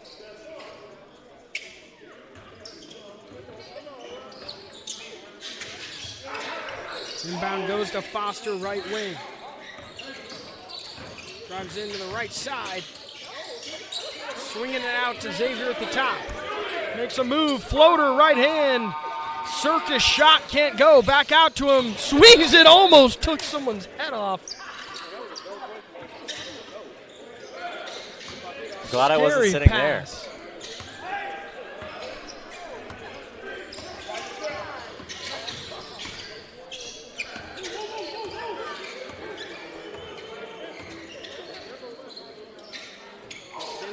Hit that triple. Prodigy. Left wing. Step back triple. Can't get it to go. That one tipped up. Right hand layup. Can't get it to go, but a foul. So there will be free throws for Perryman.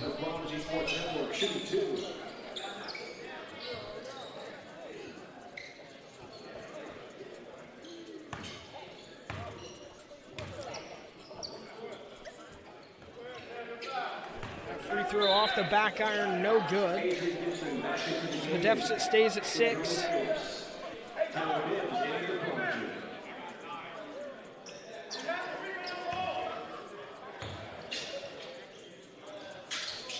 And that free throw is good. So a 5-point lead for Drone Force, just over 4 to go in the first half.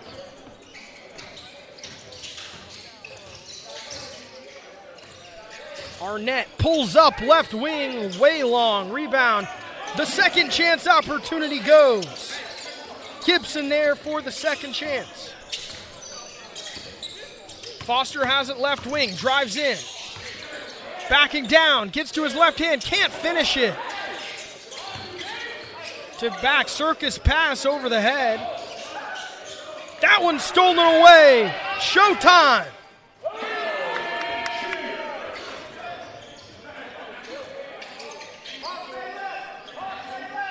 Slammed home by Hawthorne, and so it's a 9-point lead.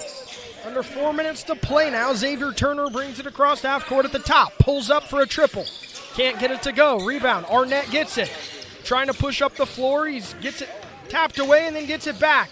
Swings it over. Right wing triple in transition. Count it! And a foul. A 4-point play could be on the way for Derek Hawthorne Jr. And he points to the crowd emphatically. And well-deserved. Drone Force is expanding this lead. You'd hate to see 2 blowout semifinal games, and you definitely cannot count out Greg Foster's team. But Drone Force is in a great spot for the moment.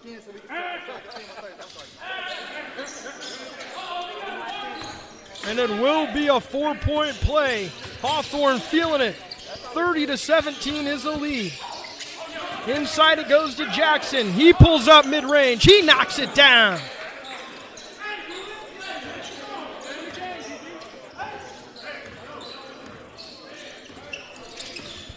Top of the key, Arnett gets it on the left wing.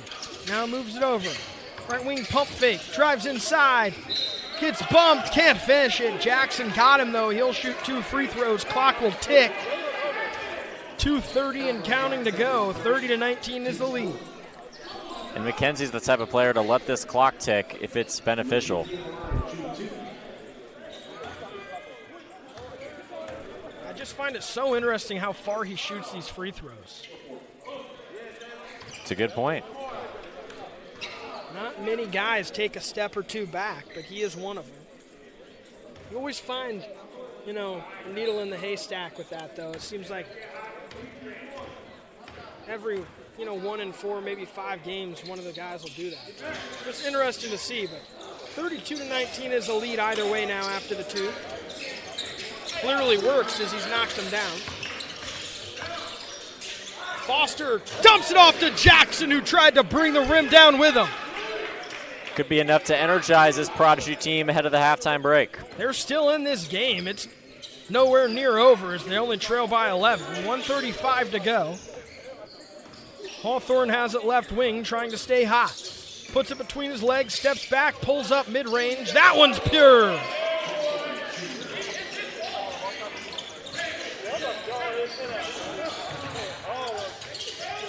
Back the other way.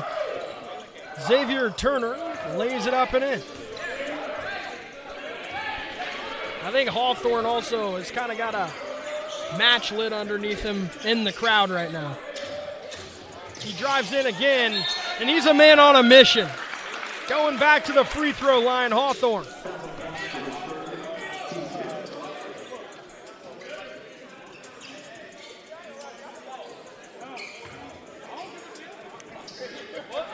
Let's see if he can let this second half expire while shooting free throws. And you're right, man on a mission, and he's converting at the free throw line too. The type of efficiency this Drone Force team has been used to today. They didn't start with a bye. They had to beat Kobe Webster in pace. They had to beat the reigning champions, the undefeated team in Press Play Gaming Lounge, and now to knock off Greg Foster. That's a much more difficult path to the championship game than any BizPass experienced. Driving in right-hand layup, counted, and a foul. Xavier Turner able to lay it through the contact. Boy, finishing through contact, both sides here. It's got a tight game and an opportunity to make it a 10-point ball game going into the break. Absolutely, that'll be exactly what happens here if he can knock these down. Knock this down, I should say. Turner can't, so it'll stay at 11. And we'll go to the break. 36-25 is the score. Don't go anywhere. We'll be right back to see who is going to take on Indy BizPass. Indy BizPass in the championship game.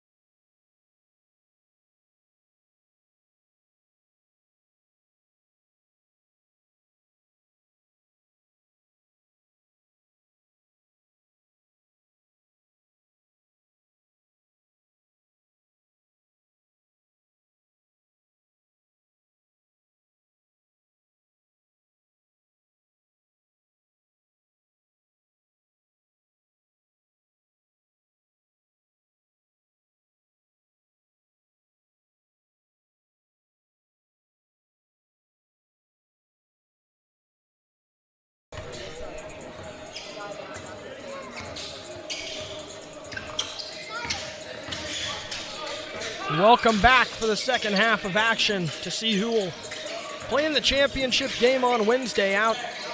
And that's probably not who you want to leave open. Works out that time as Sirwatka can't knock it down. Foster right wing triple. Nowhere near. Jackson rebound. And that's a foul called as Jackson trying to swing it out.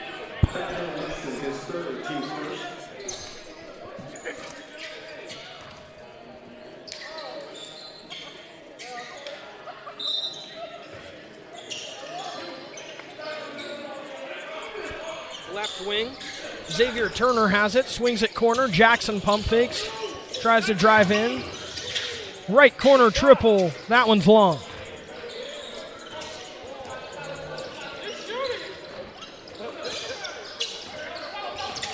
Arnett has it. Sirwatka now in the right corner. Bumps, fades away, puts up the shot, no good. A foul is called. I believe it's on the floor on Xavier Turner. It's going to be Xavier Turner's third foul. He's got to be careful now with 8:40 to go in the third.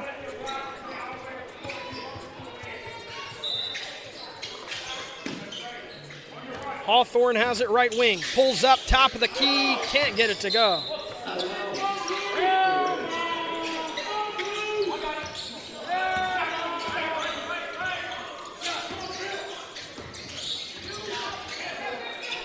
Deep triple, you bet! Xavier Turner from the volleyball line knocks it home. And it's an 8-point ball game in Indianapolis. Arnett has it, top of the key, finds Hawthorne. Hawthorne between his legs twice, now 3 times, now 4. Make it 5 before he swings it over to Arnett at the top of the key. Pulls up, left wing triple. That one was long all the way. Jackson fights through a crowd of purple jerseys to get possession back. No, they were going to say that's out on Prodigy. Can't lie, a little shocked on that call. Looked like he got it punched out of his hands.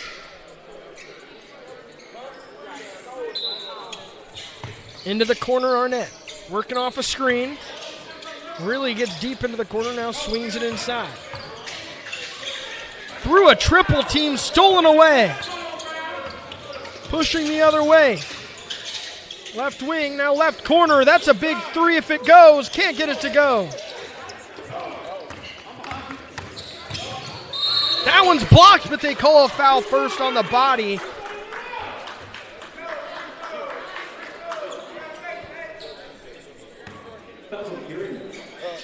Perryman picks up the foul.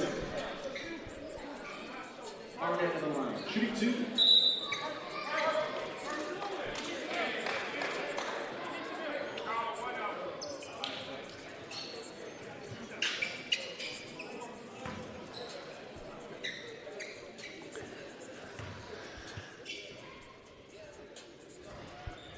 First free throw falls.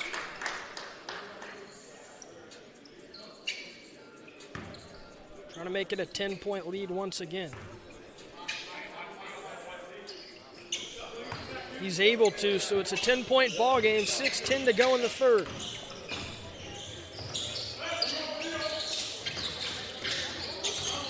Step back from the free throw line, swatted out of there. A completely different game and performance from the first one from him, but the right wing triple from Hawthorne is long.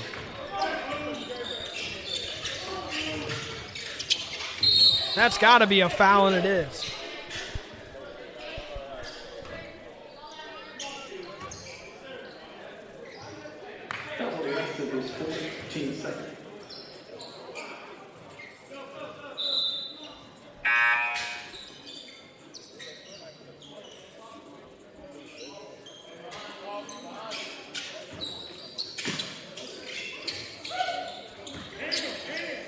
Another deep triple. Oh, that one was right there, and that should be a foul. It's going to be a call. Stays here. I almost thought they got Jackson. I was about to say, looked like he got shoved in the back. A little confused on how that could have been on him, but they do say it's on purple, so it'll stay with blue and Prodigy. That three-pointer is pure, and hopefully that gets him going, as they need Davion Bailey.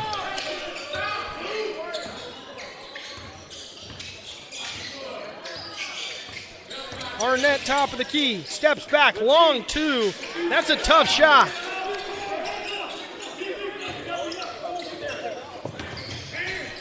Right wing triple, yes! And that's what they need out of him. Bailey's heating up and he's letting his team know, let's go. We've got a ball game in Indianapolis. Who will advance to the championship?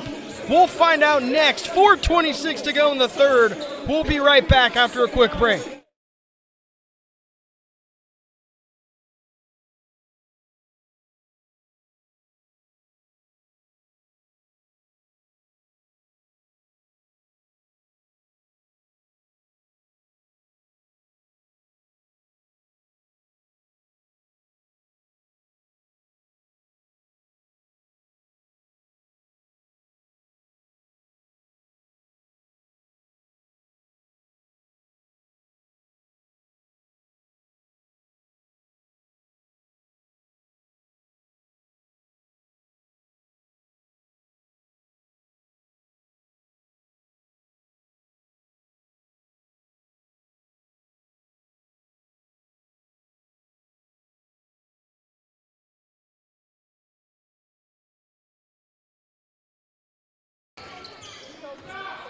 Arnett has it in the front court for Drone Force. Right wing moves it inside.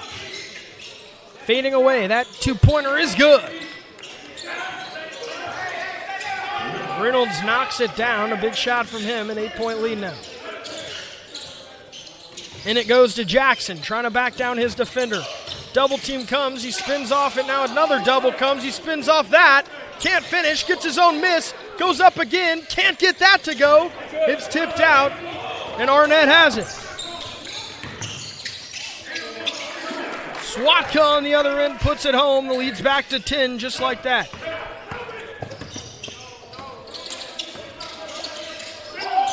Bailey finds Foster up to Jackson, can't put it home. He's fouled, 2 free throws coming. They may not like it, but I think it may have saved him a layup after the fact.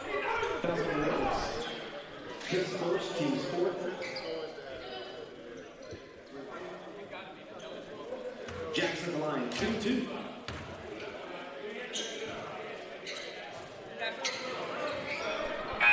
Free throw is going to be crucial in a tight, low-scoring game like this one, especially when you find yourself down 10. That one hurts. Hopefully you can knock down the second for their case.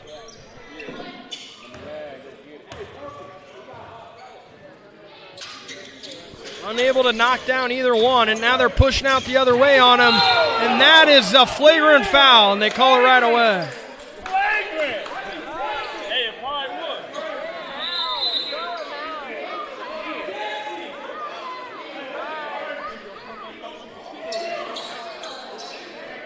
I would not be surprised if this is an ejection, Andrew.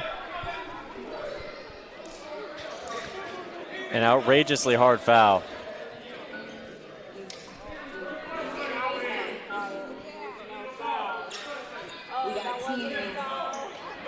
Let's take a quick break as we get ready to get settled for this one.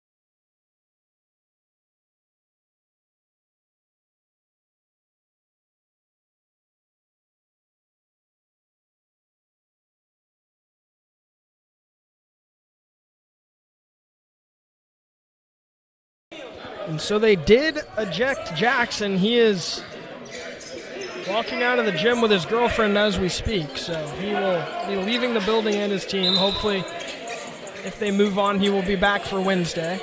Not sure the ruling on the City League ejections, especially in the second half. May have to sit out a half or something. We'll get the ruling on that later, but Swatka in the corner, triple, no.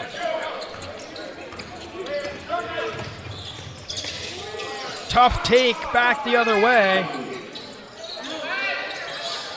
as Davion Bailey put it home.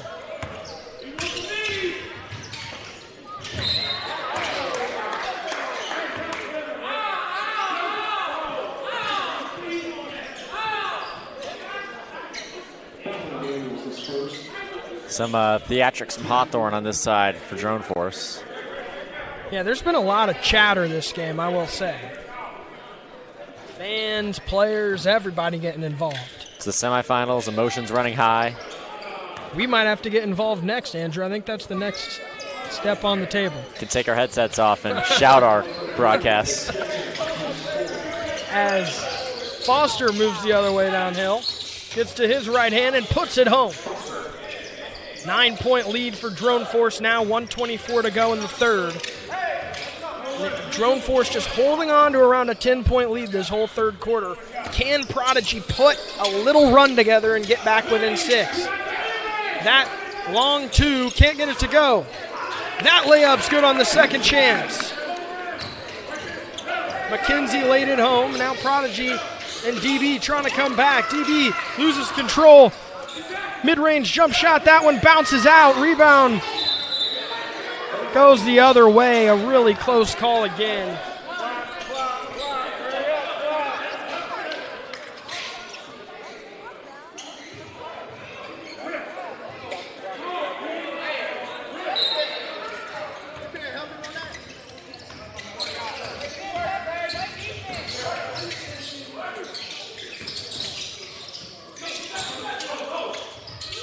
That right wing triple, can't get it to go. Greg Foster gets it, upset with the last call. Can he do something about it? Drives in, finger roll, leaves it short. In the corner, a quick pass goes between his teammates' legs. Back to him now. Drives in, right hand layup. Drone Force getting it to go. 5 seconds to go, up by 13. DB has it, pulls up right wing.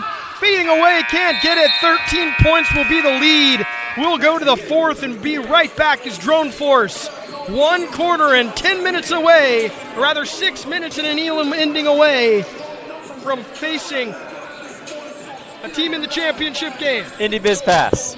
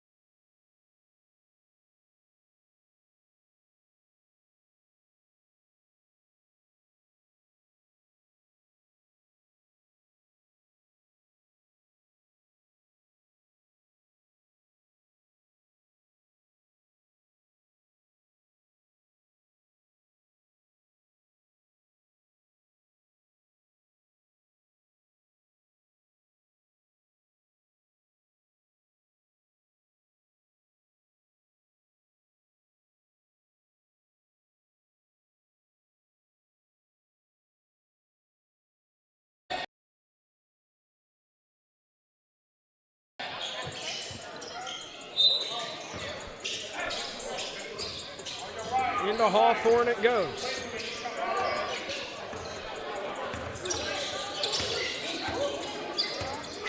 Has it left wing. Uses a screen, puts it behind his back, now swings it over. Driving in, putting it up. It's off the side of the backboard. Up the other way it goes. That one's tipped away. It'll stay here. Davion Bailey will inbound it underneath the basket. 8:40 to go in the fourth. 4 minutes to go. They will add 9 to leading team scorer, the Elam inning. The floater's up and true. 11-point ball game as Xavier Turner gets the floater to go.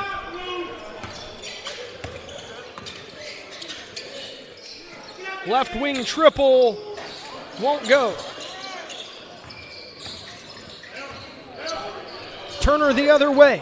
Driving in. Left hand layup. Gets it to go. Xavier Turner with a 4-0 run of his own. 9-point ball game in the City League semifinals. Top of the key, mid-range. Back out. Swatka. Back over to Arnett. Arnett drives in. Layup. Pure. 11-point lead once again. Foster. Dipsy-doos around Swatka, now has it right wing. Slows it down, waits for his team to get up the floor. Dribbles right wing, picks it up. Pump fakes, hesitates, steps back. Right wing, hesitates behind his back, picks it up, turns around again, throws it inside. Stolen away by Swatka. Tough defense, no call yet. Up the floor to Swatka.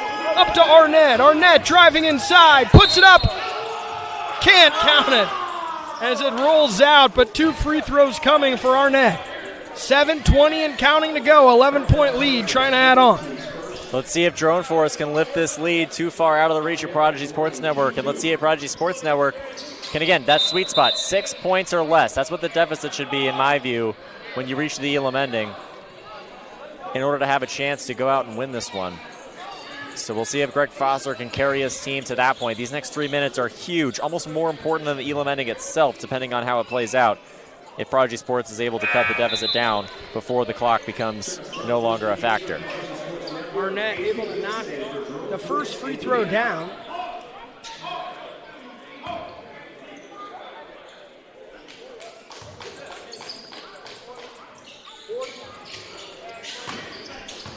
Rebound goes to DB across half court. He goes. Drives inside. His floater is long. He's just a little long right now as they get it back up by 12. Does Drone Force. 2 minutes to go until the Elam ending.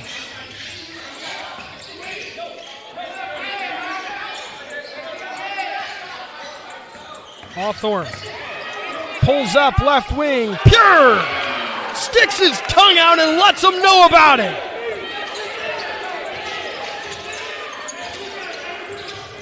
Foster has it. Into the corner. Stepping back, left wing. Shoots it. Can't get it. Ripped away. Swatka has it. He's pushing it up the floor. Breaks the press all the way to the cup. Swatka's foul.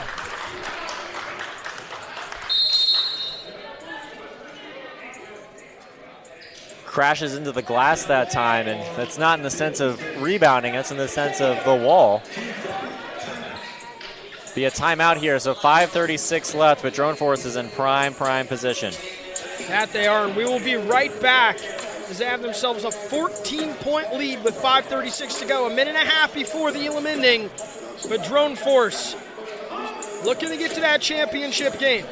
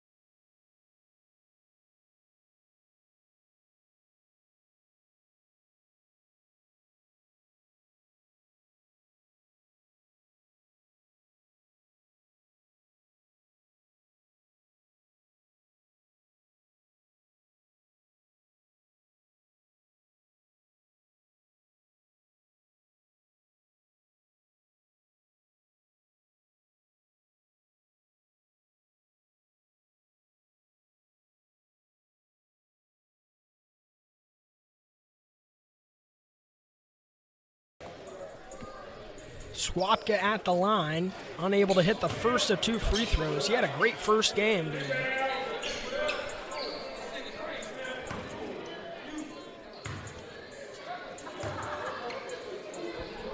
And the second free throw is pure.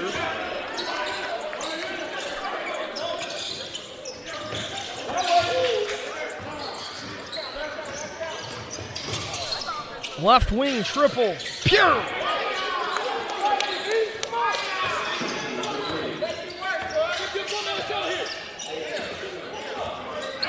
Dion Bailey put it home, just a 12-point deficit now. Arnett has it. That's turned over. Bailey the other way. Put back up. Lost it in the air. Bibbs able to put it home. 10-point game. A minute until the Elam ending. Arnett, right wing. That 3 could hurt. And it does. 13-point game.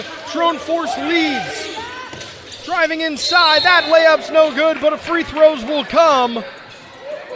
As Davion Bailey gets to the line, trailing by 13 in what might be the last sequence before the Elam ending. Never mind, Prodigy will call a timeout. It's a well-timed timeout right there. He can cut the deficit to 10 with a triple potentially in the next few possessions, but it's ultimately going to come down to a comeback and a great effort from Greg Foster. But on the other end, Alan Arnett and Drone Force is going to have to let up, and that's what's so difficult about the Elam ending is if a team is shooting well, if they're efficient on offense, as Drone Force has been throughout the day, including this game, it's so difficult sometimes to stop them from just knocking down 3 triples or 4 shots. That's all it takes. It's a great point, and Drone Force does not seem like the team to let up, to your point. So it's going to take great basketball from Prodigy. Foster knows it. Bailey knows it. They all know it.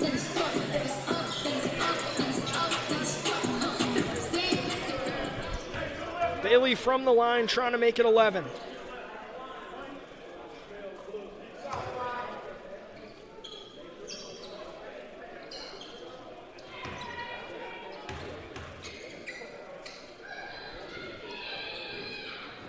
And the second one is true. So an 11-point deficit. Drone Force looking to push. 30 seconds to go until the Elam ending. Do they hold?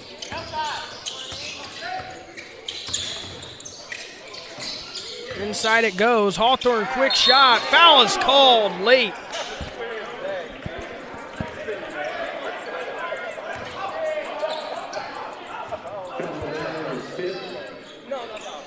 That's a good call. No, that's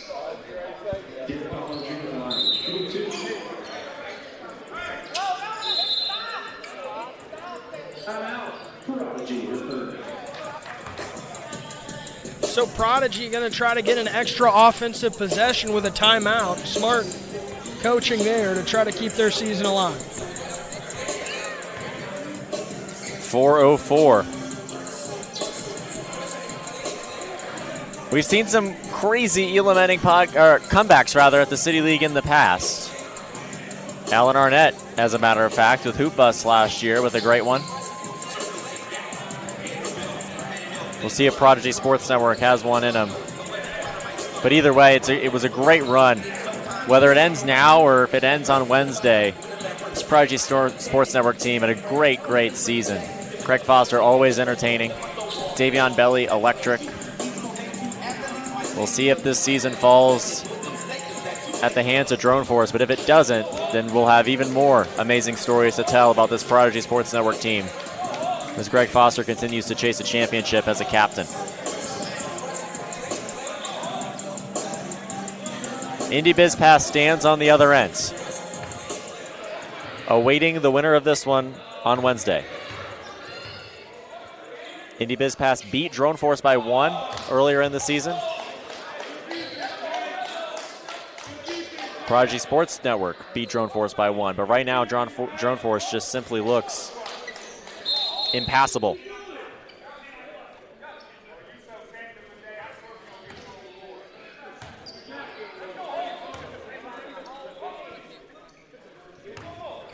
second free throw on its way to make it 12. Hawthorne is able to, so last possession before the Elam ending. Free throws should come. The clock didn't start.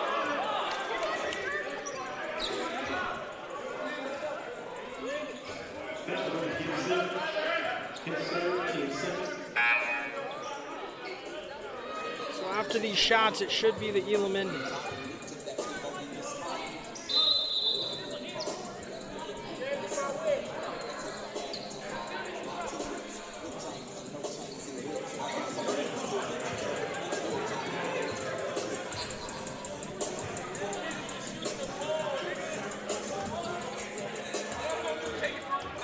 So you're right, after these free throws, so perhaps 62 or 63. 71 or 72 at that point. Or I suppose 70 rather, if they choose to stop it at this point. There it is. So 70 points will be the target score. The first team to reach 70 points will advance on to the 2026 City League Championship game. Someone has to play Indy Biz Pass. It's going to be one of these two teams. Drone Force or Prodigy.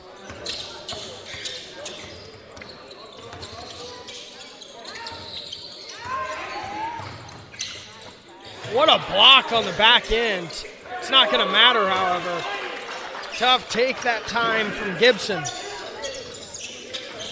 7 points away from a championship appearance. Foster drives in. Gets it knocked away. It'll stay with Prodigy. This Prodigy roster is so talented top to bottom.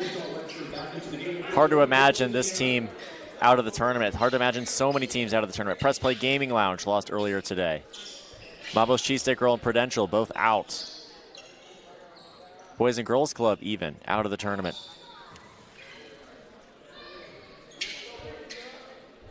Just a graveyard accumulating over the course of the day of great teams with great seasons. They leave him wide open in the corner, and what a miss. I'm so shocked that Bailey missed that one. Just wide open. That's a charge.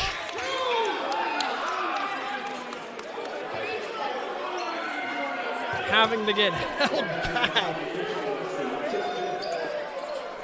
From the referee, it seemed like. He stopped himself, but tension's running high in the semifinals. And the crowd is enjoying that one as well. I mean, nearly charged at the official there, had to hold himself back. I mean, able to control himself, but Do you think the call was correct? I did. All right, That's well. why I was a little shocked by the reaction. Even more so. I thought it was pretty clear he lowered his shoulder into the defensive player while he's clearly set. I mean, he was probably set for 3 seconds before he got there. I agree. But yeah. We'll give the Towels a little bit more playing time and then get ready for these last few buckets in the semifinals.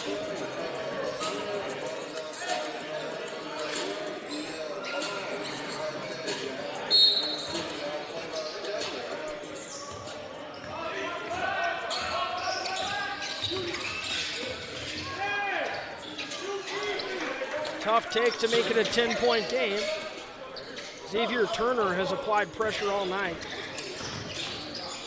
Arnett has it right wing. Trying to get to his spot, drives in, puts it up, and gets fouled, and they hate it. Prodigy does not like the call whatsoever.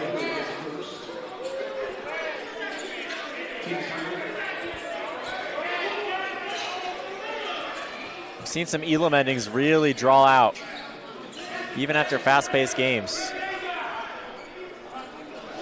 Trying to get it to a 2-possession away game.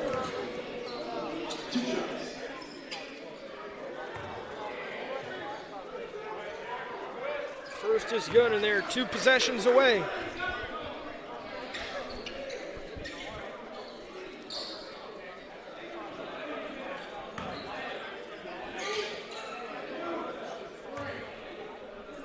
Second free throw is pure, so a 5-point difference between the Elam ending score and Drone Score's score, so 5 points away from a championship berth. Turner over to Foster. Could that be his last shot of this season? Arnett gives it off to Hawthorne, left wing.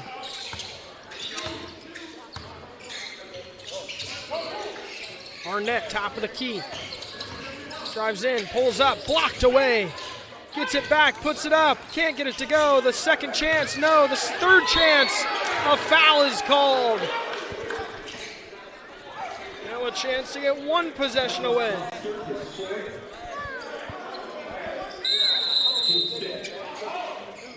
This Drone Force team is so competitive and takes the floor with so much fire. We've seen it throughout the season, and again, it's not always as evident because they're 2-2. So maybe you see them lose and you don't think about them, or you go a couple weeks while they're on bye and you don't think of them because they're not at the top of the standings. But just representative of how much parity and depth there is. This is a 2-2 team that's playing like a 4-0 team and could have been a 4-0 team. Lost both its games by 1 point apiece.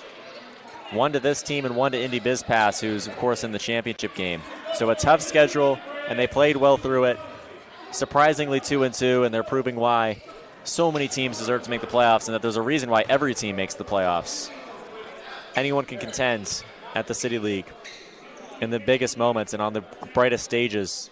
I remember saying at the end of the first round game against Pace that Drone Force, before seeing anyone else, I mean, that was one of the first games of the day, just thinking that Drone Force might have enough to make it to the championship game and potentially win it. Left wing, stepping back, left corner, triple. Can't go, rebound. Turner puts it up. Almost had a crazy finish. Over in Wilds. Putting it over the backboard. They call it on the floor. It should be a side out here. They need 17 points before Drone Force gets 5. Make it 14. Turner drills the left wing triple. They trail by 9. This game is not over, folks. Hawthorne takes it across half court.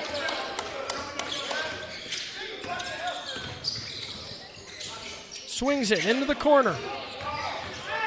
Backing his way down, gets to his right hand. Offensive foul!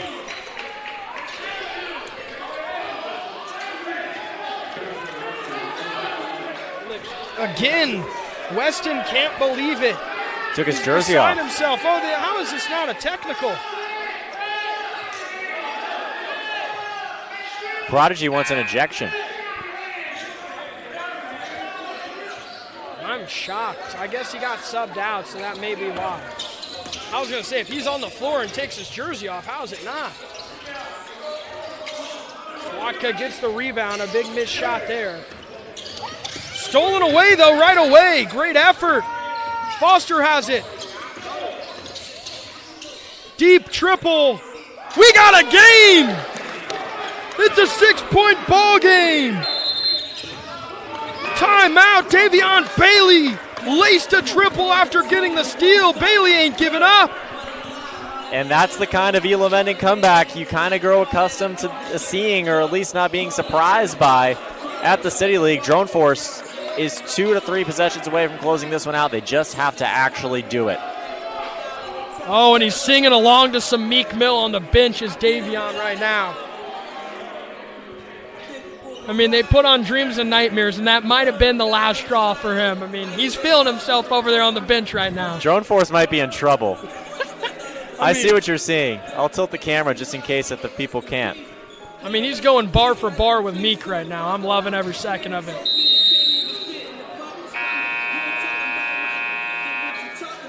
But in all seriousness, Andrew, Drone Force, I mean, the vibes are clearly on Prodigy's side right now. He's singing it to these Drone Force players. And he had a great Elam ending game winner just a couple of weeks ago. Look out, everybody. I mean, he is really getting into it defensively right now. Full court pickup from Bailey. He tips the pass, almost stolen away. And that one's swatted, and they call a foul!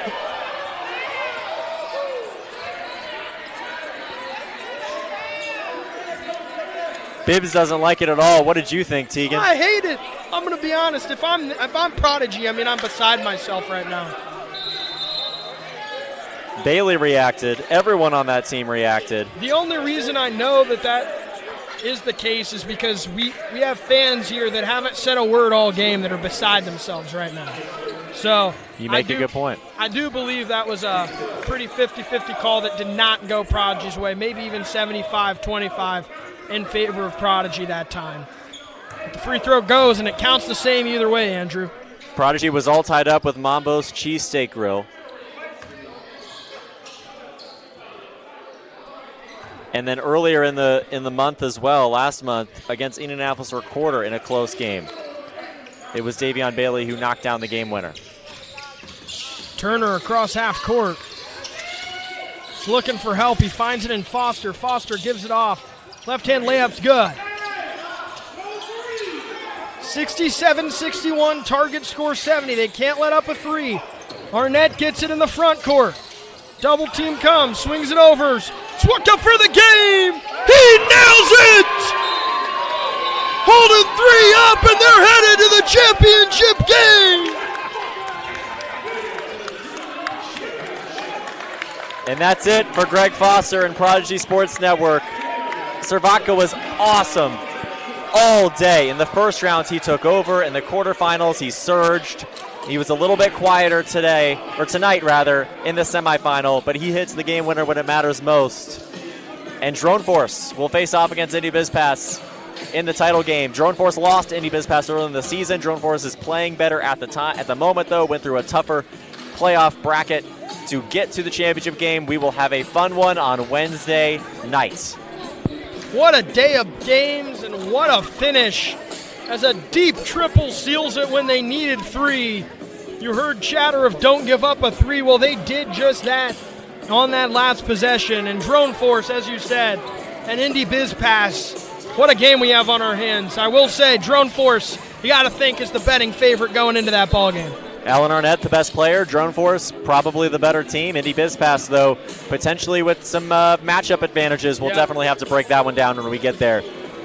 I think ISC Sports Network will take the broadcast for that one. Greg Rakestraw typically takes play-by-play for the championship night, but that'll be fun. And we still have the whole women's division playoffs tomorrow, starting at 1 p.m. right here on the City League Live inside Bonner Fitness and Learning Center. We'll tip off with the Knee Block Professionals and Horizon League, play through about 5 p.m., and then find two teams to play in the women's championship on Wednesday night as well. I just wanted to say really quickly, this is my first year covering the City League. It's my last game of this season, obviously, with what you just said. And I got to say, it's been a privilege to call these games, especially with you, Andrew. But nonetheless, I mean, what a league. And some really intense and competitive games with players that you can tell love the game of basketball. Absolutely. There's so much to appreciate and enjoy, and it's what we talk about all summer. All of these teams make the playoffs, and all summer we speculate on who's the best, who's better than who, and at the end of the day, all of them play each other in a single elimination tournament on one day. 10 of their seasons end, and then the other 2 will fight for the championship on a Wednesday night. Be even wilder if we crowned a champion today. But playoff game after playoff game, 10 in a row, 9 in this case because of the forfeit, all leads up to one championship night, and you're right. Today was just a microcosm of what the entire summer has been.